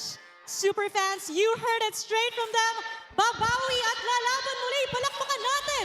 They will come back and they will be better. You may now take your final bow and take your walk.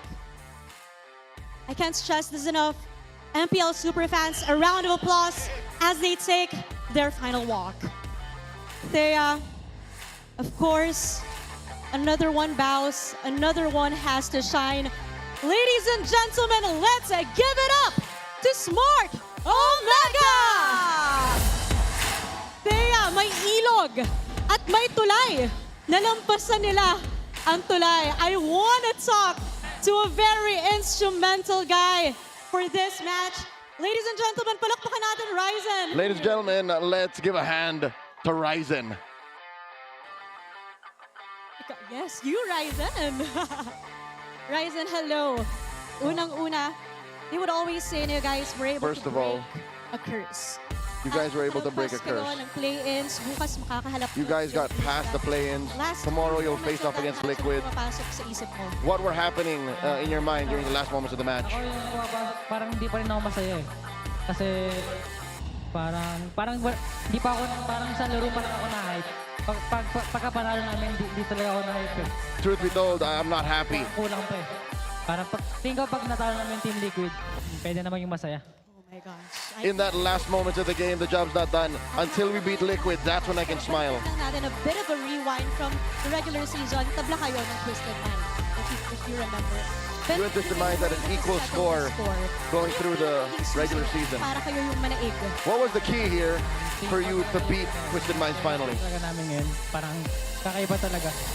Kaya parang Our preparation in the playoffs is totally different. on fire din talaga kami lahat ngayon. And we're all really on fire. Sobrang lakas ng loob namin ngayon, so parang tapang. We're all really confident. We're all really brave. Maganda yung laban. We're fearless, and that's why our gameplay is so You guys good. agree? Iba, ang confidence at chemistry ngayon. And our chemistry, ng Smart too. Omega. Thea, I think it's time to interview someone na iba yung confidence. I think, Thea, it's time for you to talk to someone who has one hell of a vibe. Really good confidence. Parang may bagong ritual ba? Right. Netsky, why do you have green hair? Is this part of your manifestations? Unang-una ko napansin. Because that's the first thing I noticed. Why is your hair green? Na nakalampas na kayo sa unang stage ng play-in. It's like you could really sigh of relief.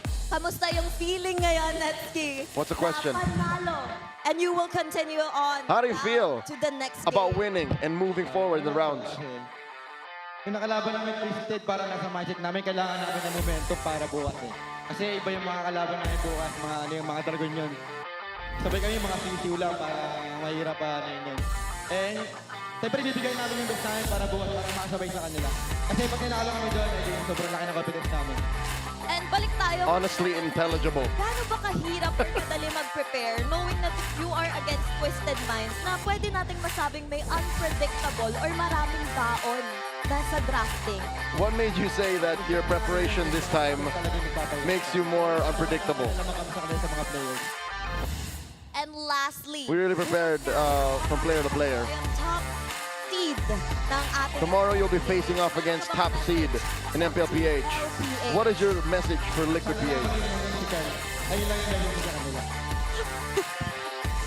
That is one great message. Everybody, palakpakan natin, Smart Omega! You may now take your walk of victory. Kaya, I heard it right? Sana raw maging eng-eng si Carl TZ. That is a tall order, a tall ask. And they did that match wonderfully. At kabang-abang ang magiging match bukas. Pero balikan muna natin kung ano ang nangyari sa previous match. Casters, palag na to. Thank you, Thea, and thank you, Denise. Again, GG, well played over there to Twisted. Unfortunately, your season ends here for Season 17, and congratulations to Smart Omega for the first time since Season 9. They're moving out of the play-ins and going to the next stage of the playoffs. I would like to apologize. I personally could not translate what Netsky was trying to say. Yes. I heard very little of the whole, I hope Carl TZ was eng-eng. Yeah. Even then, on the fly, it would be difficult for me to translate, so apologies. Hey, you know who didn't need to apologize? This performance, MVP of Perksiva. 0-0 in 12, 100% KP on the Khalid. I almost expected for this last game for the Khalid to go over to Tracy. Yep. I did not think that he would be playing the Guinevere again, and it was Perksiva that ended up getting the Khalid pick, and man, did he make it work so well. It started off by just burning out 2 flickers before like the first 2 minutes of the game even. Yeah. Y'all want to know why Guinevere jungle works so well? Number one, there's usually a roamer for you to get vision, to make the most out of your spatial migration so you get that knock-up. 2, you're also empowered by buffs so you hurt more. And then tie those up 2 together, it's so much easier for jungle Gwins to actually get good setups because they have someone else providing vision for them. Buffs and items. Buffs and items. Because as a roam, your economy is literally last in priority. Yeah. So Tracy just dies quickly like that. Yeah, he had like a whole Chop Suey build going too, and it was just unfortunate because couldn't really scale. And this is what we saw in the first Guinevere game too for him. You know, it was a kind of the same problem. But even more so than that was just James on the Sora. And I think why you guys reacted the way you did, and you know, during that draft, and I know it was being handled by Coach Justin and the boys over there on the on-ground panel, Hans and Wolf, but we all kind of reacted the same over here on the desk from English to Filipino. Yeah, it was a clear outdraft. Omega got priority everywhere. Center of the map, side lanes, jungle. No amazing team is gonna have an easy time trying to flip that for them. Again, it's very conditional. You will win if Omega X, if you X, Y, plus the algebra doesn't add up even anymore. Yeah. If you're trying to do long division and math as you play against Omega, you're losing more than half the battle. Yeah. Because you're trying to figure out what they're doing anyways. Yeah, while you're doing arithmetics and algebra, Omega's doing social studies and history. And push-ups. And push-ups. And pull-ups for Ryzen's case. I was gonna say they're also in physical education because I've seen that video of Ryzen doing pull-ups, man. Yep. Yeah, sleeper build. Yeah. Don't let that sweater fool you. Yeah, there's a reason. By the way, can we get those? Are those available in the Superfans today? The what? The Smart Omega pullovers. Did you not get it? You get one? The vest? No, the sweaters. Oh, that one. Yeah. Oh, yeah, the sweaters. I think they should be, yeah. I would really like one of those. Yeah, it is actually very It's a great pump cover. Yeah. You know what I'm saying? Shout out to the pump cover people out there, you know? You don't need to show your gains off. Just like Smart Omega. Or your lack thereof. Or your lack thereof, whichever you want, you know? That's why it's called a pump cover. Anyway, this leaves me to wonder, man, I'm not going to be here tomorrow, but like I'm gonna wish I was here. Maybe I will come here to watch those 2 matches. We got great matches tomorrow too. Yeah. Falcons ONIC, Falcons Omega. Falcons ONIC is our. There's so many rivals. That's our epic rivalry. Am I right? No, Falcons ONIC is the breakthrough. Oh, it's a breakthrough. Okay. Got a new title. Got a new title for it? Yep. All right, man. We need more titles out there, you know? Let's go ahead and throw it over to Hans and Wolf to talk us through this series. Maraming salamat sa ating casters. It is now official. Smart Omega, matapos ang 7 season, is finally gonna be moving to the next stage of the playoffs. Kasama natin, walang iba kundi ang rookie captain Mingwin. Men, congratulations. This is again your first time in the MPL at sobrang tindi ng development na pinapakita ng inyong team.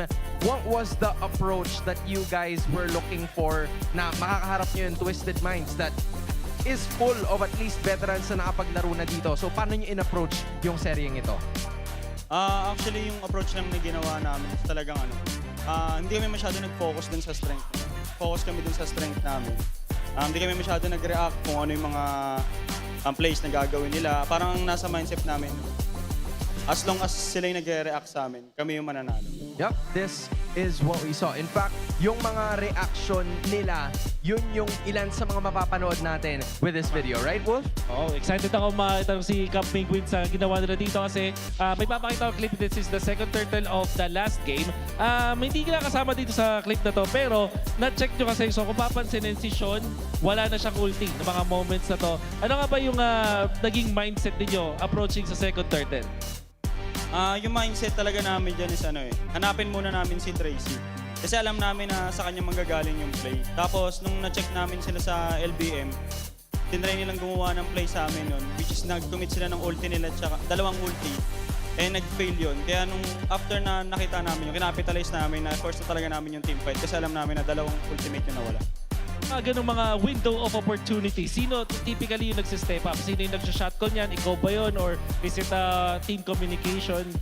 Team communication siya. Siguro that time kasi kami ni Perks yun nandun So kami nakakita kung ano yung kinumate. Nung nakita namin ang kinumate yun, ayun talagang sinabi namin sa kakampi namin. Tapos si Dean, may initiative na talaga siya na start na to, parang ganun sa akin. You know, Mingwin, this is the first time that we got to talk to you like this. Hindi namin natanong during the entirety of the regular season kasi ang dami mo kasama ng mga magagaslaw, makukulit, malilikot, at tigil talagang manalo. And in fact, ikaw, rookie ka, but you are also the captain. So, paano mo sila nalalagay in control and how do you manage to at least control the situation whenever it matters? Actually, yung ginagawa ko lang since ganun nga yung kampi ko, medyo mabilis talaga ma-hype. Talaga pinapakita ko sa kanila na ako yung pinakakalmado sa amin. Na pinapakita ko na laro lang to. Hindi natin kailangan ma-hype, ma-excite. Kailangan natin gawin yung kailangan natin laruin yung laro.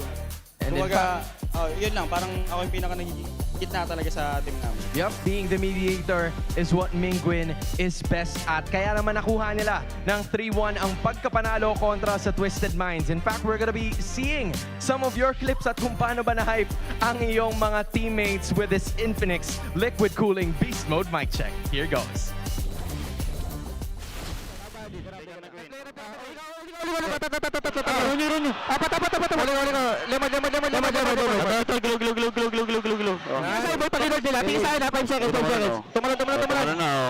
Tapos. Kaya James, nakatingin sa'yo. Tapos. Yeah, boy. Piga. Di mo isaksahin, pre. Yeah. Tato, angat to glow. Nice. Pasabot ka. Tara. Kalma, wala mahay pa. Namahay, pangapogi. Tapos natin malinis MCM, abot kamay na, huwag na pasungkit. Ay, tinga pre. Tara, tinga. Okay. Piga. Patay. Walang picker guard. Dami ka. Nasa ano lang. Tracy, walang picker. Tracy. Ano lang, doon ako. Bita. Respect niya ha. Bota ka. Hindi. Kalma. Wala na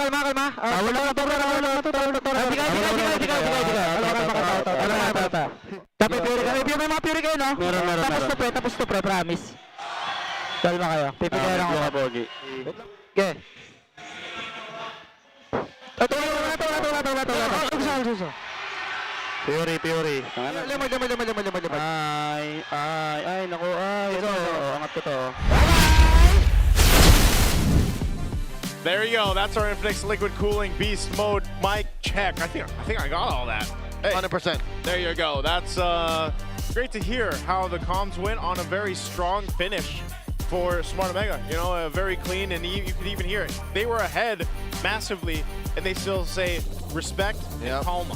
Calma is, don't get too excited and keep things disciplined. But yes, You guys think you have what it takes, by the way, to be like that and run the show with E-Project Esports for Everyone? We're giving you the power to bring the MPL energy to your own local community. That's right. Participants get exclusive access to tournament modes, in-game items, diamonds, all of that. Just head on over to ph-mpl.com/e-project to start your application. Time to turn that passion into action. Please visit our website for more information. So that's where it is. I've been hunting for that today. So favorite. Yeah, that's his favorite line. You know, but hey, we've got a little glimpse of where things are going for the playoffs. If you guys happen to miss all the action that we had earlier on in our first match, well, here you go. It was a full series to open up the playoffs of Season 17 here for the MPL Philippines. We went 3-2. ONIC got the dub there. They move forward. They're going to be facing off against Team Falcons tomorrow. And then you just saw witness this series, Smart Omega moves forward to go against Team Liquid Philippines. And who knows? Again, double. It's 2 lives here for these brackets. Yep, of course. Still have a lower bracket now. Just looking at that Omega matchup, I'm just looking. Actually, no, looking at the whole second round brackets. Yeah. Like, hi, I'm Smart Omega. You're probably wondering how I got here. Yo, yeah. That vibe. If y'all thought day 1 was stacked, what about tomorrow? Oh man, they should have. And if let's just say they win against CLPH, there really needs to be that video. Yes, sir. That's gonna happen here. Of course, we've also got our Infinix Fancy Laban going on. This is our playoffs bracket right now. We have resulted with today the Aurora is winning over the Phoenix Army, and it's all best of ones. And then of course we've got the Kabarangay also. Whoa, is this foreshadowing? Ooh. Potentially for tomorrow? Wait, what do you mean? The Kabarangay won against the Cavalry. Oh. Whoa, whoa, whoa, whoa, whoa, whoa, whoa, whoa, whoa, whoa. You know, hey. Whoa, whoa, whoa. Who knows what can happen to tomorrow? By the way, big shout outs. It's our Talent Academy members, right? Yes. Today it was Tito Whoop, the pride of Palawan, taking care of hosting business, and then it was O'Neill and Sokbi who were casting. They're going to be taking part in the Fancy Club all throughout. Now, also, the Fancy Club, the stakes, they've never been higher. Because right now, here are the rewards. This is for the champions out there. Teams are fighting not just for glory, but for a haul of epic awards. Heard that right. Our grand champions will walk away with not only trophies and medals, but also 5 Infinix GT Watch 5 Pros, and those are the smart watches, by the way, and 25,000 worth of MOBB diamonds. Meanwhile, the runner-ups will take home 15K and 10K diamonds, respectively. So the playoffs of the Infinix Fancy Laban is today until 31. It's just the same schedule as our playoffs. Very easy to remember. They run consecutively. Yeah. They happen in Superfan City. I was going to say, where is it happening? Superfan City. Palag Na To. Palag Na To. Good luck to all the teams competing, the Fancy Laban. Also, good luck to all the Talent Academy. I was going to say Academy students. Man, it's been a long day. 9 games, you know? We hope you guys enjoyed our opening day of the playoffs here. It's us, the Wee Bear Bros. Be nice to Leo, Redmar. We're going to be throwing over to our host to close out the show. We'll see you tomorrow. What a spectacular way to kick off the MPL Philippines Season 17 playoffs. Sobrang taas ng energy ng ating mga super fans ang sumalubong sa atin here in the Champions Arena. Indeed, a great day 1 for Season 17 playoffs. Grabe, nung bumirit yata si Janine Berding ng Palag Na To kanina, lahat ng teams nagising dahil grabing pagpalag ang nakita natin tonight. Action. Pero super fans, nagsisimula pa lang tayo because tomorrow, 2 high-stakes matches awaits here at the Champions Arena. Excited tayong lahat dyan, pero bukod dyan, naghihintay rin sa atin ang Super Fan City na inihanda ng MPL Philippines para sa inyo. Marami pang live performances, on-ground experiences ang pwede nyo ma-experience here in MPL Philippines. Muling maraming salamat sa pagsama sa amin ngayong gabi. This is your host, Thea. Magpapatuloy ang playoffs actions tomorrow. This has been today's. And this is your very own Odin. And this is MPL Philippines Season 17 Playoffs. Palag Na To!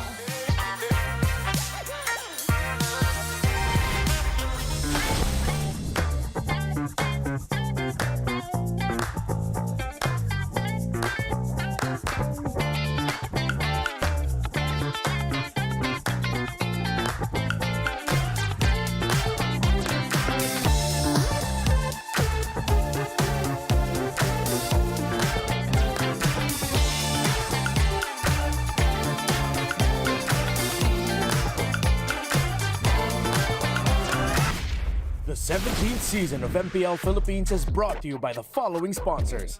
Infinix, the official gaming phone partner, the power behind every madlang gamer. Smart, the simply reliable connectivity partner of the MPL. Our partner in esports, Clear Men. And our strategic partners, TT Racing, Theory, and SIP. Don't miss any MPL action by following our official Facebook and subscribing to our YouTube channel.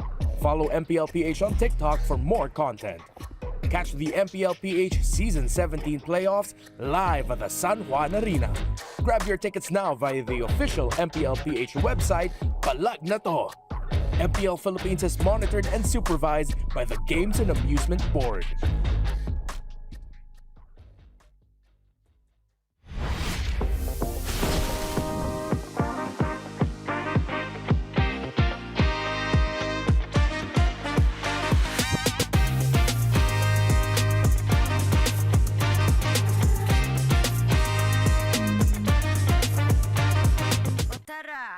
Palag ka ba?